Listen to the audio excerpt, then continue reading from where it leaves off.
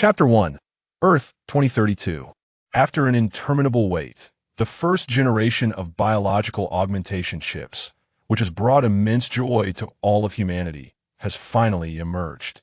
This so-called biological augmentation chip, utilizing embedded genes as its means, seamlessly integrates into the host body, fully mobilizing its existing capabilities and optimizing their allocation to assist the host in work, study, and recreation.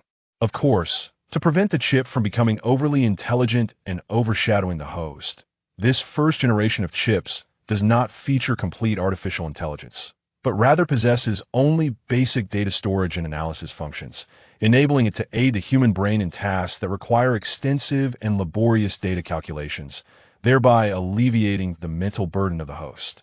As one of the fortunate 50,000 winners in the global lottery, Lee Sun was fortunate enough to be among the first to sample the eagerly anticipated biological augmentation chip.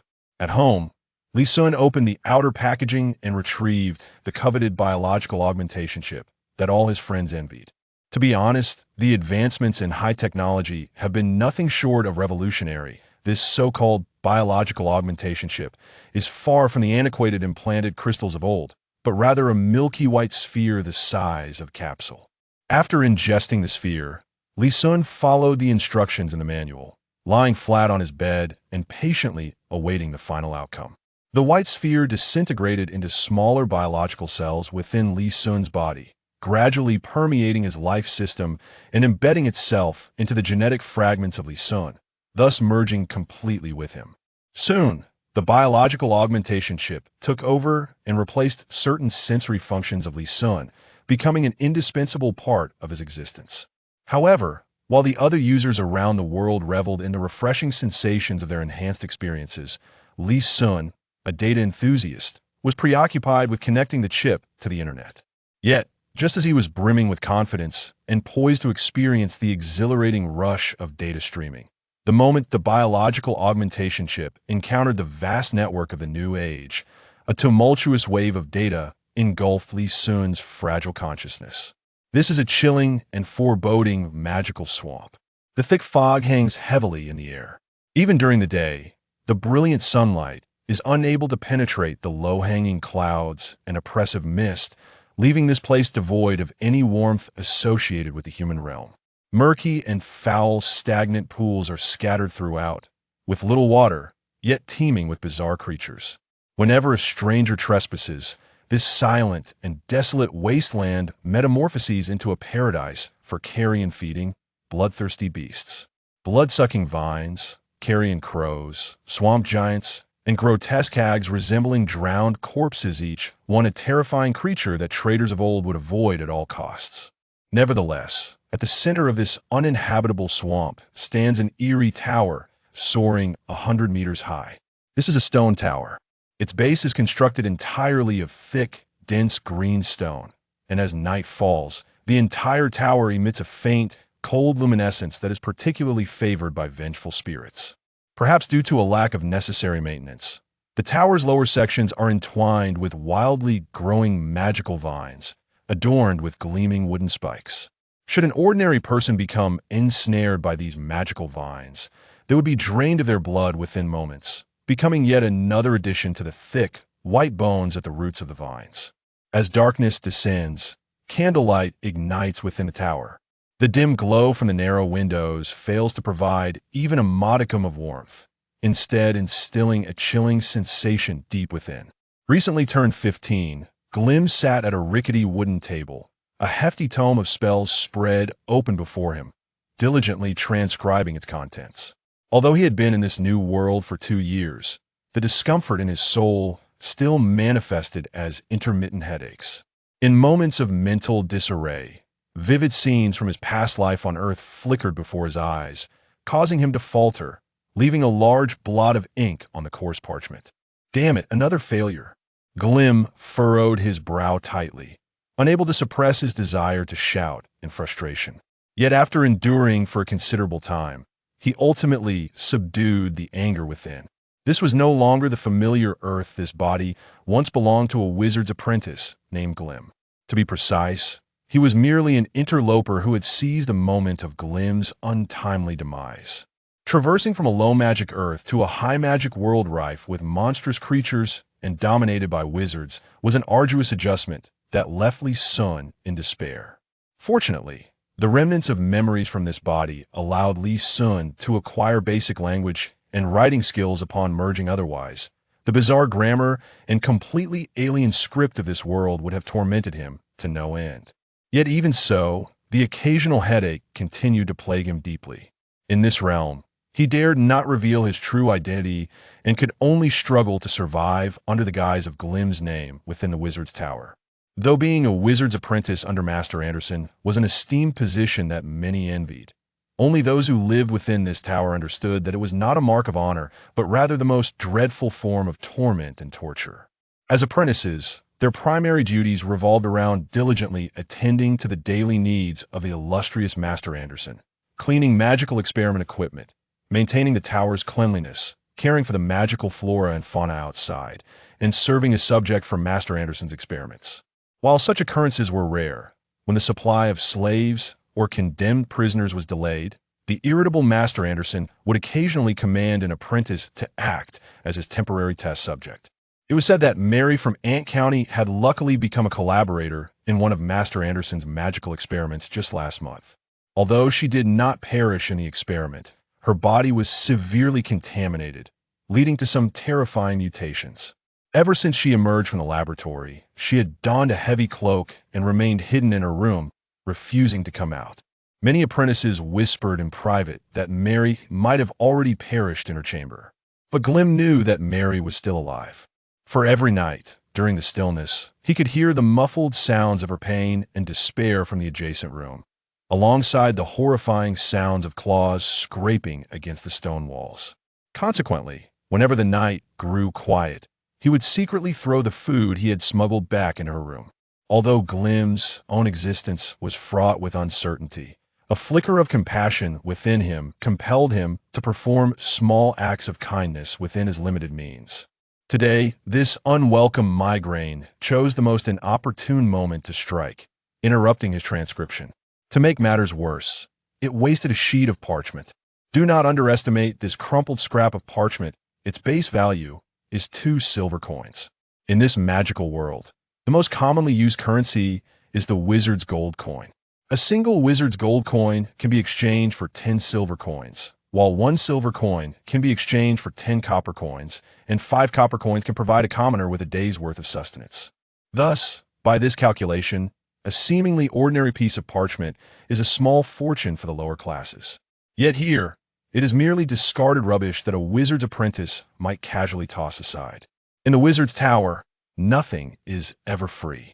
Daily sustenance, including the costs of magical studies, must be earned through Glim's own efforts, with the sole means of income being to venture out from the tower to feed the ferocious, brutal magical creatures, tend to the eerie magical plants, gather specific magical materials designated by the master, and clean certain hazardous areas within the tower. While they wear magical amulets crafted by the master during these tasks, which help them avoid triggering the magical arrays surrounding the tower, in this enigmatic world, no task is ever entirely safe.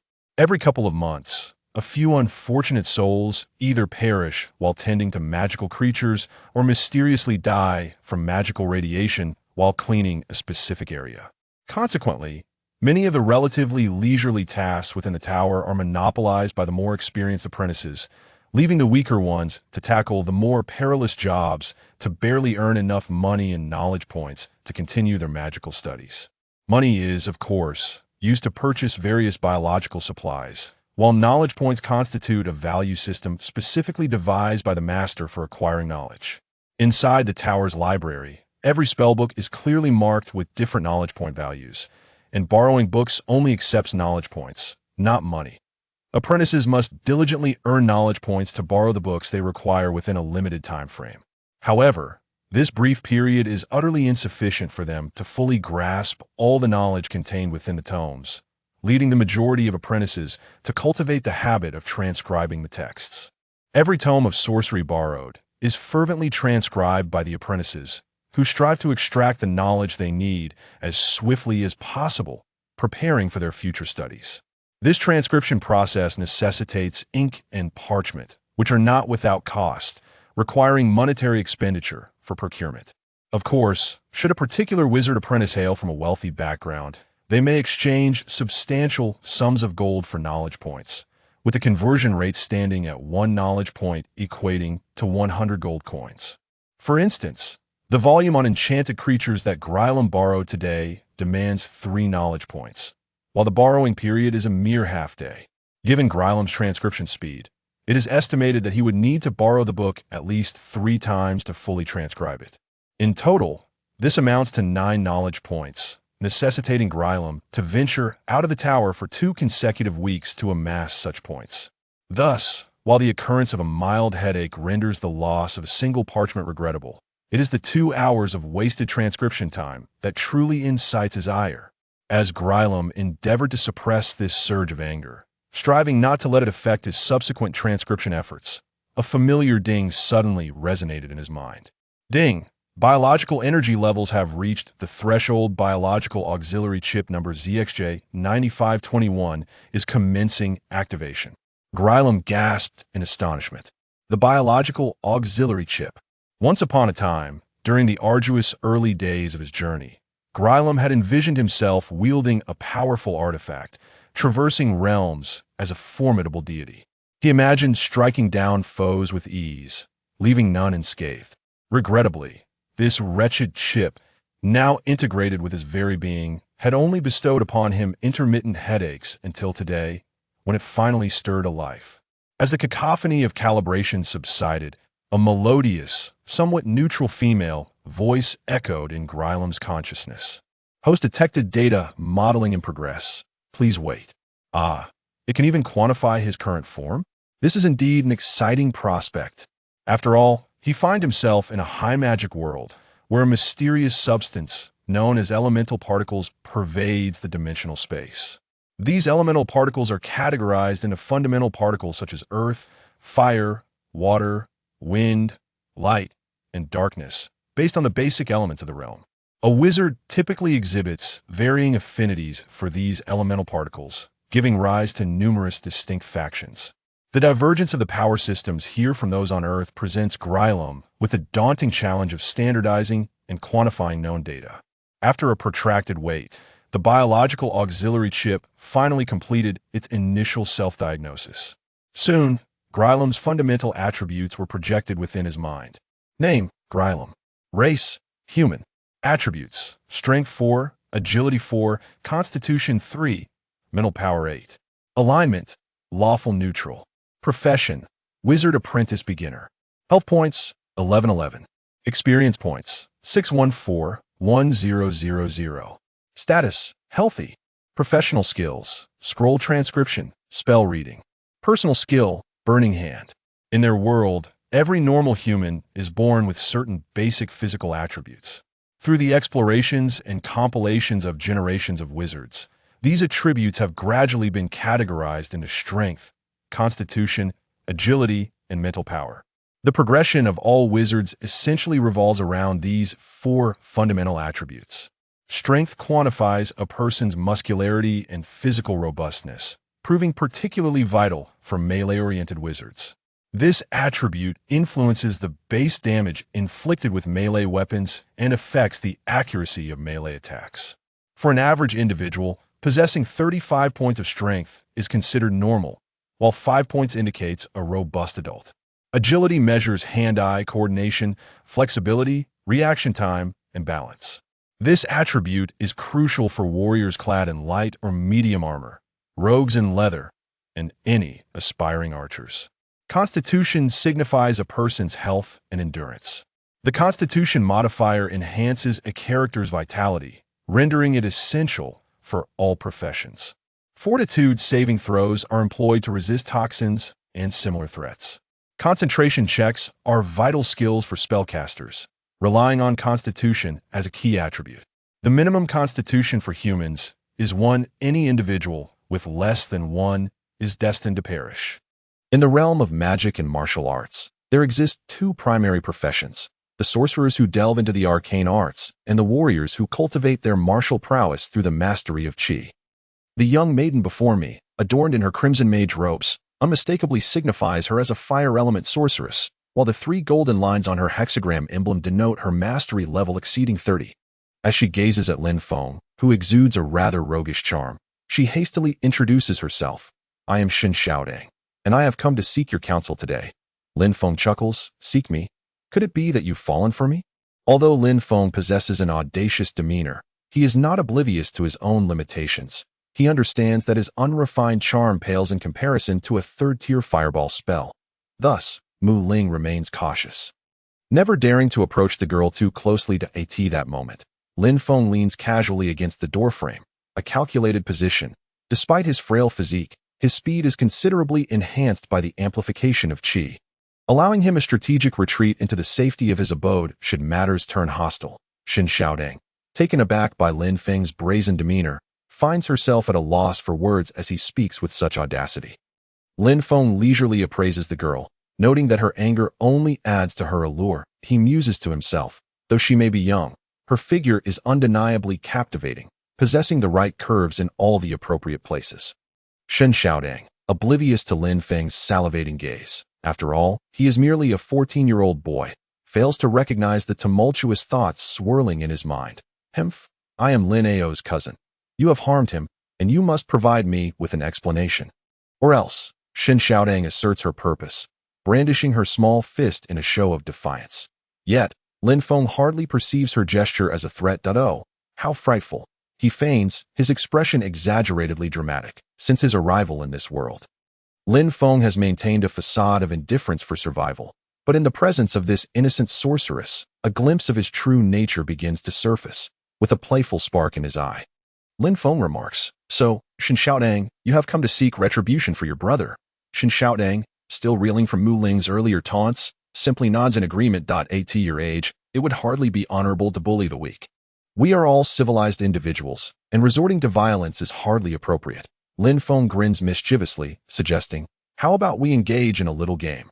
A game, Xin Xiaodang contemplates, bemused. Could this young lad truly be unaware of the trouble she intends to bring? Yet, she grapples with the moral dilemma of actually inflicting harm upon him. After all, her upbringing has never condoned such behavior, or perhaps it is a wager, Lin Feng adds, his eyes sparkling with mischief. Xin Xiaodang, recognizing the captivating intensity of his gaze, large and innocent-looking like that of a newborn, considers that perhaps this wager could serve her purpose well. It allows her to seek justice without resorting to bullying. She finds merit in his proposal. However, being a shrewd individual, she refrains from hastily agreeing. What shall we wager? Lin Feng's eyes dart playfully. Since it is a wager, it must be fair. How about we compete with our equipment? Xin Xiaodang chuckles at the absurdity of comparing equipment with a sorcerer, especially one who appears as destitute as Lin Feng. Truth be told, Lin Feng possesses little in the way of equipment. His status within the Lin family is negligible, his allowance curtailed, and with blocked meridians, he harbors no hope of cultivating qi, thus rendering him ineligible for any gear from his family. Upon hearing Lin Feng's suggestion, Xin Xiaodang does not suspect any trickery. Her confidence as a talented sorceress from an illustrious lineage, mentored by a reclusive master, leaves her unfazed. It is common knowledge that sorcerers are among the wealthiest professions in the realm. Without hesitation, she agrees, already plotting how to deal with Lin Feng afterward. If I lose, you may dispose of me as you wish. Lin Feng nearly slips in surprise, thinking to himself, Fortune has smiled upon me unexpectedly. Quickly, he conceals his amusement to avoid revealing his delight to Xin Xiaodang, who appears utterly oblivious to the shift in his demeanor. It seems that anyone who engages in a wager with Lin Feng seldom emerges unscathed. In the realm of magic and martial arts, competitive wagers over equipment once flourished, and Lin Feng need not elaborate on the rules. Both understood the unspoken agreement. The stakes were set for a best 2 out of 3, with each participant presenting their gear without the option to substitute mid-game.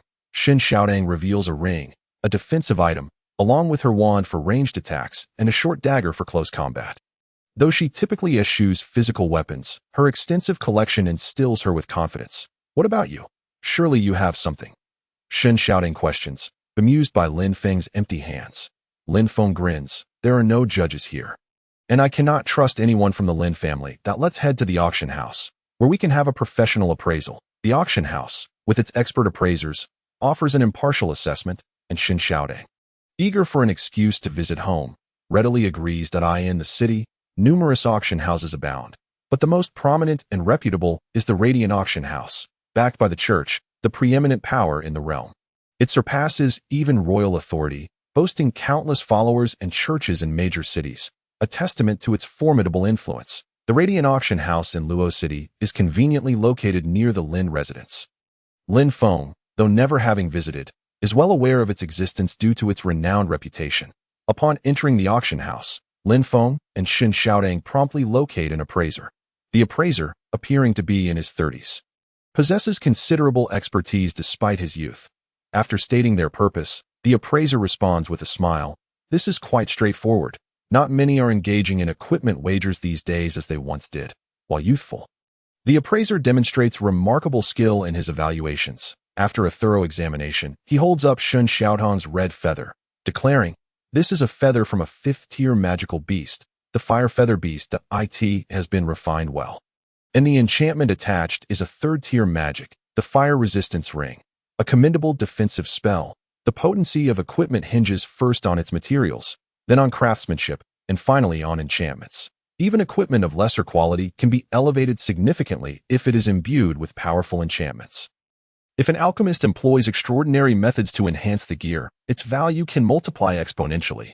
This is why alchemists are held in such high esteem, their wealth and influence dwarfing that of sorcerers of equal rank. The appraiser, also an alchemist, holds the rank of a 3rd-tier fire element sorcerer, but he is still a novice in alchemy. The hierarchy of alchemists ranges from apprentices to the esteemed master alchemists.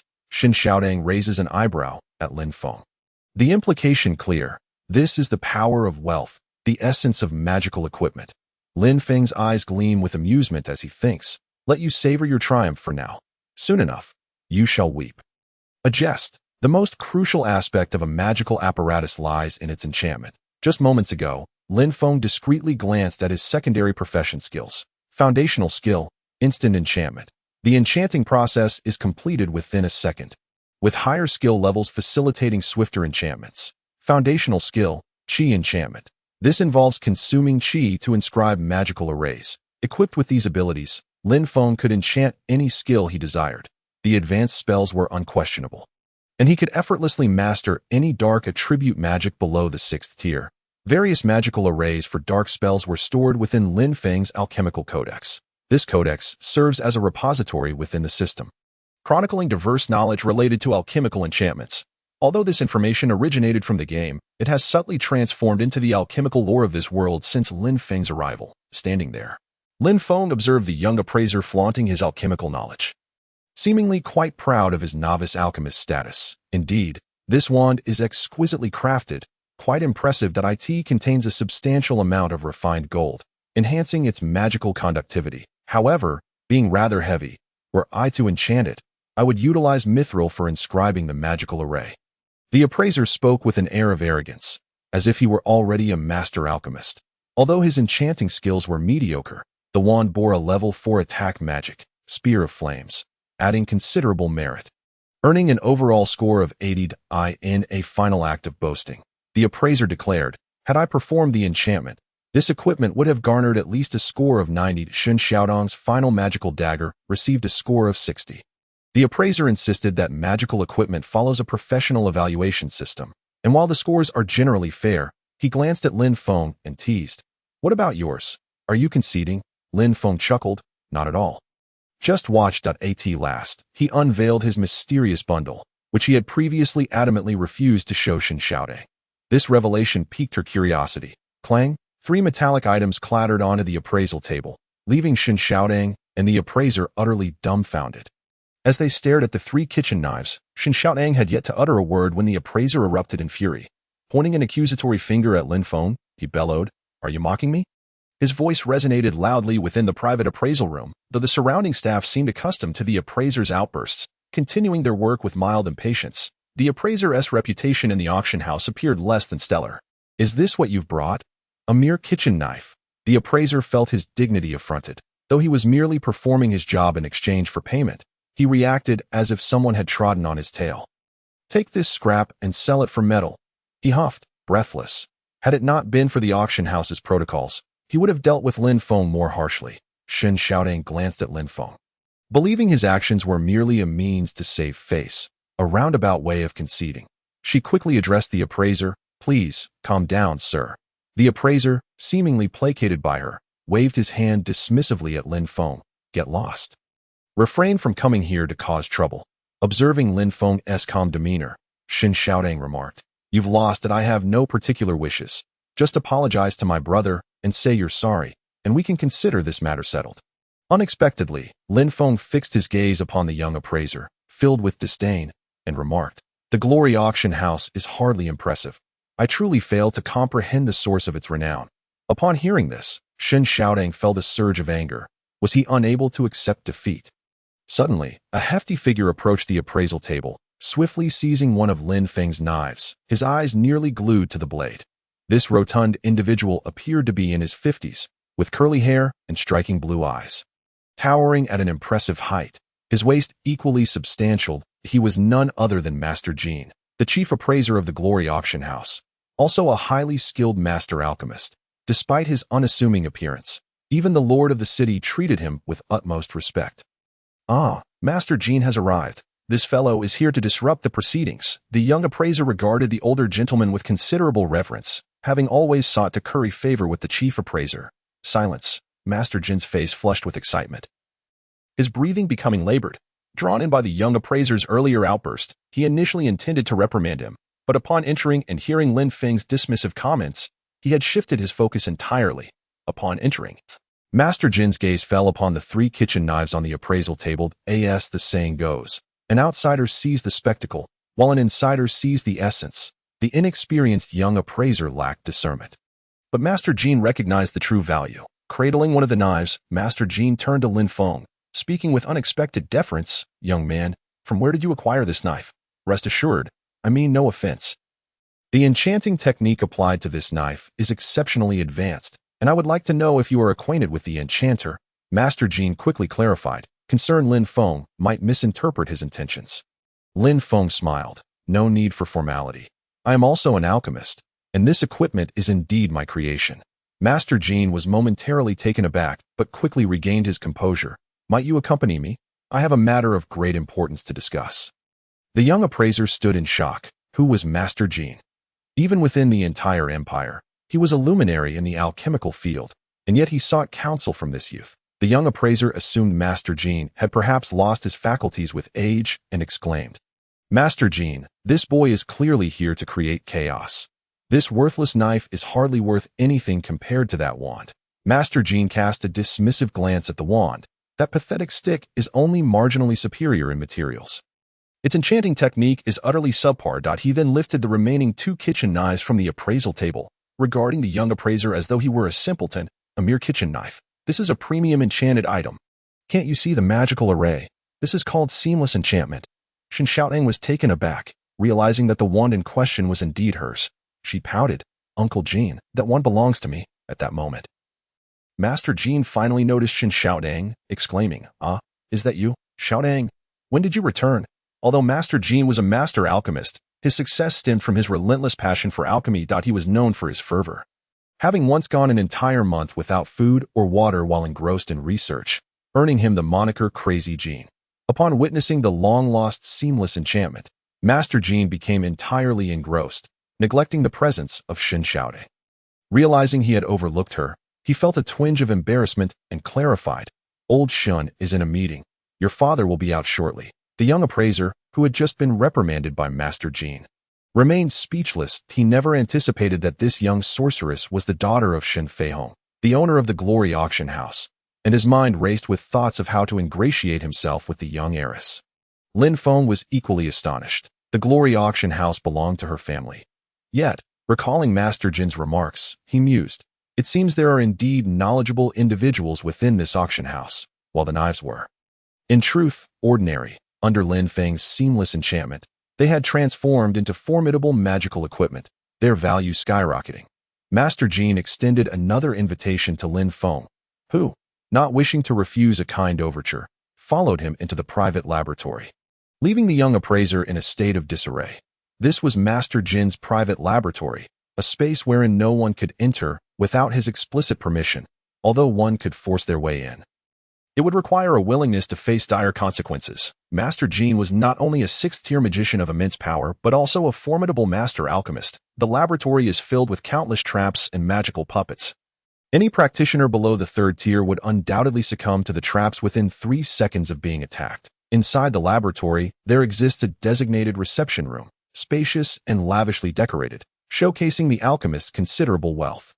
Shen Xiaodong also entered. Her curiosity piqued about why Master Jean held Lin Feng in such high esteem, considering Lin Feng was merely a wasteful youth from the Lin family, in the entire Luo city.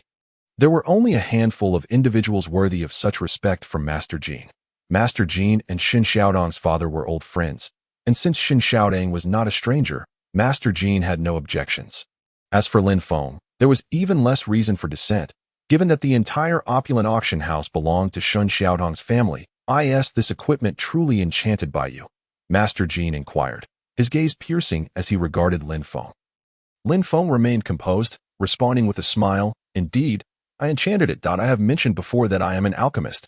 Is there a problem with this equipment? I mean no offense, but this matter is of great significance. Master Jean remarked, it appears that while you possess the skill of seamless enchanting, you are unaware of its rarity. Lin Feng nodded. He genuinely did not understand the intricacies of seamless enchanting. To him, enchanting was simply enchanting, as he had not formally studied alchemical enchantment. His ability to perform such enchantments was merely due to the game system. Taking a deep breath, Master Jean explained, seamless enchanting is a technique that has been lost for nearly a millennium. As the name implies, it leaves no trace during the enchanting process, meaning there are no magical arrays. Without these arrays, the magic applied to the equipment remains intact. It is widely acknowledged that enhancing armor with defensive enchantments is the most challenging task. As armor is inherently designed for protection, due to its constant need to withstand damage, the magical arrays on armor are easily damaged. Lin Feng furrowed his brow slightly, saying, if that is the case, it doesn't seem particularly precious. Master Jean chuckled. That is certainly true. If it were merely about enhancing the durability of the magical array, it would be a simple matter. Materials such as fine gold are quite sturdy and possess self-repairing properties. The greatest advantage of seamless enchanting is that it is not constrained by the shape of the equipment itself, and theoretically, there is no limit to the number of magical enhancements that can be applied. Upon hearing Master Jean's words, Lin Feng remained unfazed, but Shen Xiaodong was taken aback. She had an almost obsessive fascination with magical equipment and was a collector of such artifacts. The fact that seamless enchanting was not limited by the shape of the equipment was, in Shen Xiaodong's eyes, an extraordinary revelation, let alone the prospect of limitless magical enhancements. Lin Feng had not anticipated the immense power of seamless enchanting and its capacity for infinite magical additions. In the realm of magic and martial arts, it was already impressive for ordinary magical equipment to have 2 magical enhancements that I took the liberty of inviting you here with no ill intent.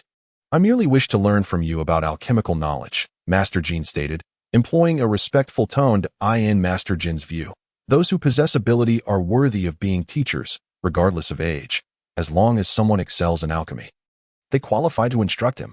Startled by Master Jean's words, Lin Feng quickly replied, I am undeserving of such praise. This is merely an exchange. To be honest, I only have this seamless enchanting skill to showcase in alchemy.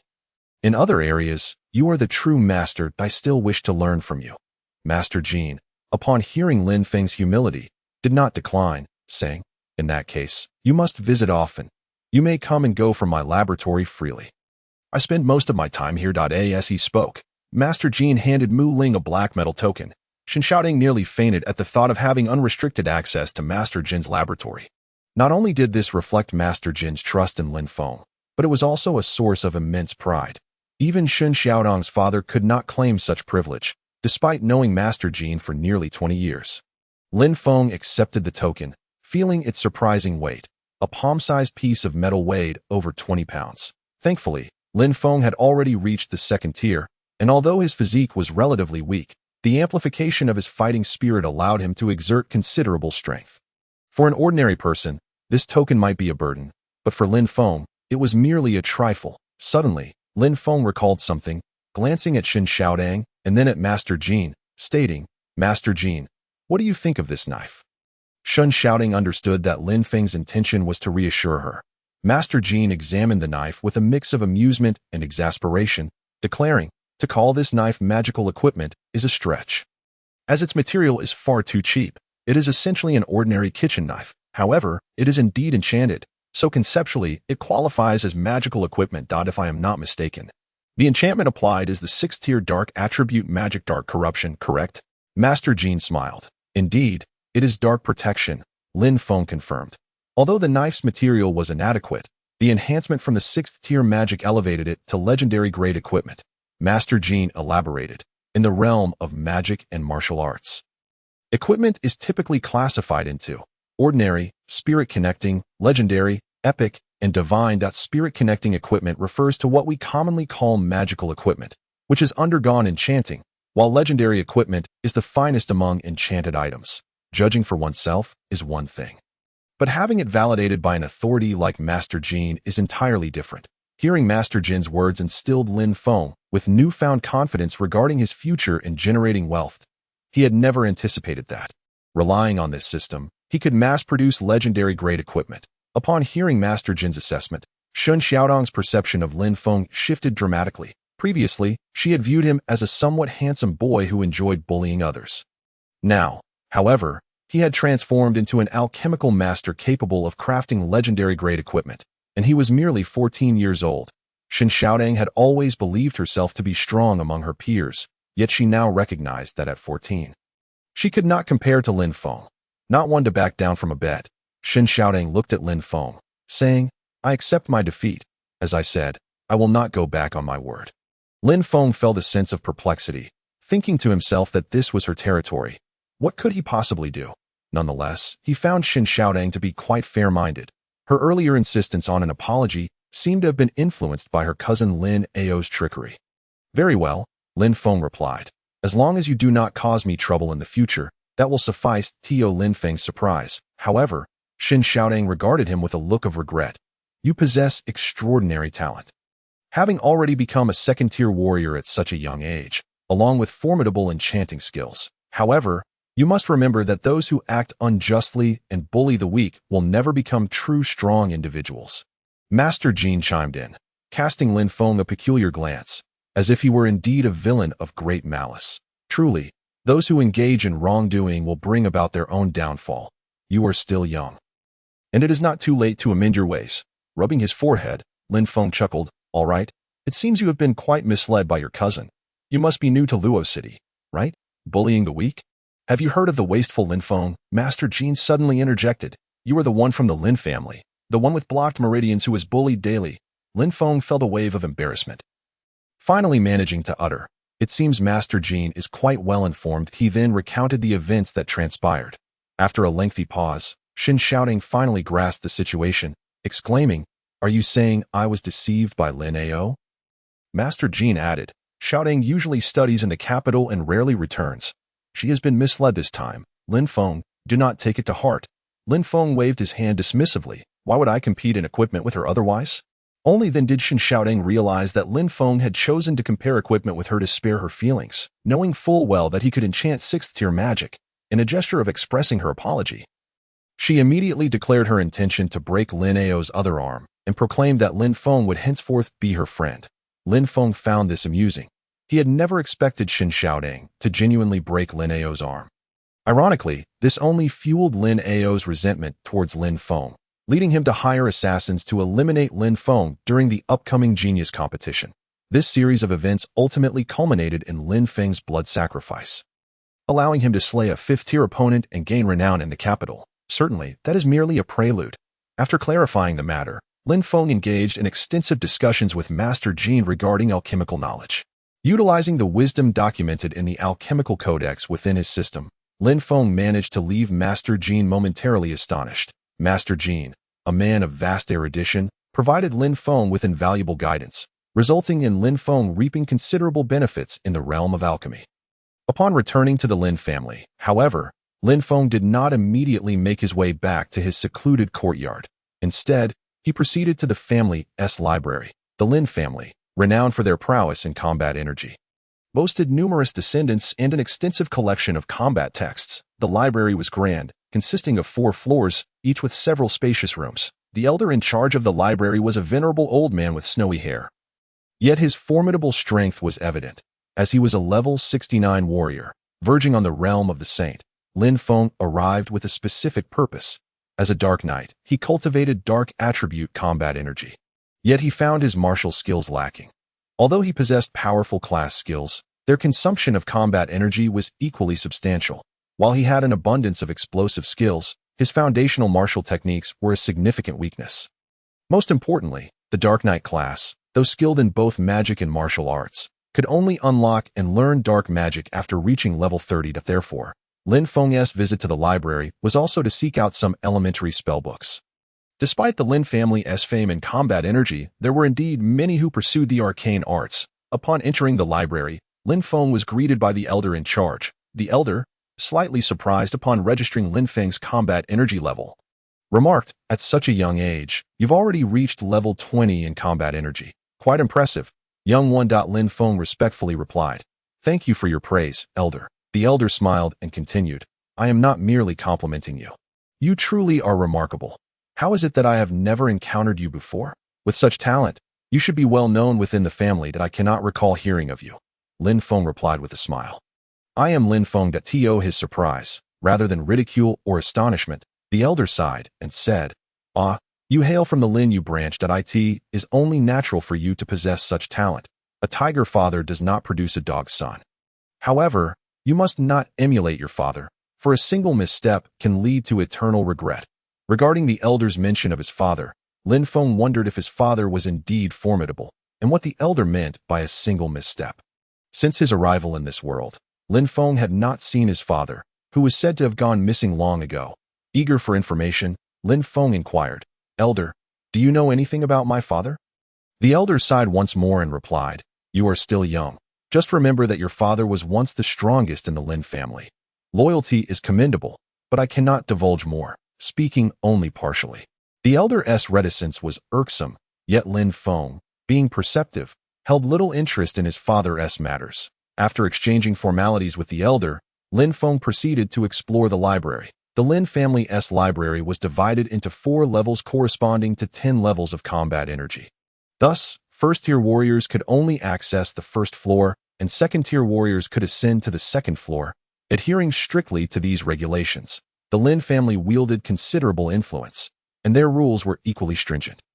Having reached level 20, Lin Feng was now qualified to access the second floor. As he prepared to ascend the stairs, a voice called out from behind him. "Oh, if it isn't Lin Feng. The Great Waste, what brings you here to read today? The second floor is not a place for you." As he spoke, the individual reached out to seize Lin Feng, his combat energy coalescing at his fingertips, clearly intending to crush Lin Feng's shoulder. This person, who leveled scorn and aggression at Lin Feng, was named Lin Lei, a mere level 16 warrior, with hundreds of descendants in the Lin family. They did not train together. However, Lin Feng's reputation as a waste was well known among all.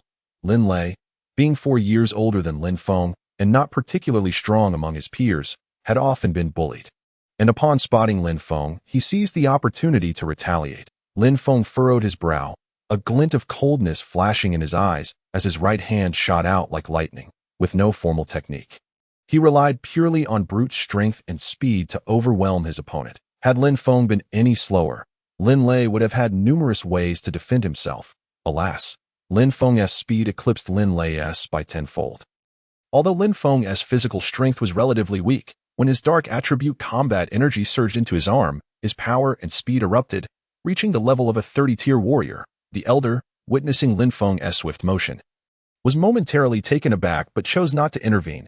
Curious to see what the seemingly unskilled youth with unique combat energy could achieve, Lin Feng's combat energy was exceptionally rare, dark attribute energy was scarce, and the quality of Lin Feng's energy was of the highest caliber. The quality of combat energy is generally measured by the extent to which it enhances the physical body. The greater the enhancement, the superior the quality. As Lin Feng grasped Lin Lei's wrist, his combat energy immediately infiltrated, causing Lin Lei to feel an icy chill creeping up his arm. Lin Feng's dark attribute combat energy possessed formidable corrosive abilities, and as it coursed through Lin Lei's veins, it inflicted considerable damage upon his arm's meridians. If Lin Feng's combat energy level were higher, he could have potentially corrupted his opponent's meridians entirely. A most sinister fate. Observing Lin Lei grimacing in pain, Lin Feng's eyes revealed a hint of disdain as he uttered a dismissive roll and flung Lin Lei 10 meters away. Lin Lei skidded across the floor, ultimately landing at the entrance. The surrounding Lin family members erupted in laughter, gaining a newfound respect for Lin Feng. However, Lin Lei's troubles were far from over. As he slid out, he collided with someone's legs. The individual he struck had a fiery temperament. In an instant, combat energy exploded, sending Lin Lei crashing into a bookshelf. Fortunately, the person had exercised restraint. Otherwise, that single impact would have severely injured Lin Lei. The young woman stood approximately 1.70 meters tall, clad in black attire, her fair skin and frosty demeanor exuding an air of aloof beauty. She was Lin Hanyin, the true prodigy of the Lin family. At just 16 years of age, she had already attained level 39 in combat energy, making her a peak third-tier warrior and a dual practitioner of both magic and martial arts. Classifying her as a third-tier mage. In the continent of magic and martial arts, it was often believed that dual practitioners were merely a joke, yet geniuses capable of rapid advancement in both disciplines were not uncommon. Lin Hanyin was one such individual. "Did you do this?" Lin Hanyin inquired, casting her gaze upon Lin Feng. Lin Feng met her gaze and nodded before turning to ascend the stairs. Behind him, Lin Hanyin remarked, "Well done," but after uttering that "but," she raised her hand and made a swift motion toward Lin Feng. That a powerful force surged forth, and Lin Feng found himself inexplicably drawn toward her. This was not due to Lin Hanyin's superior combat energy mastery. Even if she were 10 levels higher, she could not have accomplished this. It was, in fact, a manifestation of spatial magic. Lin Feng's reaction was swift. It was his first encounter with magic, although it was not an attack directed at him. The sensation of powerlessness was something he found deeply unsettling. With a fierce shout, Lin Feng channeled all his combat energy, enveloping his entire being in its flow. In that moment, he fully unleashed his strength. Suddenly surging forward, Lin Feng felt an unexpected lightness as he broke free from Lin Hanyin's spatial magic. A flicker of surprise crossed Lin Hanyin's beautiful eyes as she coldly stated, "Spatial confinement." In an instant, Lin Feng felt that although his combat energy was still in motion, his body was entirely immobilized, unable to move. This spatial confinement was a third-tier spell, whose power could increase with the caster's level. Proving to be exceedingly formidable, Lin Hanyin stepped closer to Lin Feng and delivered 4 light taps to his chest, back, abdomen, and forehead. Though the force was gentle, Lin Feng felt an unusual sensation that a warrior may be killed. But he must not be humiliated. Please refrain from such actions. Lin Feng gazed at Lin Hanyin's palm pressing against his forehead, feeling her combat energy coursing through his body, leaving him speechless. Lin Hanyin replied coolly, "Do you wish to die?" Lin Feng quickly responded, "Of course not." Releasing her hand, Lin Hanyin remarked, "Your meridians are unblocked, your combat energy level is adequate, and the quality is decent. It seems you are not as wasteful as the legends suggest." Lin Feng nearly choked in indignation. Had he truly become a legend as a waste? Observing Lin Feng's face filled with defiance, Lin Hanyin remarked coolly, "Are you dissatisfied? There is no need to feel that way. This world operates on the principle of the survival of the fittest." Lin Feng scoffed and retorted, "Are you truly formidable? Have you ever heard the saying, 30 years in the West, 30 years in the East? Do not be overly arrogant." Lin Hanyin replied indifferently, "You may speak such words only after you have emerged victorious in the family competition." With that, she turned and descended the stairs without a backward glance. At this moment, Lin Feng did not feel particularly humiliated. Was Lin Hanyin perhaps attempting to motivate him?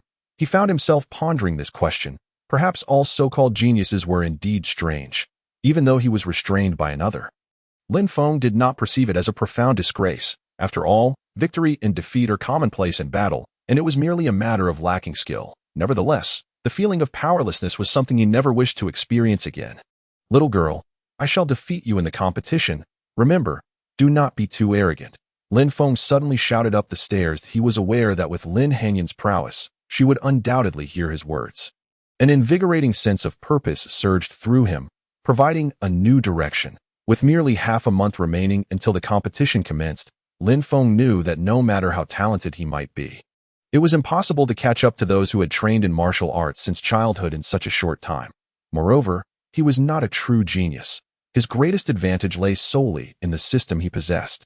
Casting a glance upwards, he turned away and departed, unaware that Lin Hanyin had nearly stumbled to the ground in anger at his words. "Little girl, this guy possesses decent talent, yet his tongue is so sharp," she thought, peering down at Lin Feng as he walked further away from the third-floor window. The elder guarding the library, standing beside Lin Hanyin, inquired, "Child, are you certain he is the one you seek?"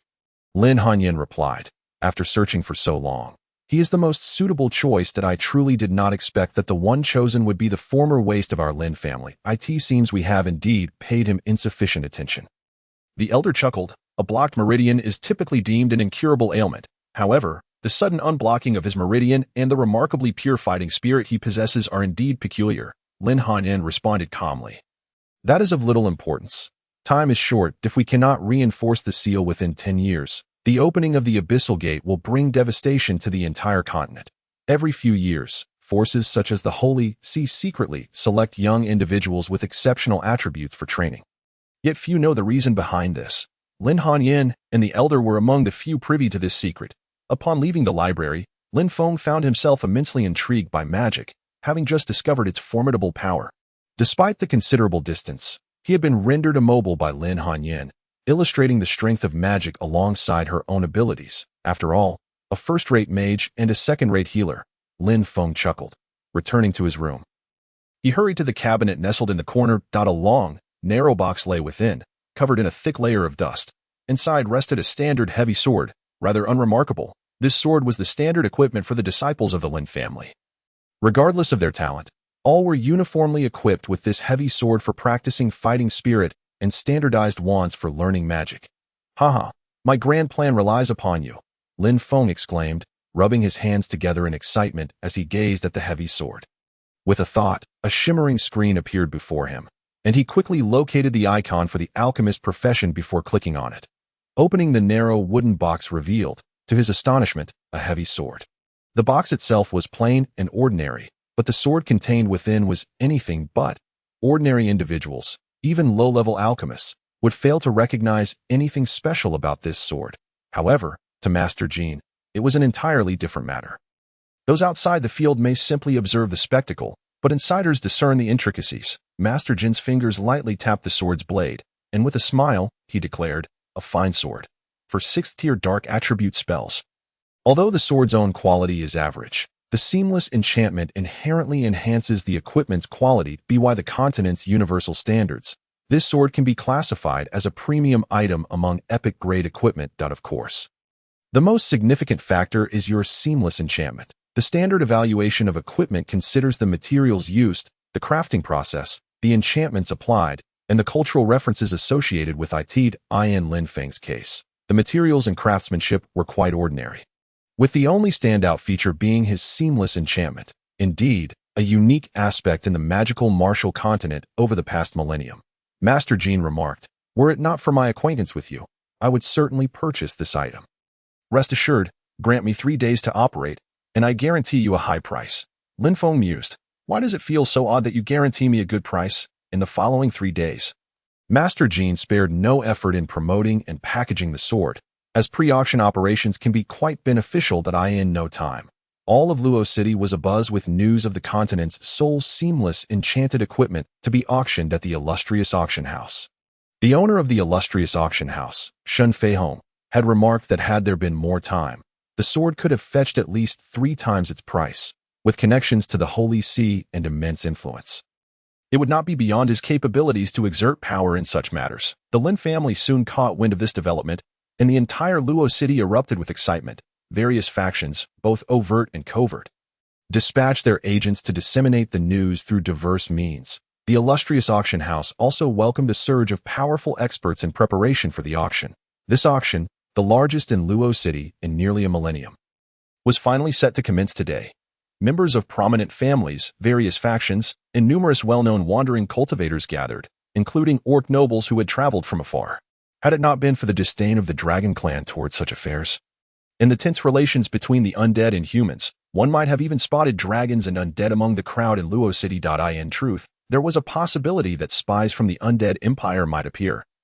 For although the empire had customs that revered the undead and possessed numerous transformed strong individuals, there were still normal humans among them. The ordinary populace of the undead empire was not much different from those in other human empires, as the wisdom of ordinary individuals transformed into undead could not be preserved. The head of the Lin family had risen early to prepare for this grand event, unaware that the auction item, which had even stirred the imperial court, was crafted by one of his own, a person who had been suppressed, bullied, and neglected by the family for nearly a decade. Conversely, Lin Feng was not as anxious as the others. In his room, he calmly practiced, determined not to waste a single moment as the family competition approached. After all, the more one hones their skills, the greater their strength, thus increasing their chances of claiming victory in the championship. As for the Lin family, Lin Feng harbored no deep-seated hatred.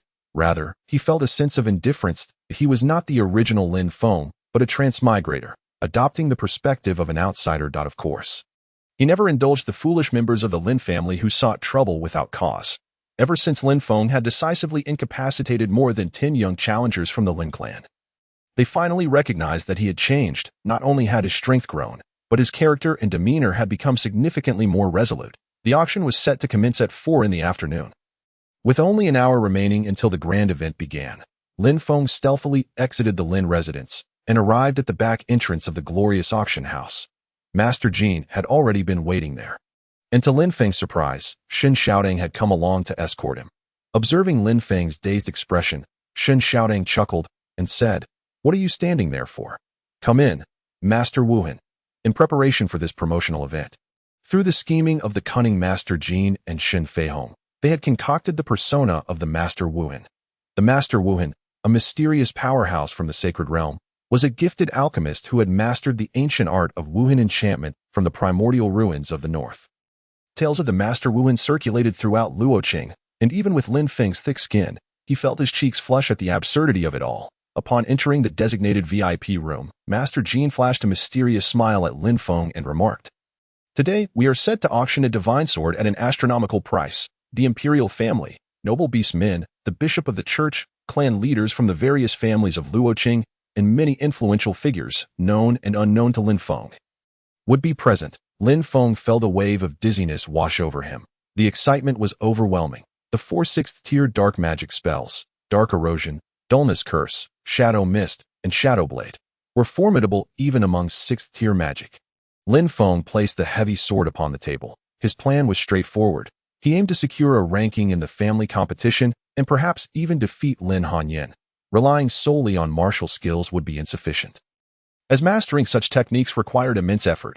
There were no shortcuts to success. In order to significantly enhance his combat prowess within the next half-month, he needed to elevate his cultivation to level 30.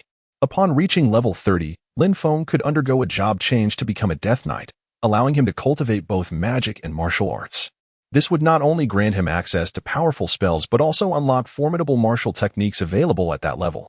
While achieving a 10-level increase in just half a month was a feat beyond the imagination of others, Lin Feng believed it was within his grasp. The profession he chose, Dark Knight, came with a unique talent skill that enabled him to absorb the magical energy from rare dark attributes or magical equipment, converting it to enhance his own fighting spirit. With this talent skill, Lin Feng had a viable path to rapid advancement. However, whether acquiring rare materials or magical equipment, substantial wealth was required to amass wealth quickly. The only viable option was to enchant equipment. Naturally, he had no intention of publicly offering his enchanting services. He wished to remain inconspicuous. He understood the age-old adage that a man without sin could still suffer for possessing a treasure. The technique of Wuhan enchantment was coveted even by Master Jin himself, and with numerous alchemists in Luoqing, Lin Feng did not wish to become a target for envy until he had sufficient strength to safeguard himself.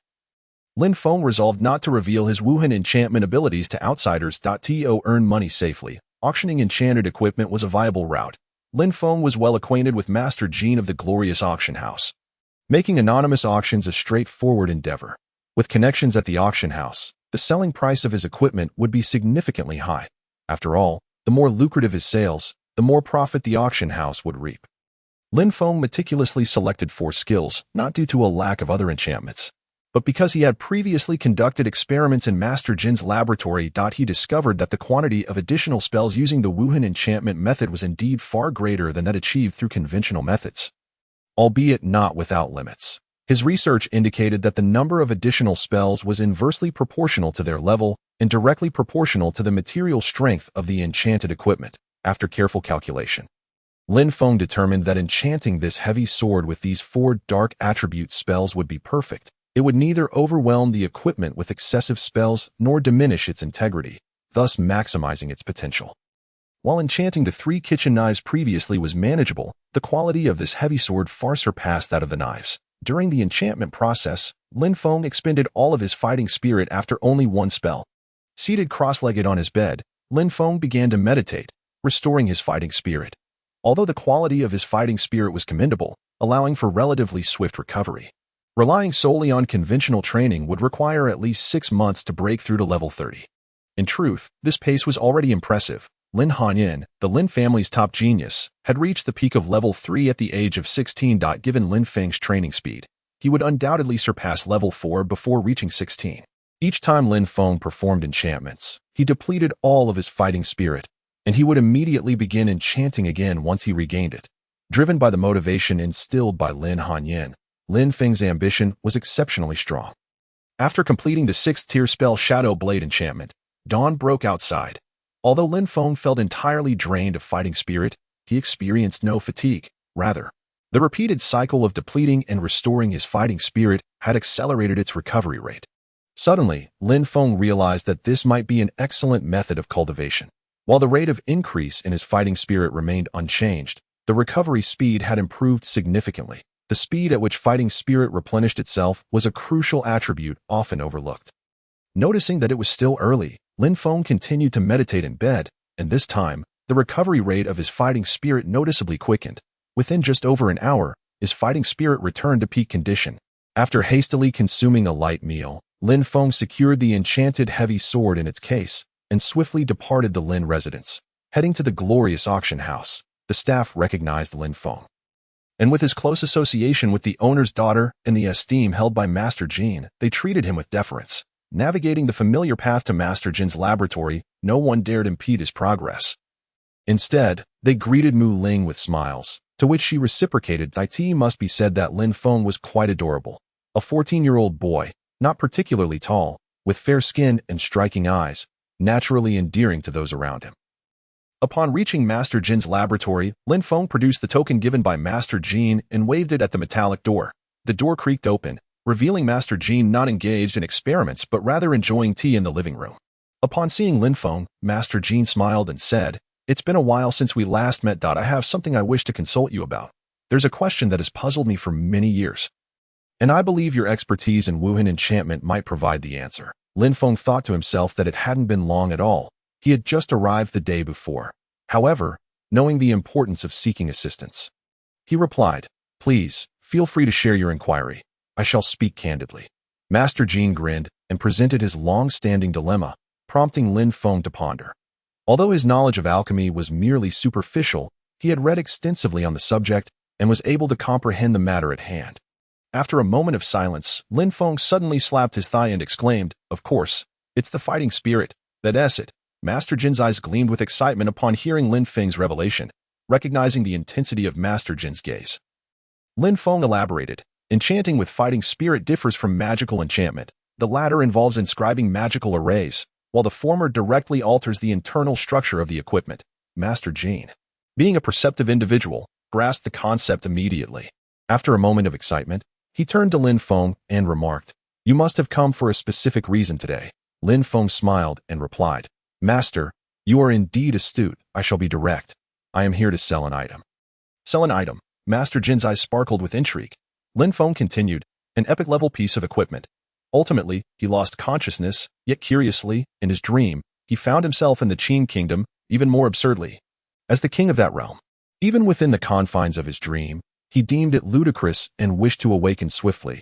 But no matter how he tried, he could not awaken. Suddenly, a voice whispered to him, "Since you are here, you might as well make yourself comfortable." Over time, under the leadership of Lin Feng, the intermediary zone has evolved into a rather distorted semblance of an empire. For instance, within the Death Forbidden Zone, there exist numerous cities, albeit on a smaller scale. After all, conflicts frequently arise among the factions within the intermediary zone, and the establishment of cities within the Death Forbidden Zone attests to its ability to maintain its territorial influence, which continues to expand. Given another century, it is plausible that the death-forbidden zone could emerge as a new kingdom, perhaps even unify the entire intermediary zone to establish a true empire. Of course, this scenario hinges on the non-interference of the Tianyu Empire and the Shenluo Empire flanking the intermediary zone. However, in reality, the ongoing rivalry between the two empires is encircling the intermediary zone, employing several smaller kingdoms under their control to gradually weaken its influence, alongside persistent sowing of discord. While it is conceivable for the intermediary zone to become a kingdom, achieving the status of an empire is exceedingly challenging. After all, both empires currently believe that a singular empire suffices for this world, and they would never permit the intermediary zone to evolve into a third empire. As the adage goes, it is everyone's duty to protect their homeland, especially when considering the increasingly powerful death-forbidden zone. Although the mountain bandits on the periphery are merely small factions numbering in the hundreds, without their support, the death-forbidden zone would likely struggle to maintain its dominion. Upon learning that the Second Legion of the Qin state had indeed penetrated their territory as the outside world had reported, the small leaders who were accustomed to pillaging neighboring minor states and returning to the death-forbidden zone for refuge grew discontent. After all, the death-forbidden zone is considered their domain, and it is unreasonable to allow them to flaunt their might here.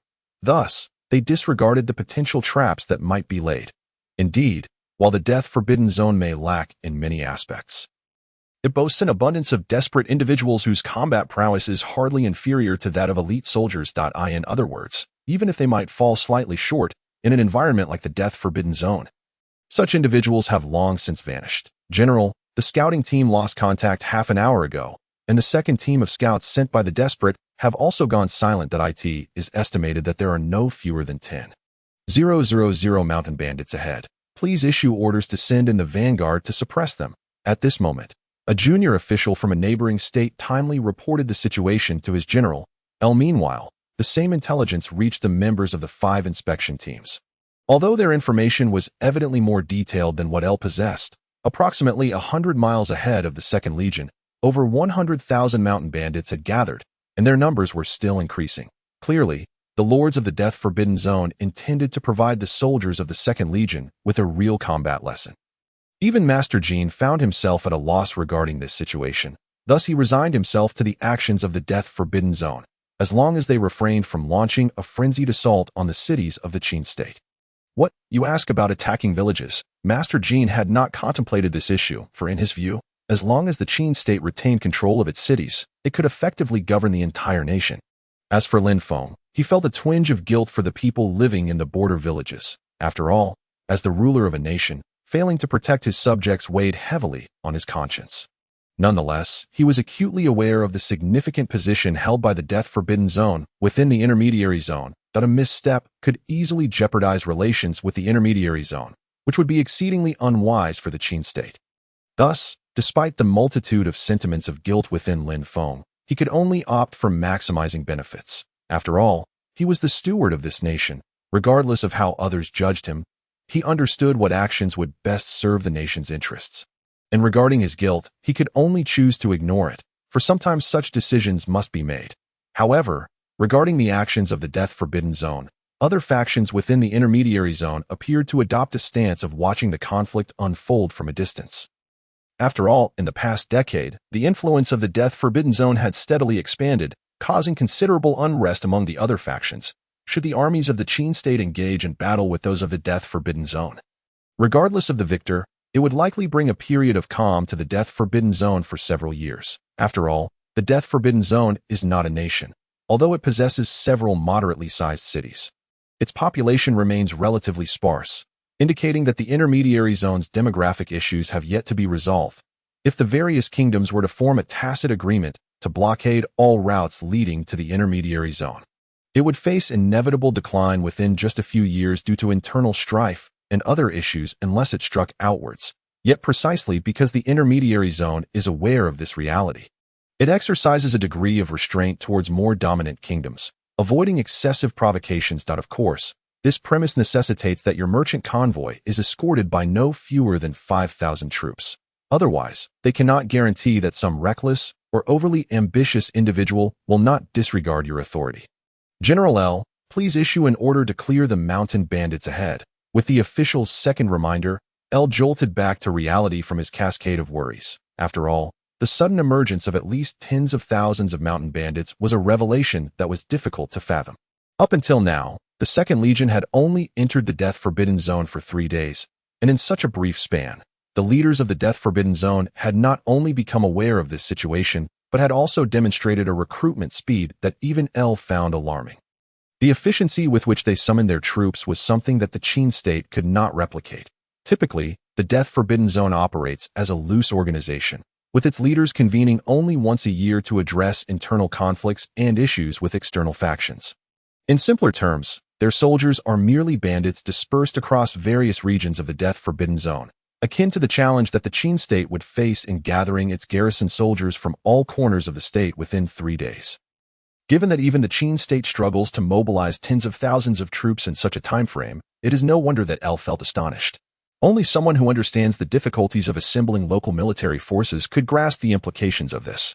No need. The vanguard is no match for them. I do not wish for my soldiers to suffer a defeat before the battle even begins, especially since this is the first combat mission of my Second Legion. I do not want to expend too much strength in the Death-Forbidden Zone. Al was acutely aware of one critical point. If the opposing force possessed the capability to assemble tens of thousands of individuals within 3 days, or even less, then it was entirely plausible for them to concentrate at least half, if not more, of their forces before he could eliminate the bandits before him, should such a scenario unfold. It was likely that merely 2 individuals from the Second Legion would escape the deathly confines, even with the protective aura surrounding the Qin king. Furthermore, Al harbored his own thoughts. After all, it was inconceivable for him to overlook the presence of dubious soldiers infiltrating the ranks of the 5 military inspectors under his very nose. This implied that those 5 individuals, equivalent to the second-in-command of the Second Legion, might possess a solution to the predicament at hand. Even if they did not, they were, after all, personally dispatched by His Majesty, the Qin king. Regardless of whether to engage in battle or not, Al felt compelled to consult with them.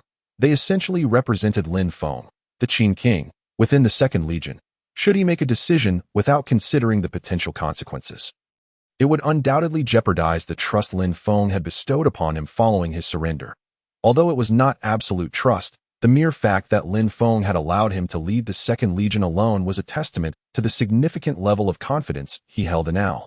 On the other side, the 5 representatives sent by Lin Feng to oversee the Second Legion, while also tasked with negotiating with the deathly confines, began to feel a sense of urgency. They were not frightened by the prospect of an advance from the deathly confines. After all, the Second Legion was composed of 2/3 of the elite soldiers from the Purple Mansion Legion. This contingent of 50,000 soldiers was more than sufficient to ensure that the Second Legion could withstand the onslaught of the desperate marauders. Although truly defeating the deathly confines was nearly an impossibility, they were aware that as long as they did not overstep, the deathly confines would likely refrain from engaging in a life-or-death struggle with the Qin kingdom. After all, such a conflict would bring no benefits to either side, and the leaders of the deathly confines maintained relatively amicable relations. None would wish to risk their fortunes against the Qin kingdom. This insight was also recognized by Lin Feng, which was why he had considered negotiating with the deathly confines, as the benefits of tax collection paled in comparison to the potential gains from a divided empire. However, Lin Feng could not have anticipated the remarkable speed of mobilization within the deathly confines, which had gathered over 100,000 bandits in less than 3 days, ready to impart a lesson in military combat to the soldiers of the Second Legion. Lord Inspector, Al of the Second Legion requests your presence. With the arrival of a soldier bearing the news, the 5 individuals felt a sense of relief. Should Al truly decide to stake everything in a battle against the marauders of the deathly confines, it was likely that the 5 of them would have no choice but to sacrifice themselves in gratitude for their teacher's guidance. Yet, if no battle ensued, there remained a possibility for them to reach an agreement with the deathly confines. Though their bargaining power had evidently diminished, according to Lin Feng's strategy, it was anticipated that the Second Legion would have traversed half the territory of the deathly confines, clearing any obstacles along the way. Yet, now, they had barely covered 1/10, while the adversaries awaited their arrival for a confrontation. Upon hearing the messenger's words, the 5 individuals dared not maintain any airs, for the current situation had clearly surpassed their teacher's expectations. In light of this development, they had to manage the unforeseen circumstances themselves. striving with all their might to secure the greatest advantage for the Qin kingdom and for their teacher. Ael's invitation to the Second Legion was evidently wavering. Seeking to consult their opinions, it would be folly to delay, allowing Ael's subordinates, who were solely focused on combat, to incite a conflict. Should a battle break out, the 5 of them would undoubtedly live to regret it. We did not come to duel. We are here to negotiate business. For goodness sake. After enduring the demands presented by the emissaries from the opposing side, the 5 inspectors nearly succumbed to the urge to retaliate with harsh words. After all, the Qin kingdom's objective was not to annihilate the empire, but rather to leverage cooperation with the Deathly Confines to jointly deploy forces. If such deployment was not feasible at the very least, they ought to provide a pathway for the Qin army. Yet, this young man had the audacity to open with demands for all the wealth of the Kaijiang Palace, even including the palace maidens. It seemed he intended to reward those deserving leaders, for the Deathly Confines were typically governed by a council of 5 influential leaders, and such matters inevitably bore the fingerprints of the Death Council. Otherwise, the bandits of the Deathly Confines would not have united so swiftly. Typically, their management was quite lax, but once the Death Council issued a command, compliance was mandatory, faced with individuals commanding no fewer than 50,000 subordinates. No one wished to engage in a reckless contest of strength, and their existence had led to the considerable growth of the Deathly Confines over the past decade. The bandit leaders had tacitly accepted the oversight of the Death Council. Excuse me, esteemed emissary of the Death Council, are we indeed negotiating business? After finally calming the urge to tear this young man apart, the inspector clearly sought to subtly remind him that this was a negotiation and not an act of pillaging. Of course, the combat capability of the Qin army is formidable. However, I wonder, esteemed emissary from His Majesty, the Qin king, should we engage in battle now? Do you believe you would still have the opportunity to accomplish your tasks? I imagine that the image of foolish ruler attributed to His Majesty over the past 6 months could use some rectification through this opportunity. Don't you think? The continent has remained tranquil for far too long. It is time for a resurgence of activity. Wouldn't you agree? Even in the face of the inspector's dissatisfaction, the young man showed no signs of embarrassment. In his view, the chessboard had been set up too cleverly. Should the Deathly Confines successfully seize this opportunity to assist the Qin army and formally ally with them, the Deathly Confines could potentially emerge as a formidable kingdom in a world on the brink of chaos. Perhaps even unifying the intermediary zone to establish an empire. No one understood better than him that the combat strength possessed by the intermediary zone was already on par with the 2 great empires acknowledged on the continent. The limitations imposed upon it stemmed solely from the 2 empires' desire to avoid direct confrontation by leveraging the intermediary zone and other smaller kingdoms. After all, maintaining a certain distance between 2 great nations was essential. As seen in the case of the magic empires, constant friction among the 3 magical empires had led to a decline in the combat capabilities of various nations, ultimately providing ordinary humans the opportunity to uproot the magical empires entirely, causing the disappearance of the mage legions from this world.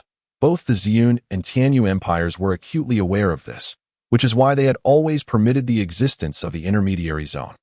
However, both sides were continually engaged in overt and covert struggles through the intermediary zone, the most apparent being the use of resources to assist factions leaning towards their side in acquiring greater territories.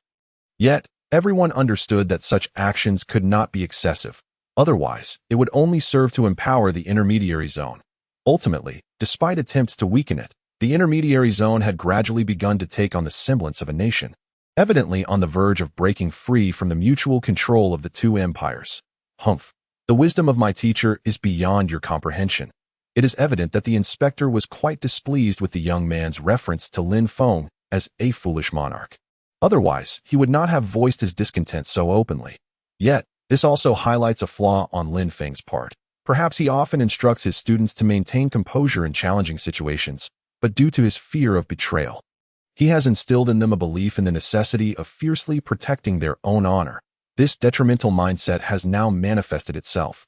Previously, despite the unacceptability of the conditions proposed by the opposing party, their emotional responses had been relatively muted, as they had trained extensively over the past 6 months. However, it is clear that once the issue of Lin Feng arises, they recall the teachings they have been imbued with, leading to a situation decidedly unfavorable for the business negotiations. The inspector, who had just uttered those words, was not only met with reproachful glances from the other 4 inspectors, but also with a look from the young man that seemed to convey a sudden understanding. At that moment, he felt a profound desire to end his own life in atonement for betraying his mentor's teachings. It was only now that he comprehended the reason behind his teacher's repeated admonitions to remain calm and composed before their departure. It appears he has yet to mature sufficiently. He can only hope that the others have not noticed this shortcoming, though he is well aware that such a hope is utterly futile. There is no need for such tension, esteemed colleagues. I did not hear anything just now. Let us continue our discussion regarding business. If you are dissatisfied with this distribution, perhaps we should consider a different arrangement. Upon the utterance of this statement by the young man, the 5 inspectors, all in their 20s, felt a pang of despair within their hearts. It was now apparent that their identities had been exposed, suggesting that the opposing party might propose even more outrageous demands. Nonetheless, in light of the current circumstances, they had mentally prepared themselves to accept these conditions. As for how to communicate this to L, that was a concern for another time. At worst, the Second Legion could undertake a brief stint in the death-forbidden zone without compensation. With this thought, the 5 inspectors felt a wave of guilt towards the Qin Kingdom and their mentor wash over them. Yet, given the situation, they could only hope that the death-forbidden zone would bolster its forces. Otherwise, they feared that only a fraction of the Second Legion soldiers would remain, a cost that would be irreparable even if it meant their own demise. After all, even L could not comprehend the high expectations their teacher had for the Second Legion's fate, as the first officer team composed of exceptional soldiers, along with a foundation of ordinary troops. The main purpose of this battle was to hone their skills, not merely through combat, but also through the acquisition of various experiences and navigation of diverse terrains. Should the Second Legion suffer significant losses, the 5 of them might truly feel compelled to end their own lives in gratitude towards their mentor. They could not deny that there were many areas in which they had fallen short. Yet in terms of intelligence gathering, they could confidently assert their exceptional capabilities across the continent. However, it was clear that they were not particularly adept at negotiating business, envoys from the death-forbidden zone.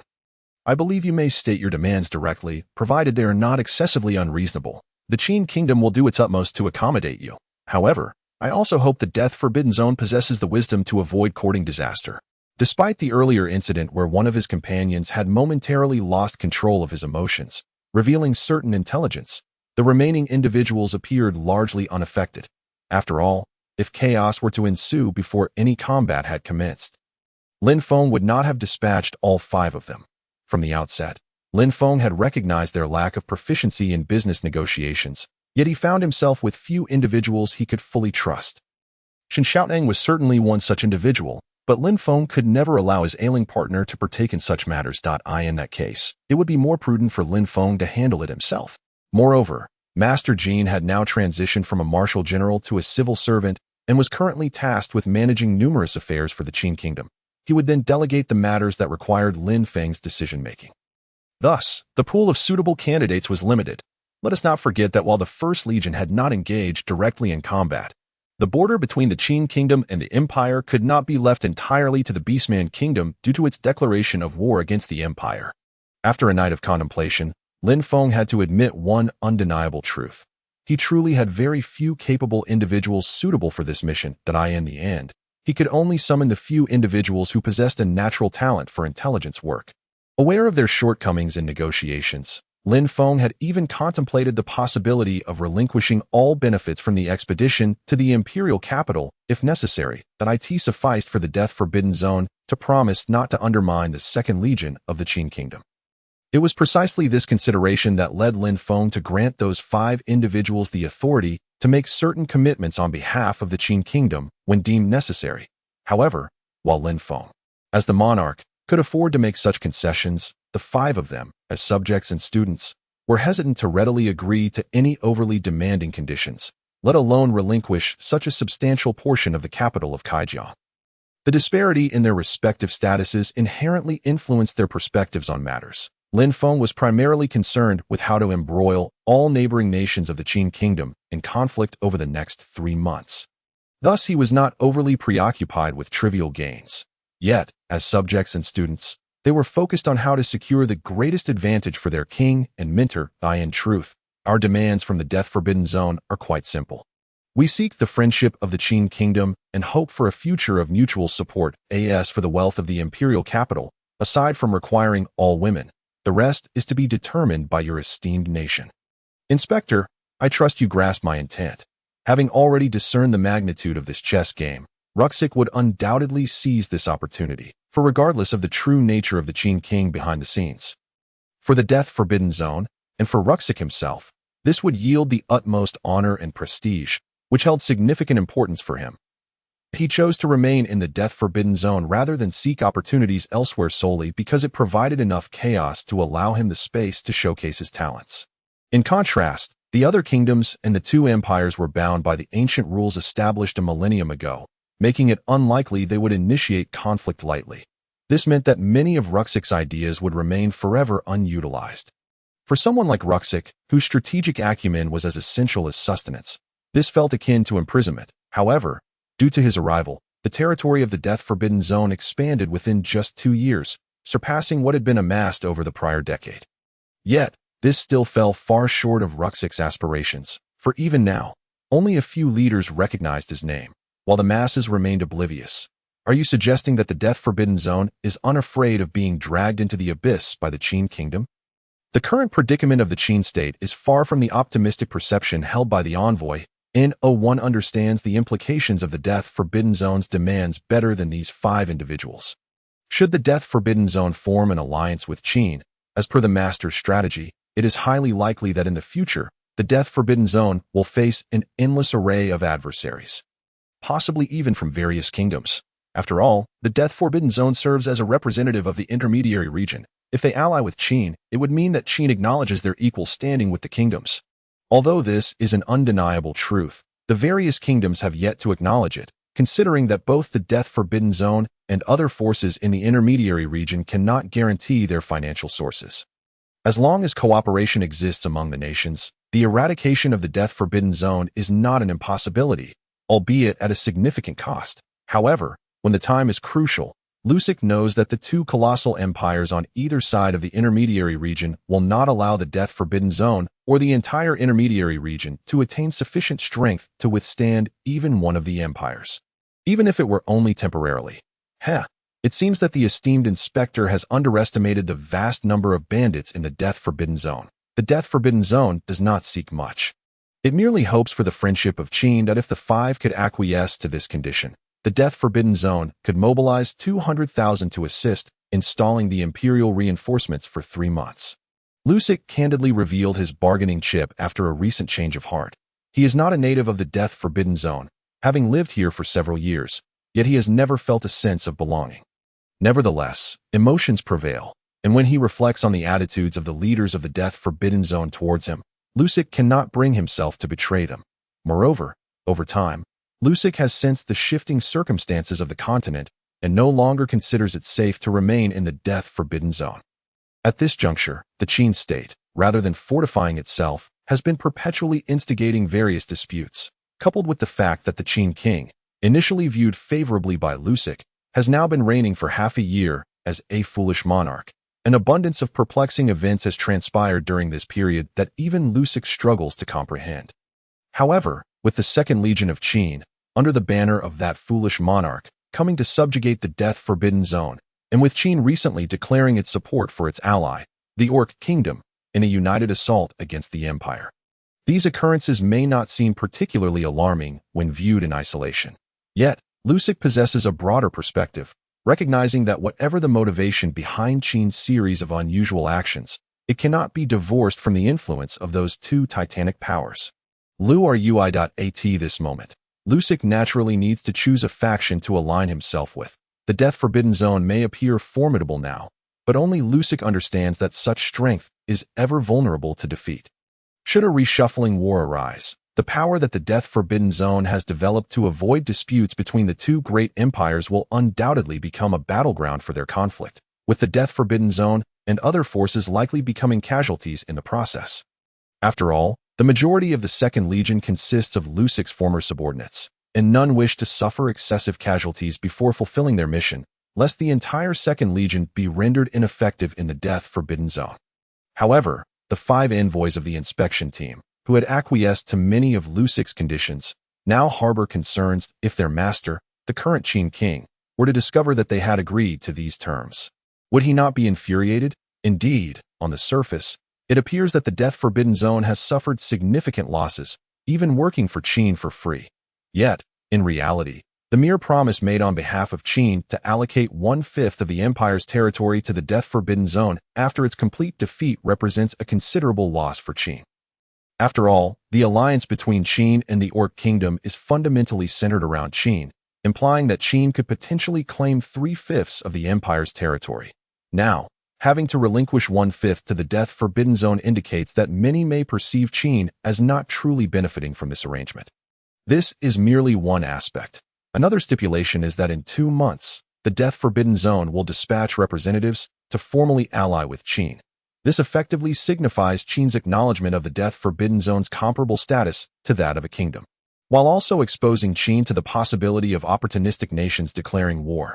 Yet, at this moment, the 5 exceptionally talented spies find themselves unable to decline. After all, their master has tasked them with the necessity of occasionally sacrificing certain interests to secure the support of the Death Forbidden Zone. Which is precisely why they dared to agree to these 2 conditions. As for the third condition, it poses no detriment to Qin.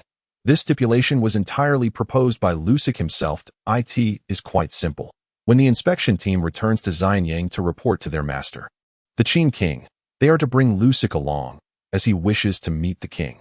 Although they are uncertain of the underlying motives, the 5 are not overly concerned, for it is no simple task to orchestrate harm against Lin Feng. He has not forgotten to cultivate his personal guards, especially since ascending to the throne. No one wishes to be assassinated by unknown assailants, and Lin Feng, fully aware of the perilous nature of ancient monarchs, is no exception. No one can fathom why the leaders of the Death Forbidden Zone would actually agree to Lusik's seemingly disadvantageous propositions. After all, the publicly announced conditions are exceedingly unfavorable for the Death Forbidden Zone. Nevertheless, even so, the smaller bandit leaders within the Death Forbidden Zone must comply with the orders from above and send their subordinates to partake in this decapitation operation against the Empire. Moreover, this operation marks the largest deployment of personnel from the Death Forbidden Zone in history. Under strict orders, each minor faction must contribute 2/3 of their forces to participate in this endeavor or present a head as tribute. Faced with such a dire command, even the most fearless bandits of the Death Forbidden Zone must diligently execute the directives from above. After all, if one dies, that is the end, but they fear that the leaders will not allow them to die so easily, as they understand the fate that awaits those who defy powerful forces within the intermediary region. Lord Lusik, aside from the less significant forces on the periphery, all factions have mobilized their troops towards the borders of the Empire. As of now, the total number reported is over 478,000, with approximately 240,000 having reached the assembly point. The remaining brethren will arrive promptly within 10 days. Would you like them to expedite their movements? The bandit, regarded as Lusik's confidant, is presently reporting on the mobilization of the Death Forbidden Zone's forces. No need. Just have them arrive as quickly as possible.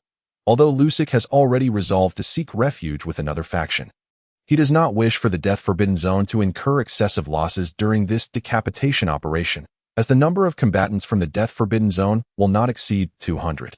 Lusik's suggestion for the leaders to fully mobilize the resources of the Death Forbidden Zone is motivated by 2 primary reasons. Firstly, it is to showcase the formidable strength of the Death Forbidden Zone to the Qin inspection team, particularly to the enigmatic student of the Qin king. Secondly, it serves to alleviate any potential animosity among the soldiers of the Second Legion towards the bandits of the Death Forbidden Zone. After all, a commitment of 500,000 troops to battle is sufficient to demonstrate the earnestness of their support for the Second Legion. It may also help to mitigate the shock when news of the alliance between the Death Forbidden Zone and Qin reaches these soldiers, as their relationship had been less than cordial prior to this, leaving many apprehensive about potential mutiny stemming from such an alliance. While the likelihood of such an event is minimal, one can never predict when even the smallest of incidents may occur. The Imperial decapitation plan must achieve success while minimizing casualties. Should any discordant events unfold at a critical juncture, the grim repercussions for both the Death Forbidden Zone and the Second Legion would surely be dire. Meanwhile, due to the pervasive nature of the intelligence system, certain members of the Oversight Corps have discerned that the actual troop deployment from the Death Forbidden Zone is likely to be around 200,000. Though there is a tinge of disdain for Ruxik's grandiose display of power, which does not correspond to the actual number of troops mobilized, there is little to fault him for, as he possesses ample justification for his actions. For instance, in this decapitation operation, the Second Legion takes center stage, with the personnel from the Death Forbidden Zone merely providing auxiliary support. A larger contingent would risk overshadowing the Second Legion's prominence. There are myriad reasons, and it is precisely due to these that even the 5 members of the Oversight Corps, aware of Ruxik's true intentions, find themselves unable to issue any demands. However, this is a predicament that cannot be altered. For in every conceivable aspect, his justifications are sufficiently robust. Surely even Lin Feng would find himself at a loss for words. After all, certain circumstances inevitably furnish others with rationale, and these circumstances are often beyond one's capacity to amend. Or perhaps it is exceedingly challenging to transform a passive stance into an active one. Otherwise, Lin Feng would not have been outmaneuvered by the Beastman Kingdom. Thus, the Third Legion is rendered unusable. And as for the Second Legion, one need only observe the reports emanating from the Death Forbidden Zone.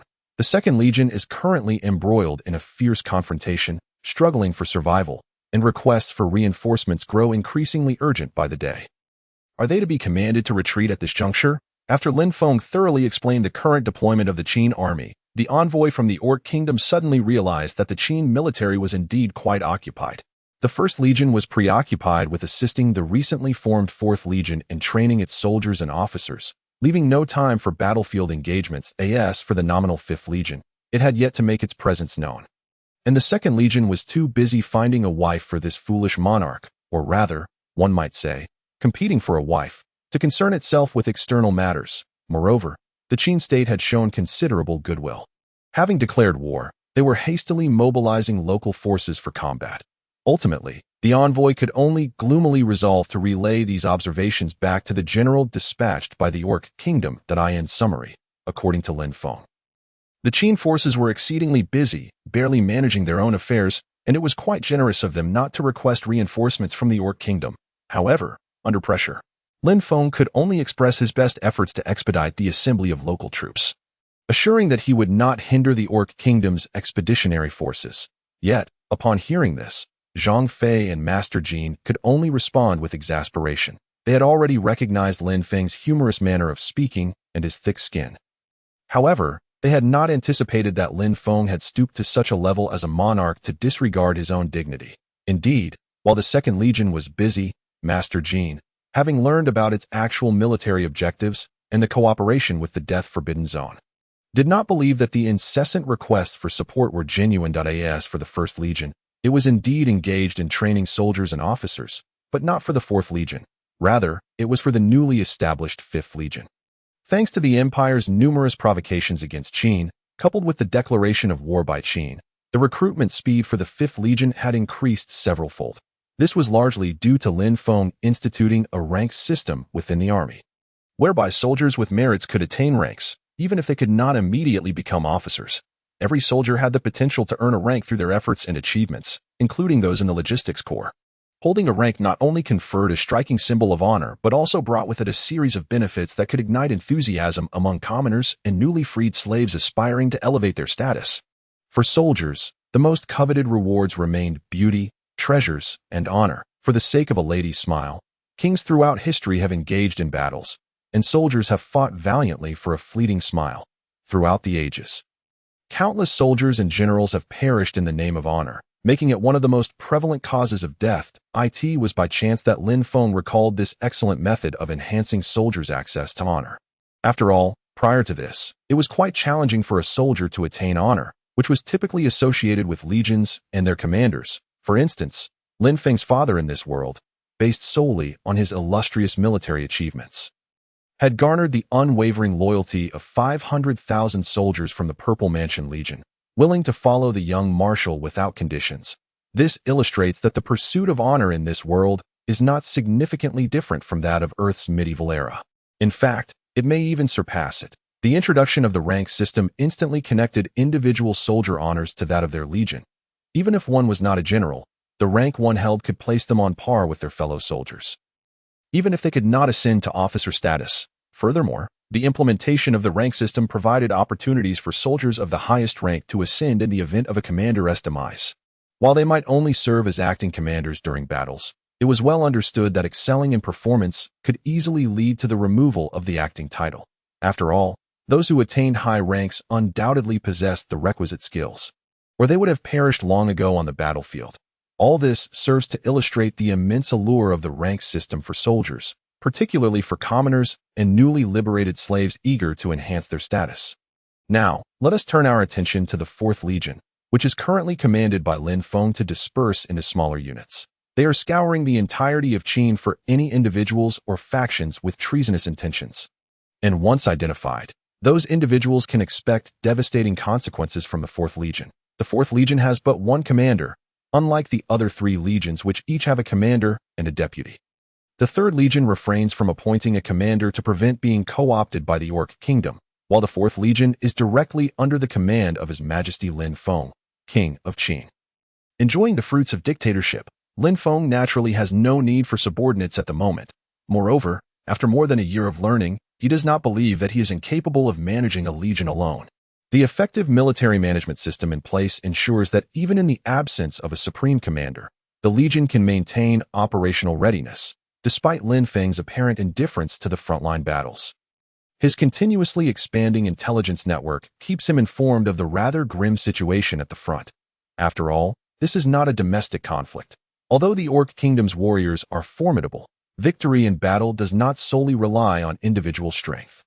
The crucial element lies in the synergy and coordination among comrades, an area where the Empire's forces evidently excel. That in their first direct confrontation, they had already succeeded in dampening the previously arrogant demeanor of the Orc Kingdom's expeditionary forces.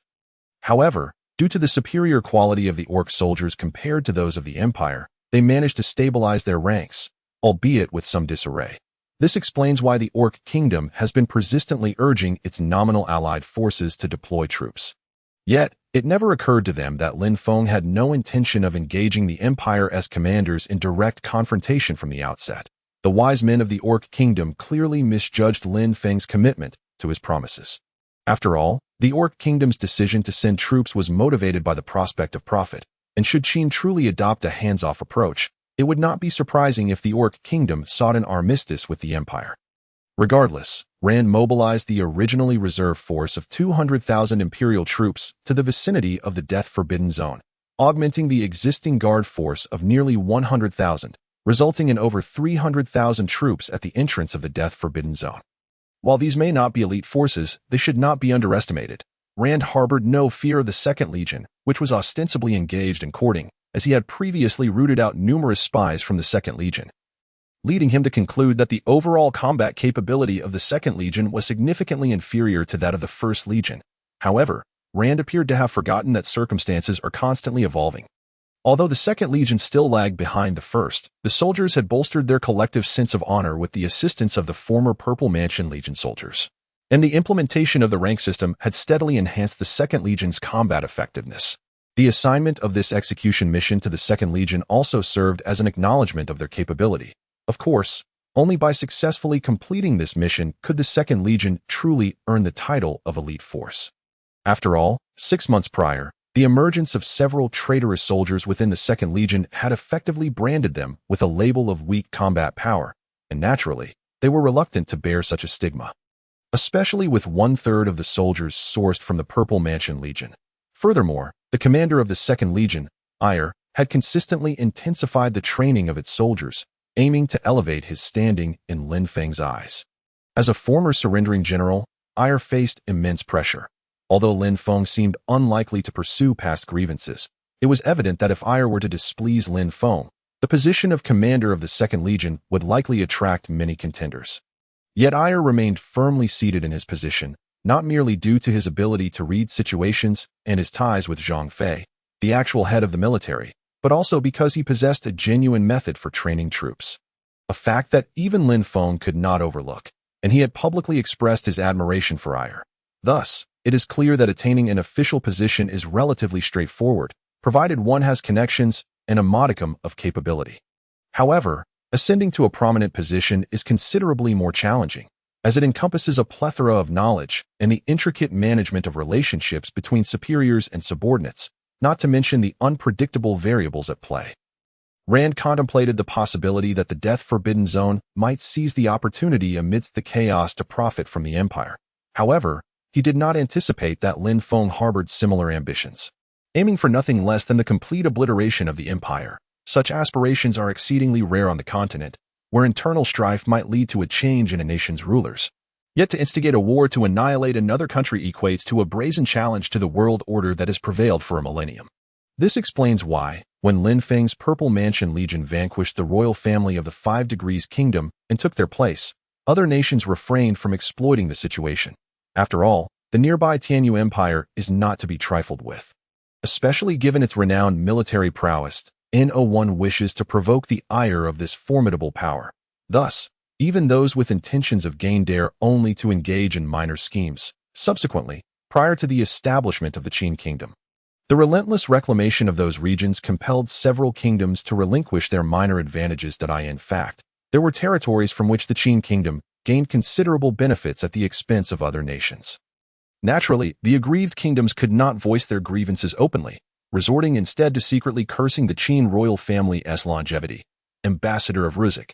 Our forces have reached the designated position. I wonder when the allied troops of the Death Forbidden Zone will arrive at the predetermined location?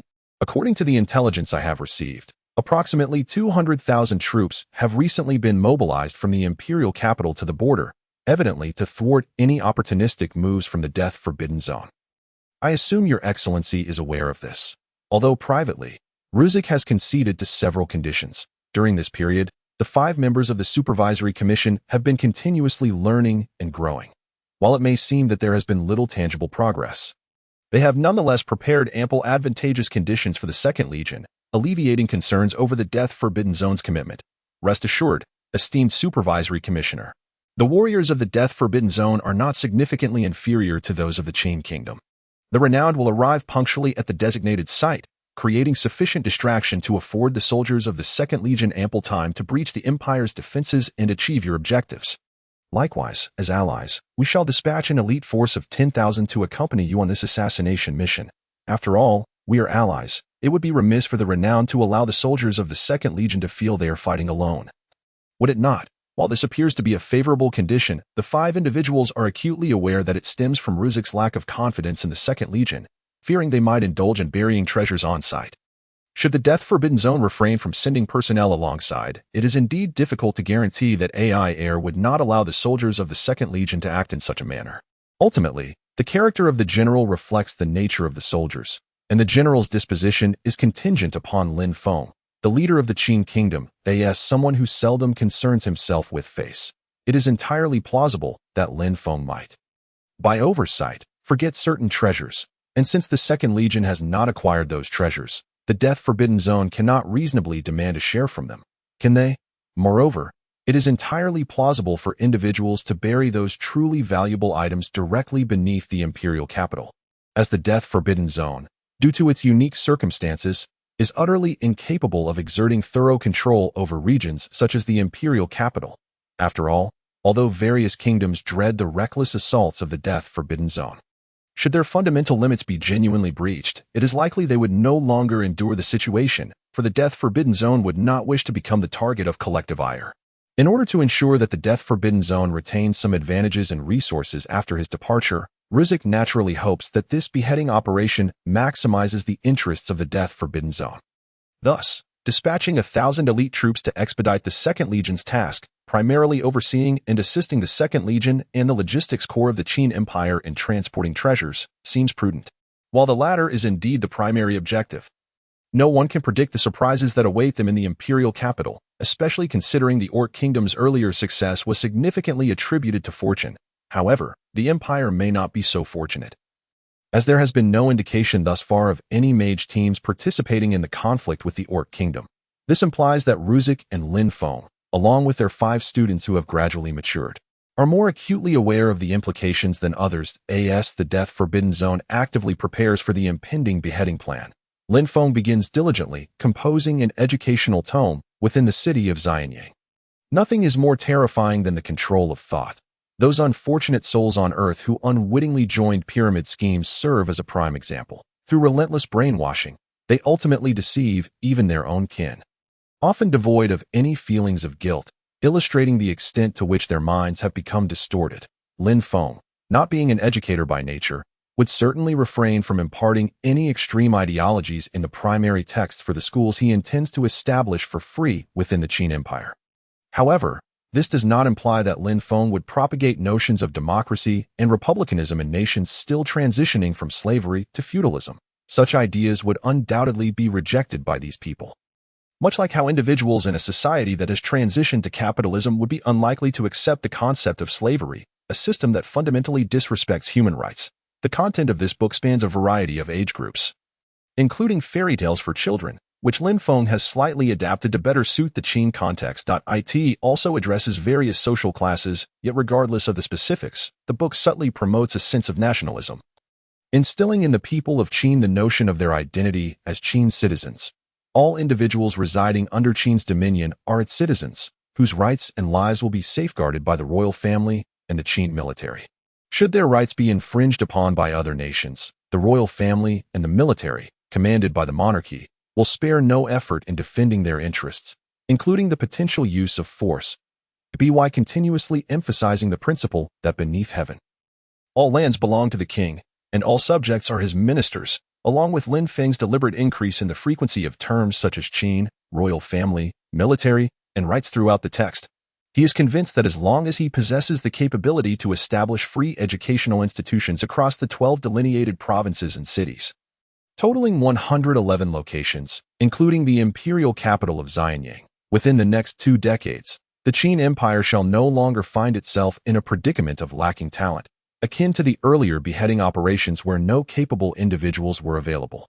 Furthermore, individuals educated through these institutions would be significantly easier for Lin Feng to cultivate into trusted allies, ultimately benefiting the future development of the Qin Empire. While the approach may be somewhat lacking in depth, it is evidently sufficient in this otherworldly context, far superior to merely mastering a single discipline. Reflecting on this, Lin Feng cannot help but express gratitude for the education he received on Earth. Although a well-rounded development may sometimes lead to mediocrity, it is undoubtedly advantageous for his current circumstances. Had another individual taken his place, they might excel in certain areas far beyond Lin Feng's capabilities, yet would find it challenging to engage with multiple disciplines without encountering gaps in knowledge. Although it remains uncertain whether deception is rampant in this world, in just half a year, the number of individuals Lin Feng has gathered evidence against and instructed Xia Minglei to handle has approached 100. Lin Feng harbors no desire for his subordinates to conceal anything due to his ignorance. Observing the 13 volumes of textbooks he has compiled over the past month, he reluctantly acknowledges the effort involved. Lin Feng is not the type of expert who would tirelessly labor on a single project. Managing to complete these 12 textbooks has tested the limits of his patience, leading him to doubt his sanity if he were to continue further. For the past month, aside from occasionally appeasing the envoys from the Orc Kingdom requesting prompt military action from Qin, his days have primarily consisted of spending a solitary hour with Xin Xiaodong. The most relaxing part of his day, the remainder of his time has been consumed in the imperial study, diligently crafting educational materials for his present and future subjects. Should future students of the Great Qin Empire discover that the author of their first textbook is none other than the revered figure of Lin Feng, they might harbor both admiration and grievances towards him. A month may seem long or short, and compounded by Lin Feng's naturally inattentive disposition, this first textbook in Qin's history has numerous errors and inconsistencies. Yet, as the sovereign of a nation, Lin Feng finds himself lacking the emotional capacity to continue revising and correcting it. Thus, he merely gathers a few hundred individuals to proofread the errors within the textbooks and begins preparing to utilize the rudimentary movable type printing technology and paper developed by the future military corps. With Lin Feng providing them with some information for the printing of these books, the monumental task of compiling the first textbook, once lauded as an extraordinary achievement in Qin's history, has evidently been misrepresented by certain individuals. Your Majesty, as per your instructions, the Chancellor has calculated the funds required for constructing so many schools and maintaining their daily operations. The Chancellor requests your presence in the Imperial Conference Room to discuss this matter. Additionally, the envoy from the Orc Kingdom has just arrived at the palace. It is clear that the young eunuch is quite exasperated by the envoy's audacity, yet he fails to realize that the envoy's increasing boldness stems solely from the immense fortitude of their king. If the Orc envoy were not to make frequent visits, it is likely that the already scant coalition would dwindle further. The higher authorities have been continually criticizing him for his ineffectiveness. Yet he finds himself powerless in the face of the Qin King's unyielding resolve. Understood. We shall proceed to the conference room immediately. As for the envoy from the Orc Kingdom, we shall adhere to the usual protocol. Lin Feng's concern regarding the establishment of 111 schools clearly surpasses his interest in the Orc envoy, who has become quite familiar with the Xianyang Palace. The usual protocol is simple, since Lin Feng is still under the shadow of the Foolish King label. The envoy will be shown around the palace before meeting him, allowing Lin Feng to alleviate his initially sour mood. This demonstrates our Qin King's thoughtful consideration for others upon entering the conference room. Lin Feng quickly notices that in just a month, the room has been significantly expanded by Master Jin, and the number of attendees has increased considerably. The gathering now includes not only the original core members but also representatives from nearly every province participating in each kingdom conference. Although the reform of provincial administrations has encountered some obstacles, it appears that Master Jin has effectively managed the situation. Otherwise, Lin Feng would likely be grappling with issues of unrest. However, this apparent calm is merely superficial. If Lin Feng and Master Jin cannot devise a strategy to quell the underlying turbulence, it is likely that the Qin Empire will indeed descend into chaos. The reasoning is evident, observing the representatives from various provinces. It is clear that the 11 provincial representatives are seated in a divided assembly of 4 opposing factions, indicating an unoptimistic situation.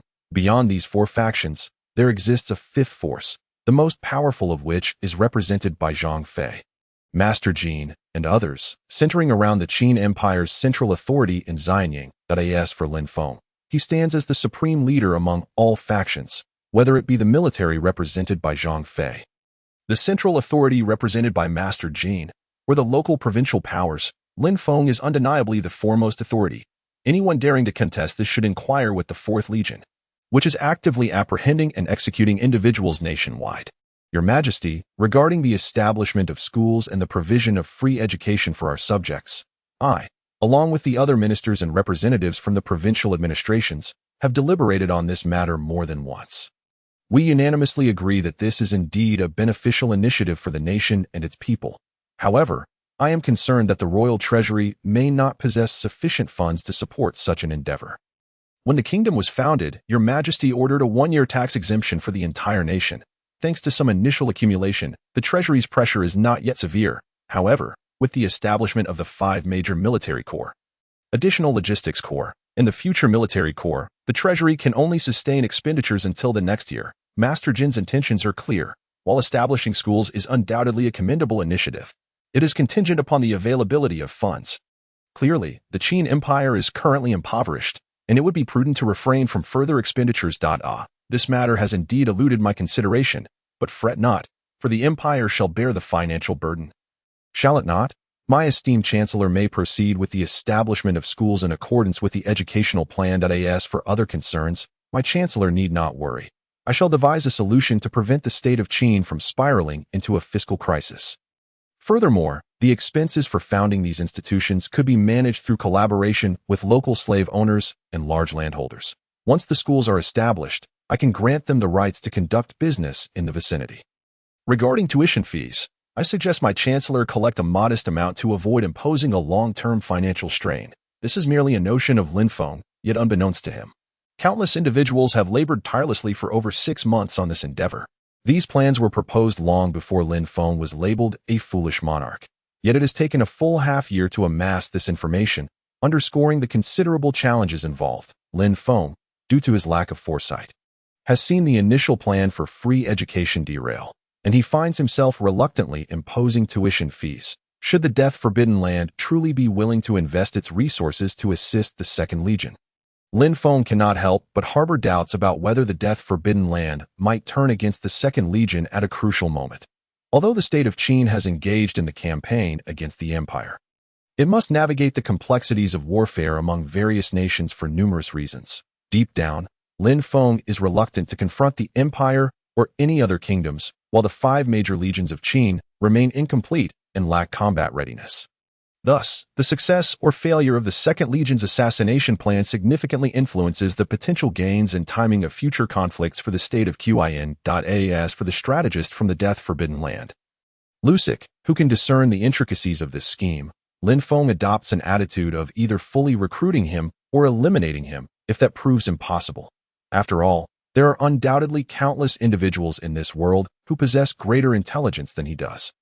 And should any of them pose a substantial threat to Lin Feng in the future of Qin, he would stop at nothing to erase them from existence. This is not solely for the sake of Qin, nor merely to protect hundreds of thousands of soldiers, but also for himself, for the girl, Xin Xiaotang, who has silently supported him, and for the child still nestled within his wife's womb. The multitude of reasons compels Lin Feng to make such choices. He is acutely aware that failing to heed the lessons of history, such as Xiang Yu's mistakes in not executing or valuing Han Xian, would lead to dire consequences. Unlike Xiang Yu, Lin Feng does not possess inherent divine strength nor exceptional martial prowess, but rather falters in the realm of cunning. The assassination operation of the Second Legion is pivotal to the entire military landscape of Qin. Should it fail, Lin Feng would be compelled to deploy the First Legion and the still untrained Fifth Legion onto the battlefield, striving to dismantle the Empire's main forces in the shortest time possible to ensure the safe retreat of the Second Legion. The total loss of the Second Legion would not only be an unbearable burden for Lin Feng but also for the state of Qin, as the Second Legion represents an immense significance. Composed of soldiers from the Purple Mansion Legion and the former Five Kingdoms forces, the Second Legion is a delicate amalgamation of the current Qin nobility and the administrative structures of the Purple Mansion. Any misstep regarding the Second Legion could create rifts between the ruling elite of Qin, represented by Lin Feng, and the common citizens and nobility, should the Second Legion suffer a catastrophic defeat or excessive casualties. It would provide opportunities for malevolent individuals to exploit the situation and disrupt the state of Qin. This is precisely why Lin Feng insists on deploying the newly combat-ready Fourth Legion in smaller units to carry out special tasks across various regions of Qin. At this moment, Ire wears an expression akin to that of a corpse, and the reason is straightforward. Although Lusik has pledged that the Death-Forbidden Land will exert its utmost efforts to constrain the Empire's border forces, this does not imply that Ire can lead the Second Legion into battle without caution, a scenario Lusik would naturally wish to avoid. After all, if the Second Legion incurs minimal losses, a sudden change of heart by Qin at a critical juncture could lead to the annihilation of the Death-Forbidden Land. The greatest fear is being besieged from within and without, and the observed prowess of the Second Legion soldiers over the past 10 days has indeed confirmed their elite status, while Lusik may have intentions of aligning with Qin. His support is primarily motivated by the potential backing of the Tianyu Empire or the Ziyun Empire, thus he would not offer unconditional assistance to the Second Legion. However, he is acutely aware that excessive losses to the Second Legion would be detrimental. Should they fail to capture the capital of the Empire, the Death-Forbidden Land would not only gain nothing but also find itself at odds with the Empire. Other kingdoms could seize this opportunity to launch attacks against the Death-Forbidden Land, a scenario Lusik seeks to avoid. Thus, it would be effortless for him to set a trap for the Second Legion, albeit one that is somewhat larger than anticipated. My lord, scouts have confirmed that ahead lies an army of 70,000, equipped and trained to an exemplary standard, encamped in our path. Upon fully absorbing the report from his superior, Ire realized he had ultimately fallen victim to the machinations of that young man from the Death-Forbidden Land. Although the elite forces of the Death-Forbidden Land were nominally under his command at night, Ire dared not allow them to suffer significant casualties, let alone face overwhelming losses. Ultimately, this contingent of 10,000 men was primarily tasked with logistics and supervision. Sending them into battle would not be a trivial endeavor, and Ire genuinely feared a potential betrayal by these mountain bandits in the heat of conflict. Is there a way to circumvent this situation? A longer route would suffice. After all, the logistics corps is present. While he understood the likelihood of further defenses being established elsewhere, Ire still hoped to hear his superior propose a solution that would not be too dire, as no one desires to engage in reckless confrontation. Moreover, this mission was originally intended for the assassination task, meaning the Second Legion must strive to minimize troop losses before reaching the capital of the Empire. After all, even if they succeed in capturing the capital, they would still face relentless pursuit and blockade from the Empire's local forces and other reinforcements, necessitating that the Second Legion conserve its strength as much as possible. Otherwise, they would face a one-way journey. My lord, if we proceed directly to the capital of the Empire, it would take merely 3 days at our fastest marching speed. However, if we choose to circumvent this route, it could take about a month. The officer refrained from stating a definitive no, but instead articulated the time required for both routes, which undoubtedly earned him Ire's favor. After all, some truths cannot be directly conveyed to one's superior. Indeed, this is a consideration I have made as well. If it comes to that, let my brothers of the 2nd Legion witness the true strength of the Empire's forces. He ordered, let the entire army rest. And at dawn tomorrow, dispatch 10,000 soldiers to strike directly at the enemy commander's camp. Ayer spoke not only to his superior but also to the spies from Kaijiang who had already infiltrated the area. The rationale was simple. Ayer did not wish for the soldiers of the Empire to enjoy a peaceful night's rest. While a surprise attack was inevitable, it might not necessarily occur at dawn. Are the soldiers prepared? Ayer gently inquired of the soldiers beside him. It was already past midnight, the moment just before dawn, when slumber beckons most strongly, making it an opportune time for a surprise attack. Ayer was evidently intent on executing this plan. General, per your orders, the 10,000 elite soldiers are fully prepared, poised to deliver a devastating strike against the enemy at your command. The commander was originally a subordinate of Ayer. Despite the fall of the royal family of the 5 Degrees Kingdom, he chose to follow Ayer and serve the newly established royal house, becoming a commander of the 2nd Legion of the Qin Kingdom. Yet, in reflecting upon his life, he felt no dissatisfaction, and in fact, his current circumstances were far superior to those of the past. Thus, when he spoke, his words exuded a sense of trust in the military. In his perspective, while the Imperial Army was indeed formidable, the forces before him were merely second-tier troops. Although numerous, their combat effectiveness was questionable. A mere 10,000 soldiers would suffice to rout them, and complete annihilation was not out of the realm of possibility. Well, that is reassuring. Relay the orders. Have the soldiers wait a little longer. The timing is not yet ripe. Surprisingly, Ayer chose not to strike at this moment, but instead instructed the soldiers to continue their vigil. General, this is an opportune moment for a surprise attack. Why do you insist that the troops remain on standby? He voiced his concern, hoping his former superior had not lost his clarity. After all, once the enemy was fully awake at dawn, launching a surprise attack would become exceedingly difficult. You are not mistaken. But do you not understand why I made such a grand proclamation yesterday about leading a surprise assault? Ayer, facing his trusted subordinate, felt no hesitation in providing an explanation. After all, he had only this one reliable confidant at his side. The rest were susceptible to eavesdropping. And who could guarantee that there were no spies among the 2nd Legion? Given Rand's cunning, Ayer could not believe Rand would leave no contingency plans. This likely explained why Lin Feng assigned the 2nd Legion to execute the decapitation plan rather than the more suitable 1st Legion. The rationale was straightforward. If the 2nd Legion succeeded in the decapitation plan, it would be splendid. If they failed, the 1st Legion's formidable combat prowess could still turn the tide. However, if the 1st Legion were dispatched for this task and failed, it would mean the 2nd Legion would have to confront the main force of the Imperial Army directly. And if spies emerged at that juncture, the consequences for the united forces of the Qin Kingdom and the Beastman Kingdom would be dire. Are you suggesting there may be spies within the army?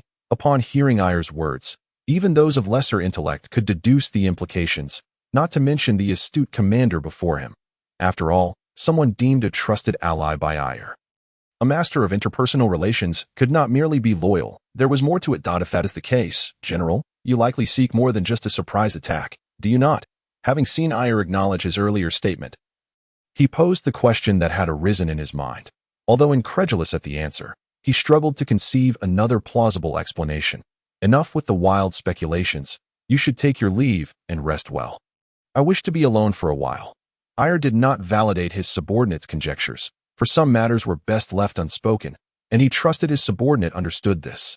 Yes, General, I shall ensure all obstacles are cleared. Upon hearing Ayer's directive, the commander resolved internally to support this notion, yet simultaneously felt a twinge of trepidation regarding Ayer's ambitions. It was evident that this endeavor might involve not merely a surprise attack with 10,000 troops.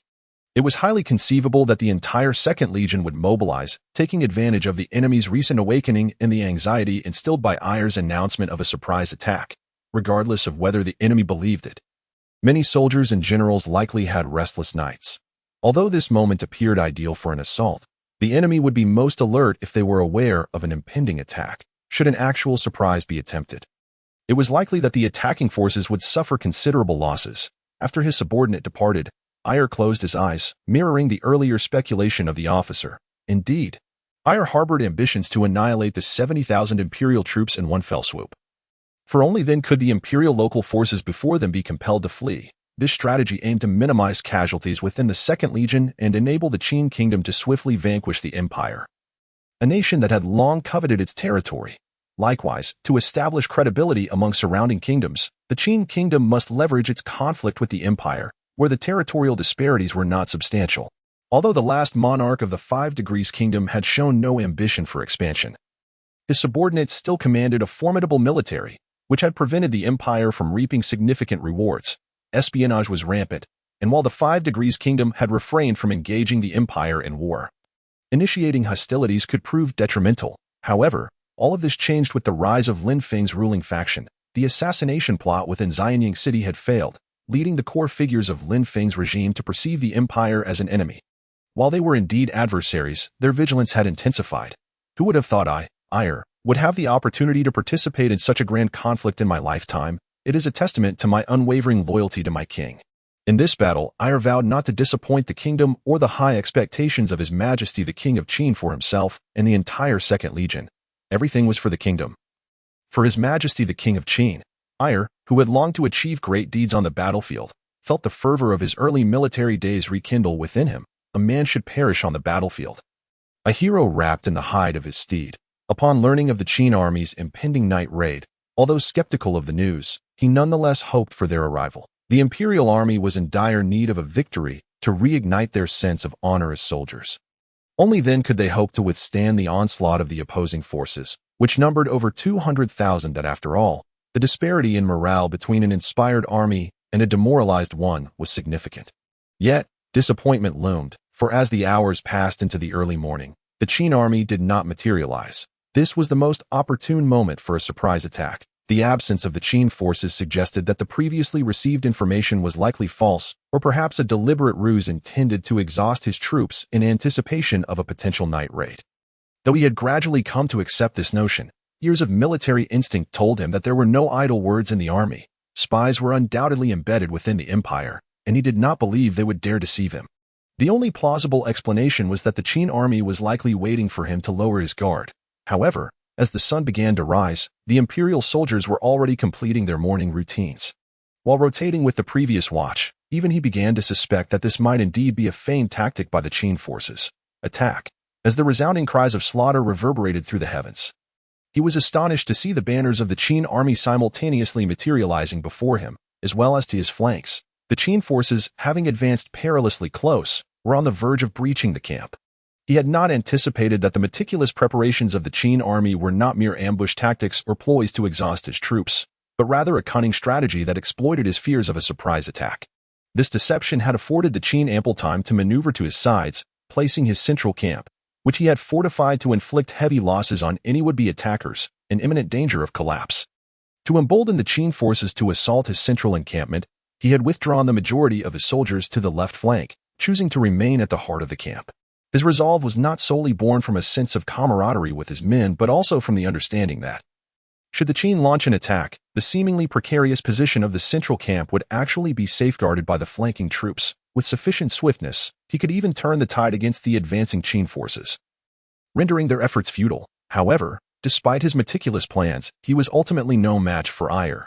While there were numerous commanders capable of defeating Ire's elite troops under equal conditions, the disparity in their forces made it exceedingly rare for anyone to triumph over him. As one of the esteemed generals of the Five Degrees Kingdom, Ire was arguably the most formidable commander beneath Alex Kiefer, renowned for his expertise in battles of attrition, where he capitalized on numerical superiority to instill fear in his adversaries. The sudden dawn assault, while providing the enemy soldiers with a moment to react, also revealed that the Imperial garrison had prepared an ambush awaiting their incursion. Such a surprise attack would undoubtedly catch the Imperial forces off guard. For few would suspect that Ire had the audacity to deploy 10,000 troops while splitting them to assail both flanks of the Imperial army. Meanwhile, the most vulnerable central camp would be besieged by the remaining forces, which numbered as many as 190,000. Though this may seem counterintuitive, it effectively mitigated the risk of attrition. The Second Legion's mission was to seize the enemy's capital, potentially capturing all members of the Kaijiang royal family. Rather than engaging the Imperial garrison head-on, one could ascertain what awaited the Second Legion within the Imperial capital, and if their numbers were significantly diminished prior to that, Ire would have little confidence in breaching the capital before Imperial reinforcements arrived. Thus, the strategy of dividing 10,000 elite soldiers was devised, even though they were seen as multiple divisions, creating the illusion of an army numbering in the tens of thousands. The few thousand soldiers at the forefront acted as a death squad. Despite their limited advance, however, the surge of morale they projected instilled a sense of dread in the imperial garrison, who had been dispatched from the royal capital, leading them to believe that their adversaries intended to keep their 70,000 troops engaged here. In this moment, the imperial forces' once open pocket had transformed into a grave they had unwittingly dug for themselves, due to the secrecy surrounding the news of the Qin army's night assault. The common soldiers remained oblivious to the fact that the central camp was the weakest point of the entire garrison. Under the relentless advance of the Qin forces, compounded by the banners that seemed to draw ever closer, it was unimaginable how many troops the Qin mustered. The formidable enemy soldiers before them were merely the vanguard, and once they fell, the main body of the Qin army would surely follow.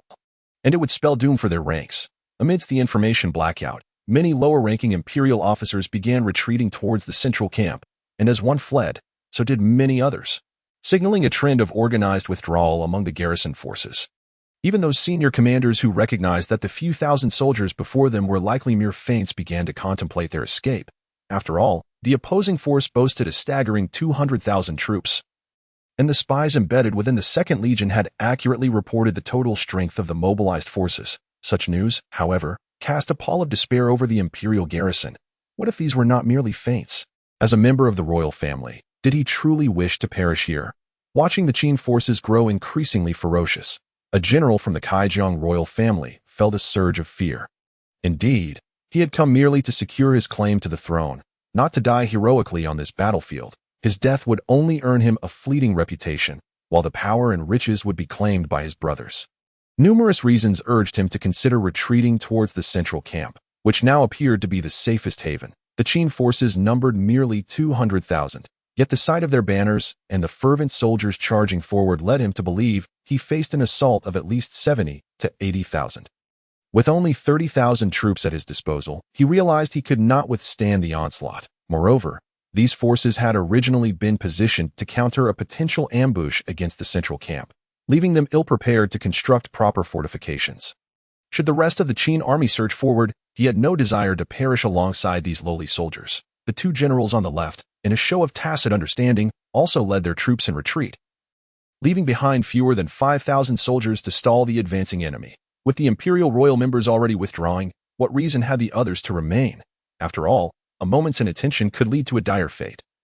And the lower-ranking soldiers were even less inclined to stay. No1 understood the ferocity of the Qin army better than they did by now. Each Qin soldier had claimed at least 3 of their comrades. Yet they bore only slight wounds. More often than not, they fought in a manner that exchanged injury for death, as the advancing banners and the dust stirred by the cavalry became glaringly evident. The Qin kingdom's recruitment of 10,000 beastmen cavalry was no longer a secret, and the rising clouds of dust seemed to declare to the imperial soldiers, "Prepare to meet your doom." As the forces on the left flank retreated, their counterparts on the right, in a display of remarkable coordination, executed a recalcitrant general who refused to withdraw. Subsequently, they, along with their troops, retreated towards the central army camp. Acutely aware of the camp's vulnerability, they possessed ample justification for their withdrawal, especially since it was the right flank that had retreated first, with a scapegoat now at hand. They were naturally reluctant to confront the advancing Qin army head-on. The central camp still boasted a considerable array of fortifications capable of withstanding the Qin assault. No1 wished to engage in close combat with the Qin forces in the hilly terrain. Within a mere half-hour, the army had suffered approximately 5,000 casualties, and this was merely from the enemy's vanguard, despite the Qin forces also sustaining nearly 2,000 losses. However, the generals were now too intimidated, or perhaps unwilling, to allow their troops to remain entrenched in a melee with the Qin.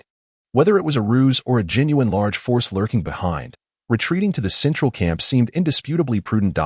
With the piercing sound of a soldier struck down by a lethal arrow, soldiers from the Empire began to distance themselves from the vicinity of the central camp. At this moment, the hope within the hearts of all soldiers extinguished, for the banners that once fluttered proudly above the central stronghold had been replaced by those of the Qin army. Although some soldiers with sharper vision could still glimpse the imperial banners still waving in the central region, they found themselves unable to breach even the outer perimeter, with the relentless pursuit of the Qin soldiers hot on their heels. Many soldiers had already resolved in their minds that if an opportunity to flee arose, they would take it. If not, surrender would be their fate. Throughout history, while defectors have often faced disgrace, it is rare for entire units of surrendering troops to be annihilated by the victors. Having firmly settled on this notion, they were now oblivious to the upper echelon's commands to seize the severely battered central fortress from the relentless Qin assaults. After all, no one wished to perish beneath its walls. The Qin army had procured formidable weaponry capable of unleashing powerful volleys of arrows. The first wave of attackers had been struck down like hedgehogs, and none desired to become the next casualty lying amidst them. Moreover, the law does not punish the masses. Even if the commanding generals were infuriated, it was inconceivable that they would execute all their men. Fully cognizant of this reality, despite the repeated orders from above, the lower-ranking officers had also resolved to spare their lives, resulting in a mere few hundred imperial soldiers daring to charge forward. The fate of these brave few served as a grim revelation for the soldiers behind them. Charging into battle would certainly lead to death. Conversely, refraining from the charge might afford them a little more time to live. At least, if they perished, they could retain the dignity of a whole corpse, unlike their nearly 1,000 fallen comrades who had been reduced to mere pincushions. General, perhaps we should retreat towards the royal capital. The Qin army is undoubtedly advancing towards it. If we withdraw now, we can preserve our remaining fighting force and utilize the capital's walls to present a formidable defense against the Qin. This statement rang with a semblance of inspiration, yet it merely served as a grandiloquent justification for retreat. As a general of royal lineage, no one understood more than this attendant how dearly he cherished his own life. Indeed, issue the order for a full retreat. Oh, no, not a complete withdrawal. The commander is deceased. Henceforth, I shall assume command.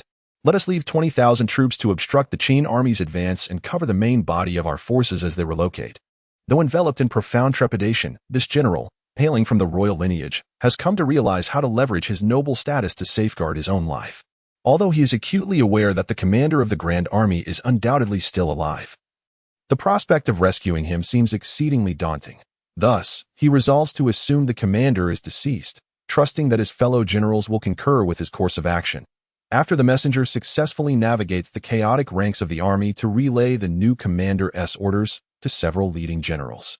These commands are executed with unwavering fidelity. The remaining 20,000 troops are, of course, those of the general who initially refused to retreat and subsequently met his demise. It is clear to all that, regardless of the authenticity or number of the pursuing forces, defeat is inevitable. Should they manage to return to the royal capital with a larger contingent, they might avoid execution, especially with a royal figurehead to shield them.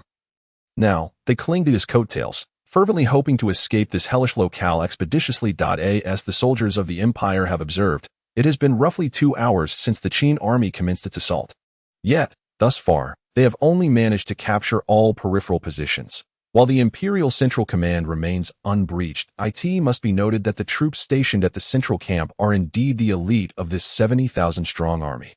Despite facing the relentless siege of 50,000 Qin soldiers and the looming threat of numerous siege engines, they have not wavered in their resistance. Rather, they have grown increasingly valiant, repeatedly thwarting the 2nd Legion's soldiers from breaching the camp's outer defenses. While this may result in casualties numbering around 10,000, it is, in essence, a resounding victory, for although the 2nd Legion vastly outnumbers the enemy, the concepts of breaking and annihilating the foe are starkly different. For the 2nd Legion, intent on executing a decapitation plan, it is imperative that no potential retreat is left unguarded. Hence, the 70,000 Imperial troops represent a significant variable, while it is not particularly difficult to rout them. Annihilating them entirely proves exceedingly challenging. Thus, L is compelled to risk the possibility of greater troop losses in his ambition to consume these 70,000 soldiers. However, despite L's myriad contingency plans, he could never have anticipated that the Imperial army would be so easily dissuaded from battle by merely 1,000 soldiers, causing them to retreat from their formidable force of 60,000. Moreover, upon witnessing the fall of the outer defenses of their central camp, they failed to organize a coherent counterattack, instead leaving approximately 20,000 soldiers to obstruct the 2nd Legion, while the remainder, numbering less than 30,000, retreated. All of this leads L to ponder whether this victory is somewhat contrived. It appears as if the enemy merely engaged in a fleeting amusement. Regardless, the 2nd Legion has evidently sustained far fewer losses, and the soldiers left behind are clearly discontented. After L issued the decree granting amnesty to surrendering soldiers, a staggering 2,000 troops capitulated, with only a handful of hundreds refusing to yield, who were swiftly and mercilessly dispatched by the soldiers of the Second Legion. The Second Legion, infused with the martial spirit of the former 5 Degrees Kingdom and the distinctive bloodlust characteristic of the original Purple Court Legion, has gradually evolved into a formidable force that instills deep-seated fear in the hearts of their adversaries. Turning his gaze back to the Imperial Army's central command, which has long resisted capture, the soldiers steadfastly defending it are now beginning to falter as casualties mount and morale wanes. At this juncture, L has ordered the transportation of the latest siege weaponry developed by the Future Legion, evidently eager to test its efficacy against the Imperial soldiers and ascertain whether the Future Legion merits a budget comparable to that of the Second Legion. However, the results of this endeavor have proven less than satisfactory. The siege weaponry provided by the Future Legion has shown only marginal effectiveness against the not-so-robust Central Command. Fortunately, this time, the Future Legion, a division of Qin that has remained relatively obscure, has wholeheartedly supported the Second Legion in facilitating the successful execution of the decapitation operation, contributing no fewer than 10 different newly developed siege weapons, albeit many remain in their infancy. After all, they have merely relied on fragments of basic physics and other foundational scientific principles provided by Lin Feng, merging them with the world's existing technology to design and manufacture these siege engines, each produced in limited quantities of 5 to 10 units. However, the sheer diversity of designs has rendered the Future Legion's budget rather strained. The Second Legion's decapitation plan has, in fact, presented the Future Legion with an opportunity to request an increase in military funding, given their recent innovations, albeit most have proven ineffective. Yet, even among the dross, there undoubtedly exist elements of intrigue. Essentially, the Future Legion functions as Qin's research and development division, utilizing Lin Feng's grasp of fundamental scientific disciplines to create a plethora of inventions. Some have even proposed the development of a bioweapon, a notion Lin Feng promptly dismissed. This denial underscores the potential of the individuals recruited into the Future Legion. Indeed, they possess the makings of scientists. Lin Feng's refusal to pursue bioweapon research stems from a simple rationale. Such devices are notoriously difficult to control and pose a risk to innocent civilians. Despite his awareness of leading Qin into the next world war, Lin Feng harbors no desire for the innocent populace to suffer due to the emergence of bioweapons. Nevertheless, among the arsenal carried by the Second Legion lies a bioweapon that Lin Feng had previously prohibited from research. Although this weapon, known as K, lacks the viral transmission capabilities of its terrestrial counterparts, it possesses the critical ability to induce a state of slumber in enemies within a short time frame. Furthermore, since it is dispersed through the air, its effective application in smaller-scale skirmishes, with judicious attention to wind direction, could yield devastating consequences for the enemy. Thus far, the Future Legion's eclectic group of eccentrics has only managed to induce sleep in enemy soldiers for approximately half an hour, with those of stronger constitution feeling minimal effects. However, as this weapon is deployed for the first time in warfare, its efficacy has far surpassed expectations. The already beleaguered Imperial soldiers, upon detecting a faint odor in the air, succumbed to sleep within mere minutes, including those engaged in combat. This weapon's deployment has enabled the Second Legion to seize the Central Command, which had previously cost them over 1,000 men, with minimal resistance and a significant number of prisoners taken alive. Yet, the utilization of this weapon has not been without its drawbacks. Several thousand soldiers from the Second Legion have also succumbed to slumber during the engagement. This is, of course, attributable to the favorable wind conditions for the Second Legion, while, conversely, the enemy has nearly all fallen asleep, with scarcely a few hundred remaining alert, had it not been for the swift arrival of reinforcements who donned protective masks. And the Second Legion's numerical superiority, the reckless deployment of such weaponry could have easily backfired. Today, it is only due to the Second Legion's overwhelming advantage that they have not jeopardized themselves with this unprecedented bioweapon. However, with astonishment comes regret. Had they known the weapon's effects would be so profound, they would not have hastily expended all available resources merely for testing purposes. It is worth noting that this weapon is strictly prohibited by His Majesty the King of Qin. And it is precisely for this reason that the elder members of the Future Legion hesitated to present any experimental weaponry to the Second Legion until after the king had meticulously inspected and inquired about the various weapons' capabilities. Only in the dead of night, just before the Second Legion was to be deployed, did they hand over a few small vials of the powder? L is convinced that the distant king of Qin, residing in Xianyang, is likely aware of the weapon's considerable lethality as well as its indiscriminate nature, which led to the strict prohibition of its research by the Future Legion. Yet, L is taken aback by the audacity of the Future Legion, who have indeed dared to defy the king's edict and continue their research clandestinely. Presently, L finds himself in a quandary. Historically, the Future Legion has lacked an official military title and comprises fewer than 1,000 personnel. However, their budget is equivalent to that of the principal combat legions. Not only does L of the 2nd Legion desire a share of the Future Legion's funding, but Zhang Fei of the 1st Legion has also expressed similar intentions. While the 3rd Legion, stationed far in the Orc Kingdom, has demanded a reduction in the Future Legion's budget. Now, however, L begins to hesitate. He recognizes that by dispatching a few soldiers to bring back evidence of the Future Legion's unauthorized research into the weapons prohibited by His Majesty, the elders of the Future Legion would undoubtedly face dire consequences. After all, the dignity of the monarch is inviolable, especially in matters of treason. However, on the other hand, AI Heir was exceedingly reluctant. Although he was uncertain whether the reason behind His Majesty the Qin Huang's prohibition on researching such weapons was indeed as he had speculated. Yet, as long as he could employ these weapons judiciously, the future battles of the 2nd Legion would undoubtedly lead to successive victories. Moreover, AI Heir was confident that he could minimize the side effects of this weapon. Of course, the most crucial aspect was that the enemy must remain oblivious to the existence of such a device within the ranks of the Qin army. Otherwise, given Lin Feng's current efforts to develop an extensive intelligence network, AI Heir doubted how long the Future Legion and his own 2nd Legion could suppress such information.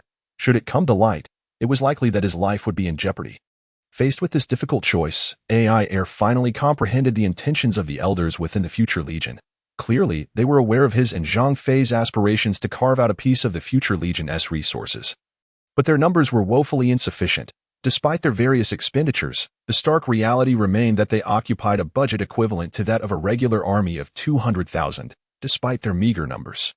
Although the Qin Huang had consistently suppressed this issue, everyone understood that one could stifle a matter momentarily, but not indefinitely. If this continued, the Future Legion's funding would inevitably dwindle, for where there is one, there will be another. Even Lin Feng, as the supreme ruler of the Qin, would have to consider the opinions of other ministers, especially concerning military and financial matters, where he had little recourse. Relying on the plundered wealth of the royal families of the 5 kingdoms and the Beastmen Kingdom could sustain the Future Legion's lavish expenditures in the short term. But with the series of reforms and the onset of external wars in Qin, those riches were rapidly depleting. Furthermore, Lin Feng's recent decree to exempt the entire nation from taxes following his grand wedding implied that if the Future Legion could not secure support from influential allies, their military funding could very well be reduced to an exceedingly low standard. If the typically extravagant members of the Future Legion suddenly found themselves calculating whether they could afford a mere piece of fabric, life would surely become quite burdensome. Moreover, given that their research relied on quantity to yield quality, a lack of funds would mean that their output could not keep pace, thus compromising quality. After all, the current members of the Future Legion were a group of innovative thinkers summoned by Lin Feng from across the Qin, and without sufficient funds, they would be unable to bring their ideas to fruition. The recently developed large-scale destructive weapon was, in fact, a means to gauge AI Heir's stance regarding the 2nd Legion. If he were to relay this information to Lin Feng, it was likely that, in a bid to protect these rare core figures within the Future Legion, Lin Feng would impose only a token punishment. After all, they had previously instructed AI Heir multiple times to ensure that the weapon would only be employed when a significant military advantage was assured. This also indicated that the weapon's deployment was intrinsically linked to victory, thereby demonstrating its formidable power. Should AI Heir choose to report to Lin Feng, the core members of the Future Legion would be left with no recourse, resulting only in a reduction of their military funding and perhaps an increase in oversight. However, if the Future Legion failed to seek an ally, such a fate was merely a matter of time. His Majesty the Qin Huang was indeed protective of the Future Legion, a fact well understood by the high-ranking officials of Qin. But even the greatest of protections could not endure in the face of fiscal disapproval and opposition from influential factions. Consequently, the members of the Future Legion could only contemplate how to salvage their situation, and AI Heir's current assassination plan was evidently a serendipitous opportunity. On one hand, the Future Legion was providing a plethora of newly developed weapons, while on the other, they discreetly offered this biological weapon K, ensuring a dual layer of assurance. Even if the Qin Huang's wrath were to be provoked by the matter of biological weapon K, should the more conventional and sanctioned siege weapons yield significant results during the assassination operation.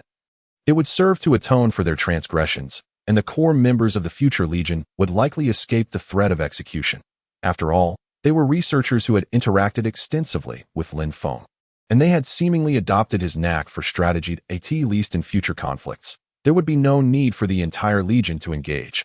A mere elite unit could infiltrate enemy lines and disperse a powder that induces sleep into the air. Although the efficacy would be somewhat diminished due to limited numbers, it would nonetheless be the most effective means to incapacitate the enemy's command structure in the short term. If they could help the future Legion navigate this crisis. It was likely that such transactions would continue, and with the support of the Second Legion, the future Legion could easily evade Lin Feng's intelligence network in the short term.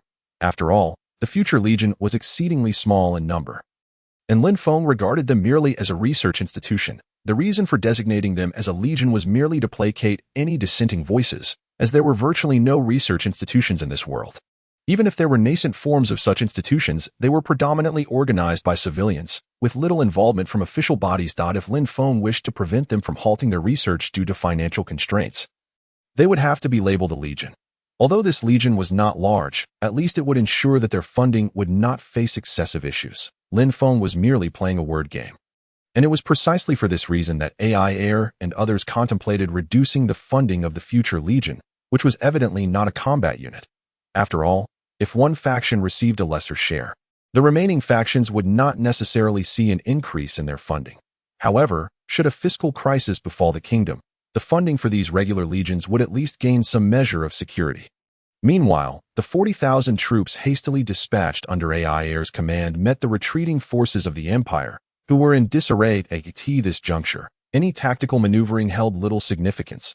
The only factor determining victory was the valor of the soldiers on both sides. The Imperial Army was already in a state of collapse, their combat effectiveness considerably diminished, and the almost rout-like retreat further sapped their morale. Thus, upon encountering the high-spirited soldiers of the Qin's Second Legion, the outcome was all but predetermined. Following a series of intense battles, although the number of Imperial soldiers eliminated was not extensive, 30,000 remaining troops chose to surrender. In reality, only the advance force of 1,000 from the Second Legion was present when the Imperial Army capitulated. After all, to intercept them before they retreated to the Kaijiang royal capital, only a highly mobile force stood a chance of success. As for the remaining 30,000 troops, they would require 3 more hours to arrive. Upon realizing this, AI Air could not help but lament the incompetence of the generals, which burdened the entire army. If the general commanding the 30,000 troops could inspire his soldiers by leading by example, it was conceivable that he could bring back at least 20,000 of them. It was even quite possible, considering that the Second Legion's 1,000 soldiers were ill-equipped compared to the 30,000 from the Kaijiang royal capital. Yet the situation unfolded in an unexpectedly dramatic manner. Report, General, the statistical results are in. This battle lasted a total of 1 day and 3 hours, with 17 hours spent from the moment we detected the enemy until the annihilation of their main force.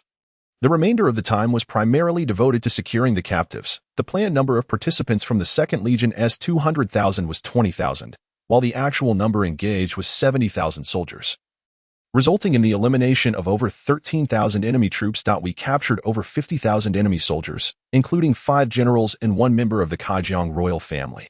Our casualties amounted to 1,632 dead and approximately 3,500 wounded. Following the logistics corps dispatch of soldiers and officers to tally the casualties and address subsequent matters, AI Air became aware of the actual circumstances and damages incurred in this battle. The outcome of annihilating the enemy's considerable force of 70,000 at the cost of around 5,000 casualties was astonishing not only to AI Air but also to the soldiers who had participated in the combat. However, they were compelled to believe it. If the statistics had been compiled by members of the Second Legion, there might have been some exaggeration, but the results from the logistics corps officers, who were selected for their objectivity, left no room for doubt. After all, the logistics corps was responsible for all logistical matters of the combat legion, as well as for accurately recording the battle status, regardless of victory or defeat. They were mandated to report truthfully. Most importantly, this was the Third Legion, alongside the Second Legion and the Future Legion, that was solely accountable to Lin Feng. They had no incentive to inflate the achievements of the Second Legion.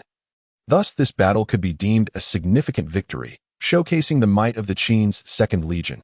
even the initial triumph of the Zifu Legion over the armies of the Five Kingdoms, and their subsequent advance towards the capital of the Beastmen Kingdom likely paled in comparison to the achievements of the Second Legion in this engagement. General, our army has accomplished such a significant feat. You should petition His Majesty to award our army a first-class merit and recognize your individual achievements with first-class honors, to exemplify His Majesty's clarity in rewarding and punishing. After a brief moment of astonishment, AL's subordinates timely urged him to relay the battle report back to Xianyang City. After all, the Second Legion had achieved a resounding victory in their first battle, a triumph of such magnitude that it warranted swift communication to Lin Feng within the city.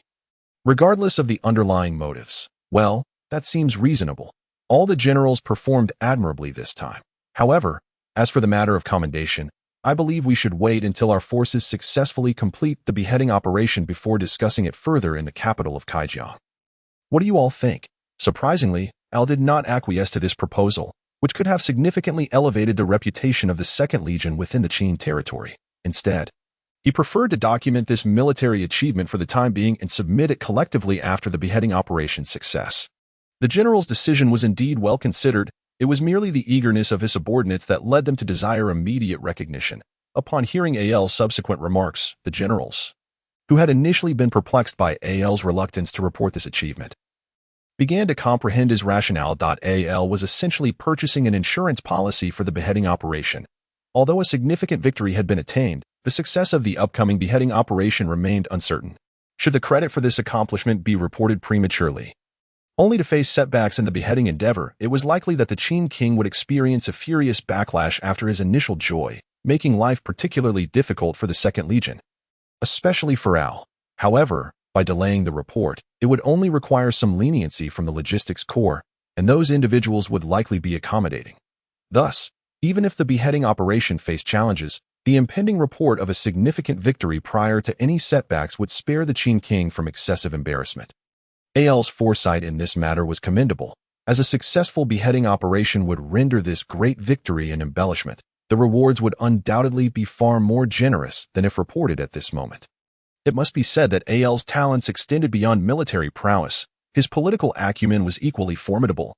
Otherwise, the news of the Second Legion's triumph would likely have already been en route to Xianyang. If it were not for the peculiar presence of mages, Lin Feng's plans would have certainly been the most astute counter-strategy against the opposing forces. Yet, everything was thwarted by the existence of these mages. Among the mages, there existed not only those with potent destructive capabilities, but also a few rare individuals skilled in mental manipulation, adept at uncovering the secrets of others, despite Lin Feng's intelligence network continuously improving, allowing him to stay informed about the situation's developments. He had not paid much attention to the small faction of mages. After all, Lin Feng was not originally from this world. He was unaware of the terror that mages could inspire. The fact that these ordinary humans could rise from the magical empire and even manage to control mages for their own purposes was a stroke of luck. Understanding this dynamic, both kingdoms and empires, including the Fifth Degree Kingdom, which sought to secretly establish a magical academy to expand its mage corps, possessed ultimate means to control mages. However, these measures were ineffective against ordinary individuals. The message Lin Feng received this time bore the two words defeat, a term seldom used among the armies of the Orc Kingdom, as their formidable individual combat strength and high morale during battles rarely allowed for such a designation. Although their advance had been temporarily stalled by the imperial forces, causing a slight dip in morale, the arrival of nearly 100,000 local troops from Qin to assist in the assault swiftly rejuvenated the Orc Kingdom's offensive. Moreover, the empire had no intention of reclaiming the territories it had momentarily lost. Adhering to a unified strategy from other regions on the continent, which involved extending the battle lines, the Orc Kingdom, constrained by its population, would soon reveal its inadequate military strength. Furthermore, due to their inherent arrogance, they were often picked off by enemy forces one by one. While the situation appeared dire, the fiercer the fighting became, the more it indicated the Orc Kingdom's lack of preparation. Indeed, had Lin Feng not agreed to temporarily oversee half of the Orc dispatch's various tasks, the Orc Kingdom might have already turned against Qin. Nevertheless, even with this arrangement, Lin Feng did not anticipate that the coalition of the Orc Kingdom and Qin's local forces would face complete collapse in such a short time. After all, while the local troops of Qin were not particularly strong, they were hardly destined for rapid defeat, especially with the presence of the Orc Kingdom's elite soldiers. even in the event of a rout. It should have been limited to specific areas. However, the unfolding events exceeded Lin Feng's expectations, based on the intelligence he had gathered and the accurate reports from the Orc Kingdom's emissary at the front lines. The Orc Kingdom had deployed 50,000 soldiers across 4 major battlefields. Meanwhile, all of Qin's local troops had congregated at a battlefield on the edge of Qin territory, a strategic location that had remained under imperial control for several months of warfare. The commander of the Orc Kingdom's forces had originally intended to mobilize 100,000 local Qin troops, along with reinforcements from various battlefields, to launch an attack on the 80,000 Orc soldiers stationed there within 10 days. However, he did not anticipate that not only would they fail to capture the area, but with the sudden withdrawal of Orc soldiers from the other 3 battlefields, Rand also realized that the Orc Army and Qin's coalition were likely attempting to secure a strategic stronghold to prevent an imperial counteroffensive in the future. Subsequently, after persuading the already middle-aged yet still ambitious and irritable king of the empire, a considerable number of mage teams were deployed, although the exact numbers remained unclear. It was evident that the ability to simultaneously rout armies across 3 battlefields in a short time frame suggested a formidable force. With such a neighbor, Lin Feng began to understand why the Fifth Degree Kingdom dared to establish a magical academy in secret, given the immense pressure they faced. Initially, Lin Feng had hoped that the combined strength of 180,000 troops could seize that strategic location and then provide support to the other 3 battlefields. Yet he did not anticipate Rand's swift actions, which quickly regrouped the previously scattered mage teams. By the time the news reached the commander of the Orc Kingdom's dispatched forces, the Imperial mage teams and reinforcements had already arrived to provide support, under the overwhelming presence of mages. Even the soldiers of the Orc Kingdom were compelled to retreat, compounded by the Empire's opportunistic assaults from all 4 battlefields, which further demoralized the already beleaguered Orc forces. In a single stroke, the combined 300,000 troops of the Orc Kingdom and Qin were utterly routed. Now, even if the Orc Kingdom managed to regroup, it would be a considerable time before they could restore their combat effectiveness. Moreover, it could be said that this 200,000-strong army was the last semblance of a force capable of returning to Qin territory, while the Orc soldiers heading back to their kingdom numbered less than 1/10. Furthermore, the earlier remarks from the emissary of the Orc Kingdom indicated that their dispatched forces now totaled less than 40,000, a figure that was only achievable due to the ongoing consolidation of Orc soldiers from various battlefields amidst their rout. Were it not for Lin Feng being the hope for the Orc Kingdom's victory in this war, and were he not present within the palace of Xianyang, he might have indeed been torn to shreds by the Orc emissary, who had begun to regard him with a look of resentment. Although Lin Feng had gradually come to accept the reality of his presence in this world, he had also realized that he was not suited to learn such extraordinary skills as magic. Consequently, he had inadvertently distanced himself from matters concerning mages, and his subordinates, having discerned Lin Feng's reluctance to broach the subject of mages, had similarly neglected to deepen their understanding of the mage team's combat capabilities. As the saying goes, what the superior does, the subordinate follows. While the immediate impact seemed negligible, given that defeats were almost a foregone conclusion, it was nonetheless awkward that Lin Feng remained unaware of the exact size of the opposing mage teams. Such a situation would have been reminiscent of the defeats suffered during the Qing dynasty. Lin Feng, who had always believed he was a well-rounded individual despite not being a specialist in any one area, now discovered that he harbored a detrimental habit of avoiding uncomfortable truths, which had inadvertently influenced his subordinates as well. For a region, particularly a kingdom like Qin that aspired to develop in a feudal, centralized manner, this was decidedly detrimental. After all, ministers exist to rectify the wrongs of their sovereigns. Otherwise, if everything were to be deemed correct simply because the monarch said so, what purpose would the ministers serve? Fortunately, Lin Feng heeded Master Jin's advice and promptly relocated the villagers from the front lines to the interior, taking with them all that could be carried, including provisions. What remained were merely those items that could not be transported. To prevent the enemy forces from easily seizing these abandoned towns, Lin Feng strategically instructed the local troops aiding the villagers' retreat to leave behind some breakfast for the potential adversaries. It seems that while Rand has indeed gained a significant advantage this time, the logistics required to keep pace with his advancing army will necessitate some time. After all, the Empire had not exploited a loophole as Qin had, establishing a logistics corps. As long as the logistics corps is manned, it can fundamentally ensure that supplies follow the frontline soldiers wherever they engage, and due to its own formidable combat capability, even if it were to be raided, it could hold out until the frontline troops could provide assistance. negating the scenario where the logistics core defeat would lead to the frontline troops resorting to pillaging. Lin Feng was acutely aware of this, which informed his deployment strategies. However, Master Jean clearly possessed a far more comprehensive perspective than Lin Feng had anticipated. As the old adage goes, experience is invaluable. Yet, having learned from the previous debacle with the mage team, Lin Feng was now more cautious in his outlook, while the mage team may have numbered only a few dozen. Their limited numbers belied their overwhelming combat prowess. Should Rand dispatch a mobile unit to fully support the mage team's assault, it could surely plunge Qin into a chaotic conflict against mages. Only proactive offensives hold the potential to eliminate the threat. Mere defense would allow the mages to engage in guerrilla tactics, provided Rand understood how to execute such maneuvers. Experience teaches wisdom. While Lin Feng is no sage, he comprehends this truth. The presence of mages constitutes the most unpredictable variable. Numerous potentially winnable battles could be lost due to their involvement. It is no wonder that neither of the two great empires dares to engage in conflict with each other or with smaller kingdoms lightly. The existence of mages is akin to the level of nuclear weapons on Earth, primarily serving a deterrent purpose, to be utilized only in the face of a formidable invasion, according to established norms. Mages are generally not employed when attacking other kingdoms, unless circumstances compel such a decision.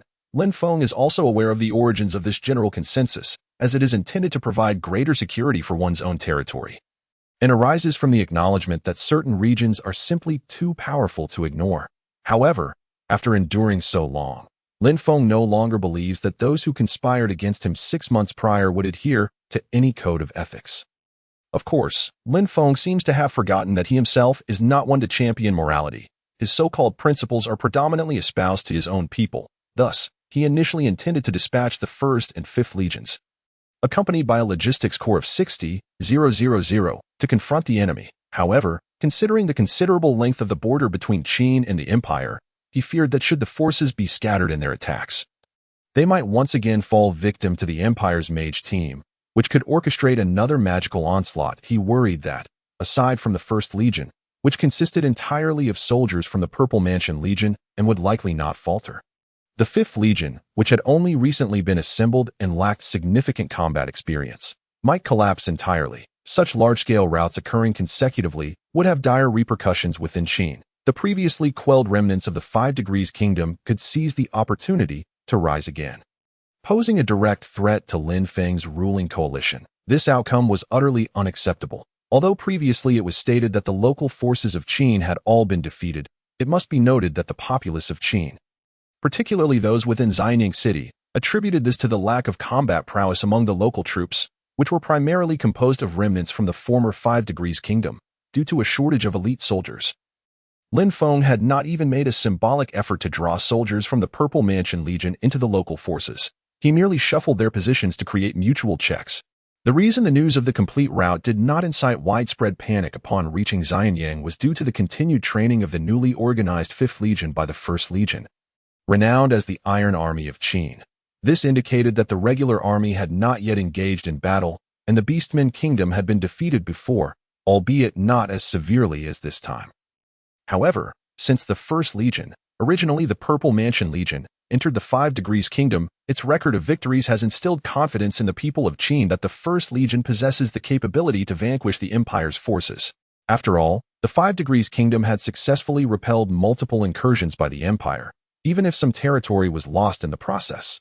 Nevertheless, Lin Feng understood that Qin could not afford to suffer another significant rout. Even if they were to be defeated, it was crucial that they do not collapse entirely. Defeats can still present opportunities for victories, especially with the 4th Legion currently engaged in various tasks and preparing to regroup. And if absolutely necessary, the 3rd Legion could be recalled to the homeland. Moreover, had they not recently reached an agreement with the Forbidden Land of Death, it was anticipated that the emissaries from the Forbidden Land would soon arrive. Regardless of how formidable the Empire's mage team or army may be, Lin Feng harbored no illusions that they could withstand the combined onslaught of the 3 factions. After much deliberation, Lin Feng ultimately decided to deploy the 1st Legion, while the previously planned 5th Legion remained on standby, as he was simply too apprehensive to act. The 5th Legion would now serve as either reinforcements or a reserve force. After all, quality trumps quantity in battle. While the 1st Legion may not defeat Rand's forces in the short term, it should be capable of holding the line. Lin Feng harbored his own calculations in this situation. although it appeared as though the First and Second Legions were being dispatched.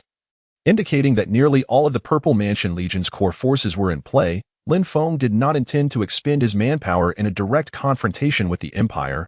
This had been his plan since the onset of the reign. What folly it would be to deplete the Purple Mansion Legion's core forces. How then could Lin Feng maintain control over Qin? Furthermore, there would undoubtedly be future conflicts. Even if Lin Feng lacked ambitions, he still had to retain some forces for self-preservation. As long as Qin possesses a sufficient number of elite troops to ensure victory over the Purple Cloud Empire, surely the Heavenly Domain Empire would not easily relinquish Qin as a strategic piece on the chessboard. It was precisely this understanding that led Lin Feng to resolve that prior to the onset of total war, he would not allow the core forces of the Purple Mansion Legion to suffer significant losses. Initially, he had been compelled to seize the 5 Degrees Kingdom at all costs to secure a foothold, but now he could no longer afford to expend his forces in such a manner. After all, while new recruits are easily recruited, training them to become seasoned soldiers like those of the Purple Mansion Legion is a far more challenging endeavor, not to mention that the Purple Mansion Legion had retained numerous veterans. And those who had fought alongside Lin Feng to secure Qin's dominion had transformed into seasoned warriors themselves. Thus, Lin Feng could not bear to squander these invaluable assets. Nevertheless, a promise made by a ruler is not to be trifled with, especially when it concerns the words spoken in the presence of allied envoys. Therefore, the First Legion must indeed be mobilized, yet it must not engage in a siege, as the losses would be too great. Instead, it would be ideal for city defense as for the previously unutilized contingent of 10,000 Beastmen cavalry recruited from the Beastmen Kingdom. Lin Feng intended to deploy them as a mobile force, utilizing the First Legion's fortifications to lure the mage team into an offensive. The 10,000-strong Beastman army would then pursue relentlessly, ensuring that the mage team would be kept constantly on the move, leaving them no respite to meditate or cast spells. While this may appear somewhat unscrupulous, Lin Feng was acutely aware that the Empire's forces would undoubtedly attempt to safeguard their deployed mage team. Thus he did not intend to annihilate them. Rather, he would pursue them relentlessly, ensuring that should they dare to halt, they would be torn apart by the very beastmen who now harbored a deep-seated enmity for the Empire's soldiers. Although it seemed coincidental, Lin Feng could not regard so many coincidences as mere happenstance. Despite the dire circumstances at hand, he was indifferent to the emergence of additional small kingdoms as adversaries. Moreover, the soldiers of the Fifth Legion were eagerly awaiting the opportunity for actual combat, and now that the opportunity presented itself, Lin Feng was relieved of the burden of seeking excuses to engage them. After all, excessive excuses could be detrimental, potentially diminishing the morale of the troops. As soldiers are not fools, they do not consider those so-called justifications as the primary reasons for warfare. Initially thinking that only a couple of small kingdoms were involved, Lin Feng soon realized the situation was far grander. Now, aside from the 2 great empires and a handful of minor kingdoms that had not been drawn into the conflict, nearly all kingdoms had begun to engage in disputes. With war looming on the horizon, the conflict between the 2 relatively powerful kingdoms, Qin and the Empire, has prompted the involvement of approximately a dozen smaller kingdoms, either voluntarily or by compulsion. While a few small kingdoms attempted to directly seize territory from Qin and the Empire, the majority were evidently seeking to align themselves with one camp or another. Despite the Empire's recent resounding victory, it is important to remember that the elite forces of Qin, since its founding, have yet to make an appearance. Who can say whether Qin and the Beastmen Kingdom might not triumph over the Empire? Should one decide to strike at these 2 realms now, there exists the possibility that they might unexpectedly unite, resulting in a formidable force that few small kingdoms could withstand, particularly the irascible monarch of the Empire, who, despite nearing middle age, possesses a notoriously fiery temperament. Moreover, the king of Qin, rumored to have succumbed to indulgence in wine and pleasure since ascending the throne, should not be underestimated. After all, his military might is not to be trifled with, having swept through the former 5 kingdoms and advanced directly into the heart of the Beastmen Kingdom, compelling an alliance with Qin at its helm. This strength is undeniably formidable. Consequently, the more prudent kingdoms have refrained from contemplating aggression against these 2 powers at this juncture. Indeed, providing timely assistance is far rarer than merely embellishing an already prosperous situation, and such gestures are more likely to convey genuine intent. Furthermore, the current instability across the continent, marked by the eruption of wars, has seen the 2 great empires adopt a stance of passive observation rather than the interventionist role they once played. Clearly, both empires seem to desire the continuation of hostilities. Regardless of the underlying motives, small kingdoms wishing to endure must swiftly align themselves, lest they face a dual assault from the two powerful realms, which could lead to their swift obliteration. This mindset has rapidly disseminated among the various kingdoms, prompting them to declare war on territories invaded by the Qin and the Empire, particularly against the formidable yet comparatively weaker forces of Nair. The significance of this is unmistakable. In response, both the Empire and Qin have graciously expressed support for these friendly overtures, with Qin seizing the opportunity to expand its military alliance with the former Beastmen Kingdom to encompass 5 territories.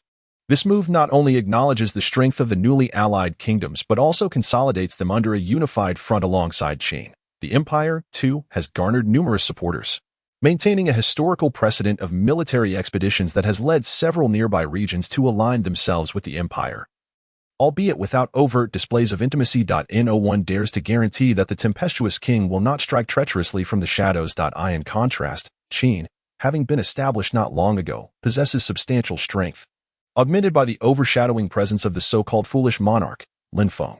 Although he may not rival the Empire's tyrant, what is crucial is that the king of Qin exhibits a notable lack of aggression, and the attitude of the Grand Chancellor, Master Jin, remains commendable. While Qin may lack a wise ruler, it still boasts capable ministers and renowned generals, making the defeat of the Empire a plausible endeavor, which is precisely why these 3 allied kingdoms have joined their cause. One should not underestimate the implications of adding yet another ally. The signing of treaties necessitates that these 3 regions commit almost all of their military resources to support the war efforts of Qin and the Empire. With no expectation of compensation for their fallen soldiers from Qin, the sudden onset of war caught Lin Feng entirely off guard, evoking a sensation of having lost control over the situation. According to his plans, he intended to instigate a comprehensive war among the kingdoms within the remaining 6 months, as this was the only way to satisfy the towering giant beside Qin. Yet, in an abrupt turn of events, it appears that all kingdoms have mobilized, leaving Lin Feng feeling that the situation is spiraling beyond his influence.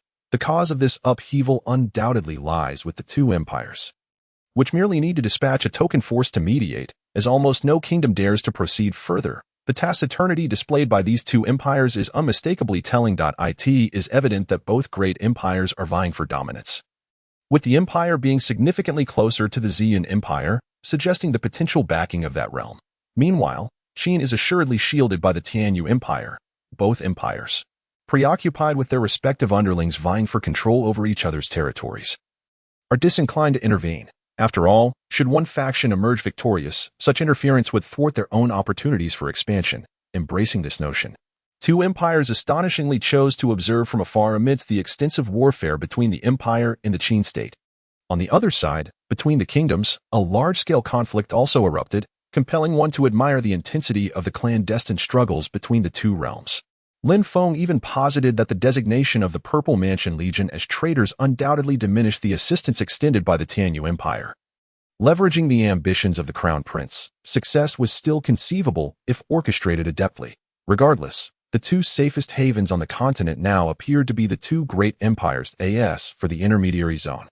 Under the severe intervention of the 2 empires, internal strife became increasingly frequent, clearly indicating that both empires wished to address potential threats before they could be maneuvered to their own advantage.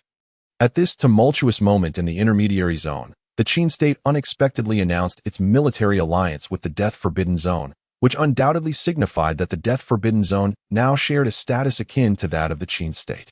Ostensibly led by the Qin state, it was evident that this alliance would allow the Death Forbidden Zone to extricate itself from the power struggles in the intermediary zone, with Lin Feng's continuous maneuvering within the alliance centered around the Qin state. The influence of the Death Forbidden Zone would expand incessantly. Eventually, it would merely be a matter of time before it evolved into an independent new kingdom.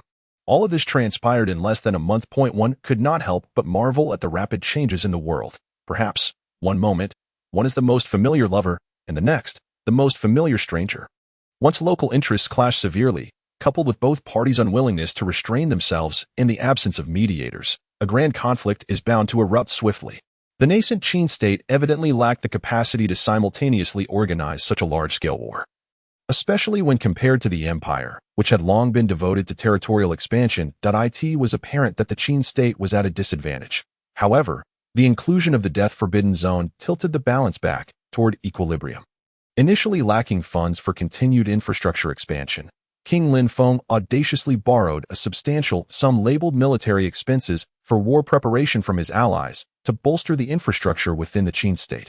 Yet, in preparation for the forthcoming grand battle, Linfeng hoped to seize this opportunity to significantly overhaul the various infrastructures of the Qin state, albeit cautiously, ultimately only refining the city of Xianyang and its surrounding 3 counties, with the foolish monarch label looming over him. Linfeng's actions were perceived by others as merely indulgent, failing to recognize that the Qin state was, in fact, seizing this opportunity to fortify its own territories, thanks to the presence of the esteemed Prime Minister Jin. The master of the Qin state, the so-called military expenses loan was partially appropriated by Linfeng, but fortunately, it was not an excessive amount, compelling the allies to endure. The military alliance primarily favored domestic interests. Within a mere half-month of establishment, Linfeng audaciously demanded funds and weaponry, leaving the allies no choice but to comply, albeit with considerable reductions in quantity. Moreover, the accession of the death-forbidden zone prompted various allied military organizations to marvel at the Qin state's allure, simultaneously relieved that they had not allowed momentary interests to cloud their judgment. Observing the 3 locations besieged by 5 or 6 kingdoms made it abundantly clear that the consequences were dire. In contrast, the imperial capital's defensive forces were steadily waning, while the Second Legion, led by AI Air, had already suffered losses of approximately 5,000 men, leaving a significant contingent to guard the towns along the route to the imperial capital. Even so, upon reaching the capital of Kaijiang, the Second Legion still boasted a formidable force of over 150,000 troops, equipped with nearly 100 siege weapons provided by the future Legion, making the capture of Kaijiang seemingly assured. No one anticipated that at such a crucial juncture, AI Air would fall victim to a spy's assassination. The resulting morale collapse, coupled with the Imperial Guard's opportunistic counterattack, led to the near-total loss of the Second Legion's siege weaponry. Fortunately, the gradually established officer and rank systems ensured that despite the Supreme Commander AI Air's injury, the Second Legion did not crumble. The excessive siege weapons were nearly obliterated by the enemy, and it would be exceedingly challenging for the Second Legion to construct replacements in the near term. The soldiers of the Second Legion were not craftsmen skilled in the manufacture of siege weapons.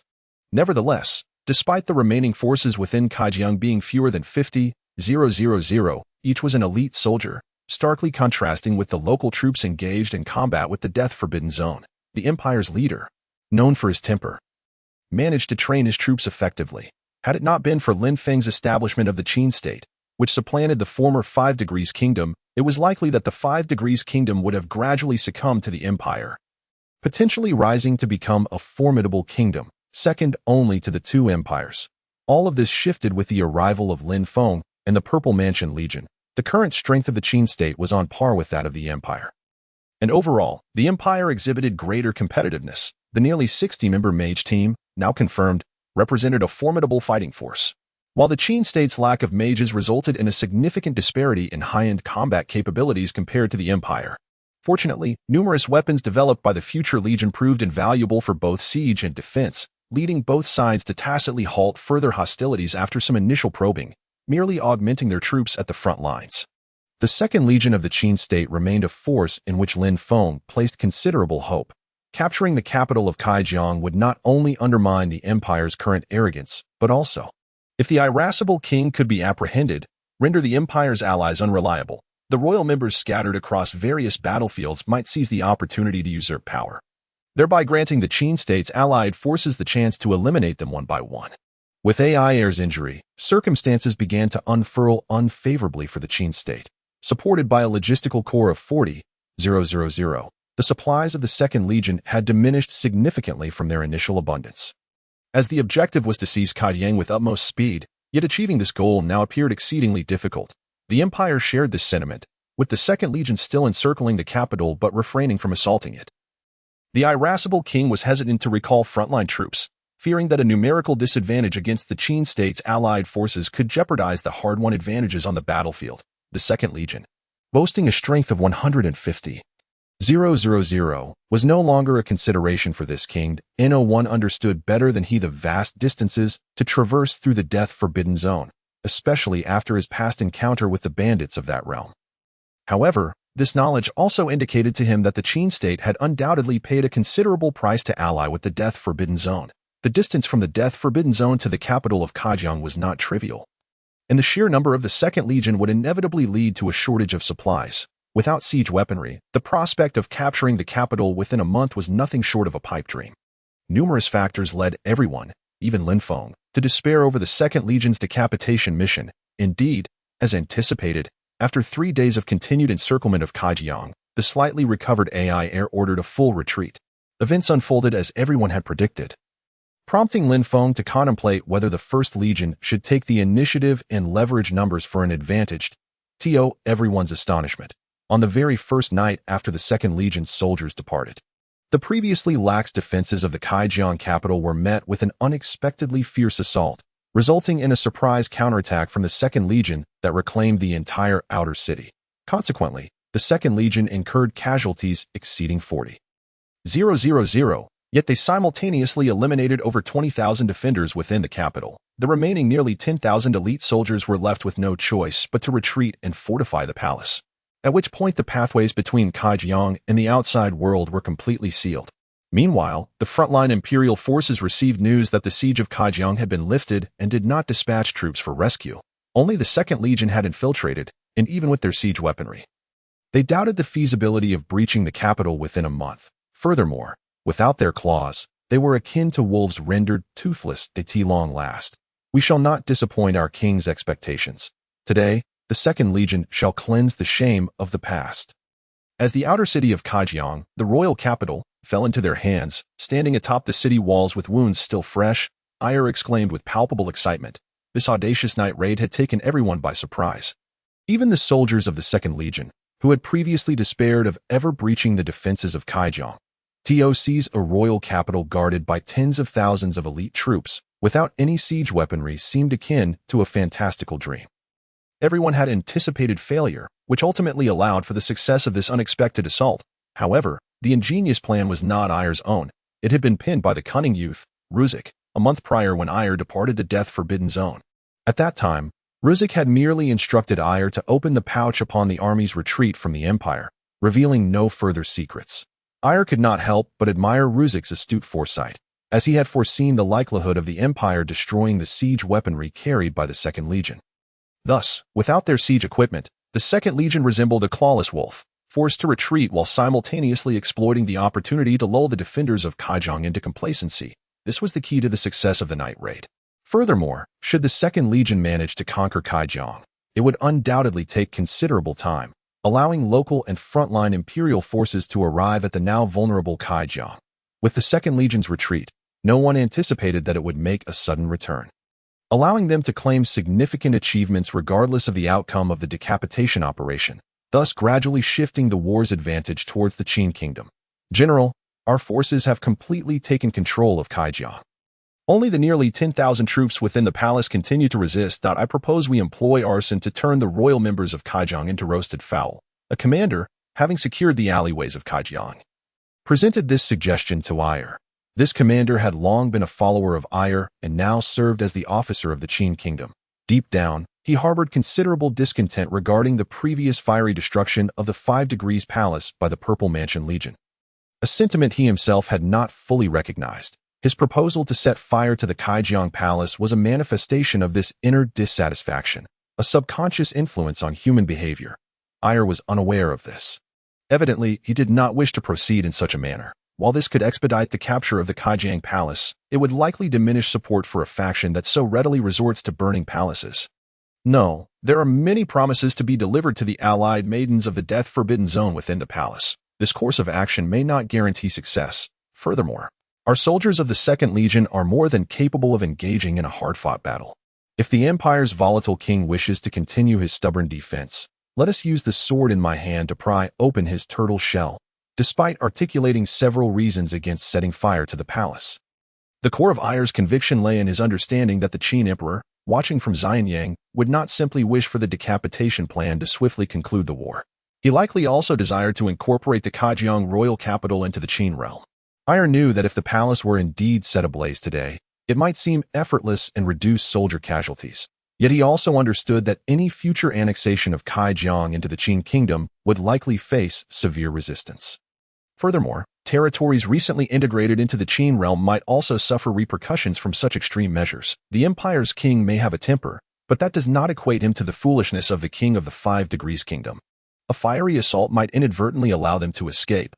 Only a decisive confrontation with the palace's guards would afford the possibility of capturing or even eliminating the majority of the Kaijiang royal family. As long as there remained hope of holding the palace, it was unlikely anyone would risk the danger of being surrounded and flee its confines. Ayr was keenly aware of this, since the decapitation operation had already been exposed. It was reasonable to assume news of its potential failure had already spread. Surely, the Qin emperor was informed of this development. Who would have imagined that Ayr could not only reverse the tide but also set the Kaijiang palace ablaze? It seemed as if an impossible feat had occurred. From the moment he decided on a night raid of Kaijiang, Ayr had commanded a complete blockade of the royal capital, without his orders.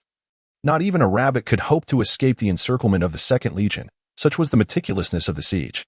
Even if the Kaijiang palace managed to relay messages, Ayr was confident that the imperial spies embedded within the Second Legion would suffer considerable distress for days.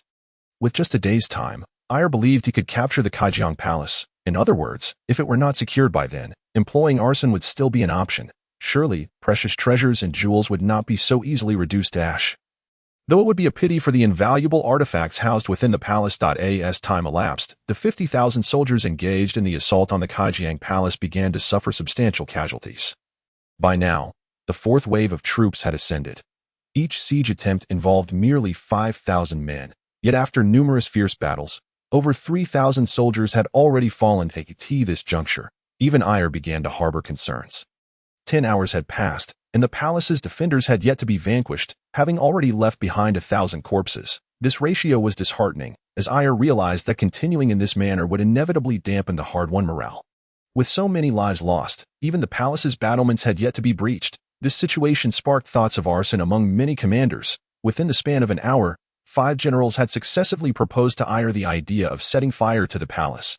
Ayr understood that they meant well for the Second Legion, but hesitated to make such a decision. It was a hard-fought battle that had turned the tide. It could be said that they had achieved a decisive victory for the Second Legion.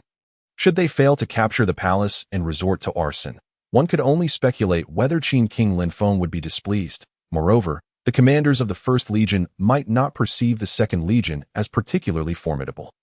Officials of the Qin kingdom likely still regarded the Second Legion as inferior to the First. Ayr, who aspired to stand on equal footing with the First Legion, could not allow the Kaijiang palace to negate the hard-earned victory of the Second Legion. Yet, an isolated city under siege, unable to be taken after so long, was indeed a disservice to the trust placed in them by the Second Legion. The successful transformation of the decapitation operation from failure to triumph was a testament to the valor of the commanders and soldiers of the Second Legion. Apart from a few generals transferred from the Purple Mansion Legion, all present were Ayr's loyal subordinates. They undoubtedly understood that the Second Legion was often perceived merely as a foil to the First Legion. The soldiers of the Second Legion prided themselves on their training, believing it to be at least equal to that of the First Legion, yet they received little respect in return. With the opportunity granted by the Qin Emperor for the Second Legion to reclaim its honor, it was imperative that they fought valiantly rather than resorting to idle threats of incinerating a palace that they could not conquer. This was the act of a coward, not a soldier.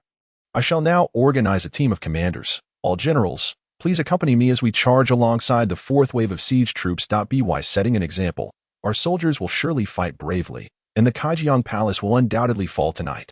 As he faced the 7th individual who proposed to set fire to the Kaijiang royal palace, Ayr could no longer restrain his anger and let out a curse. These individuals were once his loyal subordinates. And the 4 generals from the original Zifu Legion, along with their soldiers, had never harbored such thoughts. In their eyes, no city was impregnable, considering the importance that King Linfeng placed on them.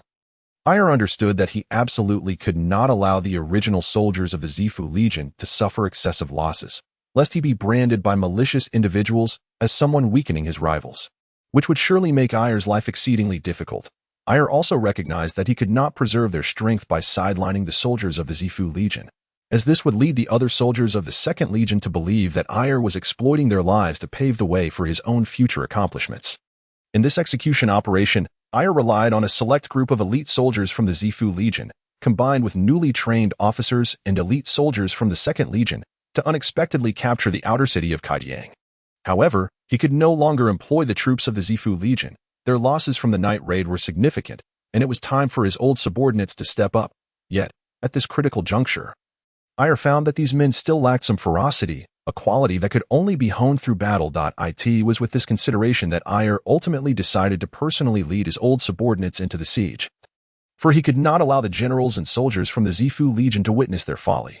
The generals expressed their willingness to follow Ayer into battle, to demonstrate the might of the 2nd Legion and ensure that they would clear all obstacles to the Kaijiang royal palace for their army and their king. Stimulated by Ayer's words, the generals who had previously considered conserving their forces began to realize this truth. Clearly, now was not the time to conserve strength, having surrendered once. The best way for them to prove their trustworthiness was through slaying enemies and achieving merit. The greater their accomplishments, the more they could demonstrate their loyalty that we are also willing to follow the general into battle. After Ayer's old subordinates expressed their intentions, even several generals from the original Zifu Legion, who had not planned to continue participating in the battle for the Kaijiang royal palace, now sought to join the fray. Generals, the losses among your subordinates from yesterday's night raid were considerable. I implore you to allow your men to rest and recuperate. The Kaijiang royal palace will undoubtedly fall tonight.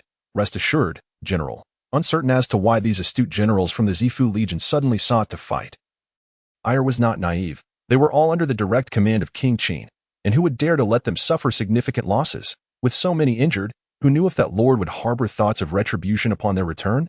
General, we now belong to the 2nd Legion, and since the military orders dictate that all commanders must participate in the siege, how could we dare defy such orders? In just a few short phrases, the intentions of these generals were made abundantly clear.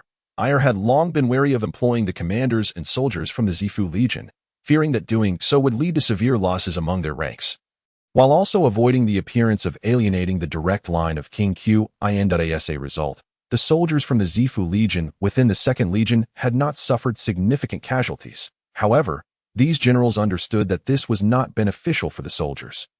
An extended period of complacency would gradually erode the combat effectiveness of those once fierce warriors. The training intensity of the 2nd Legion had also been commendable. Many soldiers had already earned the recognition of the former soldiers of the Zifu Legion for their combat prowess, indicating that it was time for the 2nd Legion to bridge any lingering gaps. As representatives of the Zifu Legion and the direct line of King Qin, it was imperative for them to express this sentiment at an opportune moment. And the current confrontation with the Kaijiang royal palace presented an excellent opportunity. Indeed, the generals are correct. Our 2nd Legion should unite as one, with all commanders and soldiers cooperating to seize the Kaijiang royal palace in one decisive effort. Ayer, who was typically more cunning than a fox, quickly grasped the implications of these generals from the direct line of King Qin. After all, this integration was bound to occur eventually, and the timing was now nearly ripe. Ayer consequently ceased his objections, for he genuinely did not wish to let the most elite soldiers sent from the Zifu Legion remain idle when they could be deployed where they were needed most. Disunity among commanders is a grave taboo for any legion, and since they had now taken the initiative to propose it, Ayer had no reason to reject their offer. Moreover, with these generals from the Zifu Legion present, it was certain that his old subordinates would fight even harder, for no one wished to be looked down upon. The battle on the female wall made notable progress after the 4th wave of siege troops, and a multitude of generals personally charged forth. Engaging in combat for over an hour, the guards of the Kaijiang Palace continued to resist fiercely, bolstered by the ever-increasing morale of the soldiers from the 2nd Legion. Everyone understood that breaching the royal palace was merely a matter of time. The fact that the guards still maintained formidable combat capabilities was primarily due to the members of the Kaijiang royal family remaining within the palace and not choosing to flee. Otherwise, these soldiers would likely have surrendered long ago. That if the leaders had fled, no matter how valiant the underlings acted, no one would witness their heroism, especially knowing the inevitable outcome of their defeat. To Ayer's surprise, even after 3 additional hours, when the soldiers of the 2nd Legion ultimately captured all of the female walls, the Imperial Guards defending the palace still did not collapse. Instead, under the organization of their commanders, they retreated in an orderly fashion to various key transport routes, commencing urban warfare and continually utilizing the buildings within the palace for guerrilla tactics. From this, Ayer surmised that the members of the Kaijiang royal family had undoubtedly not evacuated, or at least the majority had not. Otherwise, after suffering so many losses among their commanders and soldiers, they could not possibly retain such strong combat effectiveness. This could only mean one thing. The members of the royal family had evidently joined the battle. Only the inclusion of royal family members could have motivated those soldiers and commanders, fully aware of their certain doom, to continue resisting, with the royal family members fighting alongside them, even if they ultimately fell. They would at least die honorably, particularly in their eyes. The soldiers who believed the empire might win the war against Qin were now even less inclined to choose surrender. Ire could hardly fathom that the imperial guards of the royal city possessed such formidable fighting strength. Had I not seized the opportunity to launch a night raid and capture the outer city, even if the siege weapons had not been damaged, the First Legion would likely have been unable to breach this royal city within a month. The success of the Second Legion must truly be attributed to the blessings of the great Qin. It was only after witnessing the last resisting soldier finally struck down by a hail of arrows that Ire expressed this sentiment. From the beginning of the battle until now, even Ire himself had fought continuously for over 12 hours, during which the Second Legion's 50,000 troops had suffered over 20,000 casualties. After breaching the female walls of the palace, the death toll alone reached 5,000, with almost no injuries as they faced the Kaijiang forces' desperate tactics. At this moment, the soldiers of the Second Legion had accumulated sufficient training experience and, despite their already commendable combat capabilities, nearly lost cohesion due to their relentless assaults. In stark contrast, the remaining fewer than 3,000 guards of the Kaijiang royal palace were able to concentrate their superior forces to deliver devastating blows to the soldiers of the Second Legion. Had they not fought to exhaustion in the end, this battle would have undoubtedly continued for a much longer time. After the battle concluded, Ire sought out the irascible king of the empire, who had perished in combat. In the most perilous moment, he chose not to flee, but instead set an example for his soldiers by sacrificing his own life. Remarkably, even numerous palace maids participated in the resistance against the Second Legion, resulting in the total annihilation of everyone within the Kaijiang royal palace. Save for the soldiers of the Second Legion, as long as he remained alive, he would fight fiercely alongside them. You are all warriors. And though we may be defeated, we shall still hold our heads high. I, Ire, commander of the Second Legion of Qin, extend our deepest respect to all of you, along with the entirety of our officers and soldiers. After arduously gathering the bodies of the fallen soldiers of the Imperial Guard who valiantly defended the city, Ire uttered a phrase that had garnered the unanimous recognition of all the soldiers of the Second Legion before ordering a complete cremation.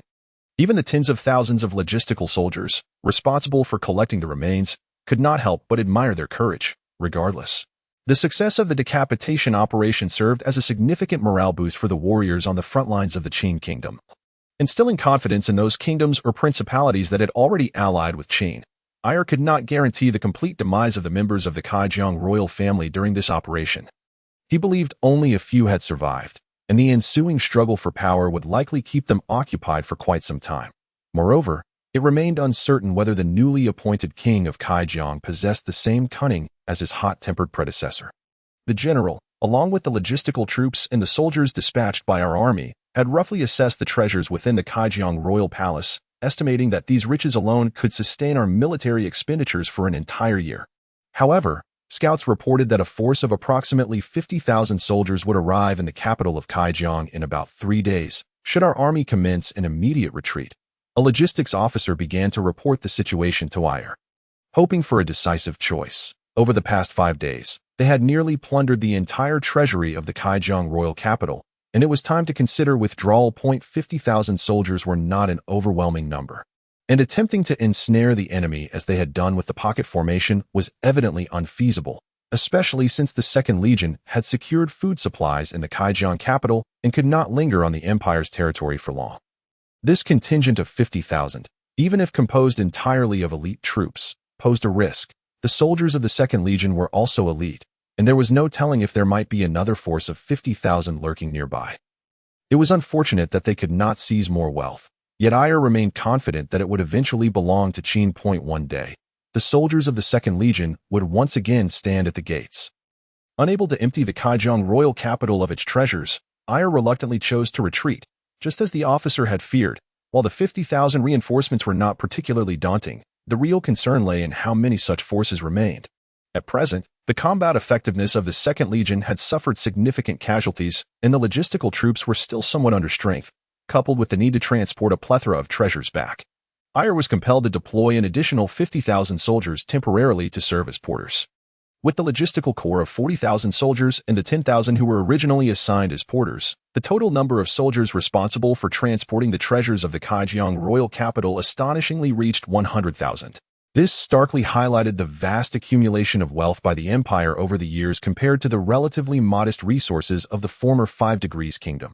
The lengthy procession of troops appeared grand and formidable, showcasing the immense spoils of the Second Legion. Yet the ensuing challenge of safeguarding these treasures also weighed heavily on Ayer's mind.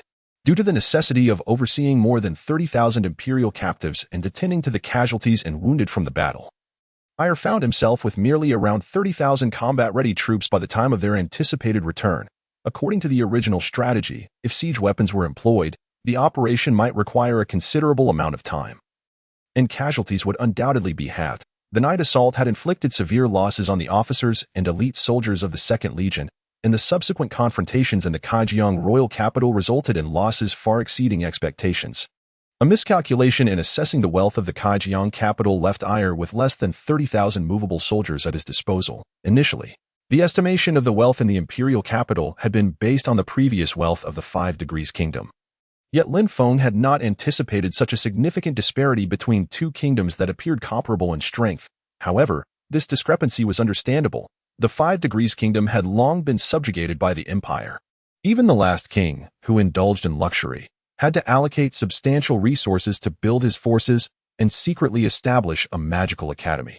The establishment of such an academy required a vast amount of funding, and the materials for magic were not only expensive but also restricted access for mages, gradually pushing them out of the realm of ordinary humans. Acquiring these magical materials demanded not only connections but, more crucially, abundant financial resources. If these funds were diverted to training warriors, a single low-level mage's expenses could instead cultivate hundreds of elite soldiers. This very reason contributed to the fewer treasures available in the capital of the 5 Degrees Kingdom compared to the empire. As Ayer had feared, shortly after the vanguard of the Second Legion, carrying one-third of the treasures, began retreating towards the death-forbidden zone, scouts reported the emergence of several other forces advancing to support the Kaijiang royal capital. Yet, they were evidently unaware of the capital's fall. Their march was not particularly swift, and Ayer understood that even so, time was of the essence, within 2 days at most. The fastest of those forces would clash with the 30,000 mobile soldiers remaining in the Second Legion. Should the enemy discover that the Kaijiang royal capital had been breached and that most of the royal family members had perished in a noble sacrifice, 2 scenarios would likely unfold. One possibility involved immediately alerting all senior commanders while launching a fierce counterattack against the Second Legion. The second option would be to relay the news to most senior officers and then fortify their position. However, considering the audacious nature of Rand, who dared to undermine even the Qin King's consort, the likelihood of a desperate fight seemed far greater. This urgency compelled Rand to hasten his pace. Otherwise, the hard-won treasures might be left behind. Yet, even if he were forced to abandon them within the empire, Rand would ensure that the imperial forces would not claim these riches, with the two nations engaged in conflict. He would rather cast the treasures into the river than allow them to benefit the enemy. However, after spending considerable time with Lin Feng, Ayer had gradually adopted some of Lin Feng's methods of reasoning. For a military commander, such tactics might not be particularly honorable. History is written by the victors. A lesson Lin Feng imparted to Ayer through his own authored textbooks. In those textbooks, especially in the historical sections, Lin Feng had inverted the truth, transforming the Purple Mansion Legion, originally an external force, into a contingent of noble retainers, thereby cloaking their actions in a guise of righteousness. Nevertheless, Lin Feng's victories in the preceding battles had garnered some acceptance among the populace. Many began to align with his narrative, while those who opposed it were gradually marginalized by the 4th Legion. Summon everyone, gather all these treasures, and select a few trusted confidants. Tonight, we shall work through the night to transport these treasures into the Kaijiang Royal Palace and secure them. Ayer commanded. Upon learning of the imminent arrival of enemy forces, El found himself with little choice but to resort to this strategy. The most perilous locations often serve as the safest havens. The Kaijiang Palace had already been thoroughly pillaged by soldiers of the Second Legion. No one could have anticipated that El would covertly instruct his men to discard one-third of the amassed gold and jewels into a long-abandoned well of the empire. However, there was no alternative. Carrying too much wealth could prove beneficial for the ongoing and future conflicts of the Qin state, but the crucial factor lay in the ability to transport it back safely. Should it fall into the hands of the Empire's forces, the impact of this decapitation operation would undoubtedly diminish. After such a hard-won and unexpected turnaround, El was determined not to let his ambition lead to further significant losses for the Second Legion. Even the two-thirds of treasure he managed to recover far exceeded the initial estimates. Thus he felt little regret. To speak frankly, who would ever consider wealth to be excessive? Moreover, given the massive volume of treasures, El recognized his responsibility as a commander, prioritizing the needs of the Qin state over the allure of the riches. Should the treasure be lost alongside too many troops, it would be detrimental to the future of warfare for the Qin state. With the current standoff between the Qin and the Empire, both sides awaited a shift in circumstances. Since the Second Legion had already executed the decapitation operation, a favorable change for the Qin faction had transpired, rendering further troop depletion unnecessary. El was acutely aware that regardless of the outcome of the Second Legion's operation, once they returned to the Qin territory and recuperated for a time, the King of Qin would undoubtedly position the Second Legion as the main force against the Empire's regular army. A significant loss at this juncture would clearly be detrimental to the Qin state's future military endeavors, potentially even shaking the resolve of newly allied nations, leading them to reconsider their allegiance. While El busied himself in casting the abundant gold and silver into the Forsaken Well, Lin Feng was grappling with yet another economic crisis for the Qin state, known for his extravagant spending. Lin Feng initially believed that with the loans from several allied nations, he could afford to indulge. However, he soon discovered that the funds were quickly depleted across various needs. It is no wonder that there is a saying on Earth, when the guns roar, a fortune is spent. This was not merely a matter of a few fortunes. Funds were required for uniforms, food, weapon repairs, and medical supplies for injured soldiers. Too many expenses loomed over him. Lin Feng suddenly realized that the anticipated affluent lifestyle was a mere illusion. As the Qin state had an overwhelming number of financial demands, and the borrowed military funds were evidently insufficient, adding to his woes was the news that the Second Legion's decapitation operation had failed, shattering Lin Feng's hopes for sudden wealth. Now, he could only ponder how to encourage the wealthy in the Qin state and among its allies to contribute financially. While direct taxation could be an option, it would undoubtedly strain relations between the royal family and local nobles, which would be counterproductive for long-term development. Even if Lin Feng were inclined to pursue such a course, it would likely only be feasible within the Qin territory. As for other allied nations, they would be reluctant to part with their resources to alleviate the Qin state's fiscal deficit. An alternative method to coax the nobles into contributing was through a feudal system. For instance, the Tianyu Empire had acquired numerous territories through financial means, with the tax revenues from those lands allocated to the respective nobles granted those territories. This approach could provide an immediate solution to local fiscal issues, but would undoubtedly lead to more profound complications down the line. However, with over 2 decades of earthly memories, Lin Feng was not naive enough to implement a hereditary system. Anyone willing to pay could acquire land, but tax revenues would remain firmly under his control. As with the recruitment of private forces, this was a law he had enacted, and to violate it would severely undermine the royal family's authority. After a brief period of contemplation, Lin Feng resolutely decided to adopt a capitalist model inspired by Earth. Those who contributed funds would have the opportunity to obtain the exclusive rights to manage essential military and civilian resources, such as salt and iron, for a period of 10 to 20 years. Although this time frame may seem short, historically, monopolies have always yielded exorbitant profits. The royal family's willingness to offer such a condition was unprecedented, compared to previous arrangements that involved funding military campaigns in exchange for land and private troops. This seemed less appealing. For merchants aspiring to enhance their influence, this was a golden opportunity. By skillfully navigating this window, they could easily reclaim the funds they had previously donated.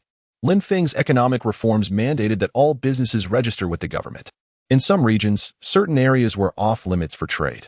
However, being barred from entering did not prevent connected merchants from operating there. For example, established schools predominantly housed the children of affluent families.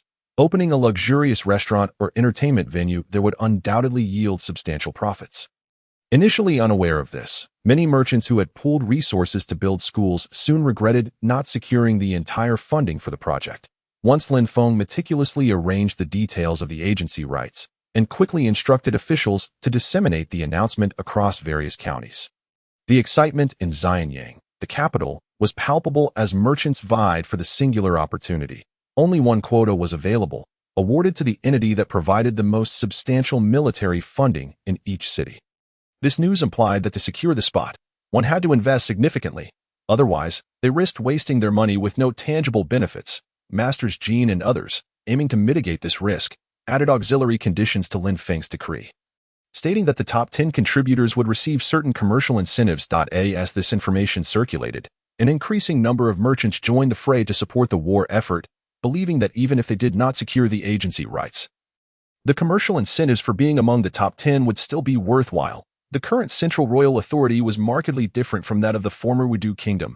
Lin Feng's reputation as a foolish ruler still shone brightly, bolstered by the presence of Prime Minister Jean, ensuring that no one dared to disregard the royal family's directives. Moreover, given the rarity of the central authority's economic policies, uncertainty lingered over whether they were traps or opportunities, causing many prominent merchants to hesitate in their financial contributions. Observing the burgeoning success of small merchants who reveled in their newly acquired fortunes, it was evident that the so-called school contracting policy was indeed lucrative. The newly introduced agency rights for salt and iron were undeniably a boon, and thus, influential merchants and nobles began to engage in covert competition. They were cautious not to invest excessively, as it could jeopardize their foundational assets. Yet they also recognized that minimal contributions would only earn them a reputation as benefactors without substantial gains. Consequently, merchants and nobles alike began to engage in subtle rivalries, with some even resorting to coercing wealthy but powerless merchants to refrain from bidding too high.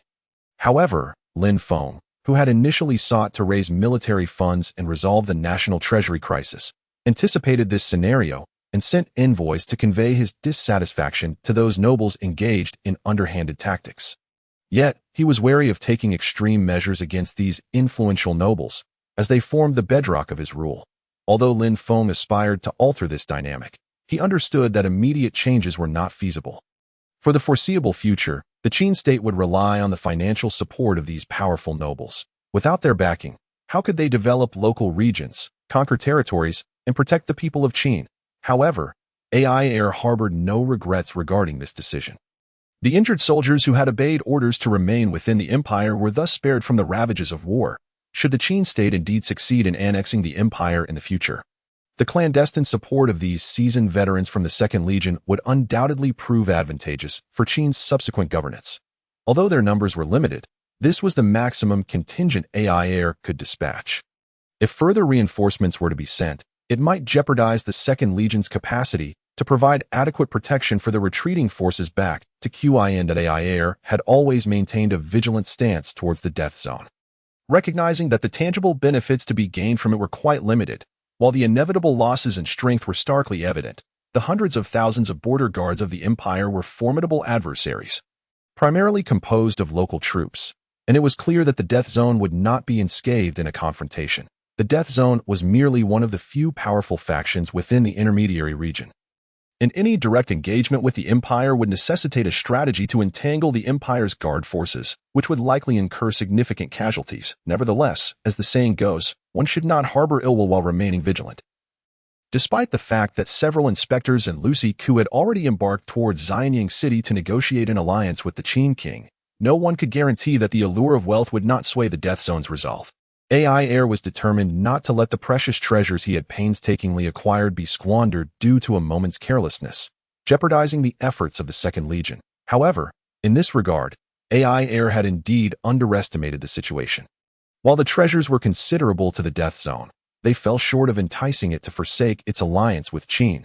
The intermediary region's factions were notorious for their opportunism, and while they may lack in many respects, they certainly possessed a wealth of gold, silver, and jewels. After all, how else could they arm their followers? The death zone's greatest scarcity was not resources but rather manpower and a semblance of legitimacy. By allying with Qin and assisting in their war against the empire, both of these needs could be met, a fact not lost on the leadership of the death zone, which had begun to pivot towards local governance.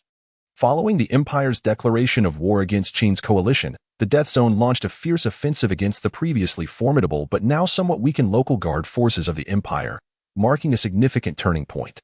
Lucy Ku represented the death zone in its alliance with Qin, which promised to cede several territories near the death zone to its governance following a victory over the empire. It was far more pragmatic to secure the land that rightfully belonged to them. In a bid to facilitate future nation-building, the Death Zone refrained from permitting its forces to pillage and destroy after their victory over the Empire's garrison, recognizing that establishing legitimate governance was a vastly different endeavor from simply being bandits. This consensus was shared among the leadership of the Death Zone.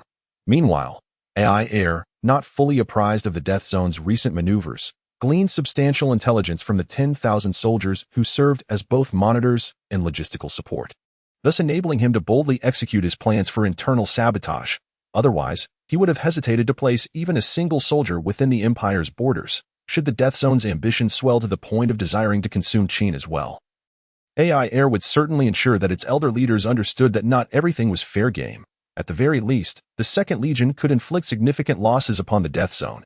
However, upon receiving intelligence from the Vanguard, AI Air was compelled to acknowledge the Death Zone's insatiable appetite. The previously deterrent force of 500,000 warriors had, under the consensus of several high-ranking leaders, launched a ferocious assault on the Empire's already weakened and scattered border guard forces, resulting in a comprehensive retreat. This led to the Death Zone swiftly seizing control of 2 provinces, effectively causing the Empire to lose 1/5 of its territory within mere months at this juncture.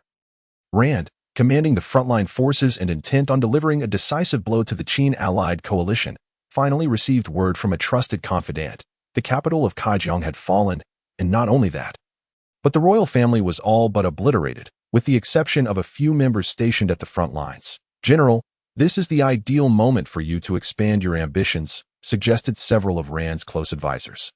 Eager to gauge his reaction that if Lin Feng were to witness this situation, he would undoubtedly lament the uncanny resemblance to the historical Qinxiao mutiny from Earth. The crux of the matter now lay in whether Rand possessed the decisiveness of that legendary general. "Generals, our empire stands on the precipice of unprecedented peril. The brutality of the Kaijiang royal family has incited dissatisfaction among various kingdoms, leading to the astonishing fall of the Kaijiang capital to the forces of the Qin state in merely 2 days. This clearly illustrates that the Kaijiang royal family is no longer fit to govern the empire. We must quell this war and rescue the people of Kaijiang from the clutches of disaster. Moreover, the Qin state has always been treacherous and vile, and their brazen attack on our capital cannot be tolerated. Our empire shall undoubtedly stand in opposition to the Qin forces, although Rand's rebellious sentiments have long simmered beneath the surface. They remained unexpressed until the tyranny of the Kaijiang king came to light, who has consistently wielded the royal power to control Rand's kin. Even if Rand wished to rebel, he had to consider whether he would find support, as under the oppressive rule of that cruel monarch, it is likely that only a few trusted confidants would dare to join him in his revolt. However, the situation has now changed.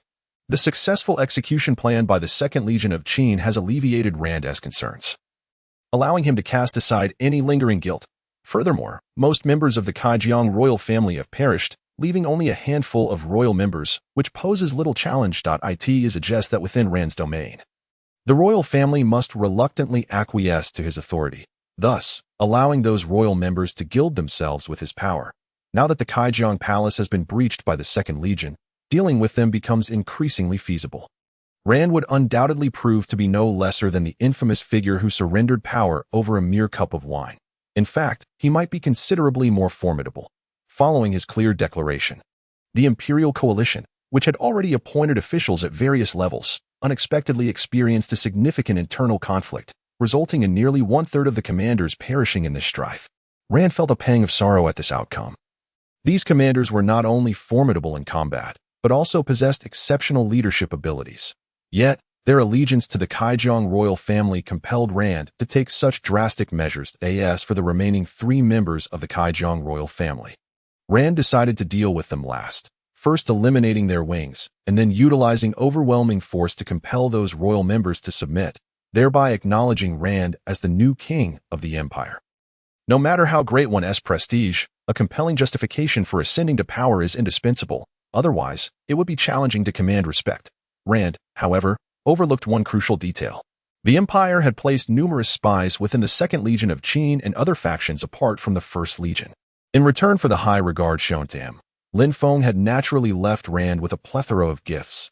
This internal strife had resulted in a loss of 2/3 of the Qin spies. Though a few managed to survive, the stability of the empire had allowed Lin Feng to shift his focus toward the royal family, Yet he remained mindful of potential variables, discreetly placing a few of his own men within Rand's ranks. Fortunately, Lin Feng's foresight in embedding these individuals would ensure that the Qin forces would struggle to wave the banner of justice in the forthcoming conflicts that in less than 5 days. Rand had utilized this time to eliminate all commanders loyal to the royal family. As for the soldiers under them, Rand had no cause for concern. Historically, controlling the commanders equates to controlling the entire force. Simultaneously, Ayr had taken advantage of these 5 days to strip the Kaijiang Palace of its resources and had already commenced advancing with the final troops towards the territory of the Forbidden Land. It can be said that he adeptly utilized Rand's preparations for seizing power to safely evacuate the Empire's territory. Otherwise, the soldiers rushing to aid the Kaijiang capital would have ensnared him. Even if the remaining fewer than 20,000 soldiers were elite fighters, even the mightiest heroes cannot withstand encirclement. If truly besieged, those soldiers, having fought multiple battles, could very well meet their demise here. This predicament is not the most critical. The gravest danger lies in the enemy entangling their forces while dispatching the main troops to pursue Ayr's already slow-moving supply convoy. To maintain a certain level of combat effectiveness. The transport troops were not weak, but merely comparable to the local imperial forces. To enhance their marching speed, Ayr had ordered the soldiers to abandon heavy weaponry and transport treasures lightly, carrying only a short sword for defense against minor local forces. Should the imperial troops overwhelm them, the Second Legion could very well perish within the Empire, and no matter how elite the soldiers. Without appropriate weaponry, even a group of newly trained recruits wielding heavy and ranged arms could decimate Ayr's elite supply convoy. Ayr was acutely aware of this principle. Thus, he persistently urged his soldiers to hasten their march. The journey to securely transport these treasures to the Qin state is still long, and the weight of such vast riches is indeed a burden. While it was manageable upon arrival, returning laden with wealth has become a source of anxiety. Ayr's sole contingent of nearly 20,000 soldiers were all elite, even if the Forbidden Land were to turn hostile. Ayr was confident that with these 20,000 men, he could inflict significant losses on the Forbidden Land, demonstrating the severe consequences of turning against the Qin state. While Ayr busied himself with strategies to accelerate their march and safeguard against a potential betrayal from the Forbidden Land, Lin Feng was not idle either. In terms of troop strength, the Imperial Coalition had a distinct advantage in both numbers and individual soldier quality over the Qin Coalition. Of course, this advantage hinges on Lin Feng not having deployed the 4th Legion and the 3rd Legion, responsible for maintaining order in the Orc Kingdom, to the front lines if the situation demands. Lin Feng may have no choice but to gamble everything. Otherwise, being consumed one by one would leave him with no room for regret. At this moment, however, Shun Xiaodang's pregnancy had reached a critical stage, causing Lin Feng both worry and turmoil. Torn between the future of the kingdom and the continuation of his and Shun Xiaodang's lives. Their relationship, having not endured significant trials, had gradually shifted from romantic to familial affection. In this context, rationality would dictate that Lin Feng prioritize the pressing matters of state, a principle that often diverges from reality.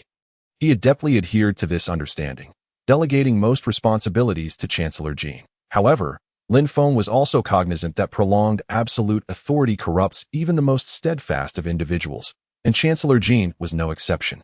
Concerned about eunuchs wielding power, Lin Feng had never permitted them to hold life and death authority, even during his half-year pretense as a foolish monarch. To prevent such an eventuality, he had explicitly enshrined the prohibition of eunuchs participating in local governance discussions within the constitutional framework. His ability to resist such corruption did not guarantee that his descendants would be equally virtuous.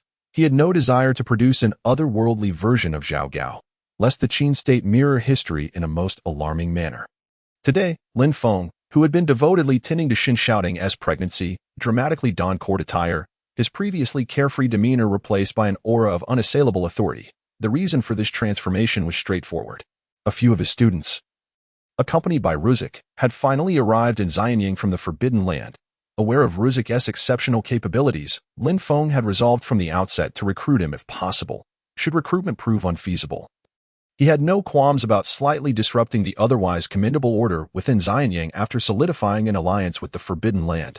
Should Mr. Ruzek inadvertently fall victim to an old minister from one of the top 5 kingdoms or an imperial spy, Lin Feng would undoubtedly express his regrets on behalf of the Qin state. At this moment, Ruzek was acutely aware that his imminent audience with the Qin monarch could very well be a staged affair, orchestrated to incite chaos across the continent. Thus, he needed to clearly convey his willingness to be recruited. Otherwise, he risked provoking the Qin monarch into a predicament, and despite his cleverness, Ruzek was not a paragon of martial prowess. Achieving a level of cunning akin to his was already indicative of genius. To possess both intellect and exceptional martial skills would border on the extraordinary, simultaneously, if the Qin monarch turned out to be a foolish ruler. The mastermind behind this scheme would likely be none other than the renowned Chancellor Jin of Qin. In such a case, it would be imperative for Ruzek to engage in a thorough discussion with Chancellor Jin. But first, he needed to meet with the Qin monarch. Otherwise, it would appear as if he underestimated a ruler who might not be as foolish as presumed, a misstep with severe consequences that Ruzek would not dare commit. As the envoy from the Forbidden Land, Ruzek bowed before the Qin monarch, exclaiming, "I pay my respects to your majesty, and may your majesty's authority reign supreme across the realm." Although it was merely a ceremonial phrase for paying respects to the king of Qin, Ruzek made a slight modification. The expression of majesty that commands respect from all directions is not something just any king of a kingdom would dare to accept openly. Only the sovereign of an empire might boldly proclaim such a thing, while a king of a lesser realm would not dare to do so. Should Lin Feng cast blame upon Ruzek, the latter could justifiably claim ignorance and beseech the king of Qin for understanding. This also serves to reveal whether the king of Qin is indeed a foolish ruler. If he were truly so, Lin Feng would never have the audacity to accept such a phrase with equanimity. "Very well, please take a seat." Lin Feng's response was succinct. He was well aware of the probing nature of the earlier remark. The phrase "a majesty that commands respect from all directions" compelled Lin Feng to make a declaration. The crux of the matter now lies in whether Ruzek can be recruited. The question of whether this talent should be embraced or eliminated is paramount, and Lin Feng must exert every effort to secure this individual. Currently, the Kingdom of Qin boasts no shortage of brave soldiers, and with the recent establishment of the Salt and Iron Agency, military funding is assured. What is lacking, however, is talent, particularly individuals like Ruzek, who possesses remarkable strategic acumen. Such talents can be attracted through the allure of wise rulers and high-ranking officials. If this cannot be achieved, Lin Feng would not hesitate to eliminate them. He is all too aware of how the mighty Chu overlord met his demise. His stance on talent has always been to recruit vigorously whenever possible, and if not, to eradicate without hesitation. If he cannot possess such talent, neither shall he allow his enemies to acquire it, even if they currently maintain seemingly amicable relations with allied nations. Local interests dictate everything. Who knows what future conflicts may arise with the Kingdom of Qin, should that time come and this talent fall into their hands. It could spell great misfortune for Qin, especially with a multifaceted talent like Ruzek in their arsenal. Lin Feng would certainly not let him slip away easily. Unless absolutely necessary, Lin Feng is reluctant to resort to extreme measures. But should the situation demand it, he would have no choice but to lament the circumstances. This entire scenario is influenced by Lin Feng's father, a former commander of the Purple Fortress Legion, which naturally positioned Lin Feng as a young marshal. The entrenched hierarchical system and class consciousness in this alternate world have deeply permeated society, which is why Lin Feng, despite lacking extensive qualifications, can still wield significant control over the lives and deaths of others due to his military status. Furthermore, the Kingdom of Qin is far from being a democratic entity, with the populace's knowledge level so abysmally low. Discussions of democracy are moot. Ruzek, possessing extraordinary talent, ultimately grew up in this world, where class consciousness and the desire for recognition have long deterred him from remaining in the perilous territories inhabited by bandits. His continued presence there is merely a result of his inability to find a wise ruler. However, Lin Feng's recent grand scheme has led Ruzek to realize that the enlightened ruler he seeks may indeed be the King of Qin, who bears the dubious title of foolish monarch. Might the esteemed envoy wish to remain in Xianyang City for a leisurely visit, after having largely settled the terms of alliance with the perilous territories?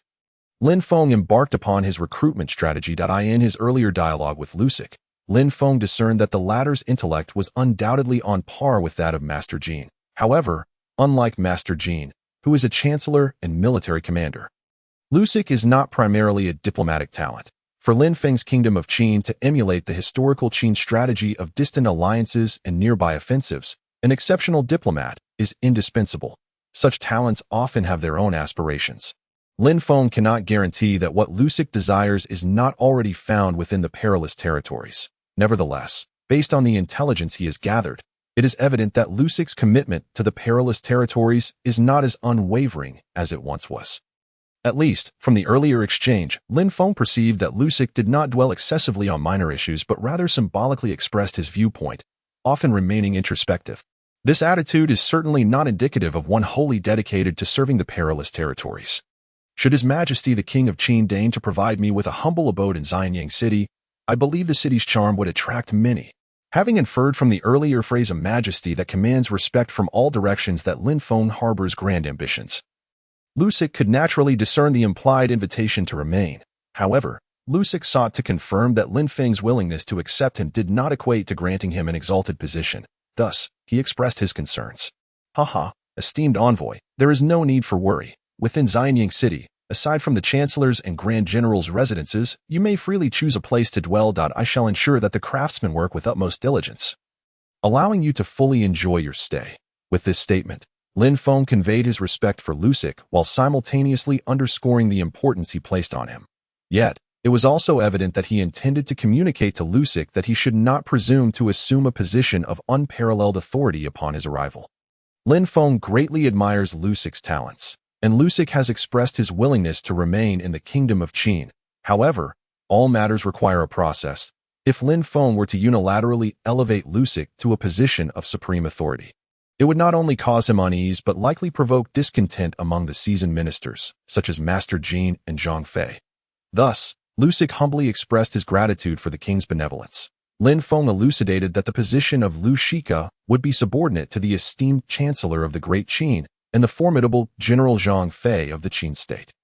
However, Lu Shika felt no sense of grievance. Rather, he believed that Lin Feng might indeed facilitate a more profound expression of his talents. Merely through their discourse, he had been granted a role within the core leadership of the Qin, a position likely superior to that of General Ai Air, who had recently led forces to execute a beheading operation. Nevertheless, recent reports indicated that all siege weaponry had been destroyed, and after besieging the capital of Kaijiang for several days, the Second Legion was compelled to withdraw empty-handed, which caused Lu Shika to grow concerned. He believed that if General Ai Air had perused his stratagem, he would surely have achieved considerable success. Presently, Lu Shika harbored a flicker of hope that Ai Air had either overlooked his plan or lacked the requisite vigor to execute the beheading operation effectively, as this would undoubtedly be more advantageous for him. To comprehend the stark contrast in Lu Shika's thoughts, it is essential to note that while Ai Air commanded the Second Legion to undertake the beheading scheme, Lu Shika had entertained notions of an alliance with the Qin. Ultimately, it hinged upon whether the Qin Wang was indeed a sagacious ruler or if the Chancellor could recognize his merit. Absent such acknowledgement, everything would be futile. Conversely, should an alliance be formed, Lu Shika still hoped for the success of the Second Legion's operation, as the rewards from the death-forbidden land would be substantial, thus securing a retreat for him. His desire for Ai Air's failure stemmed from the fact that Qin Wang Lin Feng had demonstrated adequate regard for him, compelling Lu Shika to decide to remain in the Qin. The position offered was not insignificant. Should Ai Air return triumphantly with the Second Legion, it was likely that his status would rise significantly as well. Lu Shika, naturally, did not wish for such an outcome. From his perspective, the Empire had amassed numerous teams at the front, bolstered by the presence of a formidable mage contingent, and the Qin was not to be underestimated. The Orc Kingdom's forces had been utterly vanquished by the Empire, and it was plausible to reorganize a combat-effective team within a year. Otherwise, the Orc Kingdom would have long been obliterated by other realms. Most importantly, Lu Shika believed that as long as the Qin Wang valued his contributions, the impending war would culminate in a Qin victory, for the Empire's reputation abroad was far from favorable.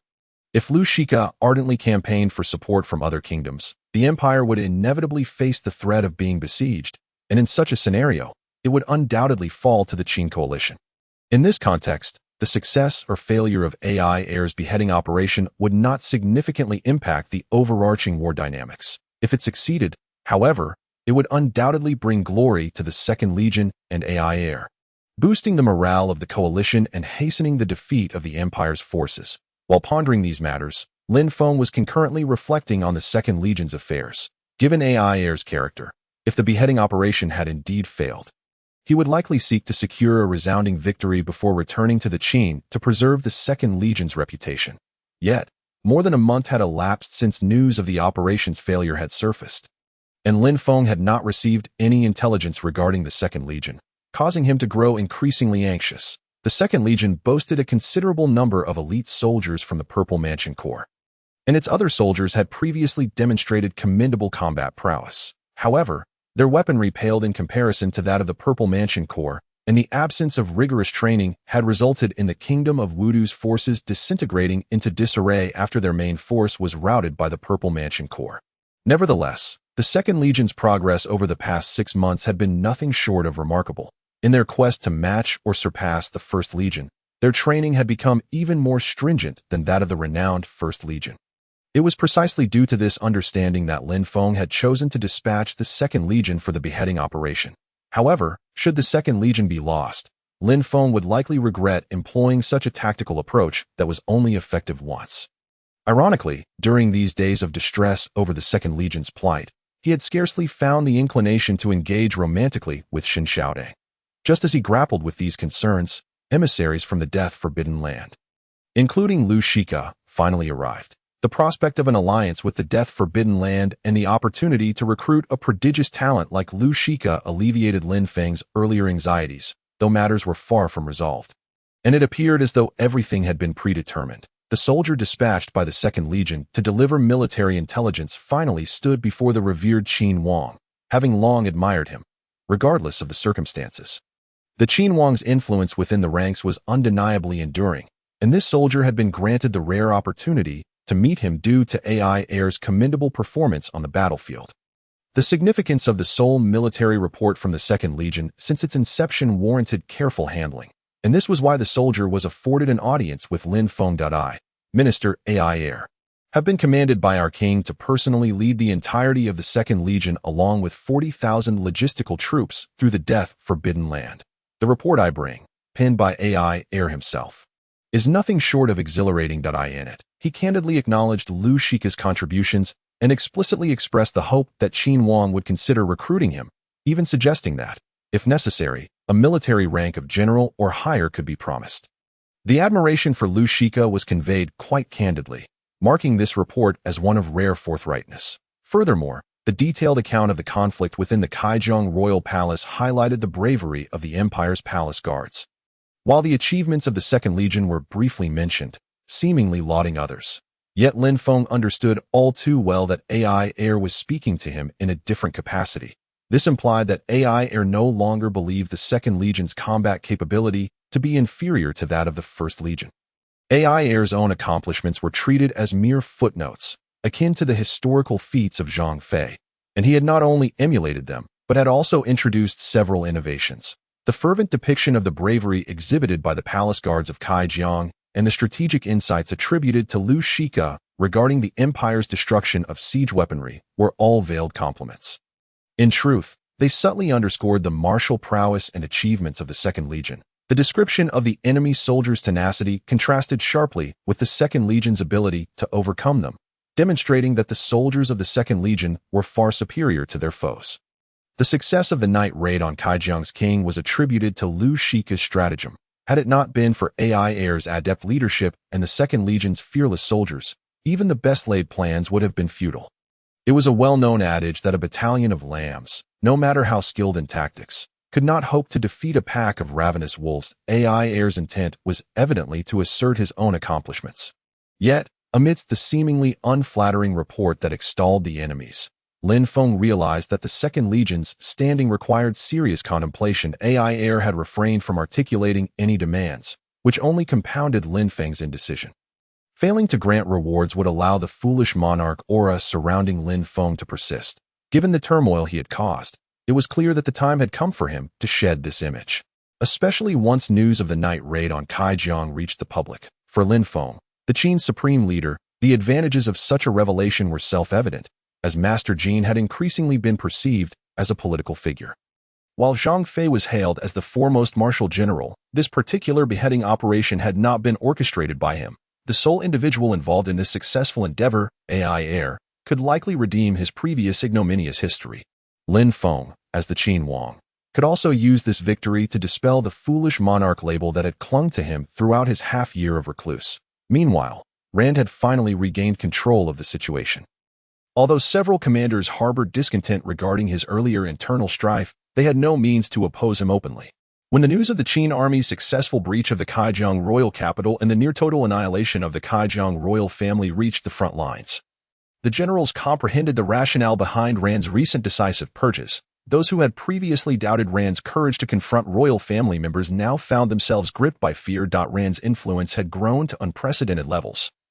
His command of regular forces had swelled to 400,000 soldiers, supplemented by an additional 300,000 from allied nations. Furthermore, the empire maintained control over 4/5 of the territory, with local forces numbering around 200,000, though not the most elite. They were well suited for sacrificial roles. This effectively placed Rand in command of approximately 900,000 troops, while the remaining royal factions could muster only a paltry 10 to 20,000 supporters. With the assistance of several surviving spies, Zhang Fei finally grasped the situation. The prospect of facing an army of 90,000 sent chills down his spine, especially when considering the formidable mage contingent at Rand's disposal. The Qin also possessed the 4th and 2nd legions, which had yet to engage in battle if necessary. Lin Feng might even deploy the 3rd legion, should the conflict devolve into a war of attrition. The Qin's elite forces would dwindle significantly. Above all, Lin Feng was resolute in his determination to keep the 1st Legion out of the fray unless absolutely necessary, as he understood the bond he had forged with those soldiers all too well. Having promised to lead them back to their homeland to restore their tarnished honor, Lin Feng could not allow them to suffer heavy losses. Otherwise, he would be tormented by guilt for betraying the vow he had made to the soldiers of Anxia. It was only as the specter of war loomed ever closer that Lin Feng began to comprehend why Xiang Yu had refrained from crossing the Yangtze River, lamenting the loss of 8,000 soldiers. It was likely that he, too, felt a profound sense of regret for those valiant men. General, given the current situation, it is evidently impossible for us to concentrate our forces to crush the enemy's troops. The opposing side possesses a team of sorcerers. If we cannot devise a strategy to neutralize this magical faction, it may profoundly impact our army's prolonged conflict with the Imperial Coalition, but a certain commander aptly informed Zhang Fei of this situation. No one wishes to confront the constant threat posed by the enemy's sorcerers, especially when our forces are already at a numerical disadvantage. Over the past period, the Imperial sorcerers have persistently harassed the patrols of the Qin coalition, resulting in the loss of merely a few dozen soldiers. Yet, such assaults instill a pervasive fear among our troops regarding the existence of these sorcerers, with their limited numbers and the nature of their abilities. Our soldiers, if fewer than several hundred, would hesitate to pursue them recklessly. Even if a pursuit were initiated, the orders from Lin Feng mandated that we must not exceed the patrol boundaries, compelling us to abandon the chase. Lin Feng's issuance of this command stemmed from sheer necessity. The might of the sorcerers has rendered them akin to nuclear weapons in this world, and thus far, Qin possesses no sorcerers, none whatsoever. Meanwhile, several allied nations have pledged to swiftly gather their sorcerers within Qin, aiming to organize a magical contingent capable of countering the imperial forces. It is well understood that the Imperial Coalition, while not numerous, consists of formidable kingdoms. Their sorcerers are plentiful, and should conflict arise, our sorcerers would undoubtedly be outmatched. The Imperial sorcerers alone could rival the total number of sorcerers we can assemble. Eliminating the Imperial sorcerers seems an insurmountable challenge, especially with the backing of their coalition and local allies. Annihilating them would be akin to scaling the heavens. However, there is no need for undue haste. I have just received intelligence from Xianyang City. Our 2nd Legion has exceeded expectations. Following the widely acknowledged failure of the decapitation operation, they launched a night raid that, within 2 days, completely breached the capital of Kaijiang. With most members of the Kaijiang royal family perishing in the conflict, it is now presumed that the Kaijiang coalition is under the control of that scoundrel. At this juncture, we cannot afford to grant him the opportunity to consolidate his power. Otherwise, it would be detrimental to our Qin coalition. Although the moment for a decisive confrontation has not yet fully matured, it has become imperative to prepare for the final battle. My 1st Legion shall undoubtedly make a name for itself in this conflict and pave the way for our kingdom's supremacy. Zhang Fei's proclamation was directed not only at his loyal subordinates, but also at the other allied commanders present. Their recent insubordination to Zhang Fei's commands has left him quite displeased. Should the opportunity arise, he must admonish them, for a disunited coalition during warfare is the gravest of threats. As the saying goes, one need not fear a wolf-like enemy, but rather a pig-like ally. Whether Lan's leadership of the Kaijiang coalition resembles that of a wolf will soon be revealed, but Zhang Fei is resolute in ensuring that his allies do not become pig-like companions. If such a scenario were to unfold, he would prefer to sacrifice tens of thousands of logistical troops rather than rely on this contingent of over 200,000 soldiers. Zhang Fei is aware that this is an impossible scenario. For even if he knows they may not comply with his orders, it is critical that they do not openly defy their nominal commander-in-chief. Otherwise, he would not hesitate to execute a few allied generals to establish his authority. At this moment, Lin Feng is also in a state of indecision. Through his recent interactions with Ruzek, he has come to believe that Ruzek possesses talents comparable to those of the esteemed Zhuge Liang. He is truly an all-round genius. Although Ruzek may lack a slight edge compared to Lin Feng, the breadth and depth of his knowledge are remarkable, marking him as an exceptionally rare talent. Lin Feng's dilemma lies in whether or not to appoint Ruzek as the commander for the impending confrontation with the Kaijiang coalition. He is confident that, under Zhang Fei's command alone, the Qin coalition would not find itself in dire straits. And even in victory, it would likely be a Pyrrhic one. This outcome is far from what Lin Feng desires. His concern is that if Ruzek is merely suited for an advisory role rather than a commanding one, dispatching him to the front lines would be an ill-fated decision. The historical loss at Jieting during the Three Kingdoms era has provided Lin Feng with invaluable insights, while Ruzek is indeed a versatile talent with considerable tactical and strategic acumen. It is likely that only Zhang Fei, having trained diligently and mastered Jin, who has transitioned into a civil servant role, could rival Ruzek's capabilities. However, even if Ruzek is not merely a theorist but a man of genuine merit, Lin Feng finds it challenging to appoint him directly to lead the Qin coalition, as this action would implicitly signal a lack of trust in Zhang Fei. Zhang Fei has consistently demonstrated commendable performance. And if Lin Feng, as the Qin king, were to exhibit distrust towards Zhang Fei, it would undoubtedly deal a severe blow to morale. Yet, failing to utilize a talented individual would leave Lin Feng with a reputation for squandering potential. And the label of foolish monarch would soon return to haunt him. Concerning Ruzek, Lin Feng is caught in a quandary. Are you troubled by Ruzek's recent arrival? The two are now husband and wife. Privately, Shen Xiaoeng continues to affectionately call Lin Feng Feng, without any significant alteration in their rapport. She has discerned the exhaustion that Lin Feng bears, amid incessant public criticism that he, as the Qin king, is merely indulgent and pleasure-seeking. Who knows that Lin Feng's responsibilities in the inner palace far exceed those of Master Jin, the Prime Minister of Qin. Indeed, Ruzek's talents are likely unparalleled across the continent. He is truly a rare gem, fit to be a minister in the court and a commander on the battlefield. Yet, his brilliance leaves me at a loss regarding how to direct his capabilities. Reluctant to acknowledge it, Lin Feng must concede that Ruzek is far superior to himself. Despite the possibility that Ruzek may not be suited for kingship, an introspective question arises. Am I truly fit for this role? Deep down, Lin Feng has always believed himself to be an inadequate ruler. Mourning, you must wish for him to take command at the front, yet you fear that his presence will lead the Qin allies to perceive your lack of faith in General Zhang Fei's capabilities, thereby complicating our position further. Correct. Shen Xiaoeng meticulously analyzes Lin Feng's myriad concerns, astutely guessing the essence of his worries. Lin Feng does indeed possess methods to mitigate the potential fallout from Ruzek's deployment. However, he is chiefly concerned that Ruzek's performance may overshadow his own, thrusting him into the limelight and ensuring that the continent recognizes his name, while it may seem that a victory for Qin is assured. Lin Feng understands that, in reality, it would signify a loss for him, that he comprehends the adage that a tree that stands out will be felled, and he is acutely aware of the challenges that Qin will face in the future. The arrangement of a capable Ruzek, whose merits could overshadow Lin Feng, poses a significant dilemma. Killing him would be a regretful act, as it would send a message to the world that Qin hides its talents, thereby dissuading others from approaching us. Indeed, you speak wisely. If we fail to utilize Ruzek's extraordinary gifts, it would be a travesty of epic proportions if he were to command our hundreds of thousands of troops. I would harbor numerous concerns. Facing his wife, Lin Feng remains unguarded. Nevertheless, he refrains from voicing his apprehensions about Ruzek's potential to eclipse him. He trusts his wife implicitly, yet he cannot ignore the possibility that someone within the Xianyang Palace might overhear their conversation. In that case, I believe it may not be unwise to allow Ruzek to take command at the front lines, but he must not lead the Allied forces directly, nor should he be subordinate to General Zhang Fei. I fear that Ruzek would be unwilling to take orders from him.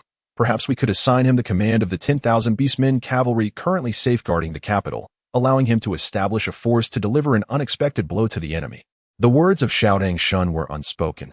She understood the necessity of preserving her husband's dignity, particularly since he was the ruler of a nation. The issue of face was even more significant in this context. And she believed that Lin Feng, with his intelligence, would grasp the implications of her silence. Haha, who would have thought our Liner to be so astute? Come, let me see what our little one is up to in your womb. For days, Lin Feng had been troubled about how to arrange for Ruxik, but upon hearing Shen Xiaotong's suggestions regarding Ruxik's placement, he immediately relaxed his furrowed brow, turning instead to flirt with her. Yet, the thought of Shen Xiaotong's pregnancy, which precluded their usual intimate activities, caused Lin Feng to let out a sigh. He had considered taking a concubine, but the thought of Shen Xiaotong's sacrifices for their child made him unable to forgive himself for indulging in fleeting desires. Moreover, with the turmoil brewing in the Qin kingdom, he felt it was not the right time. After a moment of clarity, Lin Feng recognized that the complacent lifestyle he had enjoyed for over a year had nearly erased the memory of the constant vigilance he once maintained. This was not a good omen. A ruler must never succumb to the comforts of ease, for it could lead to calamity. A lesson echoed throughout both Earth and other realms. Had the king of the Wudu kingdom been diligent in governance, Lin Feng's 50,000 elite Zifu soldiers would have faced a fierce battle to conquer it. The swift subjugation of Wudu was merely a reflection of the populace's utter disdain for their hedonistic ruler. How else could a general's momentary defeat precipitate a military rebellion and subsequent events? After reflecting on his current conduct, Lin Feng resolved to remain cognizant of the precarious nature of his existence. Especially with the formidable Tianyu Empire and Xian Empire looming over the Qin kingdom. He was fully aware that should they decide to annihilate Qin, no amount of preparation or the prowess of Zhang Fei, Master Jin, or Ruxik would suffice. In the face of overwhelming strength, all efforts would prove futile. The existence of the Qin kingdom was a testament to the effectiveness of its 50,000 elite Zifu soldiers, which illustrated that true empires might not necessarily surpass Qin. Yet their forces were undoubtedly more formidable than Qin's at present. Nevertheless, Lin Feng held faith that through continued reforms in economy and education, one day Qin would stand toe-to-toe with these colossal powers. Coming from Earth, he understood that once the population reached a critical mass, combined with technological advancements, the strength of a region would no longer solely depend on its land area. However, a sufficiently large territory certainly bore its own advantages, as evidenced by certain nations on Earth that, despite losing significant portions of land, still managed to prevail in defensive wars, demonstrating that territorial size does influence the capacity for sustained resistance. In response to Shen Xiaotong's proposal to lead 10,000 beastmen cavalry under Ruxik's command as a strategic force, Lin Feng granted Ruxik additional authority. He empowered Ruxik to directly mobilize up to 20,000 soldiers from allied regions without seeking permission from the respective commanders, thereby affording him the right to act decisively. This was intended to ensure seamless coordination with Ruxik's maneuvers. Lin Feng had heard whispers of the allied troops' tendency to feign obedience while harboring dissent. He was aware of the precarious situation that arose from borrowing funds from the allied nations, which rendered him unable to alter the dynamics of the relationship. Although Qin had not sought military funding from the Allies, nor had it assumed responsibility for their supplies, this did not guarantee compliance with Qin's commands. The Allied forces had been discontent from the outset, compelled to obey only due to the royal family's compromises. As the Second Legion, led by Air, successfully retreated into the territory of the Death-Forbidden Zone, he had initially feared potential betrayal. However, upon sighting the flag of the Qin Second Legion, the guards allowed them passage without hesitation. This was not due to an unexpected friendliness from the Death-Forbidden Zone. Rather, the Second Legion had returned with substantial spoils, which even the Death-Forbidden Zone found enticing. They were preoccupied with engaging the Imperial defenses and seizing territory while preventing rival forces from exploiting their situation. Air understood that any provocation against the Second Legion could exacerbate tensions, potentially inviting conflict with the intermediary region's other powers, the leaders of the Death-Forbidden Zone. aware of the underhanded tactics prevalent in the intermediary zone, could only watch enviously as the Second Legion's soldiers were hastened back to Qin. With this clarity, Ayer felt a sense of relief and coordinated with the death-forbidden zone, maintaining a marching pace of 50 miles a day, a speed that, while not rapid, was commendable given the treasures and artifacts they bore. Ayer was acutely aware that the situation within Qin was likely grim, and the sooner his legion returned, the sooner the king could be at ease. Bolstering Qin's ranks with elite forces. No one knew better than Ayer the combat prowess of the Empire's elite soldiers, and he recognized that unless the First Legion charged in full force, achieving a localized advantage to influence the overall war would be exceedingly difficult. Yet, should the First Legion engage, it was likely that only a fraction would emerge unscathed. The soldiers of the First Legion were indeed elite, and Ayer knew his own troops would not be easily subdued, especially given the numerical advantage of the Kaijian coalition. However, the intermediary zone was currently in disarray, theoretically leaving them little time to provoke Lin Feng. Theoretical considerations, however, often diverged from reality, as the bandits of the intermediary zone had indeed stirred Lin Feng's ire, blatantly disregarding the existence of Qin. How dare you offer the territories of 3 counties to this band of marauding bandits with mere words? Summon my men. Let me eradicate these bandits from the intermediary zone. Lin Feng, who had been closely monitoring the situation on the front lines, could scarcely fathom that at such a critical juncture, the bandits in the intermediary region would dare to extort the Qin kingdom. This act was not merely a slight against Lin Feng, the king of Qin, but a blatant affront to the might of the Qin's million-strong army. One of their outrageous demands was that, to provide a stable environment for the queen to nurture her unborn child, they wished for her to accompany them back to the intermediary region for recuperation. The very audacity of this condition was enough to incite Lin Feng's wrath, not to mention the additional demands that sought to take advantage of the chaos. It was evident that this matter was far more complex than it appeared. Lin Feng had no doubt that the shadow of the royal prince from the Xian Empire loomed behind it. What truly astonished Lin Feng was the revelation of the Xian Empire's influence over the intermediary region's bandits, emboldening them to provoke the Qin coalition, which even the 2 great empires dared not confront lightly. It was important to recognize that this band of brigands had put forth demands centered around territorial claims that primarily affected the Qin kingdom. The Allied states had long since cast their lot with Qin, and any humiliation directed at Qin would inevitably reflect upon them as well, undermining the royal authority over their territories. As the saying goes, one should strike at the body, not the face. Yet the bandits of the intermediary region had brazenly slapped the collective face of all the kingdoms within the Qin alliance. Historically, the kingdoms had shown considerable restraint, mindful of the banditry's formidable presence in the intermediary region. However, this did not mean they were entirely without recourse. Their reluctance to act had been primarily due to the delicate position of the 2 great empires. The empires had deliberately left such a vast expanse of land unoccupied for years, disallowing other kingdoms from encroaching, seemingly to allow the intermediary region to serve as a buffer between their conflicting interests. Both the small kingdoms and the bandits were acutely aware of this dynamic, and as long as the intermediary region's actions remained within reasonable bounds, they would generally refrain from aggression, always considering the stance of the 2 empires. However, the current behavior of the intermediary region's bandits evidently indicated they had received tacit approval from one of the great empires. Many speculated that this was likely the influence of the Xian Empire, especially given the geographical connection between the Qin kingdom and the Tianyu Empire. Otherwise, Lin Feng would never have been able to leverage the Tianyu Empire to achieve his strategic objectives. Thus, it was clear that the Tianyu Empire stood firmly behind the Qin kingdom. Now, with the intermediary region openly defying Qin and disregarding the interests of all allied kingdoms, it was evident they had the backing of the Xian Empire. Nevertheless, while the Qin had the Tianyu Empire as an ally, it was not an entity to be taken lightly. Even if the Tianyu Empire hesitated to confront the Xian Empire directly, Lin Feng would never allow such indignities to be heaped upon the Qin kingdom. Nor would he tolerate any affronts against his wife and their unborn child.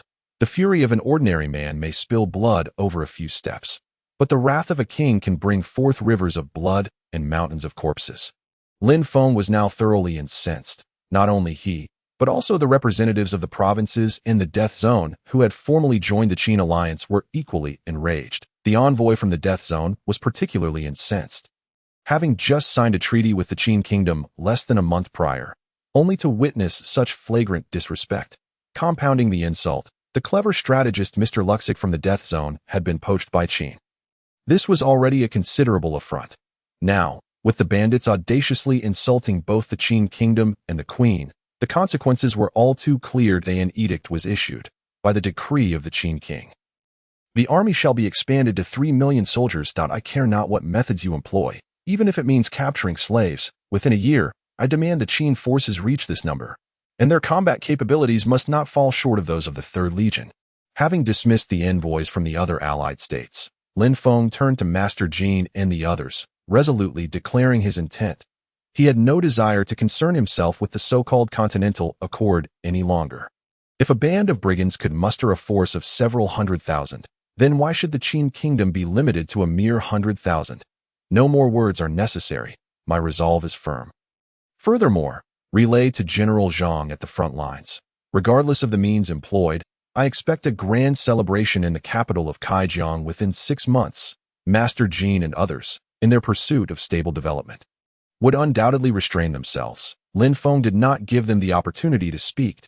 He even issued a death order to Zhang Fei, commanding him to defeat the Kaijiang allied forces within 6 months, necessitating the annihilation of the majority of the Kaijiang coalition and certain local troops. Lin Feng did not articulate the consequences of failure, implying that they would be dire. Master Jin was also aware that Lin Feng had long harbored ambitions of military expansion but had been constrained by the Continental Treaty. Lacking even a decent excuse to proceed. 6 months ago, Lin Feng would not have dared to act in such a manner. The continent was rife with undercurrents, yet outwardly calm.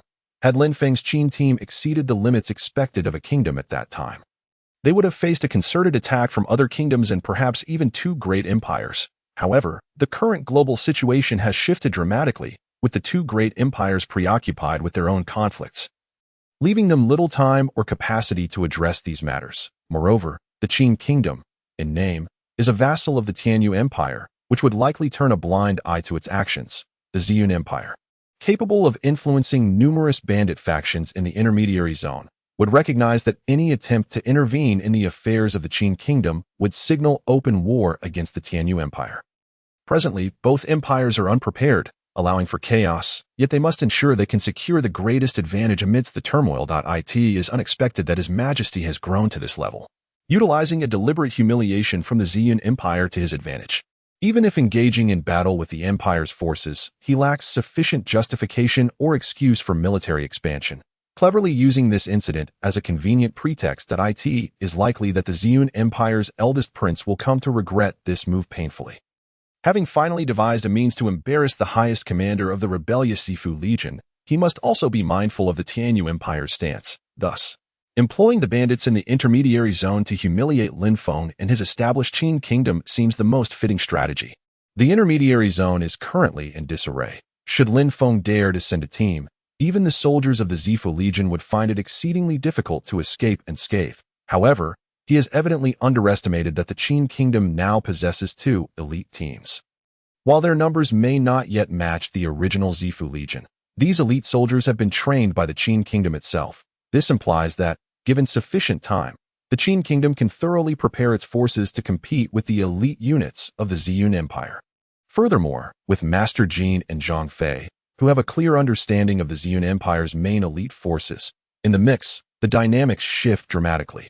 Upon receiving Lin Feng's handwritten orders, a spark of excitement flickered in Zhang Fei's eyes. In contrast to his previous hesitations, he was now filled with enthusiasm. Zhang Fei was unconcerned about the timeline imposed by Lin Feng to defeat the Kaijiang allied forces. His only worry was to achieve this with minimal cost.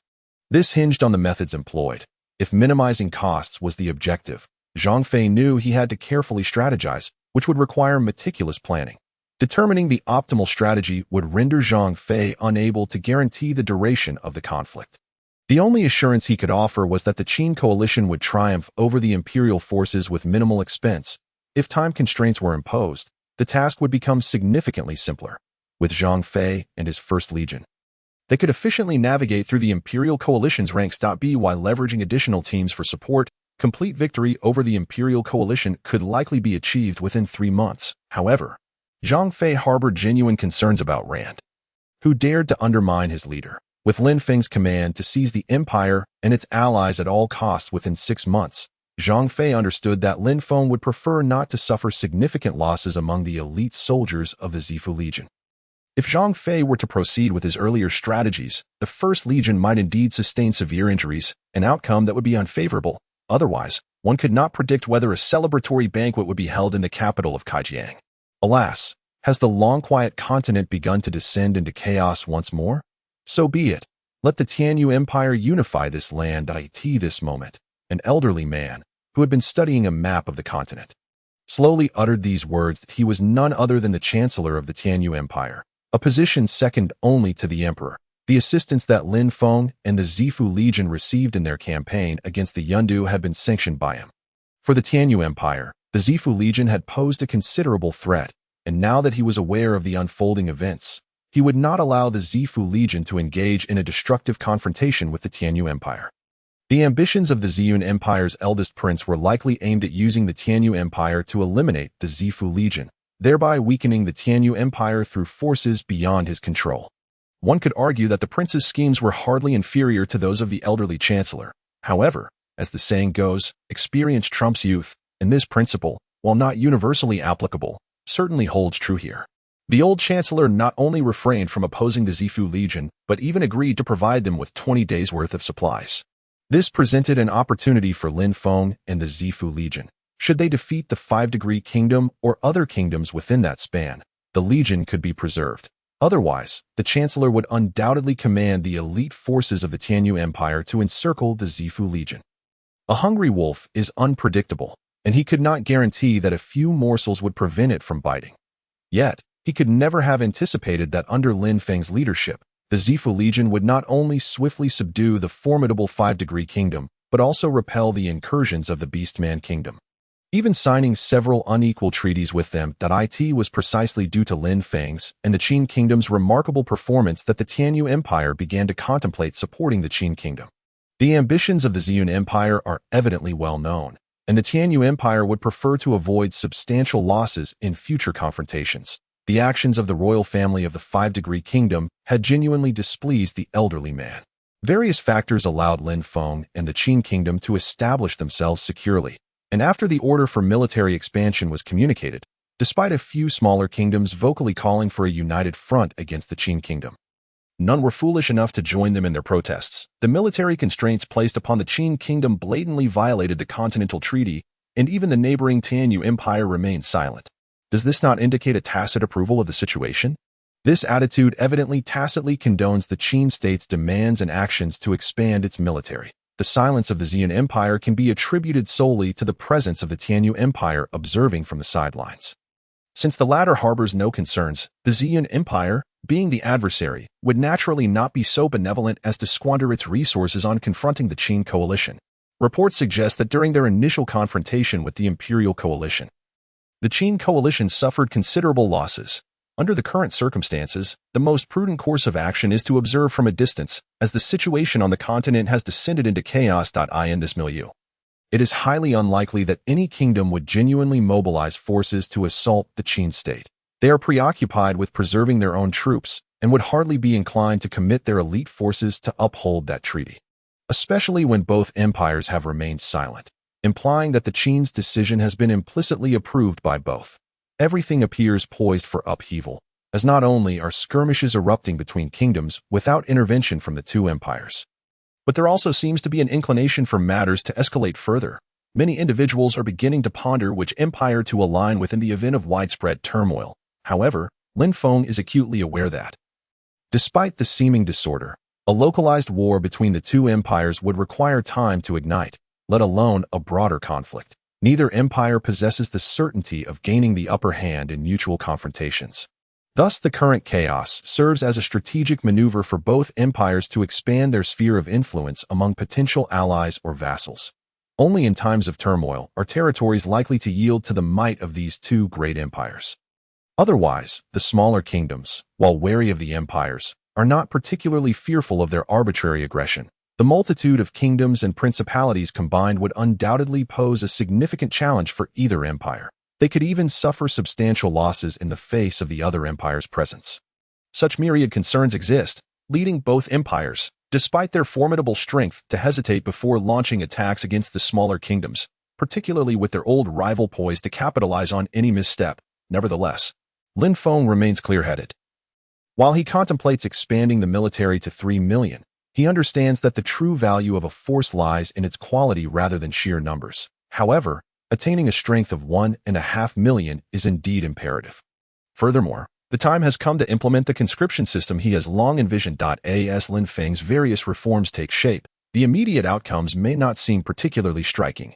Yet he has undeniably set the Qin state on a path of positive development. If circumstances permit, he would prefer to maintain peace, but he is acutely aware of the words imparted to him by the general during the destruction of Yundu. Lin Feng knows that tranquility on the continent will not endure for long.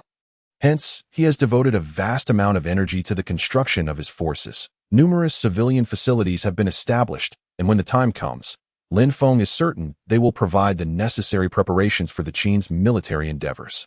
It is often said that calm precedes a great storm, yet the entire continent is now in disarray. Should one venture to the military camp of the Yamaguchi Principality, they would discover that the truly elite soldiers have become scarce.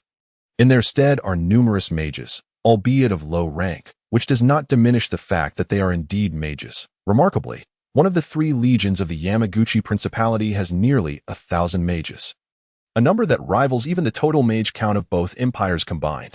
This suggests that the Yamaguchi Principality possesses a formidable capacity, at least temporarily, to contest with the 2 empires. However, the millennia of accumulation by the empires yield numerous advantages, making it challenging for this contingent of nearly 1,000 mages to overcome even one of the empires. Moreover, the proliferation of mages will inevitably provoke other human kingdoms to unite against them. Yet, does the Yamaguchi Principality truly possess only this limited number of mages? From atop the walls of Xianyang, Lin Feng cannot help but acknowledge that both AI Air and the 2nd Legion now compare favorably to the 1st Legion of the Qin state. The Imperial Initiative has instilled in the 2nd Legion an invaluable habit of teamwork. The true strength of an exceptional unit lies not merely in the individual combat prowess of its soldiers, but rather in their organizational abilities as a cohesive team. If we were to assess solely based on individual combat capabilities, one might argue that the soldiers of the Beastman Kingdom excel in that regard. In encounters against similarly ranked teams, they can leverage their individual strengths to secure victories. However, should the opposing force be significantly outnumbered or outmatched, the Beastman Kingdom's soldiers may falter due to a lack of coordination, leading to severe losses. Consequently, despite the Beastman Kingdom's enduring strength, its soldiers' preoccupation with personal valor over teamwork limits its territorial expansion, leaving them confined to their own lands without the guidance of sagacious advisors or a strategic monarch. Naturally, to safeguard their interests, the Beastman Kingdom periodically suppresses other kingdoms. Their soldiers possess remarkable self-healing abilities. Requiring minimal medical intervention, a few months of rest suffices for recovery. This observation merely serves to underscore the fact that the 2nd Legion of the Qin state has cultivated commendable discipline and adherence to orders, thereby earning the title of an elite legion. With the gates open to celebrate General AI Air's triumphant return, at Lin Feng's command, the 4th Legion of the Qin state, responsible for the defense of Xianyang and directly under Lin Feng's command, has gathered around the city. Most of these soldiers have yet to experience true combat, yet Lin Feng is confident that their fighting capabilities are on par with the 3rd Legion, which has been stationed in the Beastman Kingdom. By incorporating training methodologies from Earth and referencing the original training practices of the Zifu Legion, Lin Feng has managed to instill a level of discipline in this newly formed legion that allows them to execute orders with precision. Despite having been assembled for only a few months, Lin Feng is satisfied with these results. In terms of discipline, the 3rd Legion is not inferior to the 1st or 2nd Legions, which are the backbone of the Qin military. However, practical combat experience can only be gained through actual battles. Regardless of the extent of training, soldiers who have not faced combat cannot truly be considered seasoned warriors. They are merely trainees at best. While others may remain oblivious to the achievements of the 2nd Legion, Lin Feng, as the king of Qin, is acutely aware. Recently, the pretext of humiliation in the intermediary zone served as a catalyst for discussions of military expansion to 3 million. Lin Feng is indeed incensed, as no one wishes for their home or loved ones to be violated, particularly when that territory is indelibly marked as his own, though some statements may ring hollow. Every falsehood contains elements of truth. Wang Deqing's audacity to make such claims is straightforward. The The wealth acquired by the Second Legion is sufficient to allow the Qin state to expand its military by 200,000. To ensure that the Qin state's other developmental aspects do not suffer from financial shortages, Lin Feng intends to limit the expansion to 1.5 million. He has come to understand the wisdom of being prepared for eventualities. The persistent economic crises faced by the Qin state arise from a lack of adequate treasury reserves, a lesson Lin Feng has learned from past misfortunes. While the bounty may be plentiful, being seized from others, Lin Feng now recognizes the necessity of prudent expenditure. Come, General AI Heir. On behalf of the civil and military officials, I raise a toast to you, expressing our gratitude for your unwavering commitment to the millions of citizens of Qin and your successful completion of the mission. Ale was well aware that Lin Feng, the king of Qin, would undoubtedly welcome his triumphant return. He envisioned nothing more than the Chancellor, Master Jin, being dispatched to greet him, followed by a grand celebration at the royal palace. However, to Ale's astonishment, Lin Feng himself led the civil and military officials of the Qin state in hosting a lavish banquet at the foot of Xianyang City to commemorate his return. Furthermore, the king personally raised a toast to him. This immense grace made Ale feel as though the myriad hardships and frustrations of the recent execution mission had dissipated in an instant. As a subject, whether as a loyal servant or a surrendered vassal, receiving such a grand reception from a sovereign was truly remarkable. Deep within, Ale felt an undeniable certainty that he had not misjudged his allegiance this time. The adage that capable generals are easily found, but wise rulers are rare, resonated profoundly with him. Your Majesty, I, your humble servant, shall not fail to repay your profound kindness and vow to serve you unto death. Lin Feng was unexpectedly moved by the sight of AI Heir personally coming out of the city to greet him, and this was not entirely his fault on Earth. In the ancient dramas or films Lin Feng had watched, it was a well-established custom for a king to emerge from the city to welcome a general who had achieved great merit. However, Lin Feng clearly overlooked a crucial point. The number of kings who could actually venture out to greet their generals commanding troops in the field was exceedingly rare. Even among these few monarchs, such gestures typically occurred only once or twice in a lifetime. Moreover, AI Heir was not an ordinary general. He was a surrendered commander of the Qin state that in this world or during the medieval era on Earth. Such individuals, regardless of their accomplishments, would not receive the same respect from kings, let alone be greeted in such a manner with personal toasts.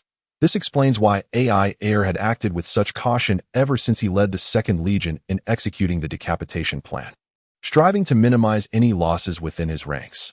Concerned about the potential damage to the elite soldiers of the Zifu Legion within the Second Legion, AI Heir even resorted to sending his former subordinates to undertake tasks better suited to the elite soldiers. All because he was merely a surrendering general. Despite holding the position of a military commander within the Second Legion, which was significant and positioned him as a core figure within the Qin state, AI Heir harbored no notions of superiority over others. He was even hesitant to decline requests from ordinary researchers within his future legion who sought his assistance in testing their privately developed biochemical weapons. Whether to accept or reject those weapons was ultimately his decision. However, he could not guarantee that the Qin king would not heed the slanders of others and turn against him. The king's greatest fear was the formation of factions among his subjects. AI Heir maintained a good relationship with Zhang Fei, and no one dared to underestimate him thus far. Yet, this very circumstance filled AI Heir with persistent anxiety. He was acutely aware that the king residing in Xianyang was far from the foolish monarch portrayed by outsiders. Numerous reasons compelled AI Heir to remain discreet. Even after successfully executing the decapitation operation, he harbored no confidence regarding whether the Qin king would send Chancellor Jin to welcome him upon his triumphant return. The reputation of a surrendered general loomed large. Regardless of the king's treatment of him, others would not perceive it as excessive. Lin Feng's act of leading Master Jin and 100 officials out of the city to welcome AI Heir profoundly facilitated AI Heir's acceptance of Lin Feng and the Qin state he represented. Simultaneously, it solidified AI Heir's resolve to repay the trust bestowed upon him by the Qin king, Lin Feng, having served as a general in the kingdom of Wu for nearly a decade. AI Heir had achieved numerous victories, even defeating imperial forces with a smaller contingent, establishing a commendable military record. Yet, he had received little in terms of rewards and was continually deprived of his subordinates' military wages. This alone diminished AI Heir's regard for the former royal family of Wit was only due to his ancestral loyalty that he refrained from rebelling against them. Moreover, the pivotal figure of Alex Keefe, still being alive during this time, kept many generals from voicing their discontent against the ineptitude of the Wu king. Subsequently, Lin Feng led the Zifu Legion in a sweeping campaign against the kingdom of Wu, and under the pressure of the Zifu Legion, AI heir chose to surrender. He had never contemplated truly residing in the Qin state for the long term. However, as Lin Feng, the Qin king, and Master Jin treated him well, coupled with the fact that AI heir had few other places to turn to outside the intermediary zone, he found himself unable to leave. After experiencing such events, AI heir ultimately accepted the Qin state and Lin Feng, who was over a decade younger than him. However, it should be noted that Lin Feng's actions were undoubtedly motivated by a desire to win the hearts of his subjects. As a king, if he could not earn the unwavering trust and loyalty of his generals, willing to fight for him, he would undoubtedly be deemed a failure. Furthermore, Lin Feng recognized his own shortcomings in governance. Yet this did not prevent him from being a capable Qin king, in terms of civil and military affairs. Since he could not achieve significant results in political matters, Lin Feng naturally turned to military endeavors. At present, the timing indicated that military achievements would yield greater benefits, thus facilitating the development of the Qin state. Readers should not assume that Lin Feng's introduction of numerous reform measures automatically made him a wise ruler. These reforms had not yet revealed any issues. From the outset, Lin Feng understood that reforms would inevitably lead to serious consequences. The absence of immediate problems could be attributed to the distraction of the Qin populace by external warfare, which masked the many flaws inherent in the reforms. These flaws undoubtedly existed. Most crucially, Lin Feng was acutely aware of their presence, but found himself powerless to avert them. Under his leadership, the Qin state was gradually transitioning towards the nascent stages of capitalist economic development. The timing was perilous. Lin Feng feared the ramifications brought about by the protracted capital accumulation experienced during the rise of capitalism on Earth. The once great empire that spanned the globe took nearly a century to transport wealth from its colonies back to its homeland. And even then, it required substantial time to complete the initial capital accumulation. The Qin state, in contrast, found itself far from achieving such economic strength. If Lin Feng did not devise a solution, the future development of the Qin state would either lack the necessary conditions for capitalist growth or rely on the exploitation of its own populace to amass initial capital. Given that the Qin state was slowly being propelled onto the path of capitalism through the regulations implemented by Lin Feng and his subordinates, any attempt to change course would not be a simple matter, and the costs of such a transition would be substantial. Without addressing the issue of capital accumulation, the Qin state Lin Feng had established would inevitably face dissolution, potentially even during his lifetime, leading to a complete economic collapse. True to his character, Lin Feng would never allow the people of Qin to bear the burdens of initial capital accumulation to rectify the inadequacies of capital. He would have no choice but to engage in ongoing warfare. If necessary, Lin Feng would not hesitate to strike against the formidable empire that deemed him and the soldiers of the Zifu Legion as rebels. Of course, before doing so, the Qin state had to possess sufficient strength for self-preservation. Otherwise, further development would be exceedingly challenging. After graciously hosting AI heir and the other generals, Lin Feng promptly ordered rewards for the soldiers.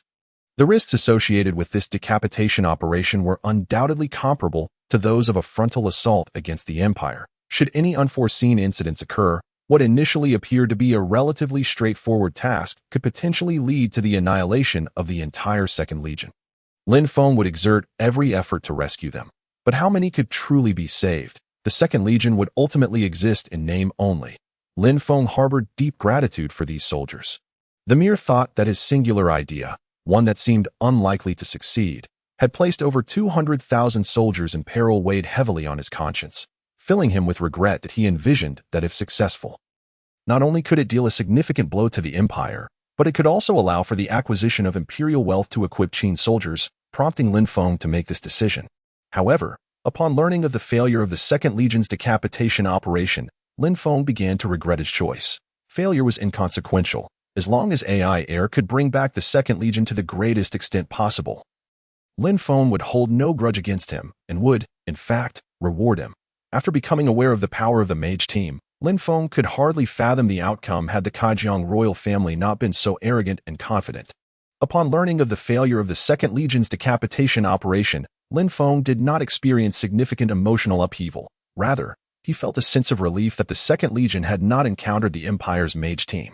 Had it not been for the complete destruction of the siege weapons, which led to the failure of the initial decapitation operation and prompted AI Air to order a full retreat, the Empire's royal family might have been compelled to deploy their mages in defense of the capital, thereby jeopardizing the subsequent success of the night raid. In summary, the success of this decapitation operation was heavily influenced by fortune. While luck can indeed be considered a form of strength, Lin Feng deeply felt that he had been too hasty in his previous decision-making. Had the plan been more comprehensive and left room for contingencies, perhaps the Second Legion could have extricated themselves even in the face of the Empire's mage team. The news of the Second Legion's triumphant return quickly reached Zhang Fei, who was preparing for a decisive battle at the front lines. Seizing the opportunity to significantly boost his own side's morale while undermining the enemy's, Zhang Fei would not let it slip by. Most importantly, the wealth brought back by the Second Legion had astonished the entire Qin state and its allies. The treasures they had amassed were entirely different in impact when presented in tangible form. Meanwhile, Zhang Fei was intent on teaching a harsh lesson to Rand, the audacious individual who dared to undermine his superior. Lin Feng, while there was nothing inherently wrong with courting someone else's favor, crossing the line into undermining one's superior was a different matter altogether. Rand's actions had been akin to delivering a resounding slap to the faces of the Qin state's high-ranking officials. And indeed, Shen Xiaoang had initially sought to leverage Rand's position. Rand's blatant undermining of Lin Feng was an undeniable fact, compounded by his subsequent assassination attempt on a high-ranking official, who happened to be Zhang Fei's former superior. Such transgressions could hardly be easily forgiven. Now, armed with the Qin King's explicit orders, Zhang Fei was determined not to miss this opportunity. The Second Legion had proven their worth. He would ensure that the First Legion was recognized as equally formidable. An exceptional commander requires only a grasp of tactical deployment. However, a distinguished general or leader must simultaneously embody the qualities of a capable politician, for the majority of wars are fundamentally intertwined with economic interests and political motivations. Should a general fail to perceive the political landscape, the outcome is bound to be disastrous. This truth can be observed in the case of a certain general, often referred to as the Flying General. If one cannot discern the political intentions of superiors and adversaries alike, even the most significant accomplishments will prove futile. The Qin state possesses military talents, yet Rand also boasts a considerable number of skilled individuals in this domain. Perhaps even surpassing Qin, Rand himself possesses a strategic acumen that rivals that of Zhang Fei. The distinction lies in the fact that Rand has only recently usurped power. The imperial capital has been breached by the Second Legion of Qin, resulting in the demise of many royal family members. Nevertheless, several members of the imperial family remain within the military. Thus, Rand effectively controls the majority of the empire and nearly all allied forces. Yet he hesitates to eliminate the remaining royal members, as he still requires a pretext for his ascendancy. Having come this far, Rand naturally desires that his extensive efforts do not go to waste. Thus, the elevation of another individual would be most advantageous. My lord, do we truly intend to launch a surprise attack on the granaries of the Joric Duchy? Might this course of action be excessively perilous? A commander of Orc cavalry whispered to the human officer who had just descended from the sky. The Joric Duchy, despite its inhospitable terrain, is renowned for its agricultural bounty, were it not for the presence of two great empires. It is likely that the Joric forces alone would struggle to defend their territory. The ongoing conflict between the Qin state and the empire has, until now, faced no pressure from either of the two great empires.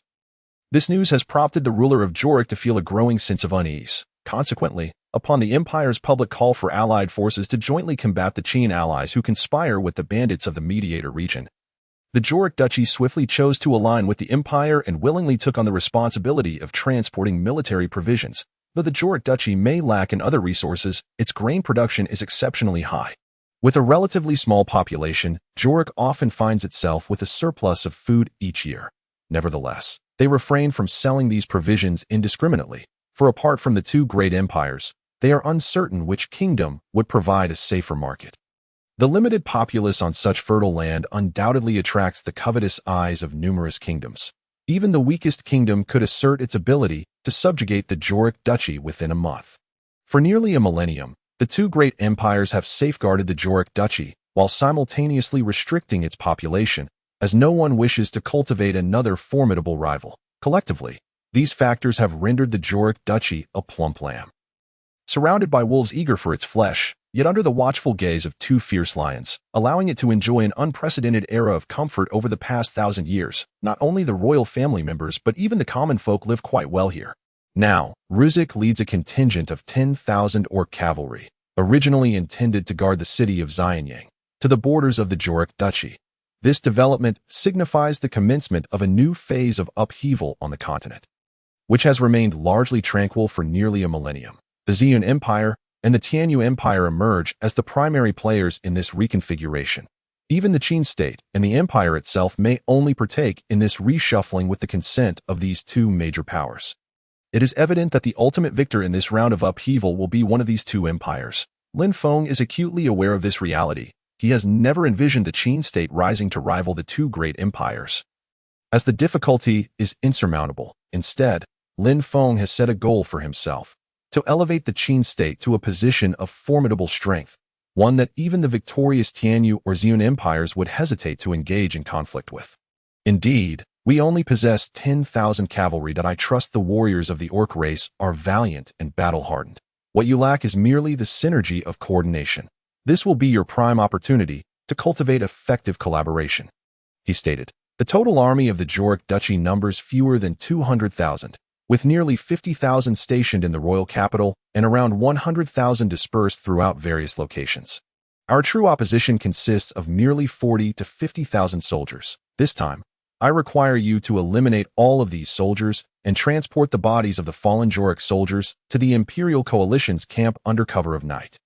Indeed, the speaker is none other than Rusik. In the end, Lin Feng refrained from assigning him the task of commanding the decisive battle against the Imperial Coalition, yet Ruzek felt no grievance. Over the years, he has endured many indignities, and this time, the King of Qin has treated him fairly well. Though the contingent of 10,000 orc soldiers is not large, they are all cavalry and elite troops. As evidenced by their orderly march, historically, the orc race has been notorious for its lack of organization and discipline, even within the ranks of the Orc Kingdom's regular army, which has hindered their ability to secure better territories. However, the orc race possesses a strong sense of territoriality. Should any kingdom's army invade the Orc Kingdom and unleash a massacre, that army would undoubtedly find itself embroiled in relentless resistance from the orc forces. Unless one were to annihilate every last orc, gaining insight into their affairs would prove exceedingly difficult. In the past, the Ziyun Empire attempted to seize a strategic stronghold within an orc kingdom, but ultimately retreated in the face of the orcs' desperate counterattacks. At present, most of the soldiers guarding the borders of the Jorik Duchy are fast asleep, for the Jorik army has long been a mere facade, while they can manage to deal with marauding bandits and unarmed civilians. When it comes to the battlefield, they would only serve to hinder their allies. Rand is aware of this reality, which is why he initially declined the Jorik Duchy's request to send troops to battle alongside other allies. For nearly a millennium, any time the Jorik Duchy has dispatched troops to assist one side, the outcome has been failure, with the only distinction being between a great defeat or a severe loss. The term teammates as inept as pigs likely refers to the Jorik army. Charge, a mere pair of words, heralded the galloping charge of hundreds of Orcish cavalry towards the soldiers of the Principality of Kairak. In a fleeting moment, the sentinels stationed at the border suffered devastating casualties. These hundreds of cavalrymen constituted merely the vanguard, flanked by an additional 8,000 Orcish riders who surged forward toward their objective. The passage of time was brief, and the cacophony was minimal. Before they even realized it, the soldiers of Kairak found their throats severed by the valiant orc warriors in the midst of their slumber. The supplies they were tasked with guarding were ordered to be incinerated by Ruzek, who advanced swiftly and methodically under the protection of 1,000 orc cavalrymen. Ruzek was acutely aware that he was not a military commander. He might excel as a strategist, yet he would never be a gallant general. This realization compelled him to remain ever vigilant in safeguarding his own life, for if misfortune were to befall him. The 1,000 orc cavalrymen he commanded were the elite of the Orc Kingdom's forces. Should he lose his meticulous command, he could find himself ensnared within the confines of the modest Principality of Kairak. At that juncture, it would not only be Ruzek's reputation at stake, but also that of the entire Qin coalition. After all, even if the Qin coalition were to falter against the Imperial Alliance, it would not imply that their capabilities were inherently lacking. Should Ruzek lead his 1,000 elite orc cavalry into a catastrophic defeat within the diminutive confines of Kairak, he would be left bereft of tears to shed. This predicament exemplified Ruzik's strengths. Even when the outcome seemed inevitable, he meticulously prepared for every eventuality. Such a disposition might cause him to forfeit numerous opportunities for surprise attacks. Yet it would invariably minimize the myriad of risks faced by his forces. Ever since Lin Feng had guided the Zifu Legion to the current Qin army, he had achieved significant success through ambush tactics that it was well understood that a surprise attack could be executed once, perhaps twice. Who could guarantee that a third attempt would not be discerned by the adversary at first glance? Moreover, Lin Feng has gradually transformed his previous belief that decisive victories in warfare could solely be achieved through surprise attacks. Initially, he presumed that should the imperial capital fall to the Second Legion, the members of the imperial family would scarcely escape, leading to the potential disintegration of the imperial coalition, which was already at odds with the Qin coalition. However, reality proved to be far from Lin Feng's expectations. The imperial family suffered significant losses, yet still retained several members at the front lines. Clearly, Lin Feng had overlooked the factor of stationed forces. Furthermore, even if all members of the imperial family were indeed to perish, the ambitious Marshal Rand of the imperial army would undoubtedly seize such a splendid opportunity. The outcome would not significantly favor the Qin coalition. After all, had the volatile emperor of the imperial capital survived, he might have made some rather foolish decisions.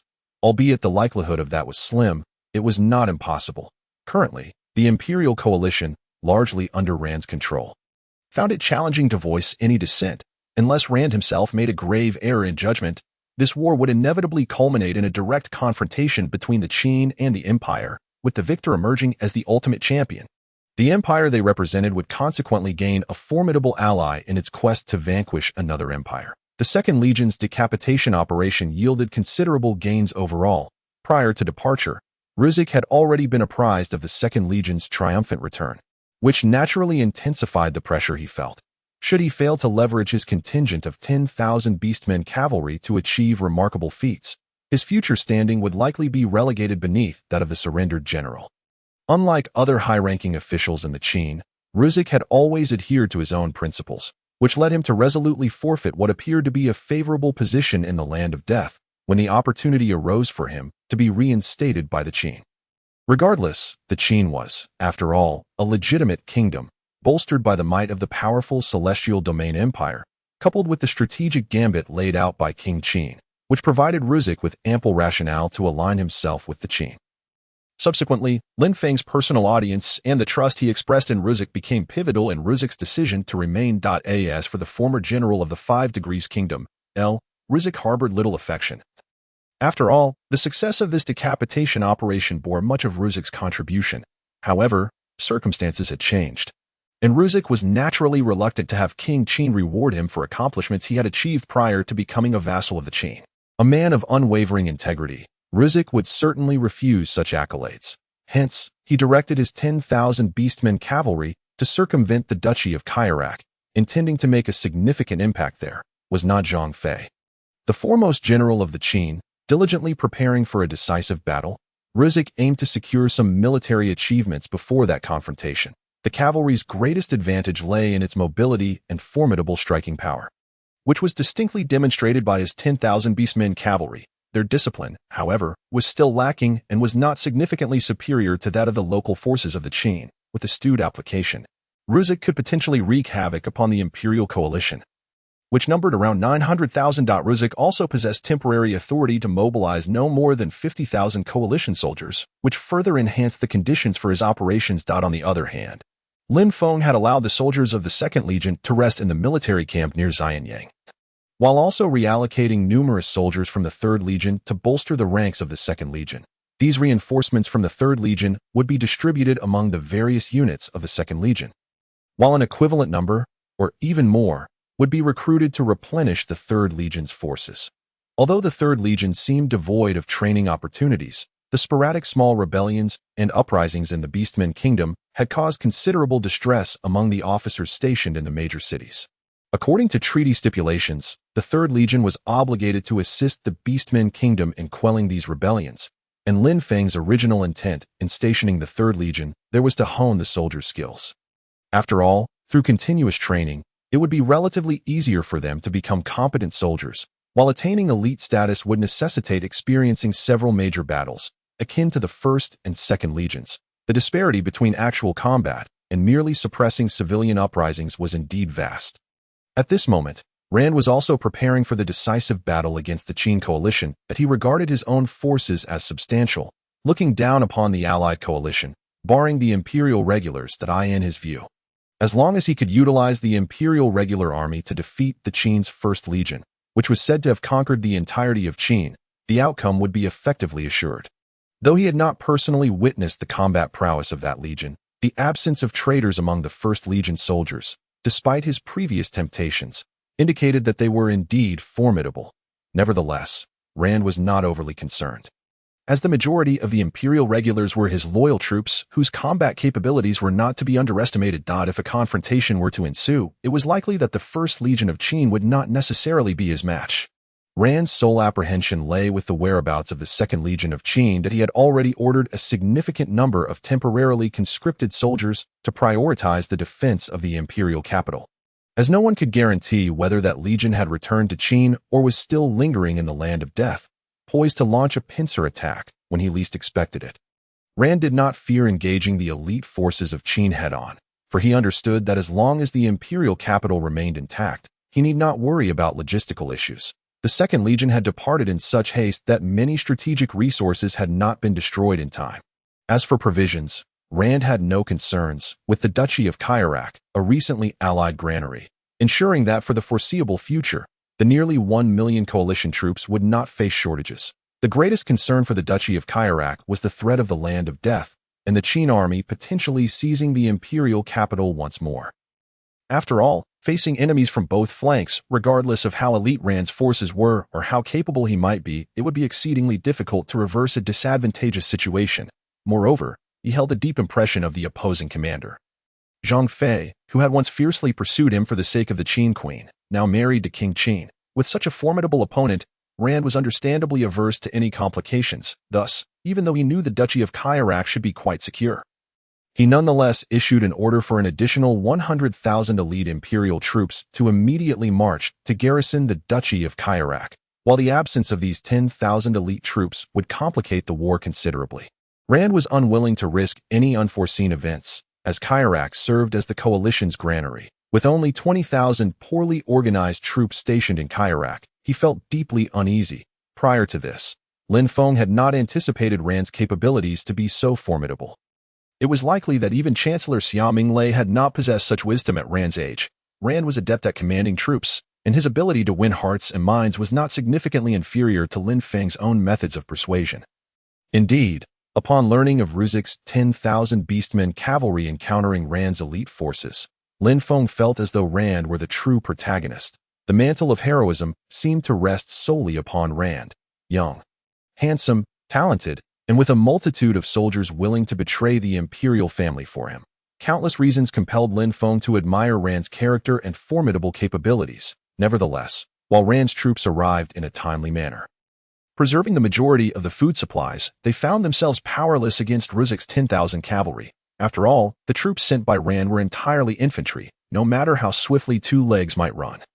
They could not outpace 4. However, even if they could not catch up, it mattered little, as the loss of provisions was not catastrophic. Consequently, the commander sent by Rand, realizing he could not pursue the 10,000 cavalry, opted to devote his efforts to fortifying defenses in the Duchy of Kyarak. Should Ruzik continue his raids, the imperial coalition would surely face the dire prospect of fighting while famished. In such a scenario, not only would defeating the currently high-spirited Qin coalition be a challenge, but infighting within the imperial coalition could also become a possibility. Over the years, the empire had taken considerable advantage of the surrounding kingdoms, and their current alliance with the empire was primarily driven by fear of being treated as enemies and potentially annihilated first. If the imperial coalition were to encounter a significant crisis, the possibility of fracturing would loom large. The First Legion of Qin, presently facing off against the imperial regulars, would undoubtedly seize such an opportunity.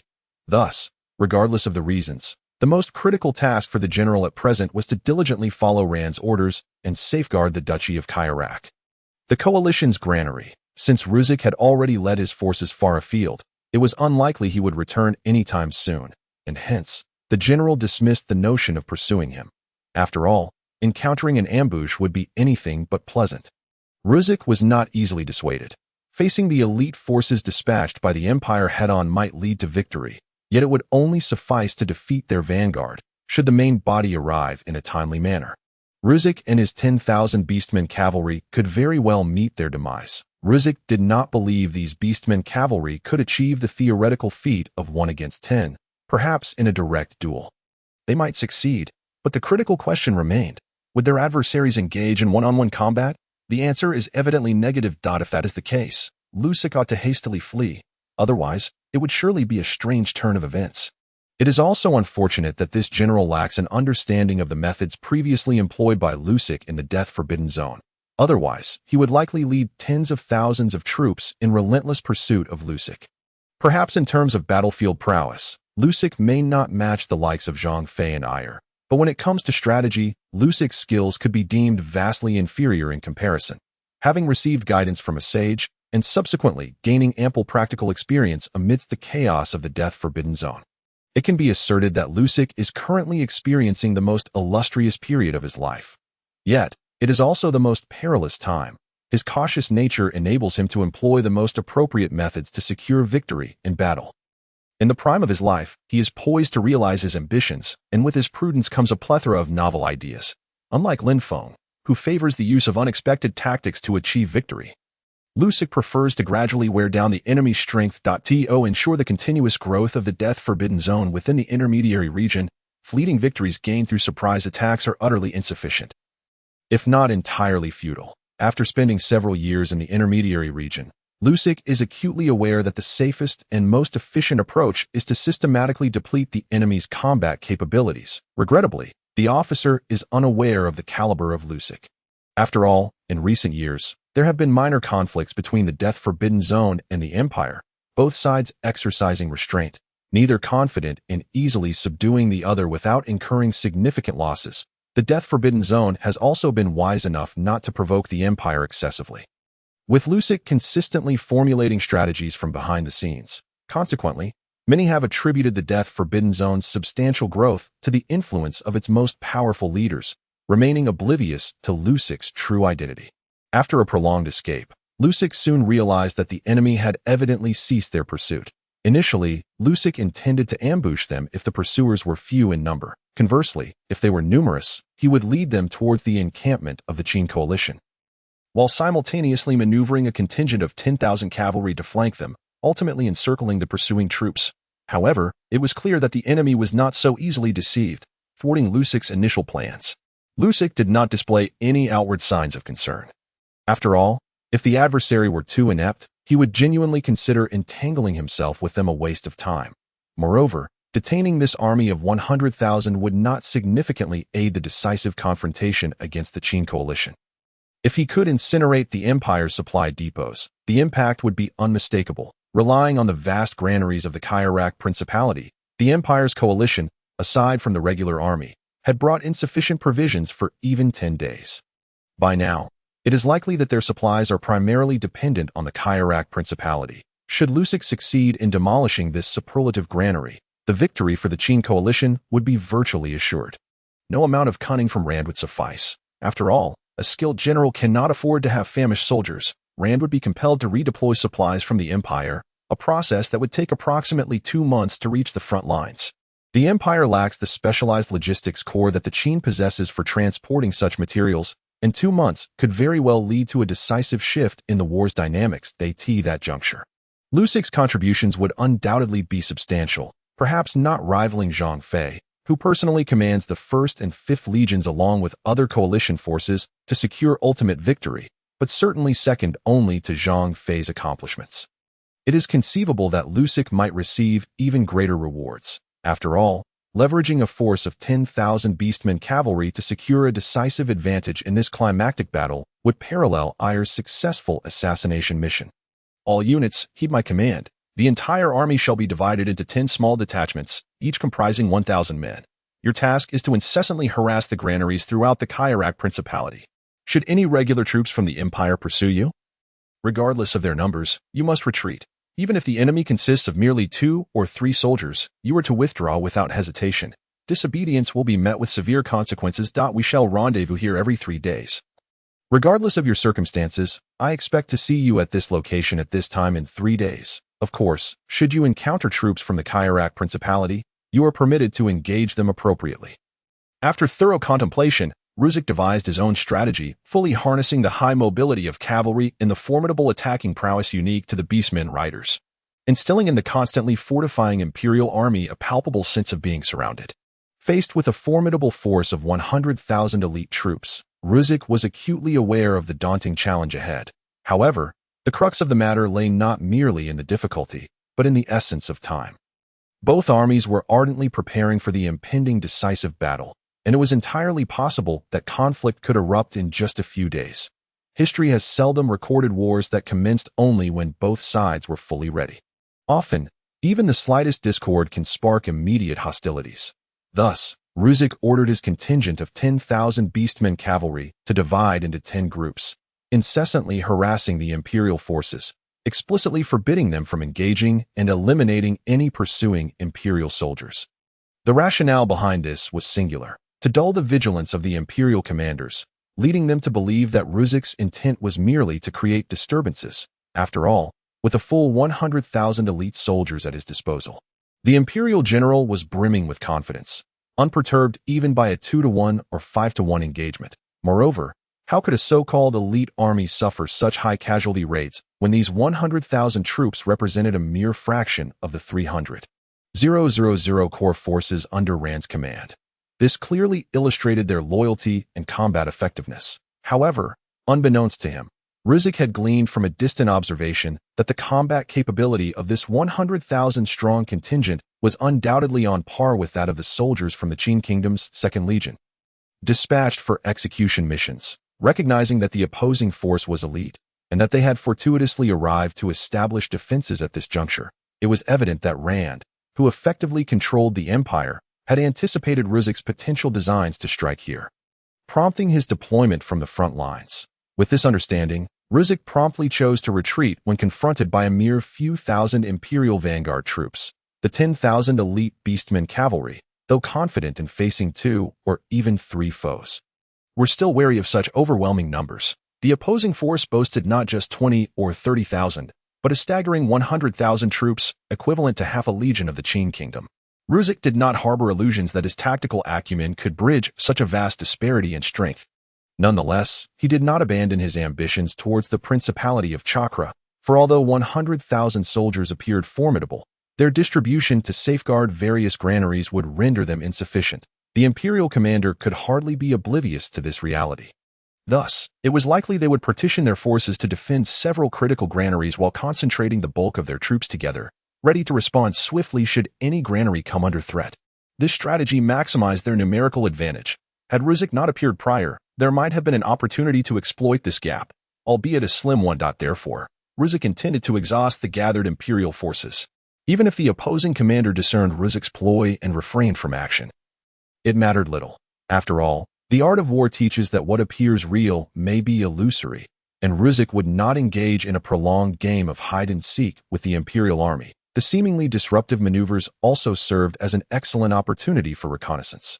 Once he identified the weak points in their defenses, Ruzek was confident he could cause significant upheaval in the Principality of Chakra before the main Imperial force could react. In warfare, the greatest challenge lies in not knowing the enemy's whereabouts or when they might strike. Even the invincible may be plagued by such uncertainties, for one cannot realistically eliminate all adversaries. Otherwise, the adage of grievances lingering unresolved would hold true. This principle applied equally on the battlefield, and Ruzek adeptly capitalized on it. Regardless of how the Imperial commanders responded, Ruzek could exploit the flaws and shortcomings of their strategies to seize the optimal opportunity. In essence, even if the adversary took great heed of his repeated provocations, it remained inconsequential. The cavalry's paramount advantage lay in its mobility. Should the commander of this force prove excessively cautious, Ruzek would have no choice but to resort to the desperate measure of directly raiding the supply convoys dispatched to the front lines by the Imperial coalition. Such an approach would entail significantly greater risk, and should time elapse without vanquishing the supply units, they would be compelled to abandon the endeavor. Otherwise, no matter how agile the cavalry, they could not cut through the throngs of soldiers. Moreover, this tactic could be employed only once. The next time, The adversary would undoubtedly bolster the number of soldiers in their supply units. Essentially, if the opposing commander resorted to this strategy, Ruzek would have no option but to seek alternative points of breach, which might yield satisfactory results, though evidently less so than those achieved within the Principality of Chakare. To avert such a scenario, Ruzek must devise a multitude of contingencies for this plan, taking into account the various strategies the opposing commander might employ and the potential repercussions of any premature confrontations between the Imperial and Qing coalitions on his actions. Every aspect must be contemplated. Even the thoughts and attitudes of the most junior Imperial sailors. It can be asserted that Ruzek's analysis and grasp of the battlefield dynamics had reached a masterful level, a feat that even Xia Minglei could not quite match, for Xia leaned more towards the strategist's path rather than that of a military leader. Ruzek, on the other hand, exhibited a well-rounded talent, adept at both the macro and micro aspects of the situation, with a primary focus on the latter. This skill was greatly appreciated by Lin Feng, who remained unaware that Ruzek held a profound respect for Lin's overarching grasp of the situation. This admiration stemmed not merely from Lin's status as the Qin king, but from Ruzek's personal reverence for individuals possessing a clear vision of the larger picture. However, Lin Feng's clarity of perspective was also a product of his 20-plus years of memories on Earth, where the wealth of history and life experiences had sufficiently illuminated the discontent surrounding the distribution of interests between the two great empires. Other smaller kingdoms, to varying degrees, anticipated a new cycle of resource division, granting them a clearer understanding of the state of affairs than Ruzek possessed. Indeed, after Ruzek's forces were divided into 10, continuously harassing the Imperial Army, aside from the initial 2 forays by the Imperial main force to pursue, subsequent attempts became noticeably less frequent. However, the opposing commander was not lacking in acuity. Evidence of this lay in his sporadic deployments to engage the harassing cavalry. After all, Ruzek's strategy of wearing down the enemy was quite evident. And this officer under Rand was no fool. He recognized the tactic and chose to turn the tables, thinking, "If you wish to provoke me, then let it be so. When my spirits are high, I pursue you. When my mood declines, I cease my chase." And the timing of it all is exceedingly erratic. For instance, during the last instance, I harassed 3 routes of the enemy forces every 3 days.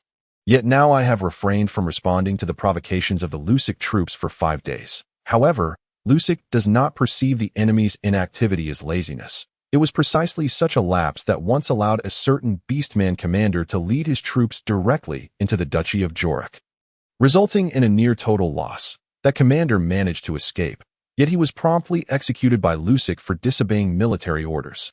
Nevertheless, the official report stated he died heroically in battle, which illustrates Lusik's adeptness at winning the hearts of these Beastman soldiers. This indeed presents an excellent opportunity. After a month of probing, Lusik has gained a comprehensive understanding of the Imperial Army's defensive layout at the various granaries, yet he hesitates to strike. After all, should he become trapped within the confines of the modest Duchy of Jorik, finding a way out would be far from simple as long as the Imperial forces secure the borders of Jorik and the allied state of Qin. This contingent of 10,000 Beastman cavalry would find themselves wandering aimlessly in a sea of enemy territory, with a predictable outcome. Should this opportunity slip by, the enemy's commanders would undoubtedly alter their defenses, making it exceedingly difficult to identify any weaknesses, and even if such vulnerabilities exist, they are likely to be intentionally left exposed. Meanwhile, with the likes of Xia Minglei and others at his side to identify and rectify any shortcomings, notable progress has been achieved. Zhang Fei prefers to leverage his numerical superiority to crush the enemy outright, denying them any respite, as repeated blows to morale can lead to a significant decline in spirit, a phenomenon that even elite troops cannot easily avert.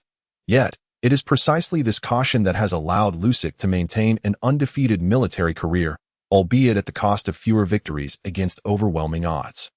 Lusik is not akin to that gentleman from Earth, who aims to triumph with fewer numbers, a feat considerably more challenging in this world.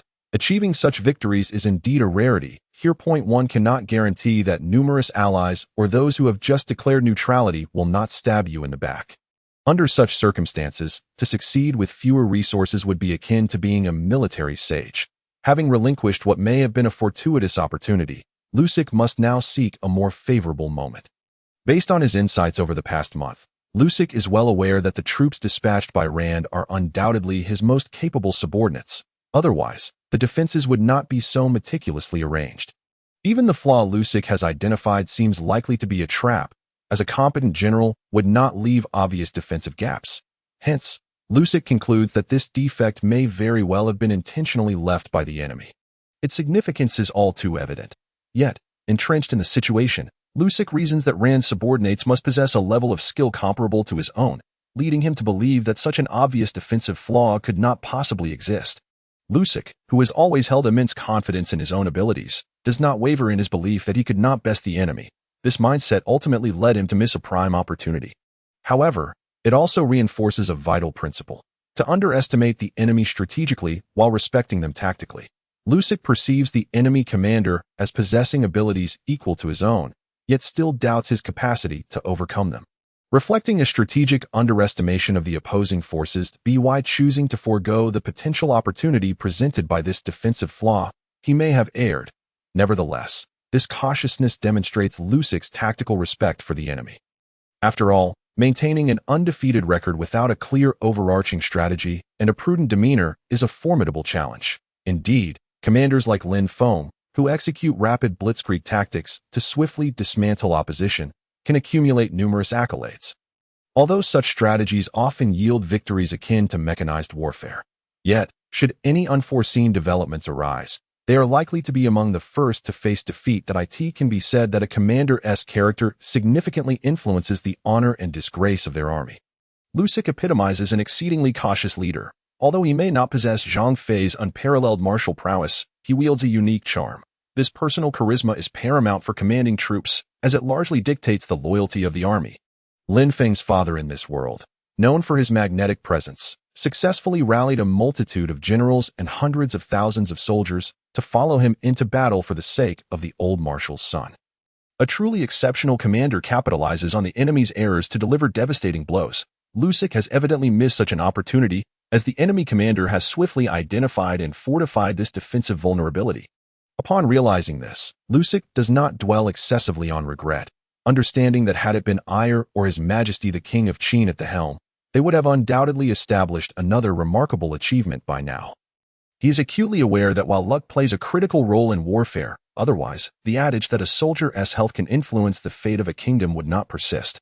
What is even more vital and effective is the clever management of problems and the creation of sufficient difficulties for the enemy, prompting them to reveal their own weaknesses. This is the hallmark of a distinguished commander. Defeating the enemy by exploiting their shortcomings is no small feat, particularly once their vulnerabilities are exposed. For instance, both Zhang Fei and Rand are currently in pursuit of each other's weaknesses, preparing to deliver a lethal strike. The Qin's execution operation has enabled Rand to seize full control of the empire, save for the regions already occupied by the Forbidden Lands. After all, Rand and the Qin share a profound vendetta. His family is entirely ensconced within the imperial palace, and it has been unequivocally confirmed that they have met with tragedy. Thus, Rand's animosity towards Qin now transcends mere enmity. Coupled with the fact that 6 months ago Lin Feng expelled Rand, followed by his acquisition of Xiaodang, it is evident that Lin Feng, the king of Qin, embodies a personal vendetta against Rand, having both avenged his father and stolen his beloved. Aware of his own limitations compared to Lin Feng, Rand resolves that if overt methods are ineffective, then covert tactics must be employed. Alert! We are under ambush. Strengthen defenses. Ire immediately commanded. Yet, Lin Feng still fell for the trap, unaware of the powder used against him, and collapsed before he could prepare himself. Upon awakening, Lin Feng found himself in an unfamiliar place, and a flood of alien memories surged within him, revealing his identity in this realm. That evening, the sounds of clashing combat echoed from the rooftop. Prompting Lin Feng's curiosity to investigate, he observed a character named Wang Jimu on the verge of defeat against a masked assailant dressed in black. Consequently, he approached and delivered a decisive punch.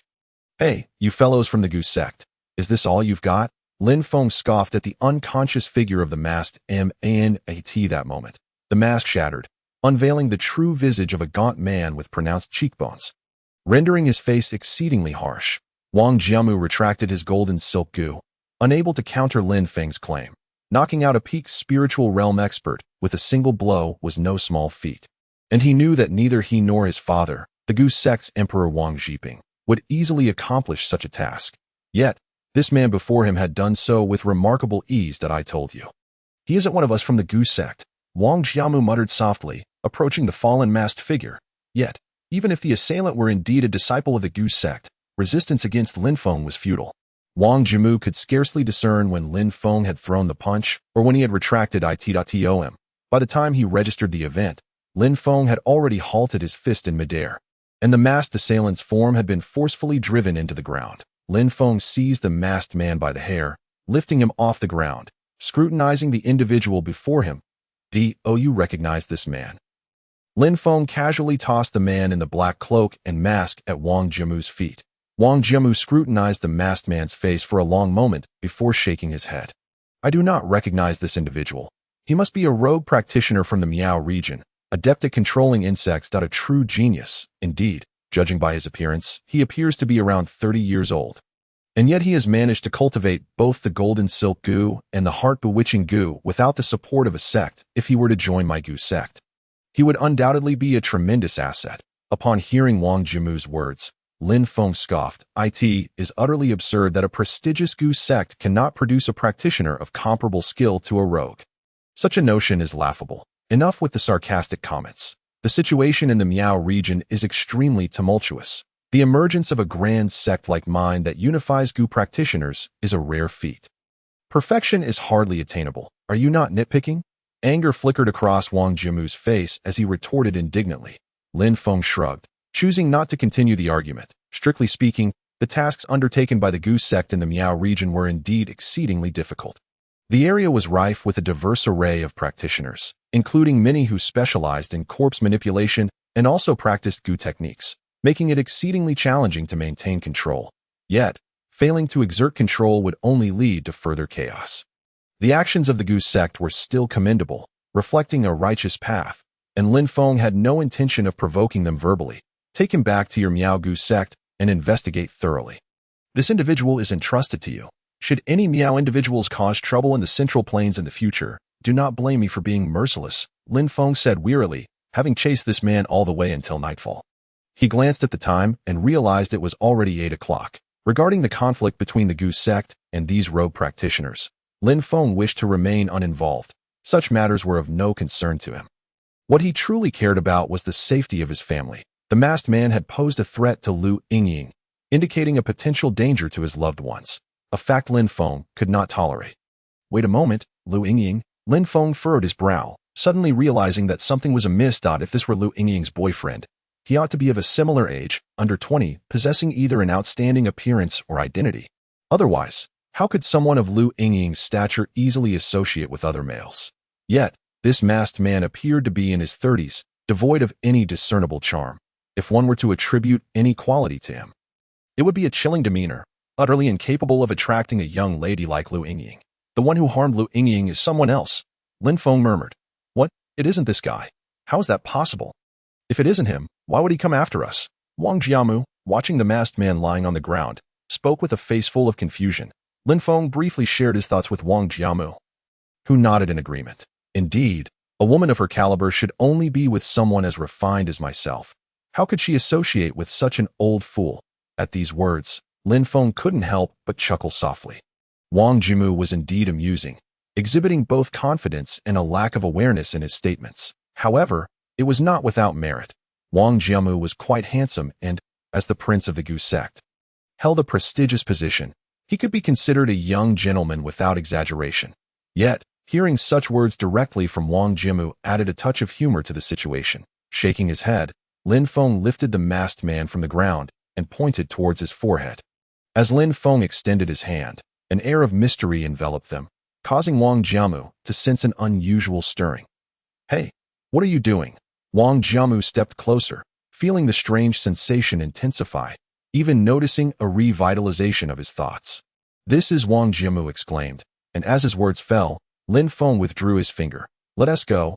This guy was sent by someone named Yang Wan, who is the true mastermind behind this, Lin Feng stated. Heading towards the city center, upon hearing Yang Wan's name, Wang Jiamu's eyes widened in shock. Yang Wan was a pest within their Gu sect. Wait, did you just employ the ancient soul-searching technique? Not at liberty to disclose. Why are you so evasive? Wait for me. Lin Feng had just probed the masked man's memories, uncovering Yang Wen's existence and whereabouts. Following the trail from those memories, Lin Feng and Wang Jiamu pursued the lead. Upon arriving at a certain room, Lin Feng burst through the door. Empty. He must have fled. Are you truly going to the Miao region? At this moment, in room 1 of Hong Song Shange, Lin Feng, Wu Tong, and Wang Jiamu sat together. This place had once been an auction house, but had now become Lin Feng's negotiation venue. Wu Tong hurriedly interjected, I urge you to reconsider, Mr. Lin. The Miao region is no longer what it once was. And you have just recovered from illness. Given your level of cultivation, traveling there might pose numerous inconveniences. Beside him, Wang Jiamu concurred. That is indeed the case. Only my father's Gu sect in the Miao region is willing to accept outsiders. Yet there are factions within the sect that are fiercely opposed to this decision, leading to considerable unrest. Upon hearing this, Lin Feng frowned. He was already aware of the discord between the Miao region and the Central Plains. But he had not anticipated the extent of the Miao people's prejudice against outsiders. While probing the masked man's mind, Lin Feng learned that Yang Wen's objective in Jiangning was to thoroughly disrupt the relationship between the Miao region and the Central Plains. It was for this reason that he had dared to place a heart-bewitching goo on an ordinary person like Lu Yinging. The masked man was merely one of Yang Wen's subordinates who had come to create trouble for Lin Feng at Yang Wen's behest. However, Yang Wen had since slipped away, leaving no trace behind, which greatly vexed Lin Feng. The soul-searching technique had a profound impact on the subject, and it was an ancient skill passed down from his master, albeit only in fragments, rendering it impossible to extract all of an enemy's memories completely. Due to these fragments, the consciousness of the subject was utterly shattered, leaving the masked man irrevocably dead. Had he known the current information would be so sparse, Lin Feng would have employed the soul-searching technique for a longer duration to glean more intelligence. However, once a person was dead, they could not be revived, and since the masked man had already perished, Lin Feng could no longer extract any information from a corpse. Suddenly, Lin Feng lifted his head to look at Wu Tong. Did I not mention that I possess another identity? I am an honorary elder of your Yaoing sect. In that case, I am not considered an outsider, am I? At this, Wu Tong's eyes lit up. Indeed, Lin Feng is an honorary elder of the Yaoing sect. How could he be regarded as an outsider? Even the Gonstone sect and the 10,000 Poisons sect would find it challenging to justify harming an honorary elder of the Yaoing sect merely for being an outsider. Despite the Yaoing sect's relative weakness compared to these two top sections, with this realization, a hint of pride crossed Wu Tong's face. He could not fully comprehend Lin Feng's strength or identity. But he believed that with Lin Feng's capabilities, not only could he serve as an honorary elder, but he could also easily become the sect leader of Yaoing. Of course, Wu Tong's pride did not stem from his sect's lack of strength, nor from being outshone by an individual, but rather from the fact that he had managed to recruit such a formidable figure as an honorary elder for his sect. With Lin Feng's trip to the Miao region, lacking the identity of an honorary elder would have made the endeavor exceedingly arduous. However, with this title, Lin Feng could proceed with confidence.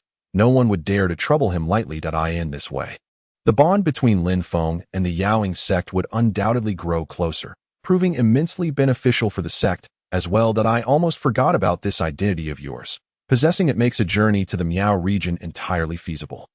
Wu Tong nodded in agreement. Beside him, Wang Jiamu's gaze towards Lin Feng underwent yet another subtle transformation. From the very beginning, he found it impossible to fathom this man. Ever since Lin Feng had effortlessly dispatched an enemy he himself could not defeat with a single punch, he had been unable to penetrate the enigma that was Lin Feng. With Wu Tong's appearance, Wang Jiamu was at a loss for words. It was important to note that Lin Feng held the identity of a Central Plains person, navigating the various paths of the Central Plains, while Wu Tong belonged to the Yaoing sect, a name Wang Jiamu had heard of in passing. Wu Tong, a stalwart of the Miao region, was inexplicably deferential to a person from the Central Plains, a notion that was utterly unfathomable to Wang Jiamu. The Miao people and the sects of the Central Plains were traditionally at odds.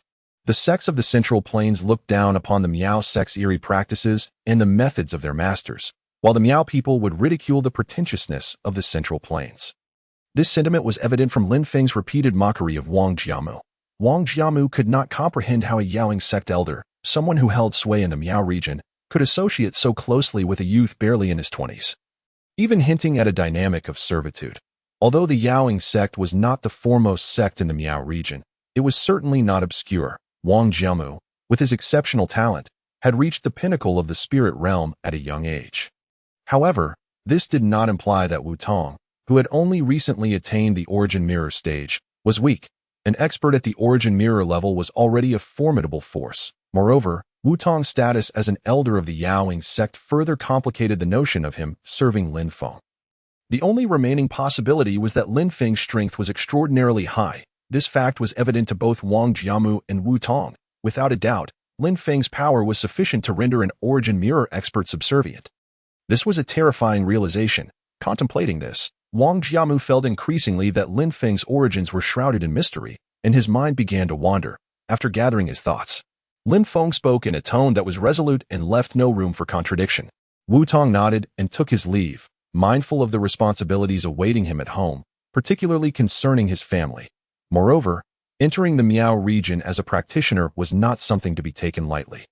As soon as one departed from the airport, countless eyes would be upon them. Wu Tong needed to prepare, not just for himself, but for Lin Feng's sake. Although he remained an elder of the Yaoing sect, he had already covertly acknowledged Lin Feng as his superior. With Lin Feng intending to venture into the Miao region, Wu Tong was determined to ensure his safety. Upon reflection, however, it seemed that Lin Feng was not likely to encounter any danger. Who could possibly threaten him? The answer was clear. No one. At once Wu Tong departed, Lin Feng exhaled deeply. After arranging for his family to settle in a Hongsongshan Gu No. 1 the following day, he would have no further ties in Jiangning and could pursue his own endeavors freely. Just as Lin Feng began to relax, the sound of the door opening interrupted him, and Feng Zhiyang, the previous owner, entered. Lin Feng then produced several cards for him. Feng Zhiyang was puzzled. What does this mean? I have stated that we are friends, that I have accepted the house, but I shall keep only one of these bank cards for my family's expenses. I will not remain in Jiangning for long. I simply hope you can look after my family. Lin Feng replied nonchalantly, his tone indifferent. Wang Jiamu, observing Lin Feng's actions, was left astounded, although he was unaware of the nature of the transaction between Lin Feng and Feng Zhiyang. The amount was staggering. 800 million, that when combined with the luxurious villa that was undoubtedly the finest in all of Jiangning, it was an astronomical sum. Yet Lin Feng could nonchalantly return a bank card containing 600 million to Feng Zhiyang. This display of generosity was beyond Wang Jiamu's comprehension. His father, Wang Zhiping, the Gu King, though possessing a significant presence in the mundane world with countless subsidiaries across the Miao region and even in the Central Plains, could hardly afford to so casually part with 600 million. What Wang Jiamu's father could not do, Lin Feng achieved with an air of ease, which was not to suggest that Lin Feng was necessarily wealthier than Wang Zhiping, but rather that Lin Feng's audacity was something that ordinary people could not emulate. The three cards on the table held a compelling allure for Feng Zhiyang. The villa, coupled with the 800 million reward, was a considerable burden for him. Not to mention the 800 million. Simply giving Lin Feng the villa would necessitate finding an equally prestigious venue for the Jiangning auction next year. Lest he tarnish his own reputation, there was no other property in Jiangning that could rival Hongsongshan Gu No. 1. It stood as the pinnacle of real estate. Consequently, Feng Zhiyang would have to construct a villa of his own to serve as a venue for the auction, requiring substantial investment and resources to create a property that could compete with Hongsongshan Gu No. 1 within a year, a monumental undertaking to AS for the 800 million in cash. It represented nearly all of Feng Zhiyang's liquid assets. Unlike a corporate entity, Feng Zhiyang was but a single individual, with profits primarily derived from auctions, jewelry, and mineral resources, most of which did not filter down to him. Thus, his wealth was considerably diminished. When he initially sought Lin Feng's assistance against Luo Yunhe, Feng Zhiyang had not anticipated that Lin Feng would go so far as to eliminate Luo Yunhe. After Lin Feng's decisive action, Feng Zhiyang even contemplated simply abandoning the matter. If the Southern Mountain Path applied pressure, he could retreat to the Feng family, where no one would dare challenge them. For Feng Zhiyang, this would merely mean losing a lucrative opportunity and some chances to contend for the position of family head, opportunities that were already tenuous at best, while he was discreetly building his own influence. He had never regarded the title of family head as a certainty. However, after waiting an entire day and night, the Southern Mountain Path had not provided any updates, nor had they dispatched anyone else to monopolize the jewelry business.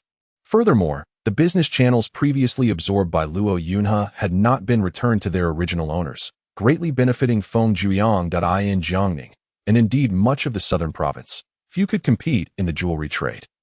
The entire burden of Lin Feng's assistance fell squarely on Feng Zhuoyang's shoulders, with no one to share the cost of the promised reward or the grand gesture he had offered. Consequently, the pressure on Feng Zhuoyang was immense. Out of the 800 million, 230 million had been borrowed temporarily from Hu Qing. What Feng Zhuoyang had not expected was that Lin Feng would return 600 million of the reward to him, leaving only the task of ensuring his family's safety. As far as he knew, Lin Feng's family members were ordinary people, and caring for them posed no significant challenge, merely a trifling duty. Yet Lin Feng had offered an astonishing sum of 600 million, an act that commanded Feng Zhuoyang's respect and admiration. Then I shall gladly accept your request. To be frank, I am in genuine need of these funds. Feng Zhuoyang expressed his gratitude to Lin Feng, adding, if you ever require my assistance in the future, I will not hesitate to go through fire and water for you. With a respectful gesture, Feng Zhuoyang collected the 3 cards with remarkable swiftness, as if fearing Lin Feng might change his mind in the next moment. Lin Feng chuckled lightly, shaking his head.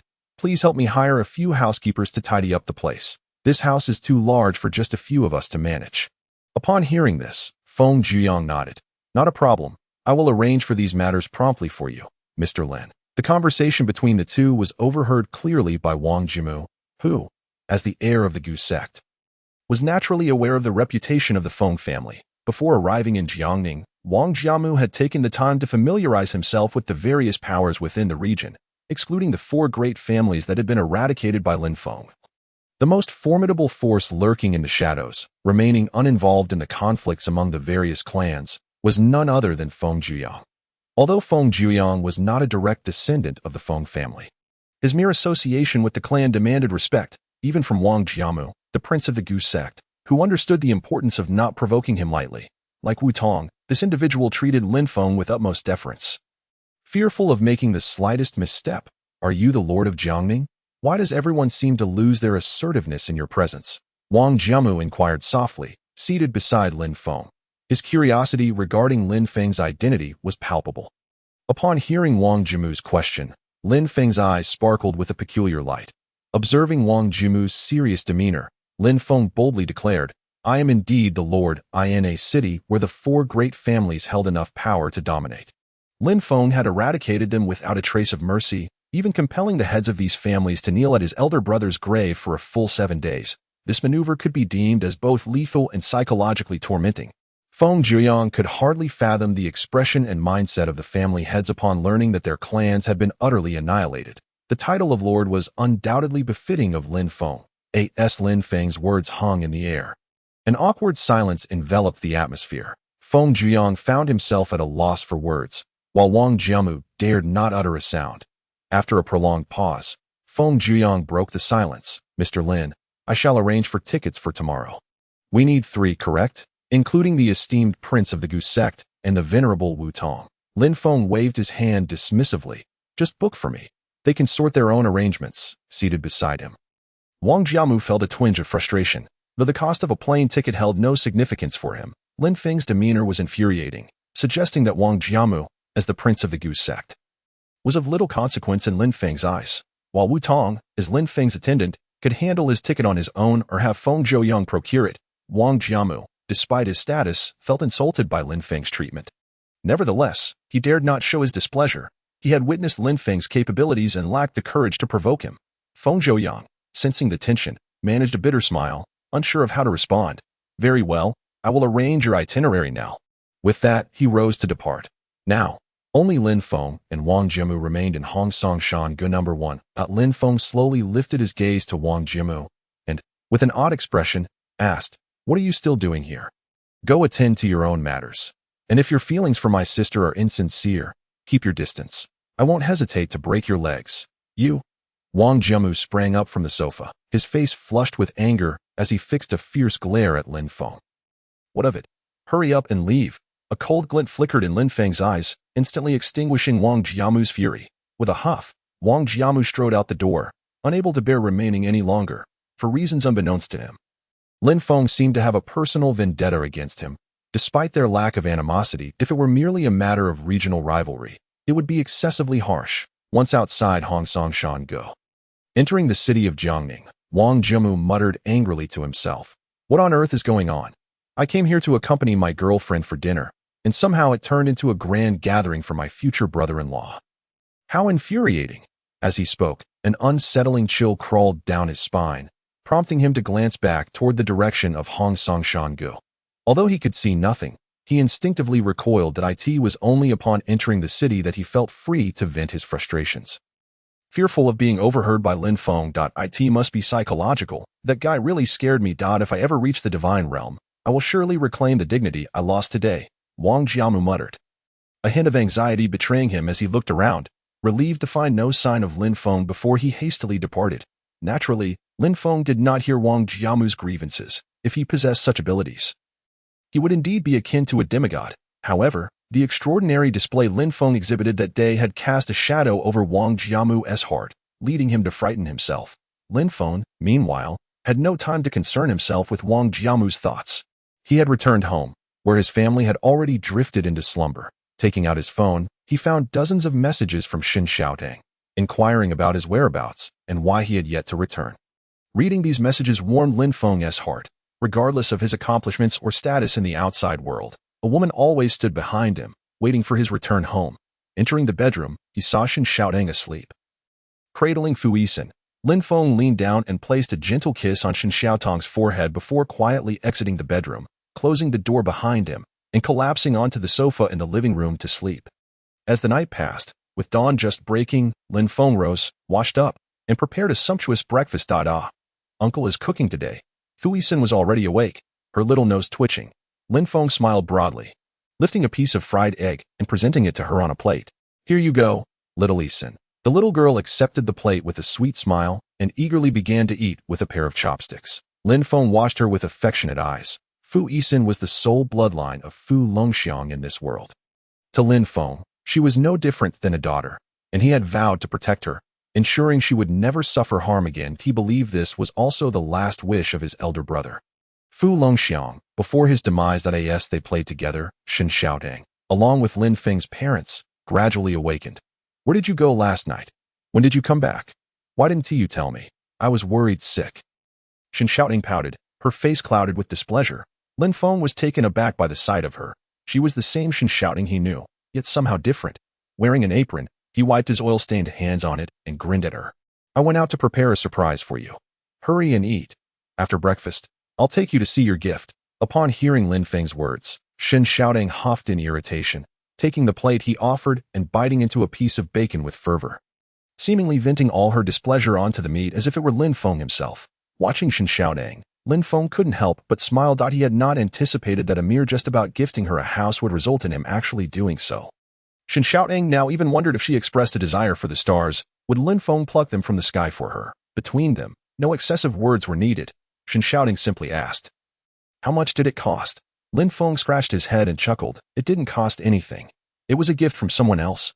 Shooting him a skeptical glance, Xin Xiaotang clearly did not believe him. She assumed Lin Feng was reluctant to disclose the truth, fearing she would scold him for spending recklessly, so she chose not to pry further, accepting the key he had given her with a sense of contentment. Since being with Lin Feng, Xin Xiaotang no longer had to worry about anything. Watching Fu Yisan scampering around the villa with wide-eyed curiosity, a smile appeared on Xin Xiaotang's face. Lin Feng, did you buy this house?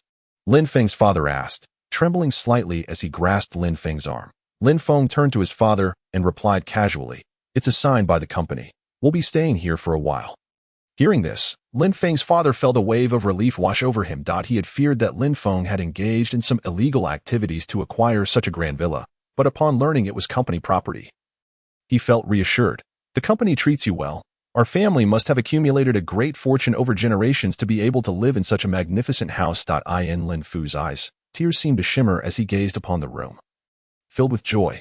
Before long, Feng Zhouyoung entered with no less than 10 nannies, and upon seeing Lin Feng and his family, he was momentarily taken aback, surprised that Lin Feng had arrived so early. Mr. Lin is also here. These are the nannies you requested. In the Jiangning nanny industry, these 10 are quite esteemed. They will take care of your family's daily needs.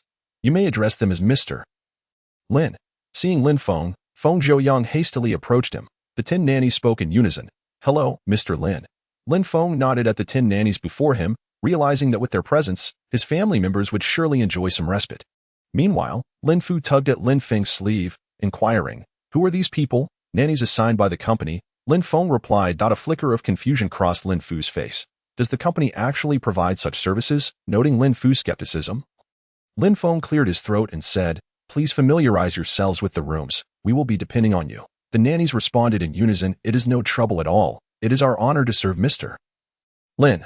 With that, the 10 of them moved with military precision into Hong Song Shan Ge No. 1. After all, Feng Jiuyang had offered each of them an annual salary of 800,000, totaling a staggering 8 million for all 10. With such remuneration, who would deem it a burden? Lin Feng nodded and said to his parents, Uncle, please take Fu Yisin to explore the house. There are many rooms here, so choose a few to settle in.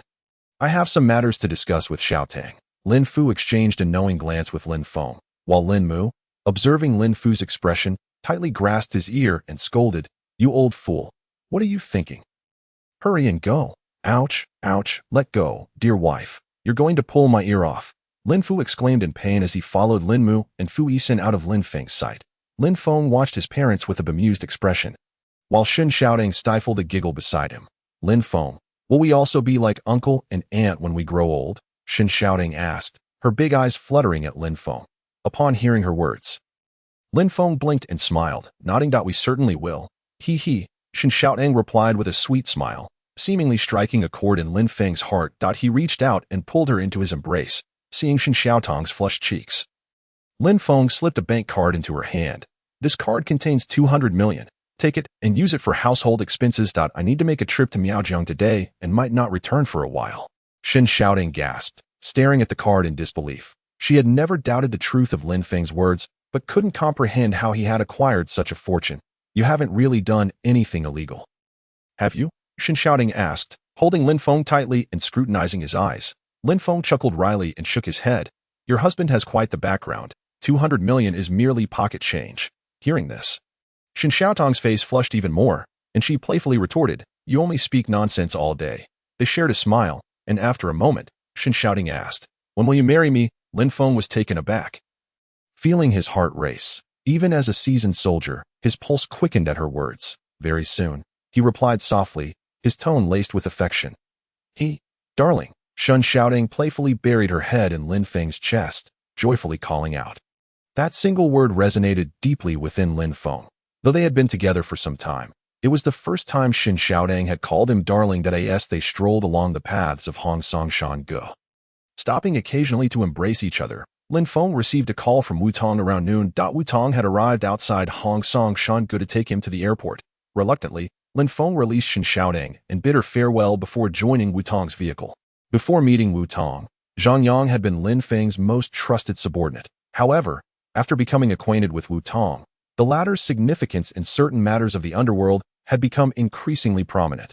Remembering Zhang Yang, Lin Feng dialed his number. Zhang Yang, I need to make a trip to Miaojiang, likely for about half a month. During this time, I would appreciate your vigilance over my family's safety. Upon hearing Lin Feng's voice, Zhang Yang promptly replied, no trouble at all. I will rent a place near your residence to ensure your family's protection. Lin Feng slowly continued. They have already moved to Hong Song Shan Ge No. 1. You can go there. Inform Feng Jiuyang that you'll be staying in Hong Song Shan Ge No. 2, or you can simply stay with Xiaodang and the others. Zhang Yang was taken aback by Lin Feng's words. Having spent considerable time in Jiangning, he was well aware of Hong Song Shan Ge No. 1's significance and Feng Jiuyang's identity, even as someone who frequently interacted with Lin Feng. Zhang Yang found it hard to fathom how Lin Feng had acquired Hong Song Shan Ge No. 1 from Feng Jiuyang. Moreover, it seemed Lin Feng could also claim Hong Song Shan Ge No. 2 if he wished. After all, Hong Song Shan Ge No. 2 was Feng Jiuyang's residence. Let me contact Madame Chun and arrange for your family to stay with her. I'll sleep on the couch, Zhang Yang suggested after a moment of contemplation. Lin Feng chuckled. Hong Song Shan Ge No. 1 is spacious. Just find a room to settle in. I will inform Xiaoting shortly. And you can move in. All right. I wish you a smooth journey, Mr. Lin. Thank you. After hanging up, Wu Tong started the car and drove toward the airport. Shortly after, the three boarded a plane, arriving in Miaojiang by 3 in the afternoon. Upon leaving the airport, Lin Feng sensed several powerful auras probing their direction, not weaker than those of Yuanjing, perhaps realizing that among them was an elder from Yaoingmen and a prince from Gumeng. They retracted their presence, yet many auras lingered around Lin Feng, clearly suspicious of his outsider status. Please don't mind, Mr. Lin. Miaojiang is like this. Everyone seems to have a dog-like nose, and whenever an outsider arrives, they swarm like mad dogs. Wu Tong said, standing beside Lin Feng. To Lin Feng, this was inconsequential. As Wu Tong had mentioned, a dog barking at a lion would not provoke the lion to retaliate. It would merely regard the dog as a jest. Lin Feng, you must be cautious. The locals can be quite temperamental, especially towards outsiders, Wang Jiamu remarked with a hint of mockery. Having arrived in Miaojiang, in a sense, he had entered Wang Jiamu's territory, and with Geng backing him, he was unlikely to endure any disrespect as he had in Jiangning. Upon hearing Wang Jiamu's words, Lin Feng coldly replied, "Are you feeling a bit more emboldened?" The moment those words left his lips, Wang Jiamu felt a prickling sensation in his back and quickly fell silent, no longer daring to utter a word. After exiting the airport, Wu Tong led Lin Feng to Yaoyingmen, while Wang Jiamu returned to Gamang. And the three parted ways. Wu Tong's vehicle, parked not far from the airport, was also a Bentley, indicating the old man's fondness for the brand. The car had accumulated a layer of dust, and after tidying it up, the two set off toward Yaoyingmen. Yaoyingmen was situated in the outskirts of Miaojiang, occupying a mountain peak. Most sects in Miaojiang were established within the mountains, and Yaoyingmen was no exception. Wu Tong parked the vehicle outside the mountain range, and the two of them walked along the mountains for nearly 2 hours before arriving at the entrance of Yaoying Gate. Unlike the sects of the Central Plains, Yaoying Gate resembled a rustic stronghold, lacking even a plaque inscribed with its name. It consisted solely of a wooden door and 2 wooden towers that marked its entrance. "Mr. Lin, this is the location of my Yaoying Gate. Please, come in." Wu Tong gestured invitingly. At that moment, several men adorned in Miao attire emerged from the towers, bows and arrows in hand, directing their weapons toward Lin Feng and Wu Tong's position. Shouting, "Who goes there?" Wu Tong replied, "I am Wu Tong. Open the door." It is Elder Wu. "Who is the person beside you?" came the query. "This is our new guest elder, Lin Feng. Have you reported to the gate master?" "No, I am making the decision myself." At this, Wu Tong felt a surge of irritation. How dare these mere guards question him so brazenly? In Yaoying Gate, his status was second only to the gate master. And it was precisely for this reason he had been tasked with handling the matter of Jiangning's Qing Pa, yet here he was, being obstructed by insignificant gatekeepers, which greatly displeased him. "I cannot allow Elder Wu to enter. It is Elder Chongfeng's order that no outsiders may enter Yaoying Gate." This fellow's origins were unknown, and without the gate master's permission, who could tell if he was an assassin infiltrating Yaoying Gate? The leader of the guards spoke coolly, his bow never wavering. Upon hearing this, Wu Tong grasped the situation. It was indeed Chongfeng who was stirring trouble. A cold smile escaped Wu Tong's lips. It was the first time he had brought Lin Feng to his sect, only to be met with such humiliation, not only making Lin Feng a spectator to this farce, but also compromising Wu Tong's dignity. "Chongfeng, you old rogue, come out." In a bizarre twist, Hu Pengtian stood idly by, seemingly acting as a punching bag for Wu Tong, and absurdly, he did not even retaliate. Eventually, when Lin Feng returned to Miaojiang with Wu Tong, Chongfeng was already fully aware of these events, having long since placed his spies around Wu Tong. Lin Feng's prowess needed no elaboration. He was far beyond a mere Yuan realm practitioner. In Chongfeng's eyes, he might even have reached the spirit realm, and such a person had been invited by Wu Tong to become a guest elder, upon returning triumphantly with 2 significant achievements, including the slaying of the instigator of the turmoil at Yaoying Gate. Wu Tong was certain that Zhou Shan would not dispense a trivial reward. Yet, Chongfeng would not allow Wu Tong such satisfaction. He had already positioned his loyal subordinates at the mountain gate to create trouble for Wu Tong. At that moment, Chongfeng sat in his residence within Yaoying Gate, having received news of Wu Tong and Lin Feng's arrival. But he remained unconcerned. Chongfeng was well acquainted with Wu Tong's character. He understood that Wu Tong prioritized the strength of the sect above all else. Hence, despite Wu Tong being merely at the pinnacle of the Qi realm, he had been appointed as the Grand Elder of Yaoying Gate, while Chongfeng had long since entered the Yuan realm, which bred discontent within him. As he lifted his teacup for a sip, Chongfeng caught wind of Wu Tong's loud outcry. "Humph, that old fool truly knows no bounds." Chongfeng snorted coldly. Even though he was the one seeking trouble with Wu Tong, in his mind, all blame lay squarely on Wu Tong's shoulders. If Wu Tong had not brought Lin Feng along for this visit, Chongfeng would have had no valid reason to bar him from entering. It was precisely Wu Tong's disregard for protocol in appointing Lin Feng as a guest elder that provided Changfeng with an opportunity to exploit. Dressed in a loose gray robe, markedly different from the attire of the Miao people, Chongfeng set forth toward the mountain gate, intent on confronting Wutong. He had rehearsed his lines countless times in front of a mirror. Determined to put Wutong in a difficult position today. It is vital to understand that in the hidden sects, any act of overstepping boundaries is most despised by those in power. Although Wutong held a significant position, he remained merely an elder. One elder appointing another as an elder was fundamentally absurd. The designation of a guest elder could only be decided by the gate master. Wutong's actions were indeed overstepping, but there was another critical factor. Lin Feng's potential was believed to reach the spirit realm if Wutong were to smoothly bring Lin Feng into Yaoing Gate.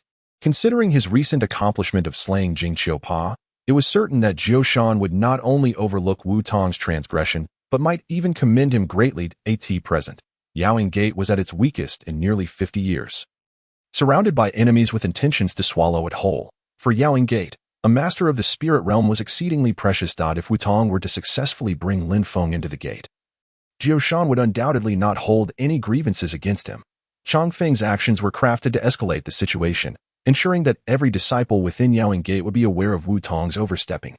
Thus, even if Zhou Shan did not reprimand Wutong, he could not reward him either, for if the disciples were to learn of Wutong's overstepping, he would lose their support, transforming from a hero of the sect into a shameless old man.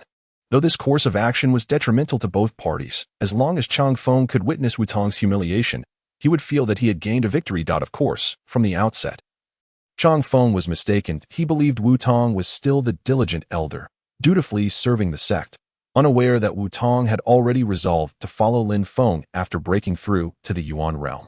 Outsiders presumed that Wutong had an excellent relationship with Zhou Shan, even to the extent that his peak Qi realm strength warranted his appointment as Grand Elder, but in truth, Wutong had realized that he was merely a pawn for Zhou Shan to counterbalance Changfeng.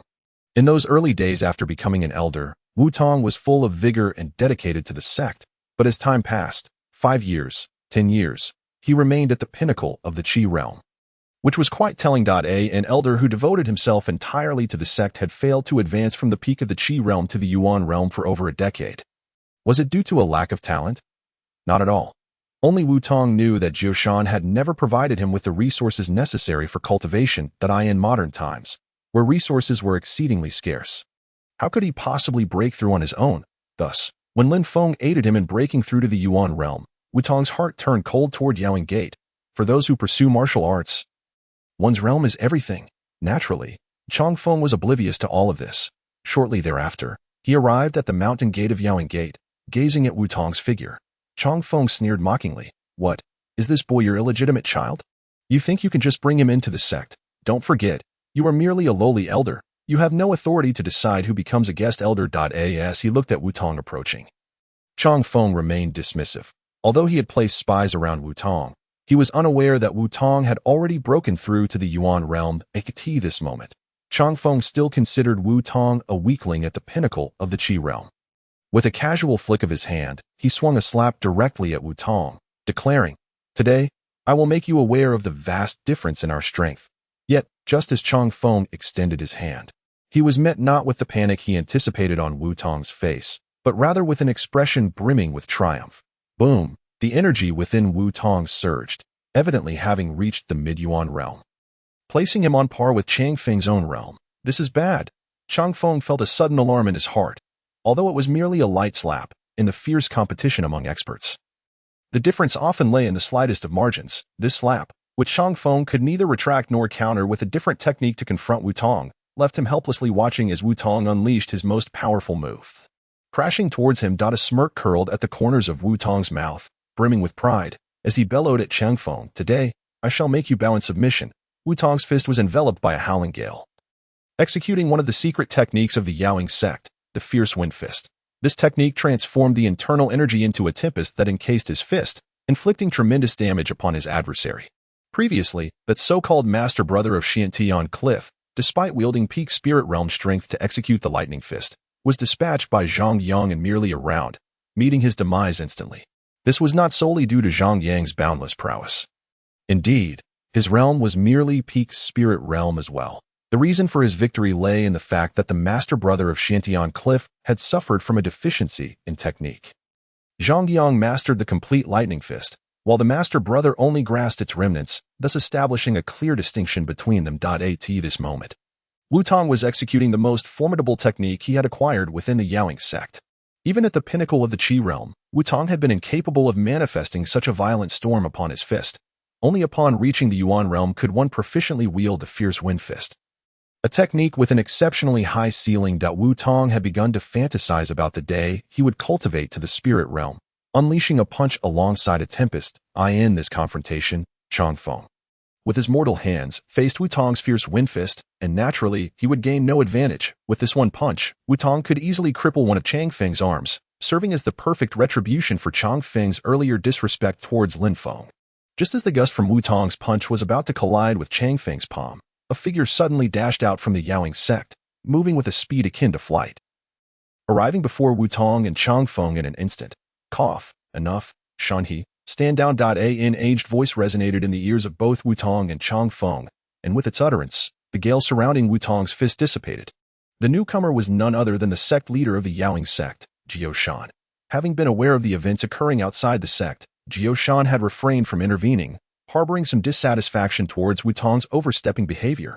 Moreover, he had never regarded Wu Tong as a trusted confidant. Otherwise, how could he have allowed Chang Feng to make things difficult for him? Initially, Jiao Shan intended for Chang Feng to teach Wu Tong a lesson, reminding him not to take himself too seriously. However, unexpectedly, during their expedition to Jiangning, Wu Tong's strength had directly surged from the peak of the Qi realm to the mid-Yuan realm. It is worth noting that at this moment, due to severe injuries, Jiao Shan himself was barely at the peak of the Yuan realm, nearing the spirit realm, making Wu Tong's current prowess not far from his own. Thus, Wu Tong's status had transcended from merely being a tool to restrain Chang Feng. He had become a pillar of support for the Yaoing sect. With Wu Tong standing there, it implied that the one who had heavily injured Jing Qiupa had perished. Naturally, Jiao Shan could not believe that Wu Tong, with his mid-Yuan realm strength, could have slain Jing Qiupa, whose formidable prowess was beyond the comprehension of ordinary individuals. Even at the peak of the spirit realm, Jiao Shan had nearly lost his life at Jing Qiupa's hands within 3 exchanges. Given Jing Qiupa's strength, dispatching Wu Tong would be as easy as slaughtering a dog. The only reason Wu Tong had acted independently in seeking out Jing Qiupa and Jiangning was because Jiao Shan had been in a state of unconsciousness. Otherwise, he would never have allowed Wu Tong to venture there. It was not due to fear for Wu Tong's life, but rather concern that Wu Tong's actions might provoke Jing Qiupa, inviting disaster upon the Yaoing sect. In light of this, it became evident that Wu Tong could not have single-handedly slain Jing Qiupa. He must have allied with the young man beside him, who appeared to be in his 20s. Jiao Shan cast a sweeping glance, attempting to probe Lin Feng's presence, only to find nothing, as if a cow had sunk into the sea. This youth's strength is beyond my comprehension. Jiao Shan's heart jolted. This young man was indeed unfathomable. Connecting this with Wu Tong's cultivation, Jiao Shan began to suspect that Wu Tong's breakthrough to the Yuan realm might have been influenced by this youth. With this thought, Jiao Shan had already set aside any concerns regarding Wu Tong's overstepping. A youth whose cultivation he could not perceive had come to his sect as a guest elder, and one of his own elders had also broken through to the Yuan realm. This was indeed a momentous occasion. The Yaoing sect, currently weak and internally fragmented, needed formidable experts to bolster its strength. Lin Feng and the present Wu Tong were precisely those individuals. With a resounding slap, Jiao Shan struck Chang Feng's face. What kind of nonsense are you? How dare you obstruct our sect's elder without authorization? Hurry and apologize to Elder Wu. Leader, this is Wu Tong colluding with outsiders to tarnish the reputation of our Yaoing sect. Furthermore, Wu Tong's actions are clearly an overreach. I beseech the leader to discern the truth. After receiving the slap, Chang Feng's mind raced, formulating this line of defense. He did not dare to openly blame Jiao Shan, for the sect leader was Jiao Shan, not Chang Feng. Nonetheless, his words carried a hint of threatening the leader with the sect's safety. How astute was Jiao Shan? If he were a fool, he would not occupy the position of sect leader. Hearing Chang Feng's words, Jiao Shan's anger flared. Damn it, Wu Tong has brought back a powerhouse whose strength I cannot fathom. And you dare to create further chaos? Did you intend to drive away the young man beside Wu Tong? With that thought, Jiao Shan delivered another slap. The sharp sound echoed in everyone's ears as Chang Feng's old face began to swell. Chang Feng shot a resentful glare at the chuckling Wu Tong, then turned to Jiao Shan with a look of grievance. Leader, I am merely acting for the sake of the sect. Silence. Jiao Shan glared at Chang Feng. For the sect's sake? Is this how you act for the sect's sake? With Chang Feng's perspective, How could he not see Lin Feng's considerable strength? Chang Feng's actions were merely a means to embarrass Wu Tong. Disregarding the sect's interests. What kind of nonsense was that? This young friend is not someone you can slander. I observe this young friend to be dignified, with a hint of heroism concealed in his gaze. He is certainly not a wicked individual. What harm is there in him entering my Yaoing sect?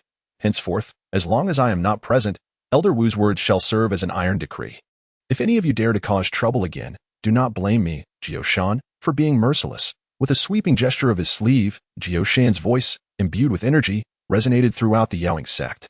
With this declaration, Wu Tong's status transformed from a tool to restrain Chang Feng into a true elder, second only to the leader within the Yaoing sect. Standing aside, Wu Tong understood that he had again benefited from Lin Feng's presence.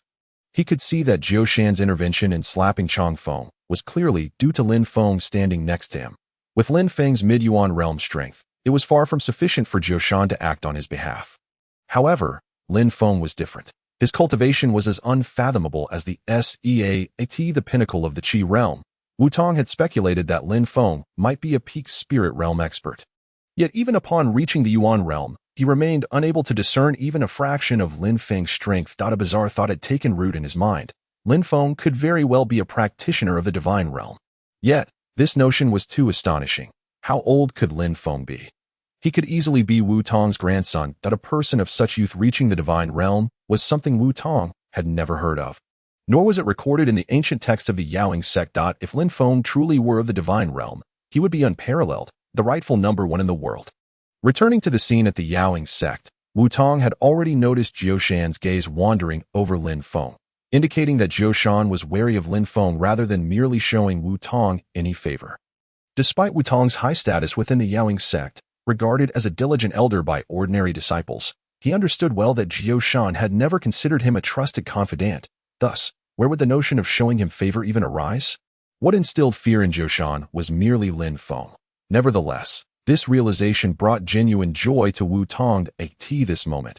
He had become a trusted confidant of Lin Feng, basking in the respect that his leader garnered wherever he went, which illuminated Wu Tong's countenance. Meanwhile, Chang Feng, covering his cheek, refrained from uttering any further remarks about the sect, for as the second elder of Yaoing sect, he was no fool. Having quelled the tumult of his heart, which had been rife with rivalry against Wu Tong, he now discerned that in Jiao Shan's eyes, Wu Tong's status was no longer trivial. Was it due to Wu Tong's current cultivation? No, that could not be the case. Jiao Shan, that old fox, would not humiliate Chang Feng for a so-called grand elder of the same cultivation level. What, then, was the reason? Chang Feng shifted his gaze to the youth named Lin Feng standing behind Wu Tong, who was currently observing the unfolding scene with an air of nonchalance, akin to one relishing a farcical performance. Probing Lin Feng's aura, like Jiao Shan, Chang Feng gleaned no information. This left only two possibilities. Either Lin Feng had never cultivated any martial arts, possessing not a shred of energy within him, or his cultivation far surpassed Chang Feng's, rendering it undetectable to him. Since Lin Feng had been brought here by Wu Tong, even being privately appointed as a guest elder, it was evident that he could not be an ordinary individual devoid of any cultivation. Thus, only the latter possibility remained. Lin Feng's realm of cultivation exceeded Chang Feng's by several folds. This was implausible. He was merely a youth in his 20s. How could he surpass me by such a margin? Chang Feng's heart roared in indignation, unable to accept this conclusion. Even Wu Tong's breakthrough to the mid-yuan realm left Chang Feng incredulous. Tinged with jealousy, Wu Tong must have encountered some fortuitous opportunity in Jiangning. Had that opportunity been bestowed upon Chang Feng, he would have had the qualifications to catch a glimpse of the spirit realm's threshold. This alone had already incited intense jealousy within Chang Feng. But Lin Feng's emergence felt akin to dousing boiling oil with ice water, igniting his fury at a person who had reached the spirit realm at merely over 20 years of age.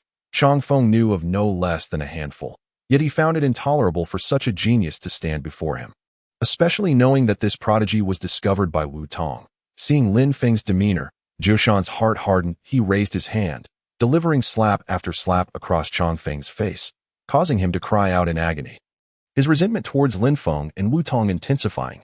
After a quarter of an hour, with Chang Feng's face swollen to the likeness of a pig's head, Jiao Shan finally ceased, kicking Chang Feng aside before turning to Wu Tong.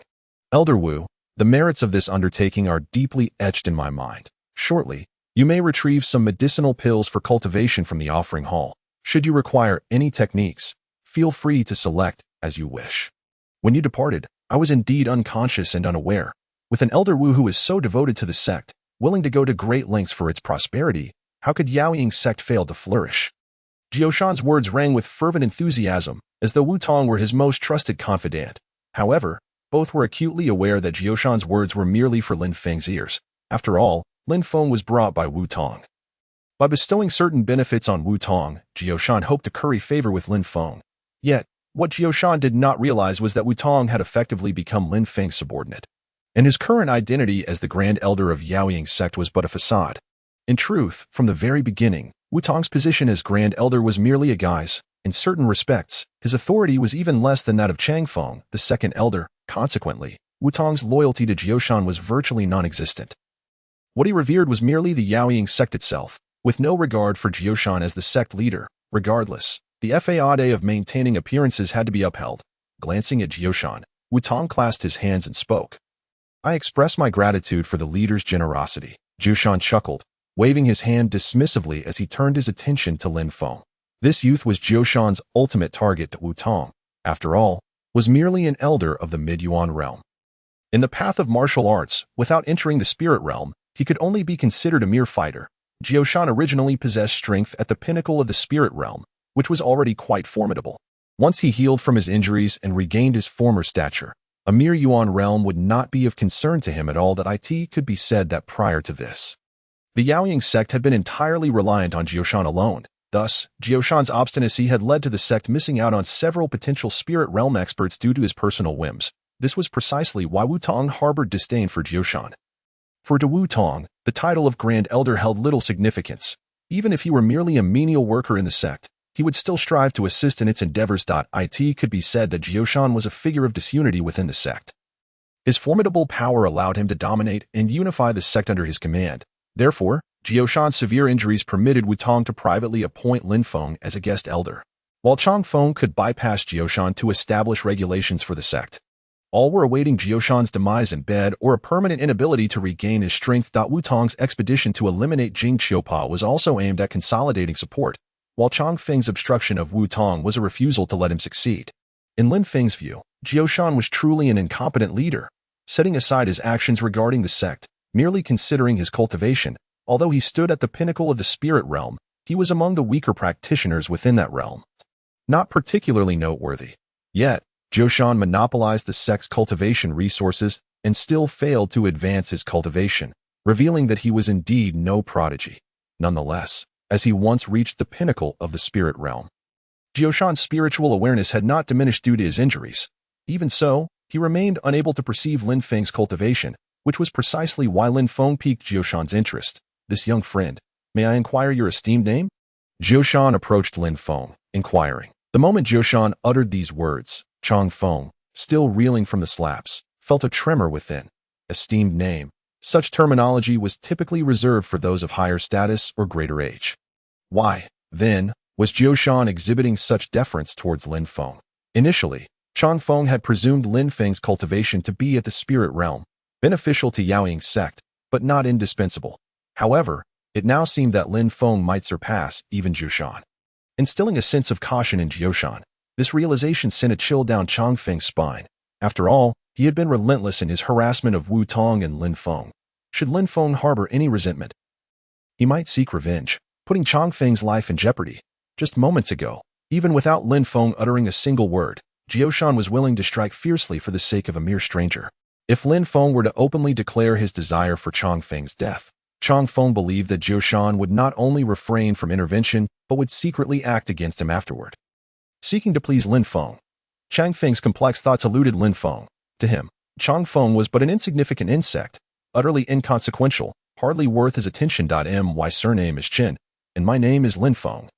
Lin Feng replied, gazing at Jioshan's darkened visage. Jioshan nodded with a smile. Lin Feng. Excellent. How auspicious, Lin Feng. As he muttered, Jioshan suddenly trembled, his lips quivering as he regarded Lin Feng, recalling the famed title of the legendary 9-star war god. Coupling this with the youth's age and cultivation, Jioshan felt as if his scalp might burst out. Why, you are Lin Feng? Jioshan stammered, his body quaking even more violently. Observing Jioshan's demeanor, Lin Feng discerned that this man had likely surmised his identity. And with a smirk, he remarked, "What, have you heard of my name?" "Heard of it. It resonates like thunder." Initially, Jioshan thought his friend was deranged when he mentioned the nine-star war god, only to later discover that such a figure truly existed. And now, Lin Feng stood before him. How could he not feel a sense of trepidation? "Lin Xiansheng, I beseech your pardon for my ignorance regarding your visit." Jioshan clasped his hands in a gesture of respect towards Lin Feng. Naturally, Lin Feng paid little heed to these minor characters. To him, their existence was as insubstantial as a feather. Even if he were to take their lives, Lin Feng would regard it as a mere waste of time. Observing the flustered expression on Jioshan's face, Lin Feng wore a bemused smile. He had heard of Jioshan's reputation, yet he was taken aback to discover that Jioshan was also aware of his name, which suggested that his fame had spread far and wide across the land. Beside him, Wutong found Jioshan's demeanor quite amusing. Jioshan had held his position for over 20 years, and Wutong had witnessed his ascent to this rank step by step. Regardless of whom Jioshan faced within the Yaoing sect, he always maintained an air of superiority, treating even Wutong with disdain. Wutong had never seen Jioshan lower his attitude before anyone to such an extent. Yet, in front of Lin Feng, Jioshan appeared as submissive as a grandson before his grandfather. Could it be that Jioshan was aware of Lin Feng's true identity? Wutong mused. He was intensely curious about Lin Feng's background but had never dared to inquire, and Lin Feng seemed disinclined to share. However, Jioshan's immediate shift in demeanor upon hearing Lin Feng's name led Wutong to reflect on the concealed identity Lin Feng might possess. While Wutong pondered these matters, Lin Feng gestured dismissively to Jioshan, indicating that it was of no consequence. This casual act alleviated the tension that had gripped Jioshan's heart. Jioshan began to speak. "Might I inquire about Mr. Lin's purpose in coming to Miaojiang? Is it related to the military?" Yet before he could finish, Lin Feng interrupted. "Do not ask what is inappropriate. I wish to keep my identity and whereabouts known to as few people as possible." Upon hearing Lin Feng's words, Jioshan nodded repeatedly, understanding the implications. Given Lin Feng's status, he would undoubtedly attract significant attention wherever he went. Even the local lord would likely come to greet him. It was clear that Lin Feng sought to avoid trouble by keeping his identity concealed. Regardless, since Lin Feng had spoken, Jioshan dared not defy him. Seeing Jioshan acquiesce, Lin Feng continued, "I have come to Miaojiang for two reasons. First, to locate a person named Yang, and second, for Wutong. From now on, Wutong shall be under my command, and he will no longer have any ties to the Yaoing sect." Lin Feng's pronouncement struck Jioshan's mind like a thunderclap. Previously, he had merely assumed that Lin Feng was a talented junior brought back by Wutong, but upon learning Lin Feng's name, he was momentarily stunned, failing to consider the nature of the relationship between Lin Feng and Wutong. It dawned on Jioshan that Lin Feng's arrival at the Yaoing sect was indeed tied to Wutong. In this light, Jioshan found himself in a precarious position. Initially, he believed that trading Changfeng for Wutong, along with Lin Feng, was a worthwhile exchange. However, he had not anticipated that Lin Feng was not merely a guest elder seeking refuge, but rather someone intent on taking away a sect elder. Engaging in conflict with Changfeng would undoubtedly breed resentment, and should Lin Feng take Wutong with him, the Yaoing sect would be left with only Jioshan's cultivation to rely upon. This, he feared, would not bode well. Jioshan tentatively remarked, "That might not be advisable. If Lin Feng were to take Wutong away, the Yaoing sect would be perilously close to ruin, with formidable enemies lurking nearby. They would wait for the Yaoing sect to become vulnerable before launching an assault. Should Wutong depart and Changfeng become disloyal, the sect would be left without even a semblance of strength, leaving only Jioshan to safeguard it." Upon hearing Jioshan's inquiry, Lin Feng frowned slightly. Observing this, Jioshan quickly added, "That is appropriate, indeed. Keeping Elder Wu within the Yaoing sect would only stifle his potential. Allowing him to leave with Mr. Lin, I have no doubt he will achieve great things." Jioshan then invited Lin Feng to enter the sect, stating that discussing such matters outside was beneath their dignity. With that, Jioshan stepped aside, allowing Lin Feng to proceed into the Yaoing sect. Wutong and Jioshan followed closely behind, creating the impression that Lin Feng was the master of the sect. Jioshan's words were also a bid to cultivate goodwill with Lin Feng. After all, he had no means to reclaim Wutong from Lin Feng's grasp, so he could only acquiesce. If Lin Feng were to show benevolence, he might very well rescue the Yaoing sect from its impending doom. Conversely, if Lin Feng were to depart abruptly after his business was concluded, leaving Jioshan to disband the sect and take all its resources for himself, retreating to cultivate in seclusion until he was ready to return and rebuild the Yaoing sect, that would be another matter entirely. With both scenarios considered, Jioshan felt no concern for his own safety. As for the disciples' fates post-dissolution, he cared little. Jioshan had no regard for the lives of ordinary disciples. Upon entering the Yaoing sect, they proceeded directly to the main hall, which was adorned with distinct Miaojiang aesthetics. At the front of the hall stood several memorial tablets, honoring the past masters of the Yaoing sect. Without a moment's hesitation, Lin Feng took a seat at the head of the table, while Jioshan naturally settled into a chair reserved for senior disciples, showing no hint of awkwardness, as if the position had been prepared specifically for Lin Feng. Wu Tong, observing the scene, felt a surge of admiration for Lin Feng's commanding presence. Grateful for his choice to follow him. At that moment, both Jioshan and Wu Tong occupied subordinate seats, and with Lin Feng remaining silent, they too refrained from speaking. After a lengthy pause, Lin Feng finally spoke. I require all disciples of the Yaoing sect to assist me in locating Yang Wen. In return, I shall remain here for a time to safeguard your sect until Yang Wen is found. His arrival in Miaojiang was not merely to support Lu Zongjing and his daughter, but rather because Yang Wen's actions posed a threat to the fragile relationship between Miaojiang and the Central Plains. Gu Min and Wang Zhiping had tirelessly endeavored to maintain the tenuous peace between Miaojiang and the Central Plains, yet despite their efforts, animosity still prevailed among many in Miaojiang towards the Central Plains. This deeply rooted enmity had been established thousands of years ago. Miaojiang was the ancestral home of the Qiyu and Jiuli clans, while the first emperor of the Central Plains was the Yellow Emperor, whose conflict with Qiyu had commenced millennia prior. Consequently, this animosity, entwined with ancestral lineage, had not dissipated even to this day. However, any sensible individual should recognize the futility of such hostilities. Miaojiang and the Central Plains were both territories of the same origin. Why should they fight amongst themselves? Should a true conflict erupt between the martial arts of Miaojiang and the Central Plains, both sides would suffer greatly, with only foreign powers reaping the benefits. Wang Zhiping clearly understood this, yet the grievances between the two regions had persisted for thousands of years, far beyond the power of one individual to resolve overnight. As for Yang Wen, he was the very individual intent on shattering the fragile peace that had been maintained between the two regions. Ultimately, Yang Wen was merely a pawn wielded by the Wandu sect. Since Yang Wen harbored grievances with Gu Min, the Wandu sect could easily accommodate him. Moreover, the Wandu sect was the sect that posed the greatest threat to the relationship between Miaojiang and Gu Min, making their intentions all too apparent: to disrupt the peace and reignite conflict between Miaojiang and the Central Plains. Lin Feng was unaware of the motives behind the Wandu sect's actions. Their leader did not strike him as a fool lacking in intelligence. Incapable of discerning the complexities at play. It was precisely because of the myriad of peculiarities surrounding this matter that Lin Feng had ventured to Miaojiang to investigate thoroughly. Jioshan contemplated for a considerable time before speaking again. Yang Wen was an abandoned child discovered by Wang Zhiping deep within the mountains. After bringing him back to the sect, Wang Zhiping took it upon himself to educate Yang Wen. Within Gu Min, it is common knowledge that Wang Zhiping not only has a biological son, Wang Jiamu, who is the heir apparent of Gu Min, but also a foster son in Yang Wen, who is regarded as the second son of Gu Min.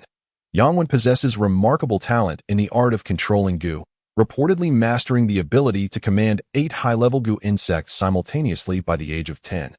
All while his cultivation was still at the Qi realm, merely at the threshold of martial arts. Lin Feng, sitting nearby, wore a peculiar expression. He had not anticipated such a background for Yang Wen. If his identity was indeed as Jioshan described, then in a certain sense, Yang Wen and Wang Jiamu could be considered brothers. Jioshan, noticing Lin Feng's silence, continued, after reaching the Qi realm. Yang Wen advanced to the spirit realm by the age of 18. Having achieved this remarkable breakthrough in just 8 years, such a prodigy is a rarity in Miaojiang, appearing only once every century. His mastery of the art of Gu is simply beyond imagination. Upon reaching the spiritual realm, Yang Wen is capable of simultaneously controlling 19 high-level Gu insects. It is worth noting that even the prince of the Gu sect, Wang Jiamu, can only command 10 Gu insects at most. Even at present, speaking of Wang Jiamu and Yang Wen, the two share a camaraderie akin to that of brothers within the Gu sect. Wang Jiamu regards Yang Wen as his role model, while Yang Wen treats Wang Jiamu with the affection of a dear brother, providing him with meticulous guidance. After a brief pause, Jioshan continued, "Yet, this very individual, who could have been the hope of the Gu sect, defected last year, taking with him numerous masters of the spiritual realm, resulting in a grievous blow to the sect's vitality. Shortly after his betrayal, News surfaced that Yang Wen had joined the Wandu sect, though the veracity of this information remains unverified, as Yang Wen has never publicly addressed the matter at this point. Yang Wen's background had become vividly clear in Lin Feng's mind. However, Lin Feng still could not fathom why Yang Wen would betray someone who had saved and nurtured him, aligning himself with a sect that harbors animosity toward his savior. After pondering for a moment, Lin Feng nodded and said to Wu Tong, "You should retrieve what you are owed. We shall pay a visit to the Goose sect." Upon hearing Lin Feng's words, Jiao Shan was taken aback. This gentleman had only just learned about Yang Wen's life, and now he intended to stir trouble with the Goose sect, which was indeed not a trivial matter. However, Jiao Shan felt a pang of sorrow at Lin Feng's statement regarding Wu Tong's reward. He had initially assumed that Wu Tong would return to the sect laden with accolades, only to discover that Wu Tong had already pledged his allegiance to Lin Feng. If Wu Tong were still an elder of Yaoying sect, it would be entirely appropriate for him to claim these rewards, as a rise in Wu Tong's cultivation and strength would undoubtedly benefit Yaoying sect. Yet now, it was evident that Wu Tong had become an outsider. Even if he had recently broken through to the divine realm, he no longer had any ties to Yaoying sect. The thought of Wu Tong taking away rewards left Jiao Shan feeling quite pained. Nevertheless, since Lin Feng had spoken, Jiao Shan did not dare to voice any objections that a little discomfort was a small price to pay compared to the potential destruction of the sect and fleeing like a dog. With Lin Feng's assistance, Jiao Shan felt assured that Yaoying sect would be safe. As he watched Wu Tong exit the Grand Hall, heading towards the offering hall, Jiao Shan found himself increasingly restless in Lin Feng's presence. "You go and arrange for the disciples of the sect to search for Yang Wen's whereabouts throughout the Miao territory. I will be going to the Goose sect shortly to ascertain the specifics of the situation," Lin Feng said, his fingers tapping lightly on the armrest of the main seat. Hearing this, Jiao Shan promptly rose and hurried out of the Grand Hall, gathering the sect's disciples to search for Yang Wen's location. If Yaoying sect fails to achieve any merit in this endeavor, Jiao Shan firmly believed that Lin Feng would turn and leave without a second thought, showing no concern for the sect's safety. Even for the sake of Yaoying sect, Jiao Shan felt compelled to exert every effort. Lin Feng casually flipped through the sword technique manual, finding its contents rather uninspiring. It merely skimmed the surface of the profound. Yet for Wu Tong and others, such sword techniques were indeed rare and invaluable treasures. As for the longsword, it caught Lin Feng's eye. Though it was a sword, it possessed a slight curvature, with sharp edges on both ends, resembling a Miao knife in shape, though with some differences in other aspects. The sword's blade was adorned with the engraving of a phoenix, although it was a weapon of no particular renown. It bore a striking name, Phoenix Sword. Lin Feng was utterly disinterested in several bottles of pills. At his current level of cultivation, ordinary pills could no longer elevate his realm, and the impurities within them could even tarnish his martial path. Excessive consumption might lead to the accumulation of impurities within his body, preventing any further breakthroughs. The ancient tome, however, was precisely what Lin Feng needed. Without a second thought, he recognized that this tome contained records of the Yangji Jade artifacts. By sheer coincidence, Lin Feng had learned of the existence of the Yangji Jade Ring, Jade Bracelet, and Jade Pendant. However, he had no inkling regarding the Jade Sword and Jade Seal mentioned in the tome. "This ancient book shall be recorded as part of your merits," Lin Feng declared. Wu Tong's face lit up with joy upon hearing this. Although the two had not formalized any merit records, Wu Tong had merely assisted Lin Feng in locating Jing Qiupa, and during their confrontation with Jing Qiupa, Wu Tong had not contributed a single ounce of effort. When Lin Feng returned, he had merely helped Wu Tong break through to the Source Realm. Wu Tong had been stuck at the peak of the Qi realm for decades, believing he would never break through in this lifetime. Yet, Lin Feng had simply handed him a jade bracelet, allowing him to effortlessly transcend to the Source Realm, something Wu Tong had never even dared to dream of. Now that he had found this ancient tome for Lin Feng, Wu Tong could not help but wonder if the reward Lin Feng would bestow upon him would be significant. Perhaps even a breakthrough to the spiritual realm. Of course, breaking through to the spiritual realm was impossible. Even achieving the Source Realm was merely a result of Wu Tong's prolonged stagnation in the Qi realm, where his inner energy had reached its peak. Lin Feng had merely facilitated the process, allowing Wu Tong to break free from his constraints with the spiritual energy contained within the jade bracelet. However, Lin Feng was not without means. Should he wish for Wu Tong to ascend to the spiritual realm, it would be a trivial matter for him. Nevertheless, such a method would expend all of the breakthrough individual's potential, leaving them without any possibility for further advancement after reaching the spiritual realm. Returning to the main topic, The ancient tome before Lin Feng captivated him far more than any earthly pleasures. According to Wu Tong, the jade artifacts recorded in this tome were crafted by none other than the first emperor himself. The Yangji jade ring and jade bracelet had likely changed hands several times. Yet their spiritual energy remained formidable. As for the jade pendant worn by Gao Hua, it was even more extraordinary. The spiritual energy within these jade artifacts was genuine, a remnant of the spiritual essence that had been severed from the world since ancient times. In the present day, aside from a few earthly treasures, such as thousand-year-old ginseng and Tianshan snow lotus, these rare and precious items were among the few that still contained a modicum of spiritual energy. Yet, even with Lin Feng's discerning eye, he had never encountered the spiritual energy contained within these jade artifacts. Thus, the quest for the jade sword and jade seal held significant importance in Lin Feng's eyes. These were relics of the first emperor. Who could say whether the first emperor had concealed some extraordinary martial arts within them? No one could ascertain, and simply due to the first emperor's stature. Lin Feng was determined to collect these treasures. This time, the jade bracelet and jade ring had nearly fallen into the hands of Jing Qiupa and others.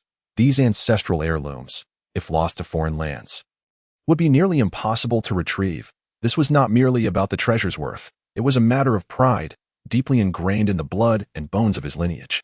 Lin Feng could say that his primary purpose for venturing into Miao territory was this ancient tome. Without it, he may have only informed a few old friends in Miao territory to keep an eye on the local troublemakers. Yet, it was the existence of this tome that compelled Lin Feng to come personally to Miao territory. Sitting in the main seat of the Yaoying sect's Grand Hall, Lin Feng perused the ancient tome for quite some time. Almost every entry pertained to the first emperor, with the majority dedicated to these 5 jade artifacts. However, it only noted that apart from the jade seal, which the first emperor took after its completion, the other 4 jade artifacts remained in Kunlun Su, that is, the Kunlun Mountains. This revelation puzzled Lin Feng, as the jade bracelet and jade ring had already fallen into the world, and the whereabouts of the jade sword were unknown. The only artifact remaining in Kunlun Su was a jade pendant, worn by Gao Hua. Consequently, Lin Feng found himself utterly at a loss regarding the jade sword's location. Of the 5 jade artifacts, Lin Feng had already acquired 3, and the remaining 2 were likely of considerable weight. Even the 3 jade artifacts in his possession might not equate to the value of any single one of the remaining 2. Gently closing the ancient tome, Lin Feng exhaled deeply and turned to the quietly waiting Wu Tong. "Let us proceed to the Gu sect," Lin Feng said slowly. Wu Tong's heart raced at this. Did Lin Feng intend to confront the Gu sect? Jiao Shan's earlier comments had clearly elucidated the connection between Yangwen and the Gu sect, indicating that Yangwen's existence was inextricably linked to it. After all, the Gu sect was one of the most powerful sects in Miao territory. Did Lin Feng truly plan to venture forth alone? Even with the addition of Wu Tong, it scarcely suffices to fill the gaps. Although Wu Tong firmly believes that even the Gu emperor of the Gu sect would think twice about his own capabilities when standing before Lin Feng. The notion of entering the Gu sect is indeed uncertain. After all, the Gu sect is their territory. Wang Zhiping, the Gu emperor, is nearly 60 years old this year. Even Wu Tong is unclear about his exact age. But he knows for certain that Wang Zhiping is far from young. How could such a venerable figure from the Miaojiang region, with a lofty status and considerable age, possibly be an old acquaintance of a young man in his 20s? This truly baffles Wu Tong. Lin Feng, perhaps sensing the doubts in Wu Tong's heart, let out a hearty laugh. "Even if we are not old acquaintances, we are still familiar. Rest assured, Wang Zhiping will not make things difficult for us. Once we arrive at the Gu sect, we shall be treated as honored guests." Upon hearing this, Wu Tong gritted his teeth. "Let us go. I, an old man, have lived long enough, even if this journey to the Gu sect entails risks. I, Wu Laotu, shall not shy away from it." Lin Feng couldn't help but chuckle at Wu Tong's fervent declaration. Regardless of what the old man truly thought, Lin Feng felt elated at his resolve. Having a few subordinates willing to brave fire and water for him is indeed a stroke of fortune for someone in a position of power. After a brief moment, Wu Tong chuckled again, his old face flushing. "However, having accompanied Mr. Lin through numerous battles, I have yet to suffer any losses. I trust that this time, when the Gu emperor meets Mr. Lin, he will surely be as docile as a dragon coiled or a tiger lying down." Lin Feng shook his head and laughed, finding the old man to be quite amusing. Ever since Wu Tong broke through to the Yuan realm, his spirit seemed notably invigorated. The once white hair now gleamed a lustrous black, and even the wrinkles on his face appeared diminished. They set off. Lin Feng slowly rose and walked toward the Grand Hall's exit. heading in the direction of the Gu sect. Wu Tong followed closely behind. Akin to a seasoned steward, the duo's combination resembled that of a young heir from a prestigious family accompanied by a profoundly skilled old steward who also served as a part-time bodyguard. Wherever they went, they would command respect. However, Lin Feng, this young heir, required no protection. He was, in fact, the strongest. At this moment, within the Yaoing sect, aside from a few ordinary disciples guarding the sect. All other disciples and elders had been taken by Qiu Shan to search for Yang Wen's whereabouts. The Miaojiang region is vast, and even if the Yaoing sect had tenfold more disciples, searching for a single Yang Wen across the entirety of Miaojiang would be akin to searching for a needle in a haystack. Yet, under the pressure of the sect's impending doom, even Qiu Shan himself could only take matters into his own hands, willingly leveraging long-unused connections to enlist the help of several close friends in the search for Yang Wen. Of course, the price Qiu Shan paid was not a mere handful of pills. He had nearly emptied one-third of the Yaoing sect's treasury to satisfy these individuals' appetites. However, the greater the cost, the greater the return. As a result of his endeavors, the number of individuals searching for Yang Wen surged rapidly, with nearly half of the small to medium-sized sects in Miaojiang participating in this quest. Lin Feng, of course, was unaware of the extent of Qiu Shan's expenditures in such a short span of 1 or 2 hours. To him, Qiu Shan's existence was inconsequential, and the preservation of the Yaoing sect was primarily for Wu Tong's sake. Otherwise, the fate of the Yaoing sect was of no concern to him. With Lin Feng's strength, even if he were to confront the Gu sect, a mere word would suffice to compel the entire sect's disciples to search for Yang Wen. Surely, this would be far more convenient and less troublesome than relying on someone as insignificant as Qiu Shan. At this moment, Lin Feng and Wu Tong were making their way toward the Gu sect. In the Miaojiang region, any sect of repute is well aware of the locations of other sections. This awareness is crucial to prevent their own disciples from inadvertently trespassing into another sect's territory, which might lead to unnecessary conflicts. The Gu sect, being one of the foremost sects in Miaojiang, is naturally a place that must be known. As dusk fell, they walked from twilight until the moon hung high in the sky before arriving at the Gu sect's sphere of influence.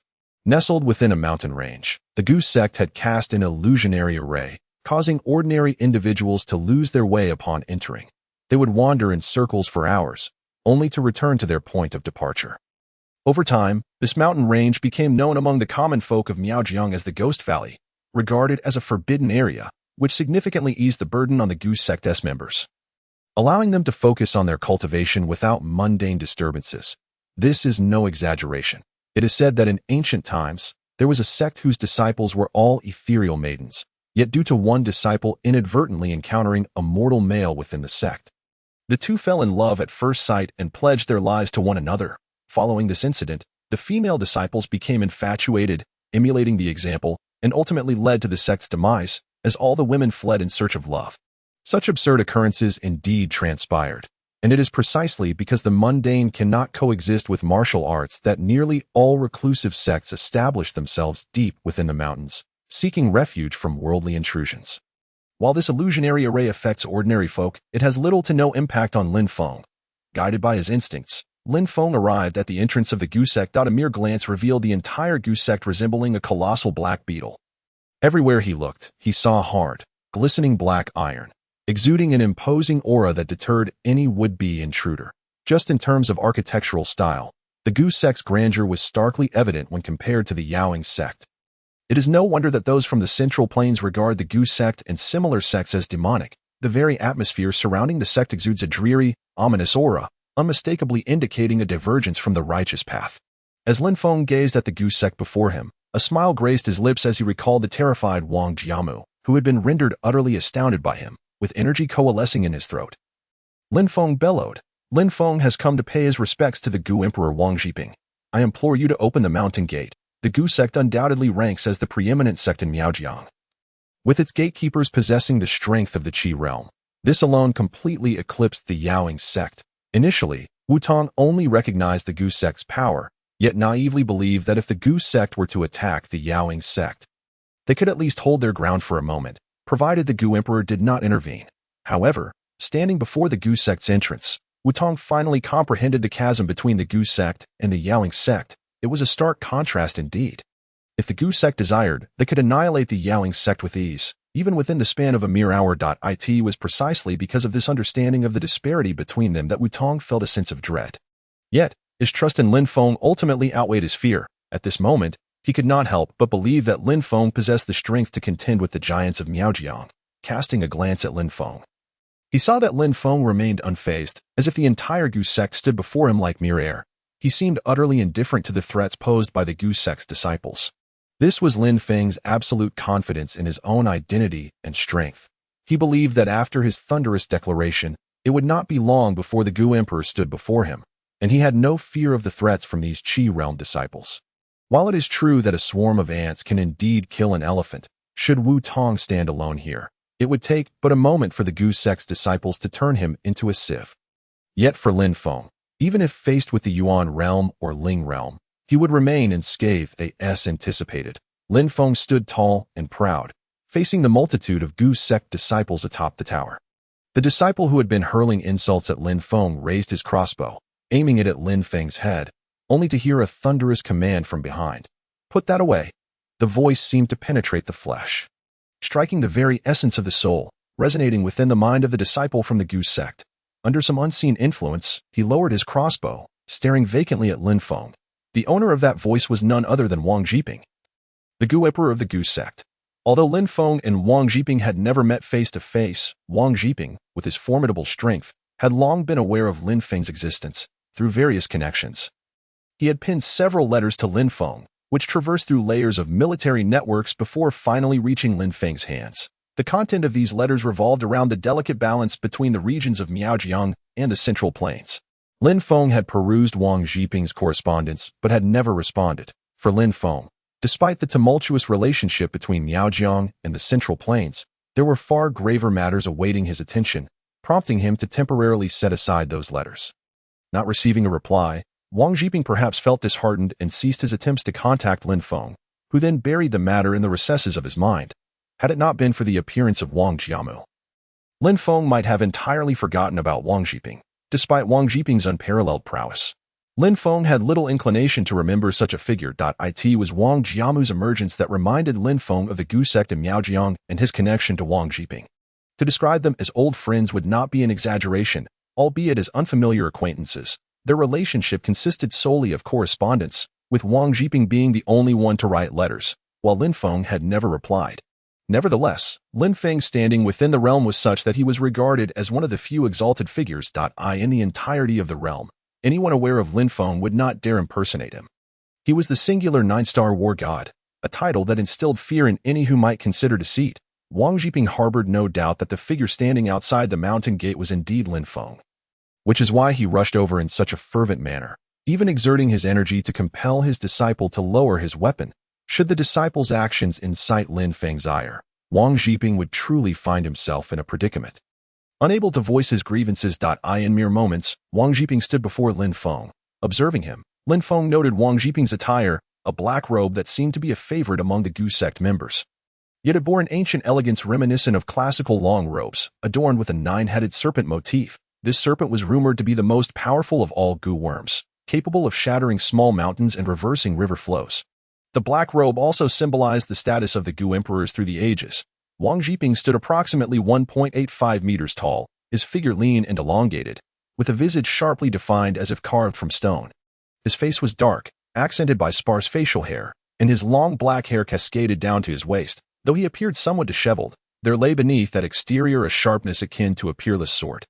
He bore no signs of advanced age, instead resembling a middle-aged rogue. Upon catching sight of Wang Jiping, Lin Feng felt a spark of recognition. This man was certainly no ordinary individual. In times of turmoil, he would undoubtedly be a formidable leader akin to Cao Cao. Wang Jiping stood firmly before Lin Feng, bowing at a right angle with his hands cupped in salute above his head. This was the highest form of respect among the reclusive sects of Miaojiang, typically reserved for juniors paying homage to their elders. Amidst Wu Tong's astonished gaze, Wang Jiping slowly spoke. "I humbly welcome the esteemed arrival of Mr. My disciple was unaware of your identity. I implore your compassion in granting him a chance at redemption." Wang Jiping's words reflected a profound humility, adopting the perspective of a junior. Meanwhile, Lin Feng stood to the side, a wry smile gracing his face. Did he truly appear as a bloodthirsty executioner? He waved his hand dismissively, helping Wang Jiping rise. Though Lin Feng possessed the might to dominate the realm, he recognized Wang Jiping's seniority and adhered to the principle of mutual respect. Given Wang Zhiping's comparable strength and his lowly position, Lin Feng saw no reason to feign invincibility. I have come here, Lin Feng began. But Wang Zhiping interjected, I shall heed your every word. Wang Zhiping understood the vast disparity in their statuses and strengths, leaving no room for resentment. While others might remain ignorant, Wang Zhiping was well aware that the seemingly fragile youth before him was, in fact, a top-tier figure within the realm. Wu Tong could not fathom Lin Feng's abilities, nor could Wang Jimu comprehend his realm. But Wang Zhiping knew better. Lin Feng had already transcended to the divine realm. Much like the spirit realm, the divine realm was also stratified, and while Wang Zhiping was part of it, he was not among its strongest. Coincidentally, Lin Feng was among the elite, a paragon within the divine realm. In the presence of such a figure, even without the title of the nine-star war god, Wang Zhiping was compelled to show utmost reverence, lest he show any sign of disrespect. Moreover, Lin Feng's identity bore significance for the entire realm, which further necessitated Wang Zhiping's servile demeanor. The saying, ignorance breeds fearlessness, applied to many, such as the soldiers Lin Feng encountered in Jiangning or the figures in Miaojiao. Though they recognized Lin Feng's strength, their limited perspectives prevented them from grasping the depths of his power. In contrast, Wang Zhiping, as a master of the divine realm himself, understood the weight of Lin Feng's presence. Despite not being particularly renowned among the divine realm, he held a respectable status, and his position as the Gu Emperor allowed him greater insight into matters, enabling him to comprehend Lin Feng's origins beyond mere strength. In today's world, mentioning the realm would inevitably conjure images of ceramics, a cultural legacy spanning millennia. Yet in martial arts, achieving a certain level of mastery would invariably lead one to think of Lin Feng, underscoring his monumental influence. While there were few divine realm masters like Wang Zhiping, he was nonetheless a respected figure within the realm, whereas Lin Feng's name resonated throughout the entire martial world, highlighting the vast gulf between their standings. Lin Feng was quite pleased with Wang Zhiping's demeanor. Before arriving at the Gu sect, he had anticipated Wang Zhiping's formidable prowess, fearing that the man might hold a grudge for Lin Feng's previous silence. However, upon their meeting, Lin Feng realized that Wang Zhiping was far from a trivial adversary. Wang Zhiping demonstrated both humility and flexibility. As the Gu Emperor, his first act upon meeting Lin Feng was to lower his stance, and his second was to advocate for his disciples. This dual approach served to appease Lin Feng while also preserving his disciples' morale, though it might not seem particularly astute. The fact that Wang Zhiping could defuse tension within mere moments spoke volumes of his political acumen. He quickly aligned himself with Lin Feng's sentiments, solidifying his position and earning Lin Feng's goodwill. These actions revealed to Lin Feng that Wang Zhiping was indeed a remarkable individual. Yet, one must consider that those who attain the rank of Gu Emperor cannot be mere fools. After a moment of contemplation, Lin Feng spoke slowly. I shall not linger here for long. My purpose in coming is to seek an individual named Yang Wan, a Gu master rumored to be connected to your sect. Hence my visit. The words of Lin Feng pierced Wang Zhiping's heart like a sharp blade. Yet Wang Zhiping displayed not a flicker of emotion on his countenance. He truly regarded Yang Wan as if he were his own flesh and blood. After Yang Wan revealed his extraordinary talent in controlling the Gu, Wang Zhiping had even envisioned a future where, upon passing the throne of Gu Emperor to Wang Jimu, Yang Wan would assist him, enabling the two to wield great power within the Gu sect and elevate it to unprecedented heights. However, to his utter dismay, Yang Wan had betrayed the Gu sect, turning his back and aligning himself with the enemy. This revelation struck Wang Zhiping profoundly, for the sect's rules dictated that any disciple who defected must be executed without mercy. Given the Gu sect's formidable strength, eliminating Yang Wan would pose little challenge. At most, it would cost a few disciples their lives. Yet, even to this day, Yang Wan remained active in the Central Plains, largely due to Wang Zhiping's reluctance to take his life. Nevertheless, with Lin Feng now addressing the matter, Wang Zhiping found himself bereft of any reasonable justification for his actions regarding a sect traitor. Please, Mr. Lin, step inside for a discussion. The hour is late, and I shall immediately arrange accommodations for you. We can delve deeper into this matter at dawn. Wang Zhiping spoke, his head bowed and voice measured. Lin Feng nodded, following Wang Zhiping's lead into the Gu sect's inner sanctum, with Wu Tong closely trailing behind. Anxious to avoid being left outside by the sect's members. In the tower, several young disciples, drenched in sweat, clustered together, chattering animatedly about Lin Feng's origins. That young man seems to be of similar age to us. How could he command such respect from the Gu Emperor? One exclaimed. Who knows? From the tone of the Gu Emperor, it was as if he regarded him as a senior. It's utterly absurd. Another interjected. Just moments ago, I pointed my arrow at his head. Will he hold a grudge against me? What if he seeks retribution later? A third pondered anxiously. You worry too much. Did not the Gu Emperor just absolve you? Regardless, that young man must show some deference to the Gu Emperor, replied another. Indeed, the Gu Emperor is a prominent figure in Miaojiang. He would not bow to a youth. The group continued their banter. Oblivious to Lin Feng, who had already arrived at the grand hall of the Gu sect, seated within as the servants went about preparing the guest quarters, discussing the situation regarding Yangwen. Had the seating arrangement in the hall been akin to that of the Yaoling sect, with designated seats of honor, it would have put Wang Jiping in a dilemma over whether to allow Lin Feng the primary seat or to claim it himself. Returning his focus to the present, Lin Feng listened to Wang Jiping's words with a hint of confusion. Unknown whereabouts. Upon my arrival in Miaojiang, I heard that Yangwen had joined the One Poison sect.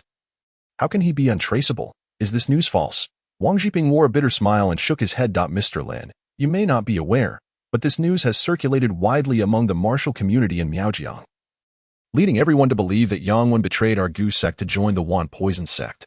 However, the reality is far from that. After a brief pause, Wang Jiping sighed deeply and continued. Though Yangwen has yet to step into the divine realm, he has already reached the pinnacle of the spiritual realm. His talent in controlling Gu allows him to manipulate as many as 29 Gu insects simultaneously. Even I cannot compare to him. Presently, Yangwen could possibly contend with even the poison elder of the One Poison sect. Why would he willingly subordinate himself to them? This revelation left Lin Feng unfazed.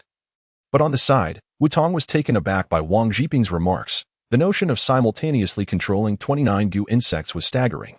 It was akin to facing an adversary in a video game who unleashed over 20 debilitating status effects upon you, all while several highly aggressive Gu insects charged forth to attack. Such power was extraordinary. If every disciple of the Gu sect could command 29 Gu insects, conquering not just Miaojiang but all of Huaxia would be a trivial matter.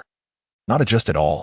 Even Wang Jiping, the Gu Emperor, could only manage 28 at this moment, falling just short of Yangwen's prowess. It was worth noting that Wang Jiping had achieved his current level of mastery long ago, while Yangwen was merely at the peak of the spiritual realm. Despite this, Yangwen's aptitude in controlling Gu surpassed Wang Jiping's by a margin, highlighting just how remarkable Yangwen's talent truly was.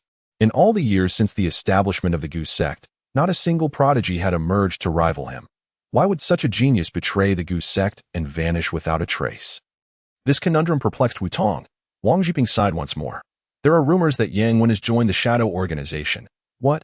Lin Feng furrowed his brow. If Yangwen had merely been courted by the One Poison sect, it would be somewhat understandable. Yet his affiliation with the Shadow Organization left Lin Feng bewildered. How did these two entities connect? At that moment, Lin Feng regretted not having eradicated the Shadow Organization entirely. In just a few days, a plethora of troubles associated with them had surfaced. However, if Yangwen truly had joined the Shadow Organization, his journey to Jiangning would make sense, since he had not joined the One Poison sect. He had no reason to disrupt the fragile peace between Miaojiang and the Central Plains, leaving only one motive, to seek Lin Feng. If that were the case, Yangwen had succeeded in capturing Lin Feng's attention. Wang Jiping continued. After Yangwen left the Gu sect, I searched for him at the Gonstone sect and the One Poison sect, even clashing with the Poison Elder there. Yet both the Gonstone sect and the One Poison sect adamantly denied having recruited Yangwen. It was only half a year ago, when the long-dormant Shadow Organization re-emerged on the global stage, that intelligence surfaced claiming to have spotted Yangwen among their ranks. Whether it is true or false, I cannot ascertain. However, it seems only the madmen of the Shadow Organization would be capable of drawing him in. Upon hearing this, Lin Feng nodded. Given that Wang Jiping had mentioned Yangwen's affiliation with the Shadow Organization, the likelihood of Yangwen having truly joined them was 99%, with the remaining 1% merely being uncertainty. Wang Jiping was undoubtedly more complex than he appeared. His connections were not something the likes of the Gonstone sect could rival. Since he had received this information, it was likely accurate, essentially confirming Yangwen's induction into the Shadow Organization. Reflecting on Yangwen's actions, Lin Feng found this scenario increasingly plausible. With the ability to control 29 Gu insects, Yangwen could easily dominate the entire region. Although Lin Feng's strength surpassed his, dealing with those 29 Gu insects would still pose a challenge. Regardless, if Yangwen truly wished to flee, he could find a way to escape Lin Feng's grasp. However, after slaying the masked man in black, Lin Feng had followed the location from the masked man's memories, yet Yangwen had already vanished, which was quite illogical. Setting aside all hypotheticals, only one possibility remained. Yang Wen intended to test Lin Feng's strength rather than engage him in genuine combat. The fact that Yang Wen had targeted merely Lu Zongjing's daughter, Lu Yingying, an ordinary person with whom Lin Feng had only a fleeting connection, indicated that he did not wish to provoke Lin Feng. At least not at this moment. Given that he aimed to gauge Lin Feng's abilities while avoiding direct confrontation, these signs indeed bore the hallmark of the Shadow Organization. The Shadow Organization, when they strike, do so with lethal intent. Realizing this, a cold smile crept across Lin Feng's lips. Who would have thought that while I refrained from hunting these underground rats, they would instead come seeking trouble with me? At this remark, a flicker of confusion crossed Wang Jiping's face as he struggled to comprehend Lin Feng's words. While many were aware of Lin Feng's strength and status, they were oblivious to the fact that he had previously annihilated the Shadow Organization. Many assumed the organization was merely lying low for a time. Yet, the mastermind behind their temporary concealment sat right before Wang Jiping. Having witnessed everything that transpired outside the mountain gate, Wang Jimu later sought out servants to inquire about Lin Feng's whereabouts while he engaged in discussions with Wang Jiping in the Grand Hall. Who among the Gu sect did not know the name of Wang Jimu, the prince of the sect? Especially those subordinates, it is naturally impossible for them to keep secrets for Lin Feng. After all, he is merely an outsider, and no matter how powerful he may be, the minions of the Gu men cannot turn their elbows outward, and thus they divulged Lin Feng's residence to Wang Jimu. Consequently, Wang Jimu arrived early at Lin Feng's abode, waiting for his arrival. Indeed, it wasn't long before Lin Feng entered the room. Who exactly are you, that you can converse with my father, that old man? Wang Jiamu regarded Lin Feng with a gaze akin to that of a curious onlooker. Disbelief etched across his face. As far as Wang Jiamu was aware, there were indeed friends around Wang Jiping. Yet without exception, they were all white-haired and wrinkled, with the youngest among them appearing weathered by life as trials. These individuals often came to the Gu men to discuss matters with Wang Jiping, a fact Wang Jiamu had grown accustomed to. However, Wang Jiping had no old friends of Lin Feng's age. Given Wang Jiping's current age, he could easily be Lin Feng's grandfather. 79 years old. Wang Jiping looked like a middle-aged man. Thanks to his breakthrough into the divine realm, Wang Jimu, being a late-born child, was cherished immensely by Wang Jiping, which led to his lack of understanding of propriety. Consequently, he had repeatedly offended Lin Feng, resulting in an underlying aversion that Lin Feng harbored towards him. Nevertheless, in Lin Feng's eyes, Wang Jiamu was merely a child, and he had no intention of quarreling with him.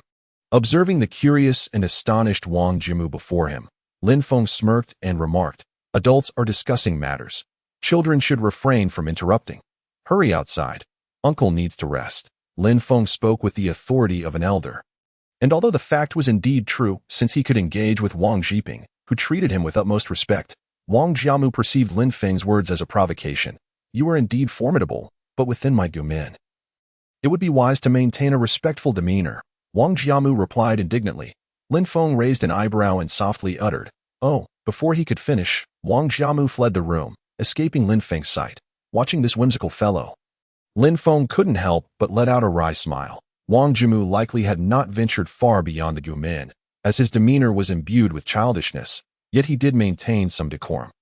At least when Shenmue brought him home, he had not displayed any arrogance before Lin Feng's parents, treating them as ordinary individuals. However, for reasons unknown, Wang Jiamu's words towards Lin Feng were laden with hostility.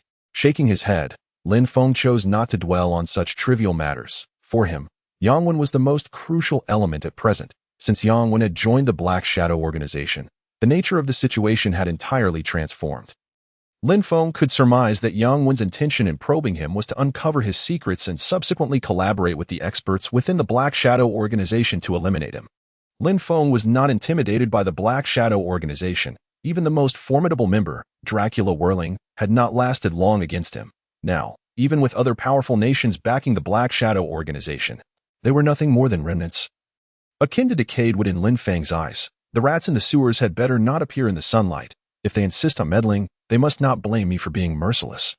Lin Feng mused, lying on his bed and slowly closing his eyes. Within the Gu men, Lin Feng's safety was assured. This journey to Miaojiang indeed felt fortuitous. Had he remained in Jiangning, individuals from the Black Shadow Organization might have endangered his family. Time flew by, and daylight broke. A rapid knock echoed at the door, prompting Lin Feng to rise, tidy his attire, and open the door.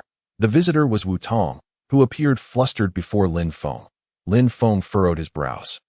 He had never seen Wutong this agitated before. He spoke slowly. What happened? Speak slowly. Wutong swallowed hard and replied, Jiao Shan has been killed. Upon hearing this, Lin Feng's furrowed brows deepened further. They had just departed from Yaoyuan yesterday, and today news of Jiao Shan's death had arrived. What on earth was going on? Was it the hand of someone from the Black Shadow organization? Wutong continued to explain. A cold glint flickered in Lin Feng's eyes, and an overwhelming aura erupted from him, causing even the doorframe beside him to seem as if it were cloaked in frost. As the saying goes, one must consider the master when striking a dog. Although Jiao Shan was not Lin Feng's dog, he was nonetheless working on Lin Feng's behalf. The matter remained unresolved, yet the individual had been killed. Was this not a slap in Lin Feng's face? Seeking death, Lin Feng murmured, akin to a lion growling from within his chest. Wutong felt a chill run down his spine as he gazed at Lin Feng.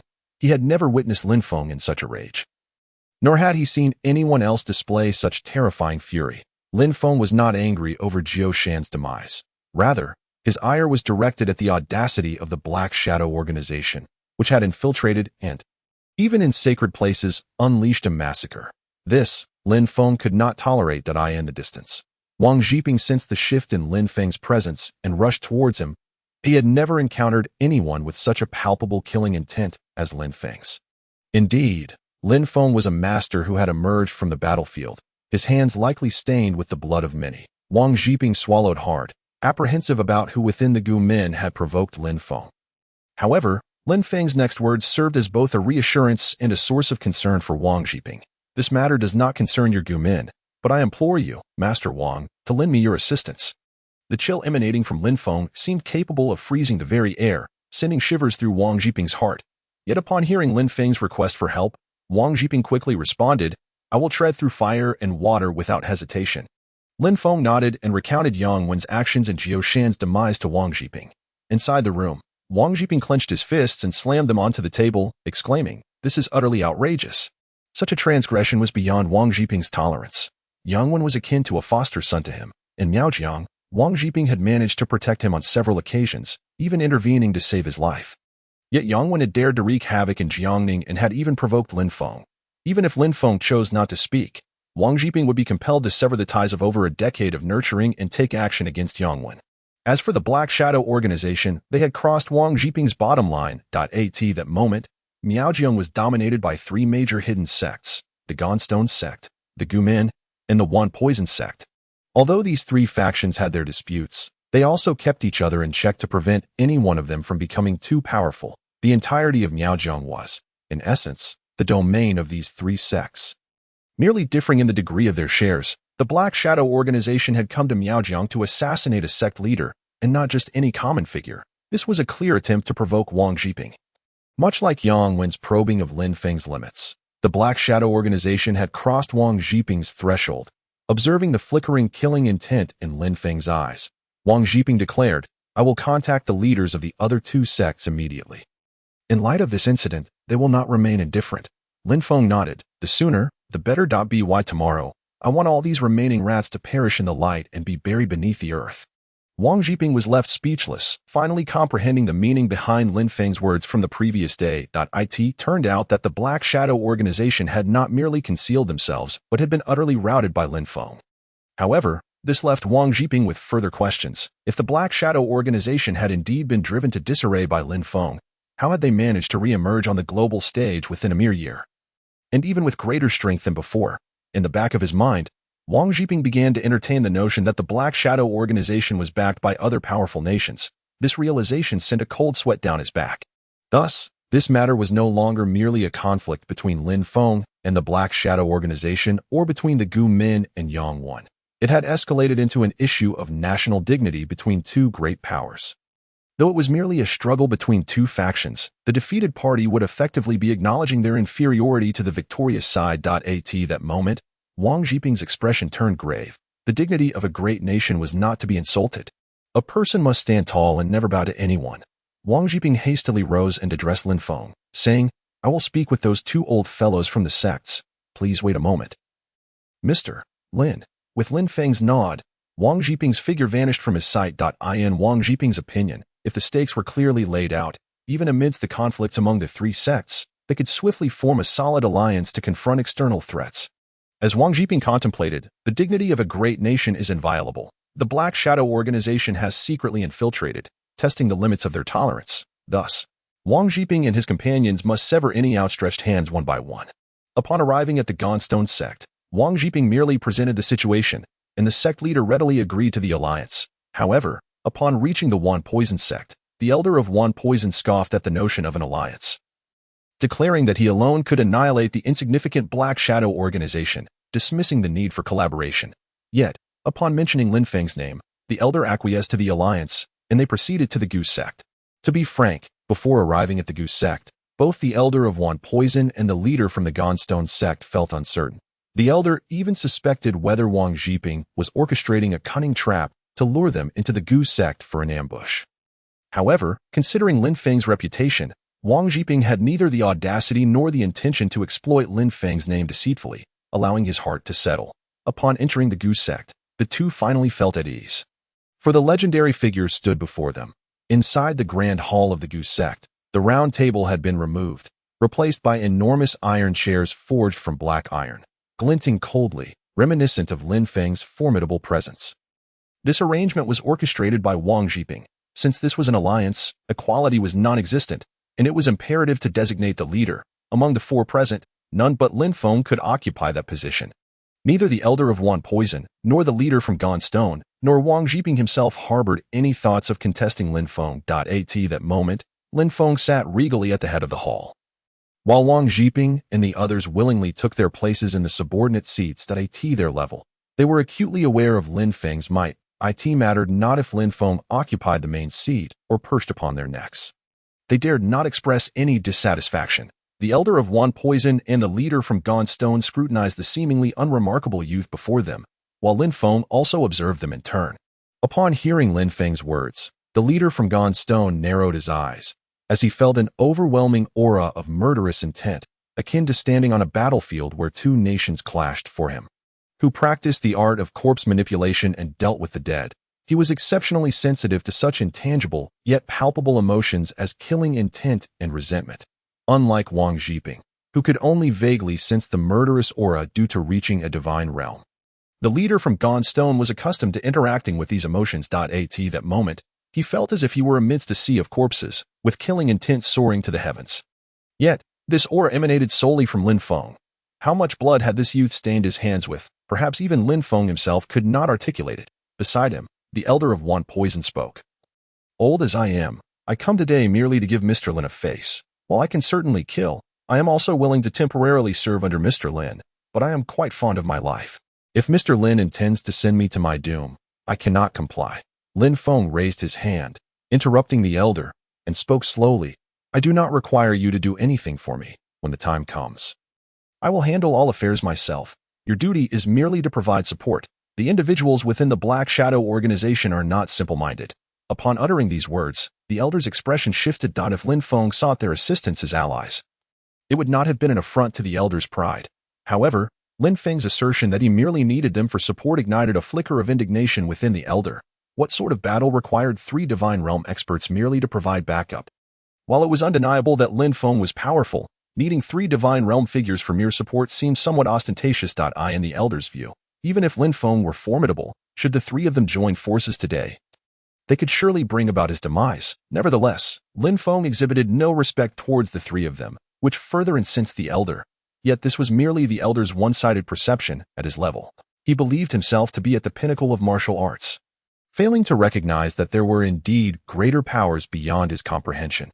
Unlike Wang Jiping, who possessed a profound understanding of Lin Feng's past, the more he learned, the more apprehensive he felt in Lin Feng's presence. As for the leader from Godstone, although he was unfamiliar with Lin Feng, he had heard tales of his exploits. Upon sensing the killing intent radiating from Lin Feng just moments ago, he realized that he stood no chance of surviving this youth's grasp, let alone escaping. Among the 3 present, only the elder of Wan Poison failed to grasp his own strength. At that moment, the elder of Wan Poison sneered and remarked, "Could it be that your youthful accomplishments have inflated your ego, making you forget to respect your elders? Furthermore, all 3 of us have long since entered the Divine Realm. For us to serve as your backup, you must be out of your mind. Before he could finish, Wang Zhiping and the leader from Gaunt Stone seized the elder from both sides. At that moment, the elder finally felt Lin Feng's gaze, which was as chilling as 1,000-year-old ice, compelling him to swallow back the latter half of his words, and he quickly forced a smile, saying, this old man has grown forgetful. Mr. Lin, please do not take offense. I do not have many years left, and my mind tends to wander. Lin Feng snorted coldly, disregarding the elder. Does the senior from Gaunt Stone have anything to add? Lin Feng turned his gaze towards the leader from Gaunt Stone, observing his zombie-like countenance as he spoke slowly. The leader from Gaunt Stone, upon hearing this, slowly shook his head and replied, no. Lin Feng nodded. Since the three of you have no objections, let us depart. With your influence in the Miao territory, I believe locating a few little mice will be quite effortless. As soon as the words left his lips, Wang Zhiping and the leader from Gaunt Stone pulled the elder up from his chair and, with a respectful bow towards Lin Feng, exited the grand hall of the Goose Sect. Watching the retreating figures of the three, Lin Feng narrowed his eyes. Wang Zhiping needed no elaboration. He was undoubtedly on Lin Feng's side, and even when facing the Black Shadow organization, Lin Feng trusted that Wang Zhiping would willingly take the front lines. As for the leader from Gaunt Stone, it appeared he was also intimidated by Lin Feng's strength, but should any unforeseen circumstances arise during the battle, it was unlikely that he would sacrifice himself for Lin Feng. The most unpredictable variable was the Elder of One Poison. He was already disgruntled by this alliance. Had it not been for Lin Feng, he would never have come to the Goose Sect for this meeting. Upon encountering Lin Feng, the elder felt somewhat disillusioned, as if meeting him was less impressive than hearing of his deeds. The aging Elder of One Poison was already one to disregard respect for his elders. And with Lin Feng showing him no deference, the elder, unlike the leader from Gaunt Stone, could not sense the killing intent and thus felt no fear. Should anyone betray them this time, Lin Feng would not hesitate to unleash his ruthless hand. He thought to himself, this battle was not merely a personal vendetta. The Black Shadow organization had already violated the dignity of the great nation as the Nine-Star War God. How could Lin Feng tolerate the presence of that band of rodents? Outside the Goose Sect, Wang Zhiping and the others rushed along the road, with Wang Zhiping already instructing his disciples to search for the whereabouts of the Black Shadow organization, now heading towards the Gaunt Stone sect. The Elder of One Poison snorted. This Lin Feng truly does not know his place. I give him a modicum of respect, and he believes himself to be the best in the world. Hearing the elder's words, Wang Zhiping replied coldly, poisonous old man, it would be wise for you to hold your tongue. Mr. Lin is not as simple as you think, just as the elder was about to retort. He was surprised to hear the usually taciturn leader from Gaunt Stone chime in. Indeed, in the context of the disciples and elders within the three sects, when faced with an enemy of equal standing, being caught at close range would almost certainly lead to death. This applied equally to Wang Zhiping and his companions. Furthermore, Lin Feng excelled in close combat and was among the strongest in the divine realm. In such a scenario, even if Wang Zhiping and his companions united, how could they possibly affect Lin Feng? Observing the silence from both, the Elder of One Poison dared not utter another word. Only time will reveal the outcome of this alliance. Now that it has commenced, there is no turning back. Should the Grand Master of 10,000 Poisons betray us at this moment, his reputation in the land of Miao would be irrevocably tarnished. And even in the Central Plains, countless individuals would mock the actions of the 10,000 Poisons sect. Is it not akin to the incident of Qiushan? I refuse to believe that I cannot manage even this Qiushan incident.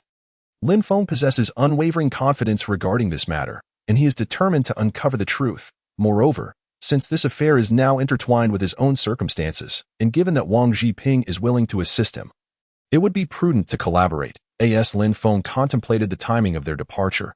A sudden knocking echoed from his room, accompanied by two peculiar voices calling out, "Is anyone there? Is anyone home?"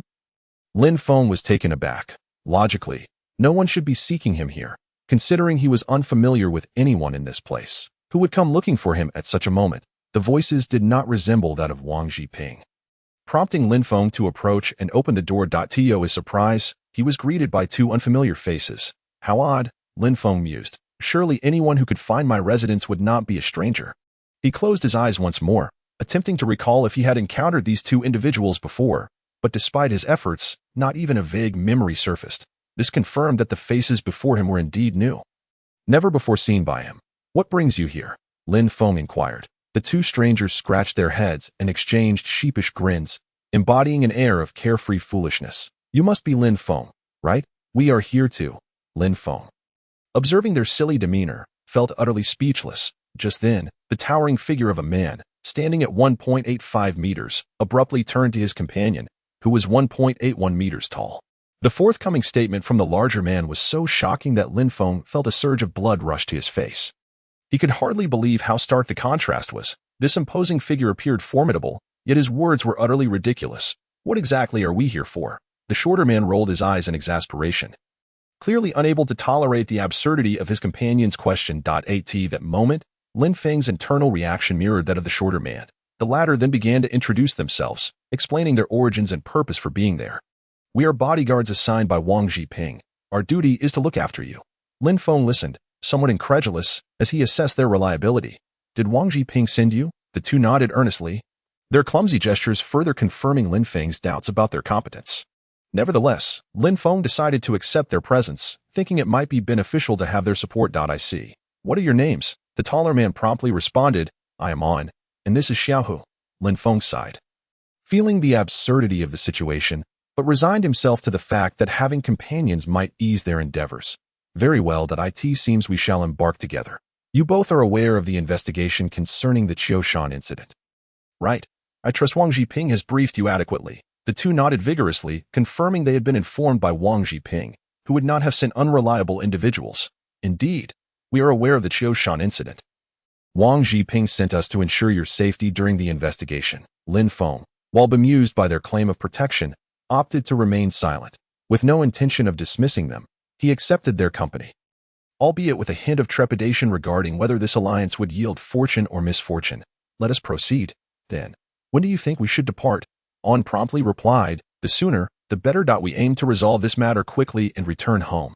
They understood the complexity of the Qiushan incident, yet Wang Jiping's choice of them suggested that Lin Feng was no ordinary individual. Perhaps we should seize the day. Wang Jiping instructed us to accompany you for this investigation. So let us commence at once. Xiaohu nodded in agreement, and they prepared to set forth. Upon hearing the news, Lin Feng, too, embarked on the journey alongside the two individuals to investigate the Qiushan incident.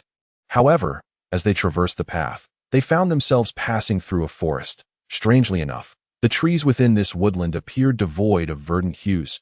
Despite their evident green color, an inexplicable sensation lingered, suggesting that within the green lay subtle undertones of darkness.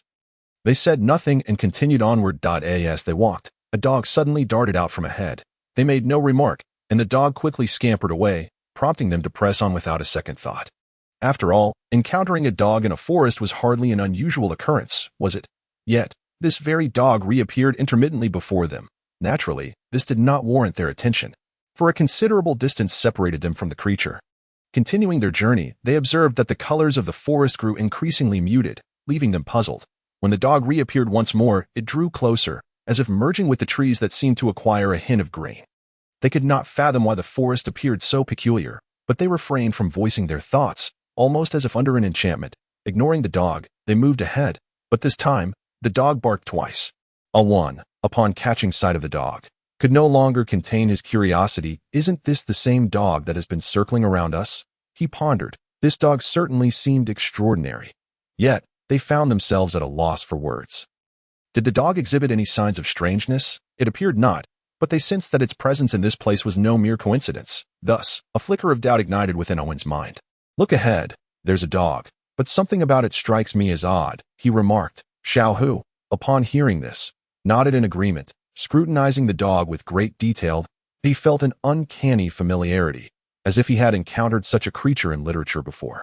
This dog bore no resemblance to the commonplace mutts. Instead, it seemed to exude an essence of celestial energy, embodying the quintessence of the sun and moon. Its gaze suggested an understanding of their conversation, as though it possessed a fragment of human consciousness. Perhaps, he mused, dogs that dwell in human company for extended periods might develop such traits, yet this particular dog appeared to possess an innate ability. The more Xiaohu observed, the more he felt this dog was unlike any he had seen before. It reminded him of a celestial hound. As this thought crossed his mind, clarity dawned on him. Could they have encountered a celestial hound? Such beings were known to possess both benevolent and malevolent traits, and this one seemed to exude an ominous aura. Yet, without a word from Lin Feng, he hesitated to draw conclusions. After all, his only reference was a fleeting glimpse in a book, and while he had not been entirely unfamiliar with celestial hounds, their forms could vary significantly. Thus, he dared not assert that this was indeed one of them. Upon hearing Xiaohu's words, Alwen was taken aback, astonished that they might have come across a celestial hound. If it favored them, there would be no harm, but if it did not, they could be in peril. For celestial hounds were far from ordinary dogs. They possessed a myriad of abilities. Consequently, uncertainty loomed over what the hound's intentions might be. How did a dog suddenly appear in this place? Lin Feng pondered. His thoughts mirroring those of his companions that it indeed bore a striking resemblance to a celestial hound. But why would one be present here? Lin Feng nodded in agreement, realizing the improbable coincidence of its presence in the forest. Everyone, tread carefully. The arrival of this celestial hound may not bode well.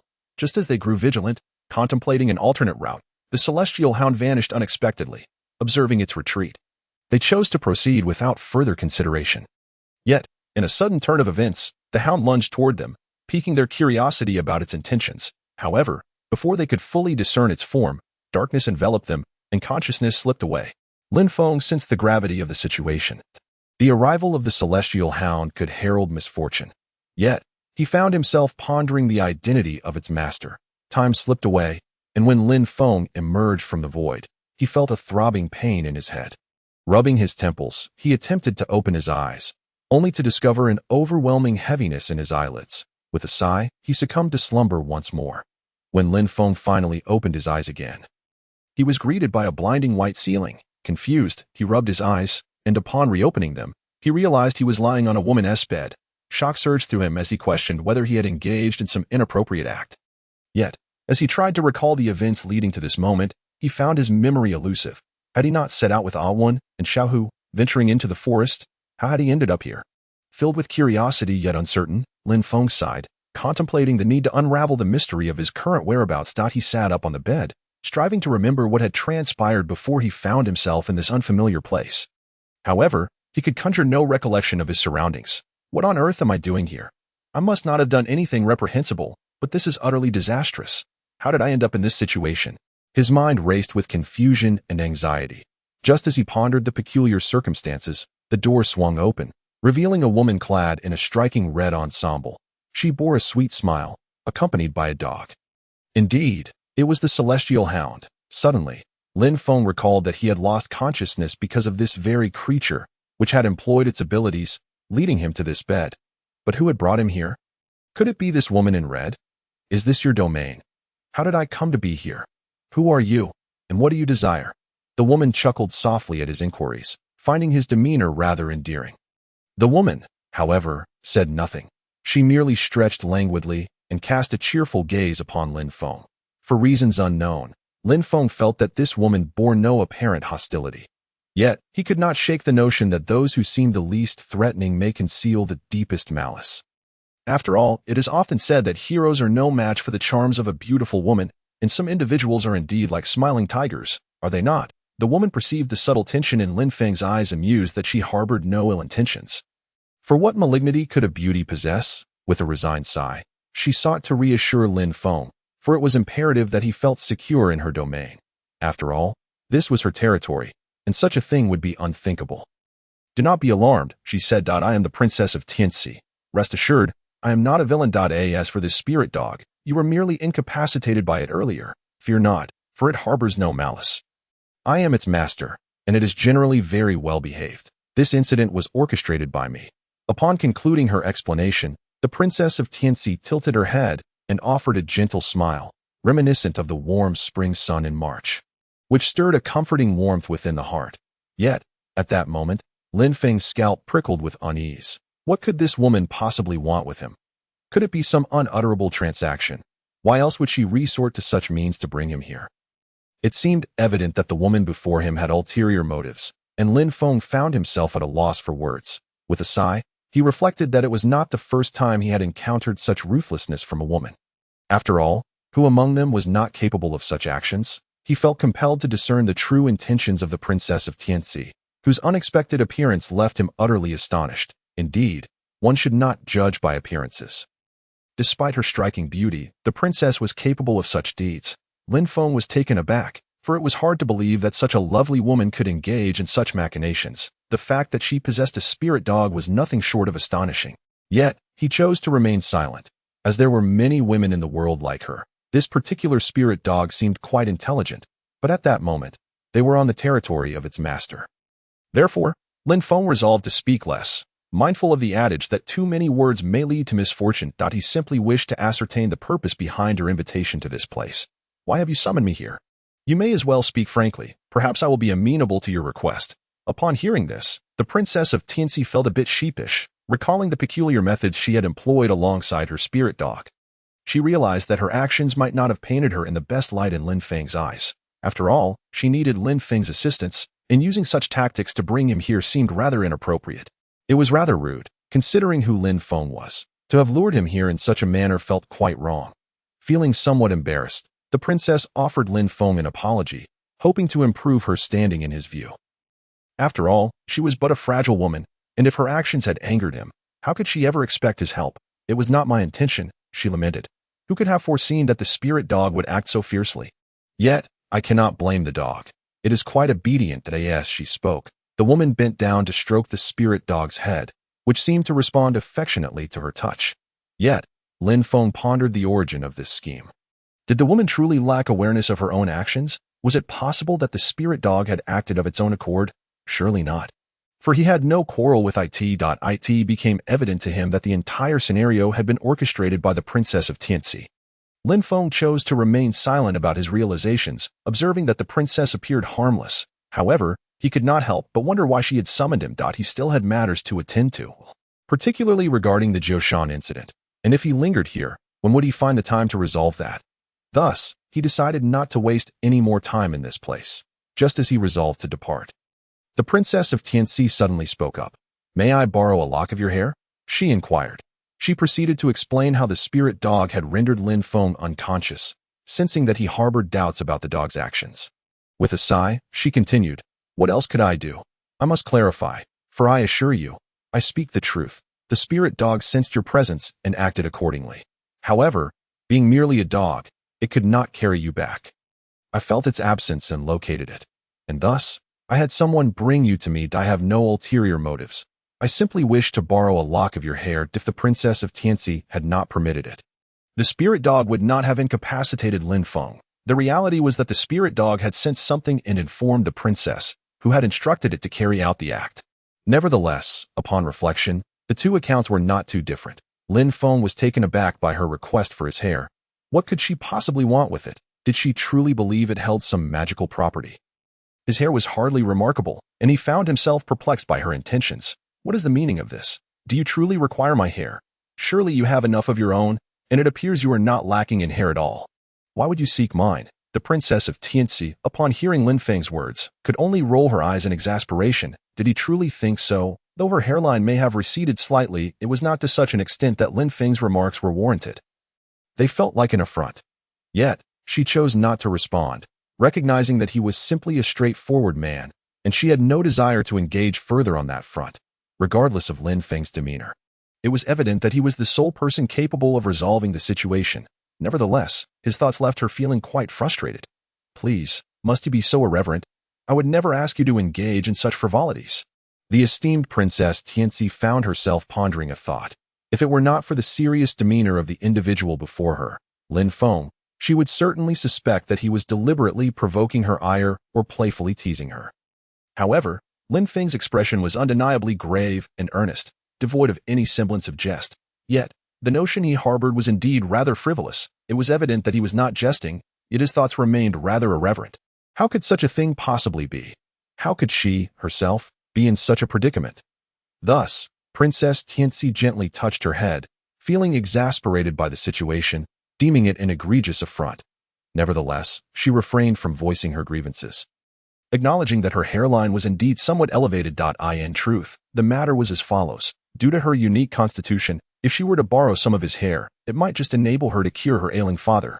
Presently, her father was unwell, and she could certainly use his hair. Upon learning the reason behind her request, Lin Feng sighed, initially bracing himself for something far more alarming. So this was the crux of the issue? He nearly frightened himself with his own imagination. I thought you were referring to something else entirely. In that case, I possess alternative solutions, so fret not. The Spirit Hound truly possesses remarkable abilities. Lin Feng perceived that the Spirit Hound was indeed formidable. Unexpectedly attuned to his unique constitution, this Spirit Hound was quite extraordinary. However, when it came to the matter of hair, Lin Feng pondered the situation and decided against it. After all, there were other solutions available beyond his own hair. Upon contemplating this, Lin Feng felt a wave of relief. Thankfully, he had other methods at his disposal. Otherwise, his hair would likely be in perilous jeopardy. The fact that it could sense his existence was astounding. Beyond his hair, he had another idea. He possessed a spirit beast, and perhaps its blood could be of use. Upon hearing this, Princess Tianxi's eyes widened in disbelief, as if she were completely unaware of such a possibility. And she gazed at Lin Feng in astonishment.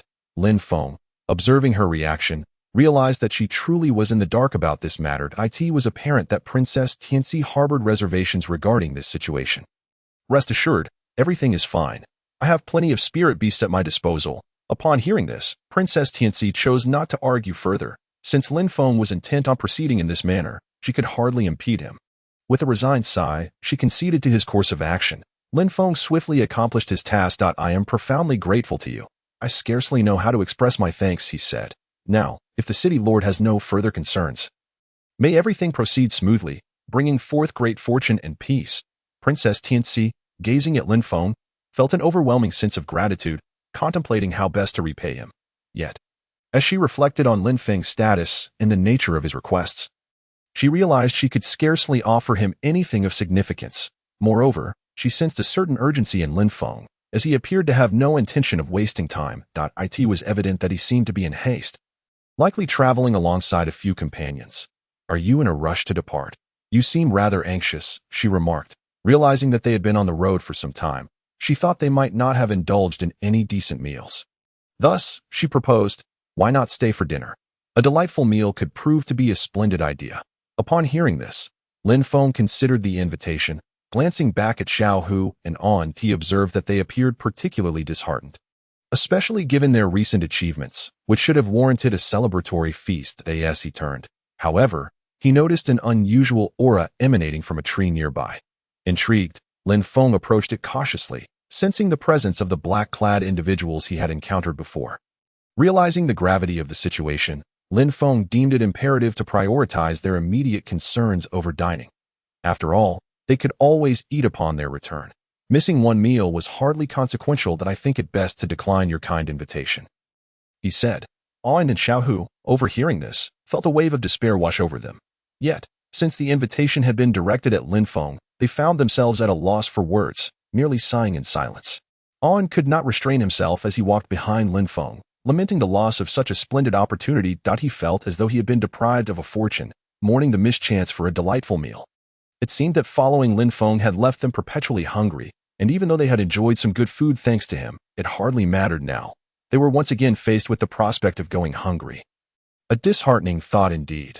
Unbeknownst to them, their chance encounter had slipped through their fingers, and On longed to linger for that meal, which had appeared so appetizing. Indeed, as the saying goes, once you pass this village, the next may not offer such a feast, he lamented.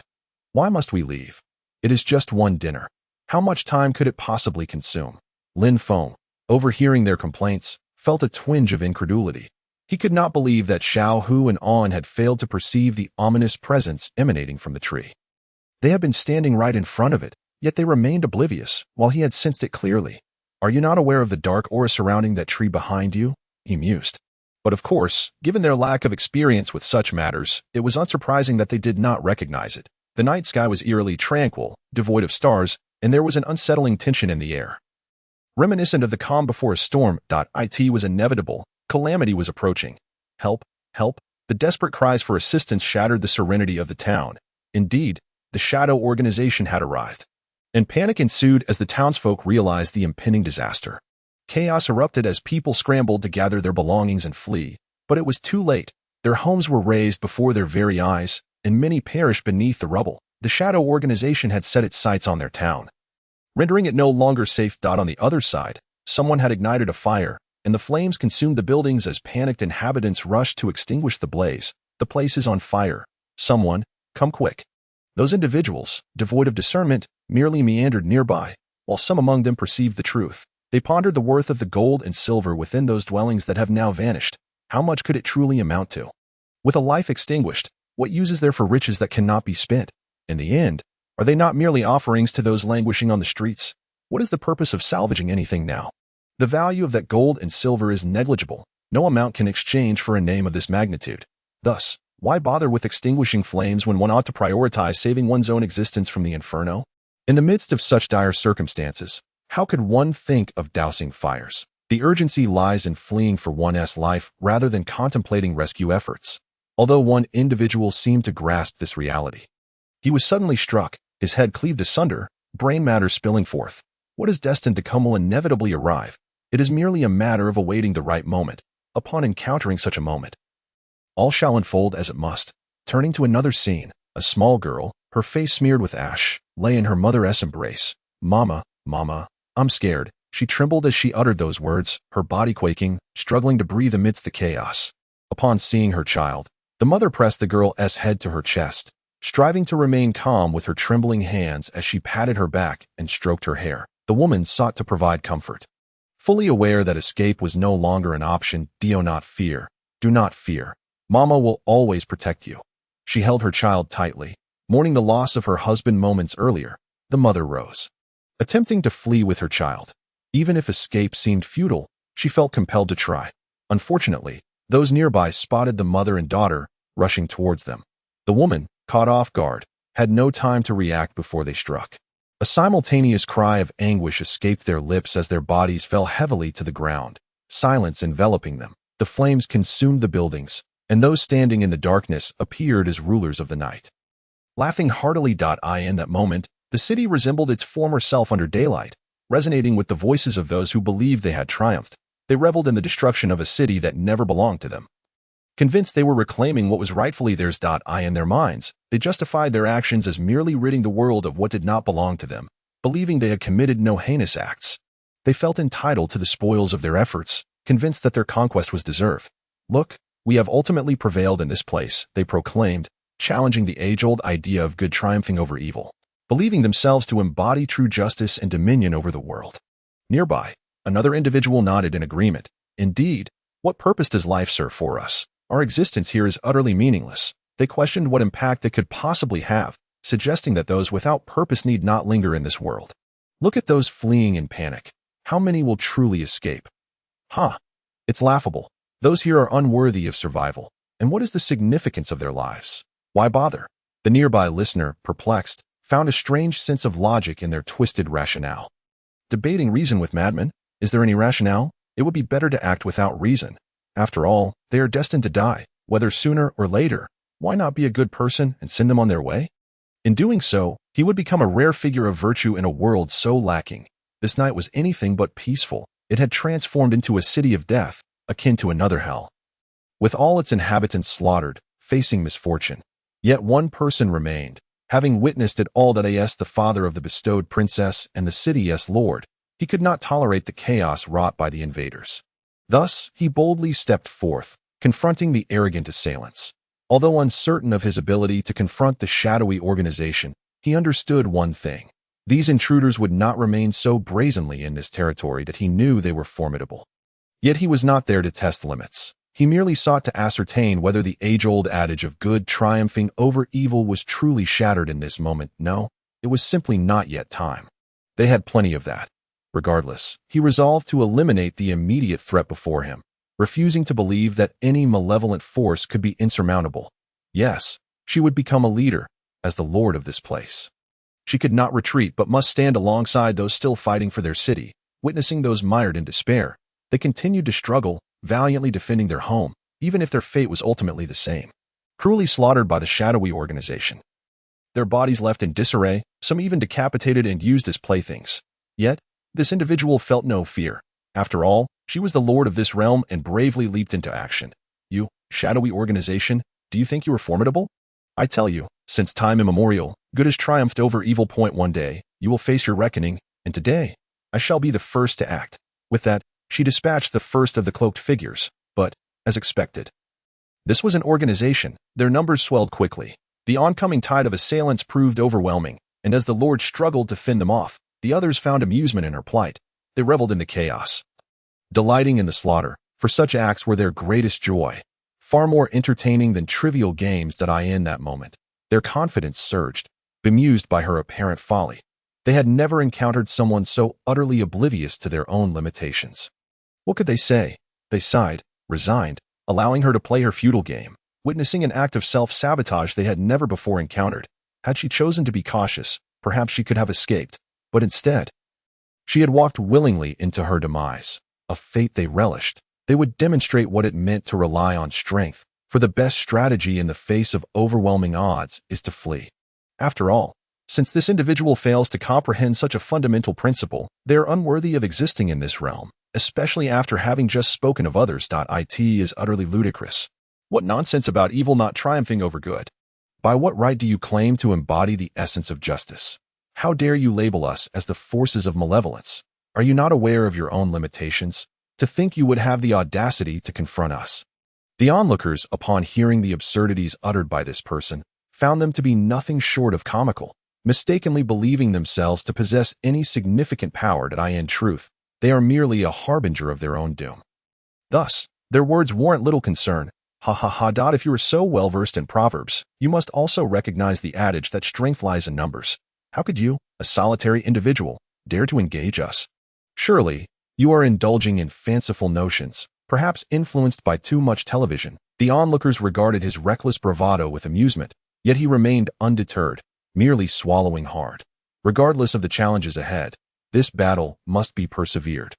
For it has only just begun. He had declared his intent to be the foremost among them, whether in victory or defeat. As long as he could take down even a single adversary, he would see it through. He could not believe that the Shadow Organization would truly prevail. One day, those who comprise the Shadow Organization will face their just deserts for the countless innocents they have harmed. For the transformation of this place into an abyss of despair, this locale has devolved into a veritable hell, littered with the bleached remains of the fallen. How did they traverse this bloody path? What drives them to inflict such cruelty? The answers elude them, yet he understands there is no need to engage in discourse with this assembly, for those before him remain blissfully ignorant of the depths of their own malevolence. After all, what sort of people inhabit such a world? In their eyes, the world is perpetually shrouded in darkness, akin to an immense ink spill engulfing the sky, rendering it an endless void of blackness. Do you truly believe that with your singular effort you can rescue this city? Not a chance. Even if all of you were to unite, the city will face destruction when the time comes. It would merely exist in another form within our realm, which is precisely what we deserve. Once again, that group of cloaked figures uttered such hubristic words. Upon hearing this, the city lord was incensed. How could these cloaked figures exhibit such audacity? This arrogant band will inevitably pay a price for their arrogance. It appears that the fate of this city is sealed. The city lord gazed upon the ruins, the decimated estates, and felt a profound ache in his heart. Witnessing the destruction of his domain left him at a loss for words. He was unsure what more could be said, as everything had already been laid to waste. With a heavy sigh, he pondered whether he could save this place by his own strength. No, it was impossible. He lacked the power to redeem it. Even if he were to expend his very life in a desperate struggle against the gathering of adversaries before him. How many could he truly fell? After all, the Shadow Organization is a colossal entity that cannot be dismantled by one man's efforts. This realization struck him as a foolish notion. Moreover, observing the invulnerability of those before him, it was evident that their words served only to expose their own nature. Indeed, he felt a surge of frustration boiling within him.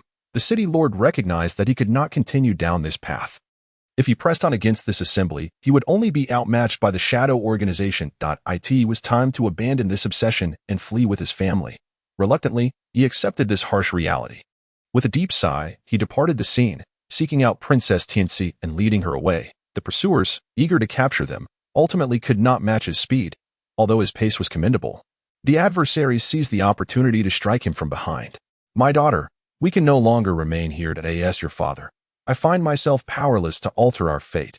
Princess Tianxi, upon witnessing the deep mark left on her father's back, felt a profound sorrow, tears streaming down her cheeks. The city lord, seeing his daughter weep, quickly wiped her tears, unable to bear the sight of her distress. How could such a beautiful girl be reduced to tears? After all, he had always cherished her as his most precious jewel. Yet fate had dealt them a cruel hand. What could he do? He lacked the strength to aid her as a father, He lamented his failure to protect his daughter, leaving her to navigate this turmoil alongside him. As a city lord, he had also failed to safeguard his subjects. This realization ignited a fire of frustration within him, and he spat blood in anguish. Princess Tianxi, shocked by this sight, rushed to offer her handkerchief to her father. "Father, are you all right? How do you feel?" She struggled to find words, tears uncontrollably cascading from her eyes. She could hardly believe that she, once a lofty princess, now found herself in such dire straits. "That I am so sorry for you," he lamented, filled with sorrow as he embraced her tightly. Ultimately, he felt a deep sense of regret for his daughter. "You were meant to occupy a position of nobility, yet here you are, suffering alongside me. Your mother departed early in your life, leaving me with the duty to care for you. And now we find ourselves in this predicament. I am truly ashamed before you and your mother." Upon hearing this, Princess Tianxi shook her head vigorously, dismissing notions of grandeur or being treasured. Her father had indeed spoiled her well, yet amidst their current plight, what more could she ask for? She merely wished for her father's presence by her side. Nothing more. A small request, really. With her mother gone, she could not bear to lose her father as well. To lose him would render her utterly alone in this world, and that was the most tragic fate of all. "It's all right, father.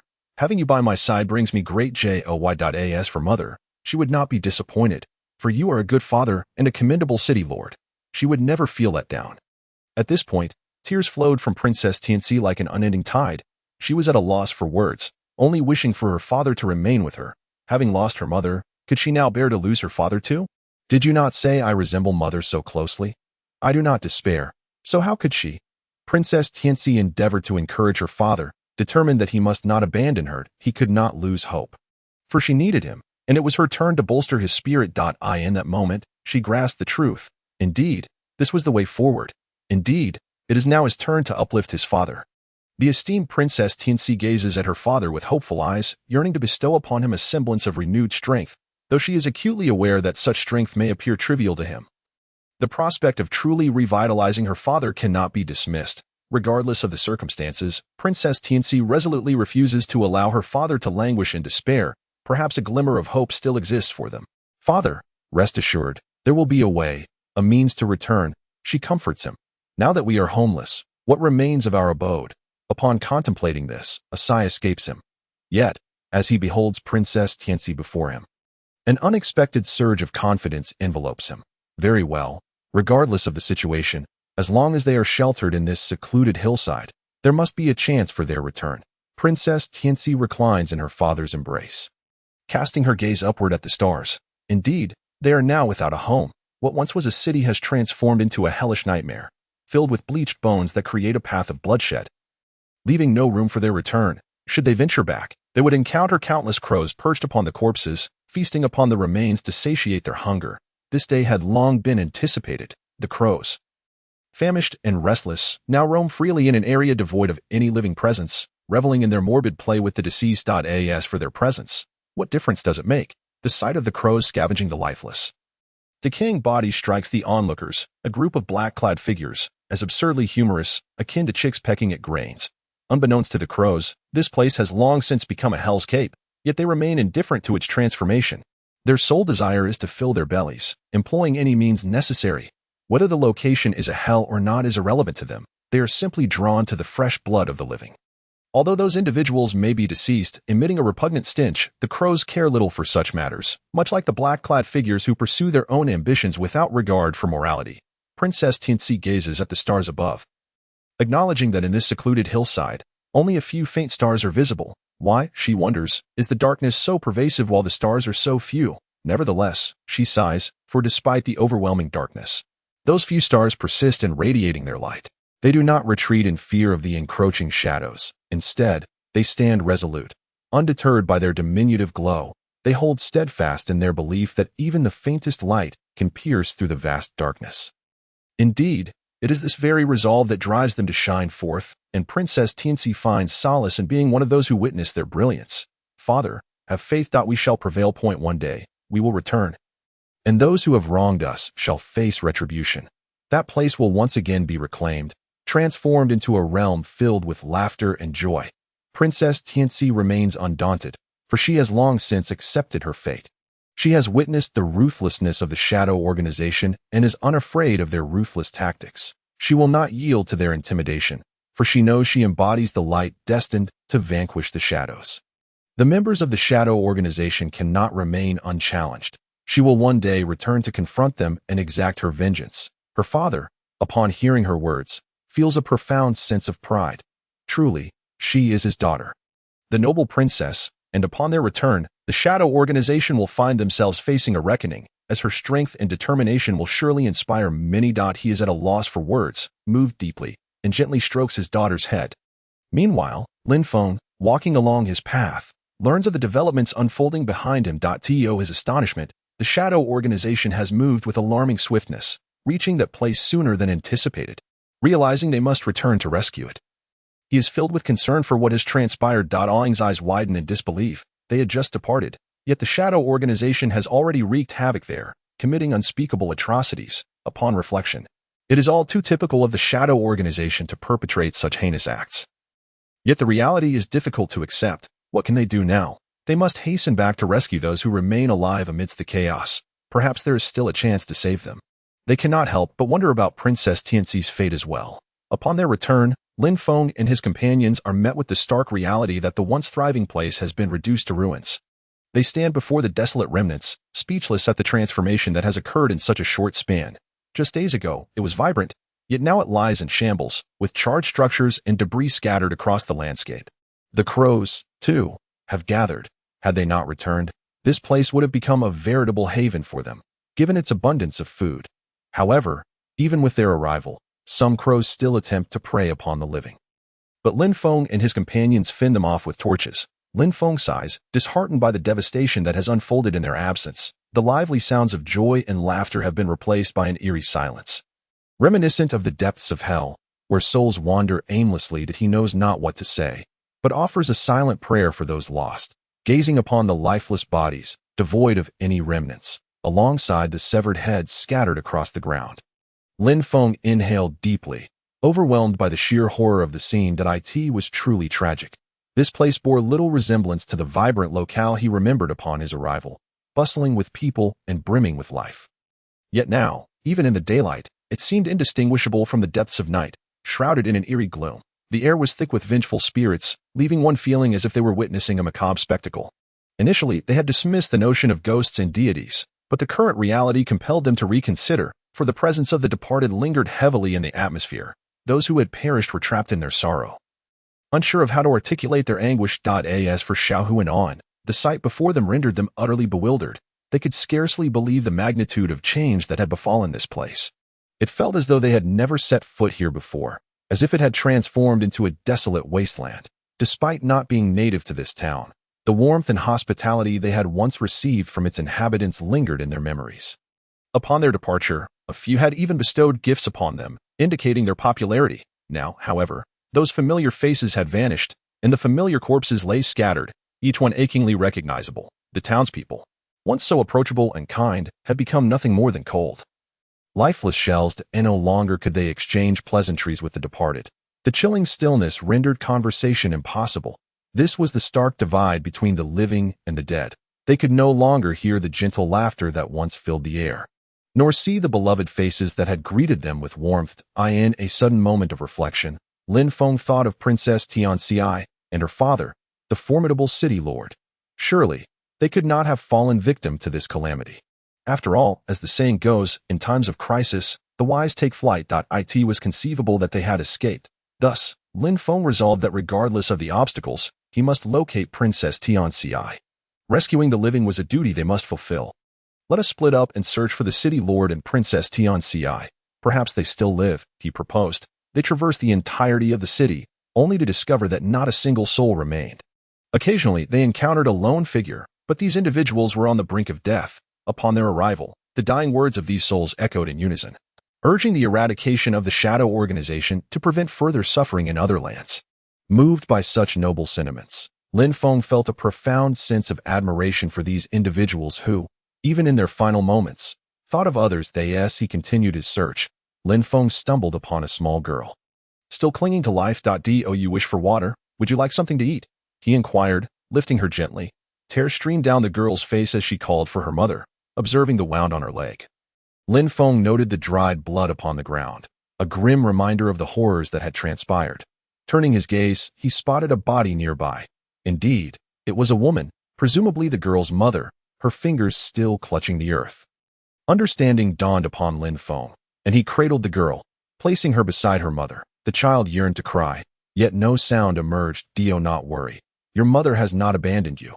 She has merely moved on to a more beautiful realm," he consoled. The girl rose from Lin Feng's embrace, pushing against her mother's lifeless form, but her mother would no longer respond. The child, sensing the finality of her mother's departure, succumbed to despair, her sobs piercing the silence. "Where did they go? I miss my mother. Why won't she acknowledge me?" she lamented, her heart-wrenching cries echoing in the stillness. Lin Feng felt a pang of sorrow, the girl's eyes bore an unsettling emptiness, as though she were not entirely present in the realm of the living. "Your mother will not be there for you anymore. You must grow strong on your own. Come with me, we shall seek the city lord," he urged. Yet, the girl shook her head vehemently, clutching her mother's hand tightly, unwilling to let go. "I will not go. I want my mother. Mama, please wake up." In a moment of anguish, her cries ceased abruptly, and she collapsed atop her mother's body. Lin Feng, taken aback, cautiously checked for a pulse, only to discover that she had slipped away as well. Stunned by the turn of events, Lin Feng realized the tragic truth. This little girl had already departed from this world. With a heavy heart, he knew he must lay both mother and daughter to rest. Together with Xiao Hu and An, they made their way to the back mountain that we must continue our search for Princess Tianxi and the city lord. Upon reaching the mountain, Lin Feng was relieved to finally encounter the city lord. Approaching him eagerly, Lin Feng felt a surge of gratitude. His presence offered a glimmer of hope amidst the despair. Although he had expected to learn more about the events of that fateful night, he was more curious about the city lord's next course of action. He knew that the city lord was not one to cower in fear, and Lin Feng was determined to stand beside him in the fight against the Shadow Organization. "How fortunate you remain here. I feared you might have perished as well," Lin Feng exclaimed. The city lord replied, "Indeed, it seems I have no choice but to confront the Shadow Organization. I appreciate your support. We must unite in our efforts." Lin Feng nodded, believing it was only right to assist one another in the pursuit of justice. After all, as the saying goes, a true friend leaves a fragrant mark. Upon hearing this, the lord of the city nodded in acknowledgement, surprised that Lin Feng could return. It was evident to the lord that Lin Feng was indeed a rare gem of a person. If Lin Feng could escort the princess of Tianxi away, it would be a matter of utmost importance. He truly had no one else worthy of such trust. It seemed that only Lin Feng could fulfill this role. If Lin Feng were to take the princess of Tianxi with him, it would be most fortunate. However, he wondered if such a thing were truly feasible. Glancing at Lin Feng, he felt that he was indeed a candidate worthy of trust. Certainly, why not let Lin Feng take on this responsibility? But would Lin Feng be willing? According to what one might assume, Lin Feng should be inclined to accept, especially since he and the princess of Tianxi were of the same age, and she harbored a strong disdain for the Shadow Organization. Their shared goal could unite them. "I am aware of the individuals associated with the Shadow Organization. They are responsible for countless eliminations. You too seek to eradicate them, do you not? If that is the case, then we should indeed be considered kindred spirits. At present, I find myself injured and unable to accompany you." Upon hearing this, Lin Feng's curiosity was piqued. The lord then turned, revealing the wounds on his back for Lin Feng to see. Lin Feng was taken aback, realizing that the lord had indeed engaged in a fierce battle against the Shadow Organization that very day. He had previously assumed that the lord had fled with the princess of Tianxi. Now it became clear that the lord was a person deserving of admiration. It was not easy to escape under such circumstances. It was evident that the lord had been genuinely furious, and one could only imagine the turmoil that had unfolded that day. What could have provoked the lord to act so irrationally and confront the Shadow Organization? It was truly remarkable. "You should take this time to recuperate properly," Lin Feng advised. The remaining in one place was not a sustainable solution. The lord nodded in agreement, indifferent to the notion of staying put. However, upon thinking of his daughter, the princess of Tianxi, he shook his head and sighed. The princess could not remain here indefinitely. He knew well what kind of person she was, and he reflected on his own character. While it was acceptable for him to recuperate, it was not right for the princess to endure such circumstances. She was his cherished jewel, and he would endure any hardship as long as she was safe and sound. "Indeed, I share your sentiment," the lord remarked, gazing at Lin Feng. "What other options do I have but to entrust her to you? After all, if the princess remains by my side, it is likely to result in an unfavorable outcome. It may be better for her to leave sooner rather than later, and accompanying Lin Feng is a commendable choice." Should Lin Feng be willing, it would be even better, but whether I can stay here is inconsequential. The real concern is the princess. She has always been my precious gem, someone I have sheltered from harm. I fear for her well-being if she stays with me. What do you think? Seeing Lin Feng's silence, the Lord pondered how best to express his thoughts. He spoke of the princess's nature and past experiences. Though she could be somewhat headstrong, she was also quite intelligent and might adapt well in this new environment, providing care for Lin Feng as well. The Lord, fearing that Lin Feng might refuse, implored him, thinking it was worth beseeching Lin Feng for his daughter's sake. After all, if Lin Feng were to take his beloved daughter under his wing, what harm could there be in asking for his assistance? Even if I am asking you, is that acceptable? Lin Feng was astonished to hear the Lord plead with him. He had not anticipated such a request. He quickly nodded in affirmation. What was the Lord thinking? After all, regarding the princess of Tianci, Lin Feng held a favorable view. It was clear that she was a person of deep loyalty and affection. Initially, she had chosen to support her father in his struggle against the Shadow Organization, rather than fleeing in fear for her own safety. This demonstrated that the princess was indeed a person of principle and honor. A woman of such depth and strength would be a worthy companion to accompany. Do not say that. I shall certainly agree. What about you? However, Lin Feng remained curious as to why the Lord entrusted the princess to him. Considering the Lord was still relatively young and appeared to have only suffered minor injuries, which could be treated, was he planning to return? Yet, Lin Feng dared not voice his uncertainties, as the princess was waiting for them outside. Earlier, the Lord had called the princess out to speak privately with Lin Feng, so Lin Feng refrained from interjecting. Ultimately, it was the Lord's decision, and even if he understood the rationale behind it, what could he do? Could he hope to alter the Lord's steadfast resolve? No, that was utterly impossible, as the Lord's determination was unwavering. The Lord nodded in understanding and informed Lin Feng that he did not intend to accompany him. He had considered this option, yet he felt that his injuries rendered him an ineffective presence. His only hope was for the princess of Tianci to remain unharmed as long as she was safe. He cared little for his own fate. After all, she was his sole daughter, his only hope. If the princess remained unscathed, then nothing else mattered to him. He wished only for her to thrive alongside Lin Feng. As for his own destiny, he would leave that to fate. He had resolved not to resist his circumstances any longer. Everything had long been preordained, and while it is often said that human effort can overcome fate, such a notion is contingent upon the individual and the timing, is it not? He believed that the princess, accompanied by Lin Feng, would surely find a promising future. Lin Feng was indeed a person worthy of trust. At this moment, my presence is merely a burden to you. I shall remain here. I now entrust the princess of Tianci to you. You need not worry about me, and I shall ensure she is not troubled by my situation. Rest assured, I will take care of myself. Upon hearing this, Lin Feng realized that the plan might soon come to fruition. However, he felt that it was essential to inform the princess of her fate, ensuring that she was not left in the dark about the decisions being made on her behalf. Especially for the princess, it seemed that she was entirely unaware that her future had already been determined by the Lord. This thought compelled Lin Feng to communicate the matter to her. It would not be right to keep her in ignorance. How should I convey this to the princess? Perhaps you should speak to her directly. The Lord, feeling deeply grateful to Lin Feng, acknowledged that without his assistance, he would have been at a loss regarding how to support the princess, who had always been accustomed to a life of ease. If he were to leave her behind, what would become of her? Should Princess Tianci accompany Lin Feng on an expedition, it would undoubtedly be advantageous, especially considering the Lord's uncertainty regarding his own longevity. Entrusting Princess Tianci to Lin Feng is, without a doubt, a commendable choice, perhaps even the best one available at this juncture. However, the Lord still harbors some reservations. He glanced at Lin Feng, grappling with his unease.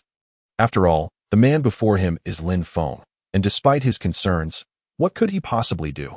Lin Feng exudes a reliability that sets him apart from those deemed untrustworthy, leaving the Lord with little choice but to place his faith in him.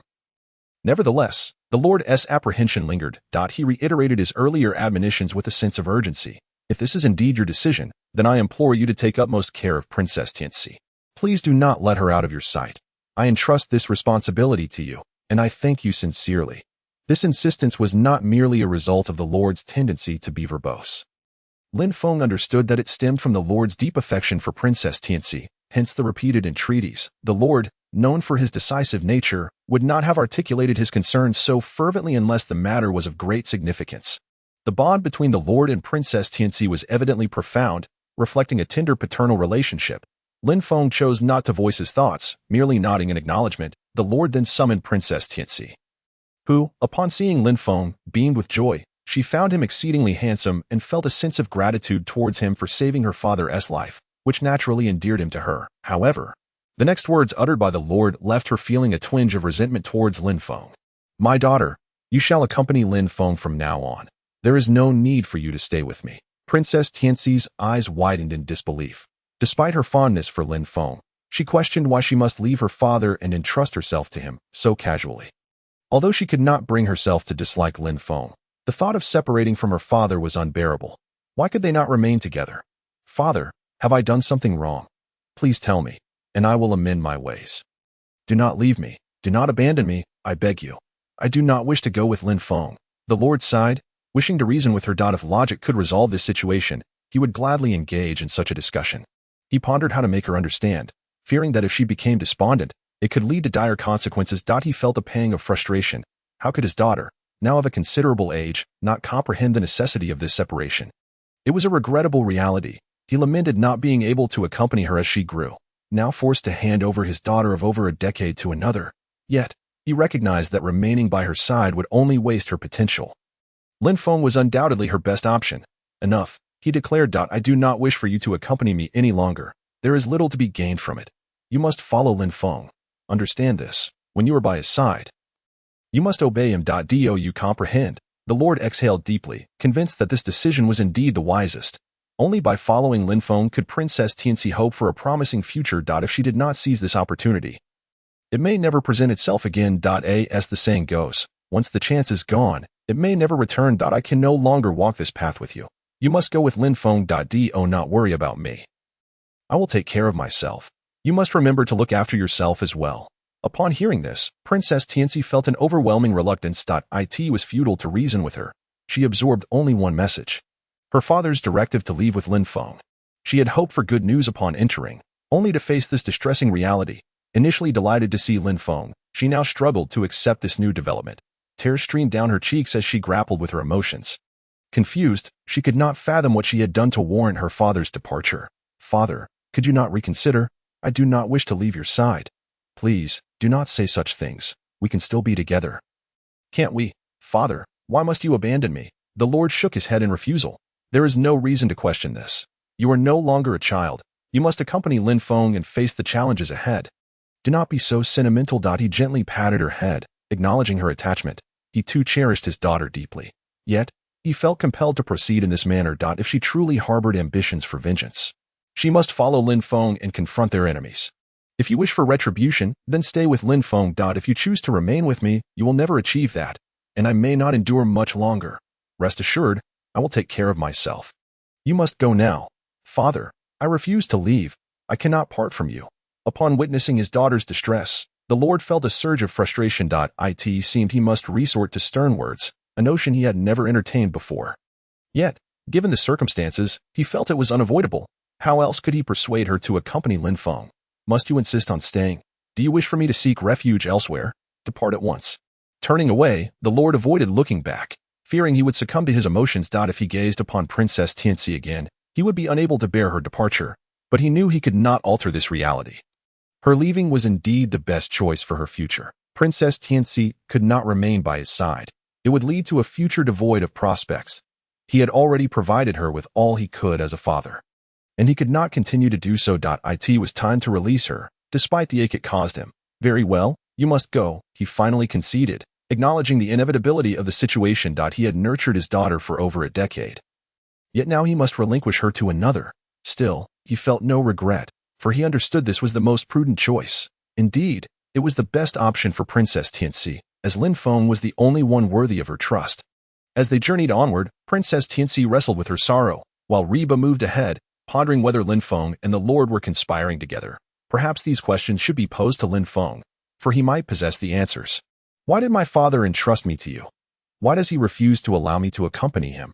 Upon reaching this point, Princess Tianxi could not help but become increasingly agitated. She found herself utterly perplexed. Just moments ago, she had walked alone behind them, while the group forged ahead, consumed by contemplation. Princess Tianxi could not fathom why, despite her profound affection for her father and his evident fondness for her. He would choose to distance himself. Why would he send her away, thousands of miles from his side? This seemed illogical, even unscientific. Why would my father abandon me? Could it be that he no longer cares for me? Am I truly so proud as to warrant this treatment? Have I erred in some way that would provoke his harshness? Why does he refuse to acknowledge me? With these thoughts swirling in her mind, tears cascaded down Princess Tianxi's cheeks. Lin Feng, witnessing her sorrow, found himself at a loss for words. That it is a natural occurrence for young women to weep, yet he felt a profound discomfort at the sight of her tears. What could he do?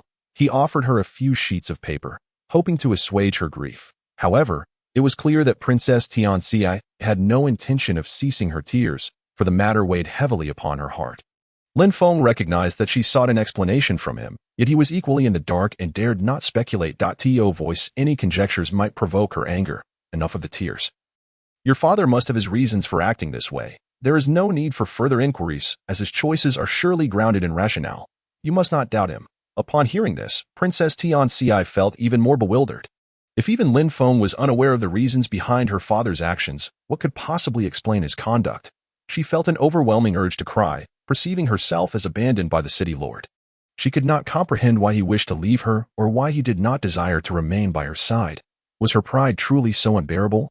Yet, she had expressed her willingness to amend any faults, promising to mature, so why then did he continue to push her away? Princess Tianxi had resolved to abandon her willfulness, though she had previously indulged in it. The recent events following her father's illness had tempered her spirit. Could it be that her father had failed to notice her transformation? She found herself at a loss for words, overwhelmed by profound sadness. Why? It simply should not be this way. How could this be justified? Surely my father loves me. Does he not? Yet, if that is the case, why does he act thus? It is simply unjust. Lin Feng nodded in agreement, recognizing the truth in her lament. It is indeed out of love that one might choose to part ways. It is out of love that one might push another to the farthest reaches. It is precisely because he entrusted you to me that he holds greater affection for you. Enough of this. Let us rest for now. We must continue our journey tomorrow. However, that evening, Xiaohu and An were startled by strange noises emanating from Princess Tianxi's chamber. Upon investigating, they were met with a scene that left them speechless, prompting them to seek out Lin Feng. Lin Feng, that Princess Tianxi is truly terrifying. She is calling out for her father in her dreams. Indeed, is it appropriate for us to be in this situation? After all, we are now responsible for the daughter of the city lord, who has cared for her for over a decade. This is quite the headache. Lin Feng, upon hearing this, found himself at a loss for words.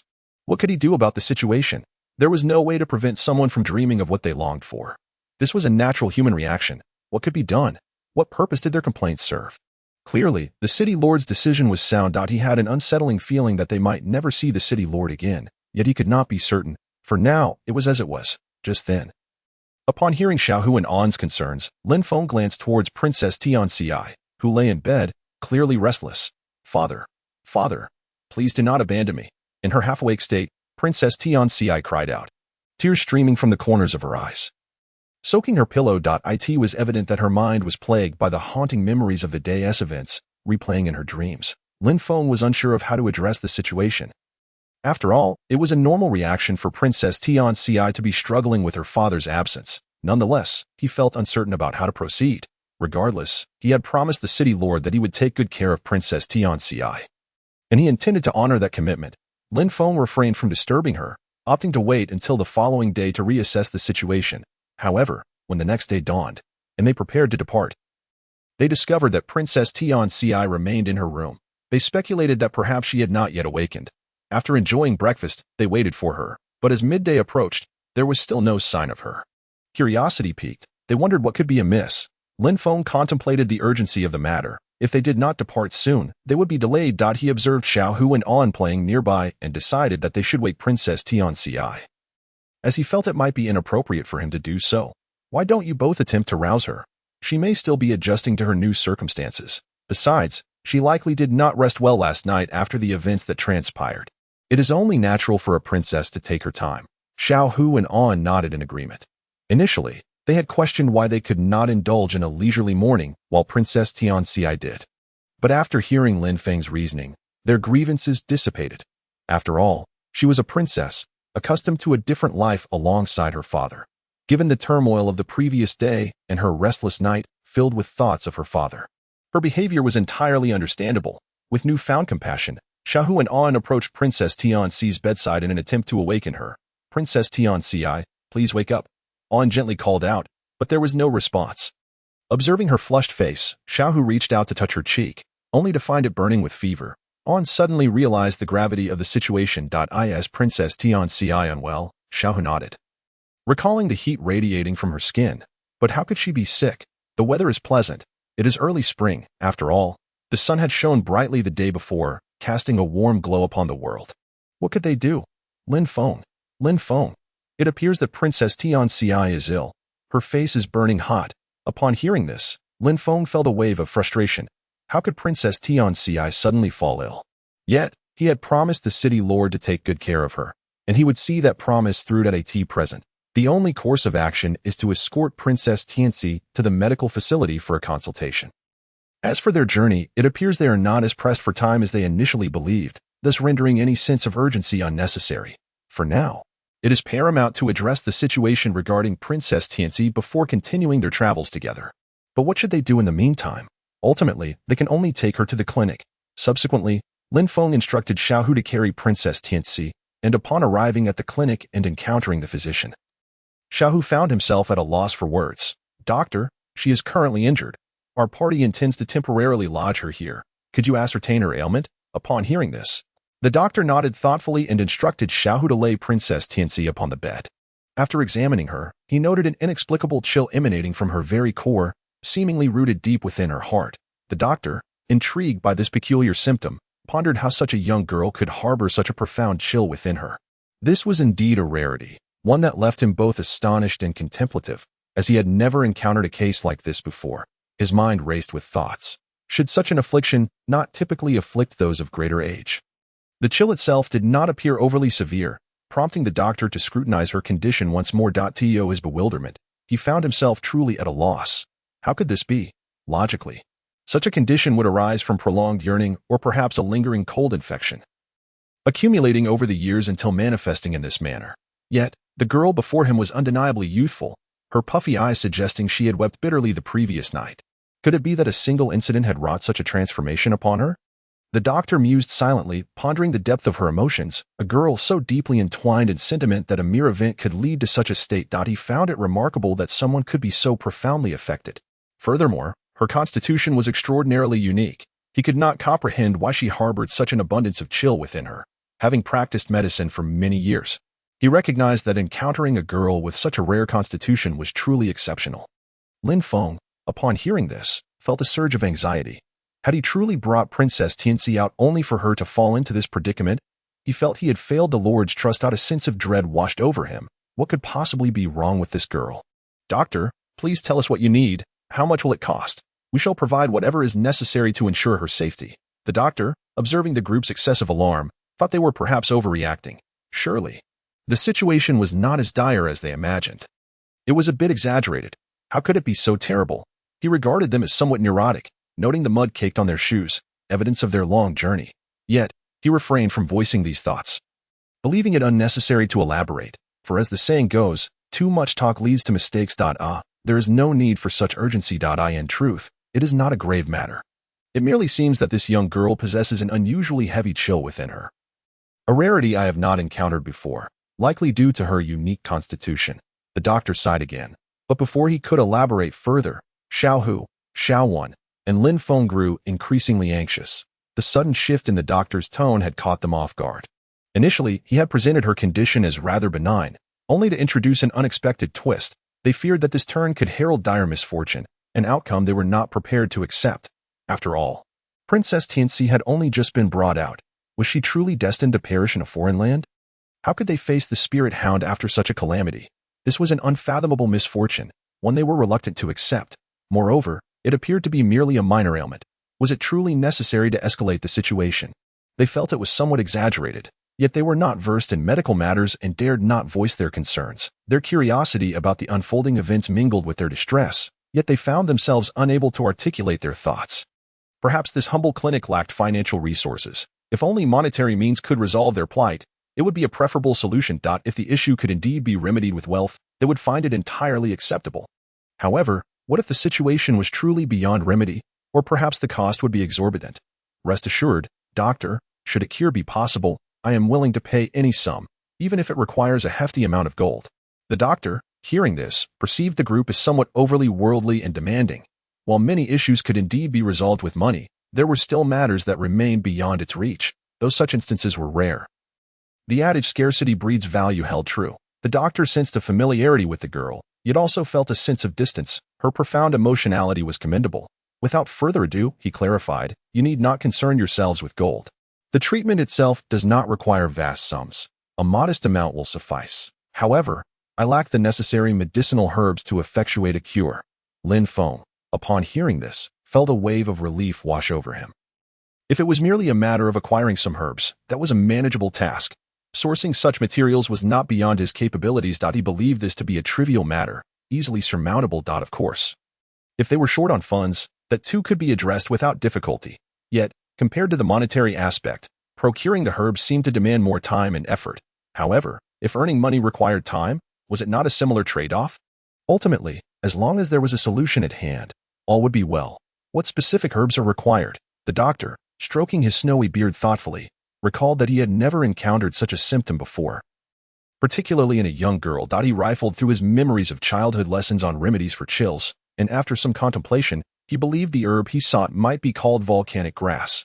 Although uncertain, he decided to settle on that name. Let us call it volcanic grass. Then. It is imperative for dispelling the chill. Without it, the treatment may prove ineffective. Upon hearing the news, Lin Feng was immensely elated.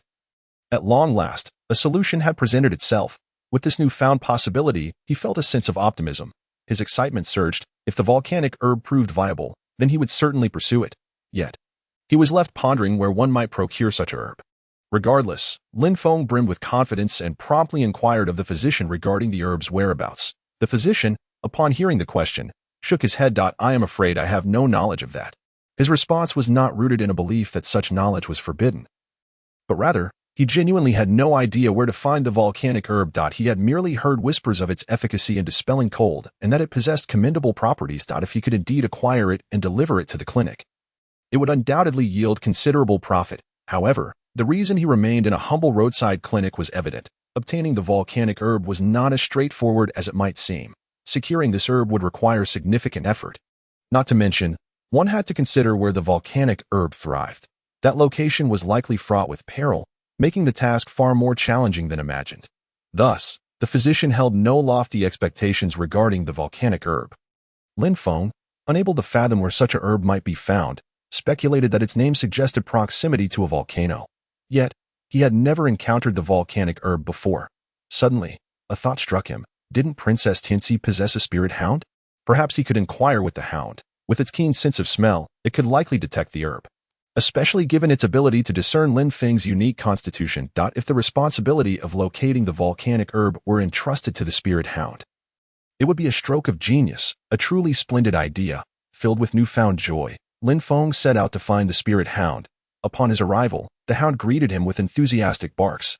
Lin Feng knelt to stroke the hound's head, pleased to see that it remembered him. He wondered if their collaboration would prove fruitful. Your master is injured, and we must find a remedy, a herb known as volcanic grass. This task is now in your capable paws.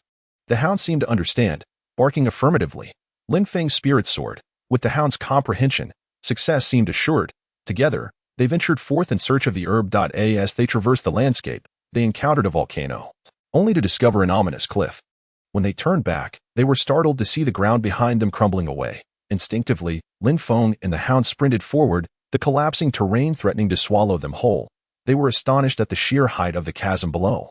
Had they fallen, it would surely have meant their demise. As they dashed onward, breathless, they understood that pausing for even a moment would result in their feet slipping from the unstable ground. Thus, they pressed on in a desperate sprint. Yet the speed of the collapse was relentless, and soon the ground beneath them gave way. When they regained consciousness, they found themselves submerged in a river. Are you all right, spirit hound? Lin Feng inquired. The hound barked twice. Evidently unharmed, Lin Feng sighed, marveling at their fortune in falling into water rather than meeting a grimmer fate. Rising from the river, he noticed a bridge ahead.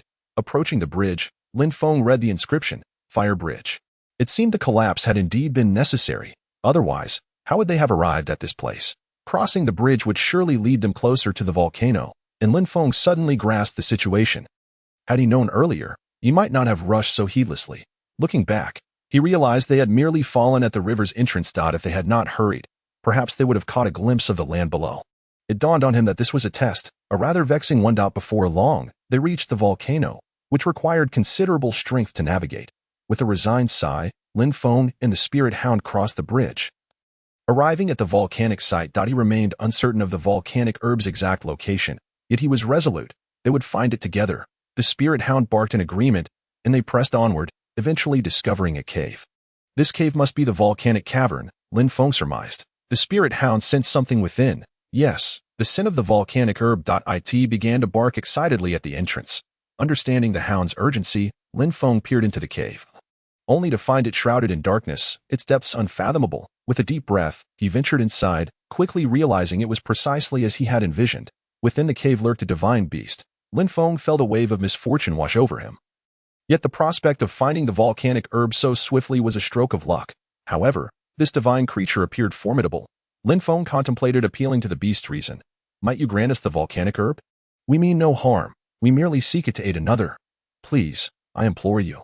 Lin Feng also conveyed these words to the divine beast. However, although the divine beast claimed to comprehend Lin Feng's statements, it seemed utterly fatigued by the incessant chatter of humans, displaying a palpable impatience. It then intended to take action against Lin Feng, leaving him with no choice but to retaliate. As Lin Feng faced this divine beast, he quickly realized that it was not as easy to handle as he had imagined.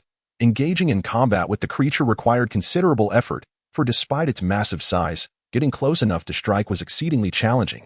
Even when he managed to approach, he could only deliver slight ambushes without exerting much force due to the limited space the divine beast allowed him. Conversely, if he maintained his distance, the situation would entirely favor the beast. Although the divine beast appeared formidable, its agility was surprisingly swift, further exasperating Lin Feng. What could he do to resolve this predicament? Left with no alternatives, he continued to tussle with the divine beast. Meanwhile, the beast seemed to sense Lin Feng's inability to contend with it, thus displaying an audacious arrogance. Ha ha ha. I thought you were impressive, but it turns out you're rather lackluster. Do you dare to challenge me in my lair? You must have the courage of a bear and the audacity of a leopard. Upon hearing this, Lin Feng felt a wave of incredulity wash over him. Yet, he pondered that if he could reason with the divine beast, he would certainly attempt to do so, for as the saying goes, a gentleman prefers words over violence. Thus, Lin Feng endeavored to reason with the divine beast once more. I merely wish to utilize some volcanic grass you guard here. Surely, you understand that volcanic grass is not an extraordinary treasure. Even if I take some, more will remain. You wouldn't be so cruel as to deny me, would you? My courage to approach you stems from my genuine admiration for Princess Tianxi. Therefore, I implore you, would you lend me the volcanic grass? However, it was evident that Lin Feng's efforts failed yet again, for the divine beast was nothing like he had envisioned. It was far from accommodating. The beast resolutely dismissed Lin Feng's request, viewing it as a fantastical dream. Ha ha ha. The divine beast laughed. Does this human truly grasp the concept of speaking through strength? How dare you utter such words before me? With your meager prowess, the divine beast found the situation utterly amusing, questioning Lin Feng's mindset. It perceived him as foolish, recognizing that while it could not directly harm Lin Feng, the latter's capabilities were undeniably limited. After all, the beast had no need for food or rest in its domain. Thus, it felt assured of its superiority, stating, "You may as well forget it. Either you kill me and step over my body to seize the volcanic grass, or you shall never obtain it. As long as I am here, the volcanic grass will remain out of your reach." In a surprising turn, the divine beast began to threaten Lin Feng, asserting that if he did not heed its warning, it might very well end his life. Lin Feng, taken aback by such cruelty, struggled to believe the beast's words. Clearly, it was capable of inflicting harm.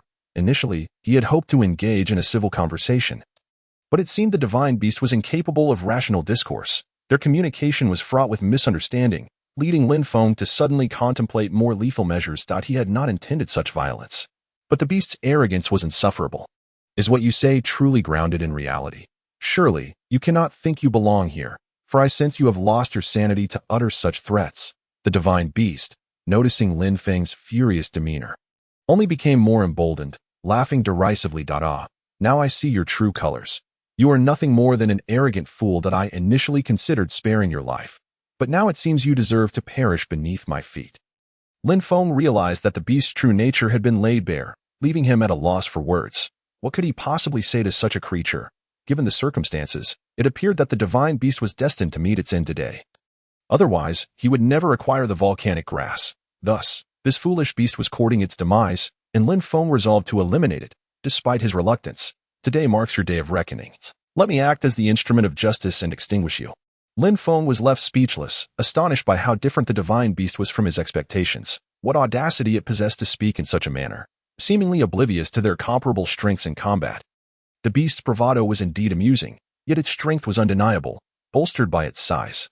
Lin Feng mused that had he been as large as the beast, the fight would hardly last 3 exchanges before it would fall. Spare me your empty threats. Such boasts are but a lifelong burden. With that, Lin Feng launched an attack against the divine beast, but the outcome mirrored their previous encounters. The beast regarded Lin Feng's efforts as mere tickling. Finding the situation utterly laughable, did Lin Feng truly believe he could contend with it? The divine beast recognized its own considerable size and agility. Dismissing Lin Feng's attempts as laughable, the truth was, Lin Feng's explosive power was not lacking. Rather, he was constrained by the limited space to unleash his full potential. Were he unbothered by the risk of injury, he could channel all his strength, potentially defeating the beast. However, the threat of injury loomed large, and should he harm the divine beast, it would undoubtedly retaliate. Do you honestly think a mere human like you could ever surpass me? The beast smirked. It is indeed surprising that you managed to reach this place, as few have succeeded before you. The divine beast found Lin Feng to be a source of amusement, marveling at his audacity. Meanwhile, Lin Feng remained silent, prompting the beast to assume he had conceded defeat. Consequently, the beast continued to mock him, reveling in the irony of Lin Feng's silence. He too was perplexed, unable to fathom the thoughts of Lin Feng, who had unexpectedly decided to return. Initially, Lin Feng spoke with such arrogance, yet now he seemed hesitant to utter a word. What was this but an act of submission? However, the divine beast had no intention of accepting Lin Feng's capitulation. The beast felt that if it did not wish to engage with this individual, then it should not display any cowardice. Thus, it was ready to confront Lin Feng without restraint, resolute in not sparing him simply because he appeared delicate. Whatever martial prowess it possessed could be unleashed here, after all. Ultimately, Lin Feng's strength was evident. What more could he possibly exhibit? Upon contemplating this, the divine beast erupted into laughter, deeming the person before it to be utterly feeble. A genuine weakling. At that moment, the beast recognized that this individual was providing a perfect demonstration of what it meant to strike a stone with an egg, a phrase that encapsulated Lin Feng's every action. Coincidentally, the beast had not engaged in any activity for quite some time, and the prospect of Lin Feng's company was rather delightful. Upon hearing this, Lin Feng felt a surge of incredulity. He had not anticipated that this creature would possess the audacity to utter such words. Truly, it was commendable bravery. Nevertheless, Lin Feng also sensed that the divine beast had thoroughly provoked him, for it dared to speak without restraint. It was clear that he must impart some lessons to this creature. Otherwise, he feared he might truly lose his composure. Injuries were a trivial matter. After all, the condition of the Princess of Tianxi could not be prolonged indefinitely. Who could say what consequences might arise from such delays? The physician had advised that retrieving the volcanic grass promptly would be beneficial. Thus, apart from vanquishing the being before him, what other course of action remained? It was merely a matter of sustaining injuries. Even if he were to suffer 15 wounds, it would be of little consequence, and Lin Feng felt indifferent to such matters. As he regarded the divine beast, a glimmer of murderous intent flickered in Lin Feng's eyes. The beast, noticing this glint, began to muster its resolve, sensing that Lin Feng was now serious. Strangely enough, the divine beast felt an overwhelming fear emanating from this individual, as though he had emerged from the depths of the 18th layer of hell. A fearsome Azura king. Yet, for reasons unknown, the beast continuously reassured itself that Lin Feng was merely a minor figure, an insignificant Lin Feng. What was there to fear from such a being? Thus, the divine beast chose not to flee, instead reinforcing its belief in its own strength. After all, this fellow was just a trivial Lin Feng. What could he possibly achieve? It remembered how it had initially mocked Lin Feng, who had shown no reaction. What more could transpire? With these thoughts in mind, the divine beast regained its composure once more, yet it remained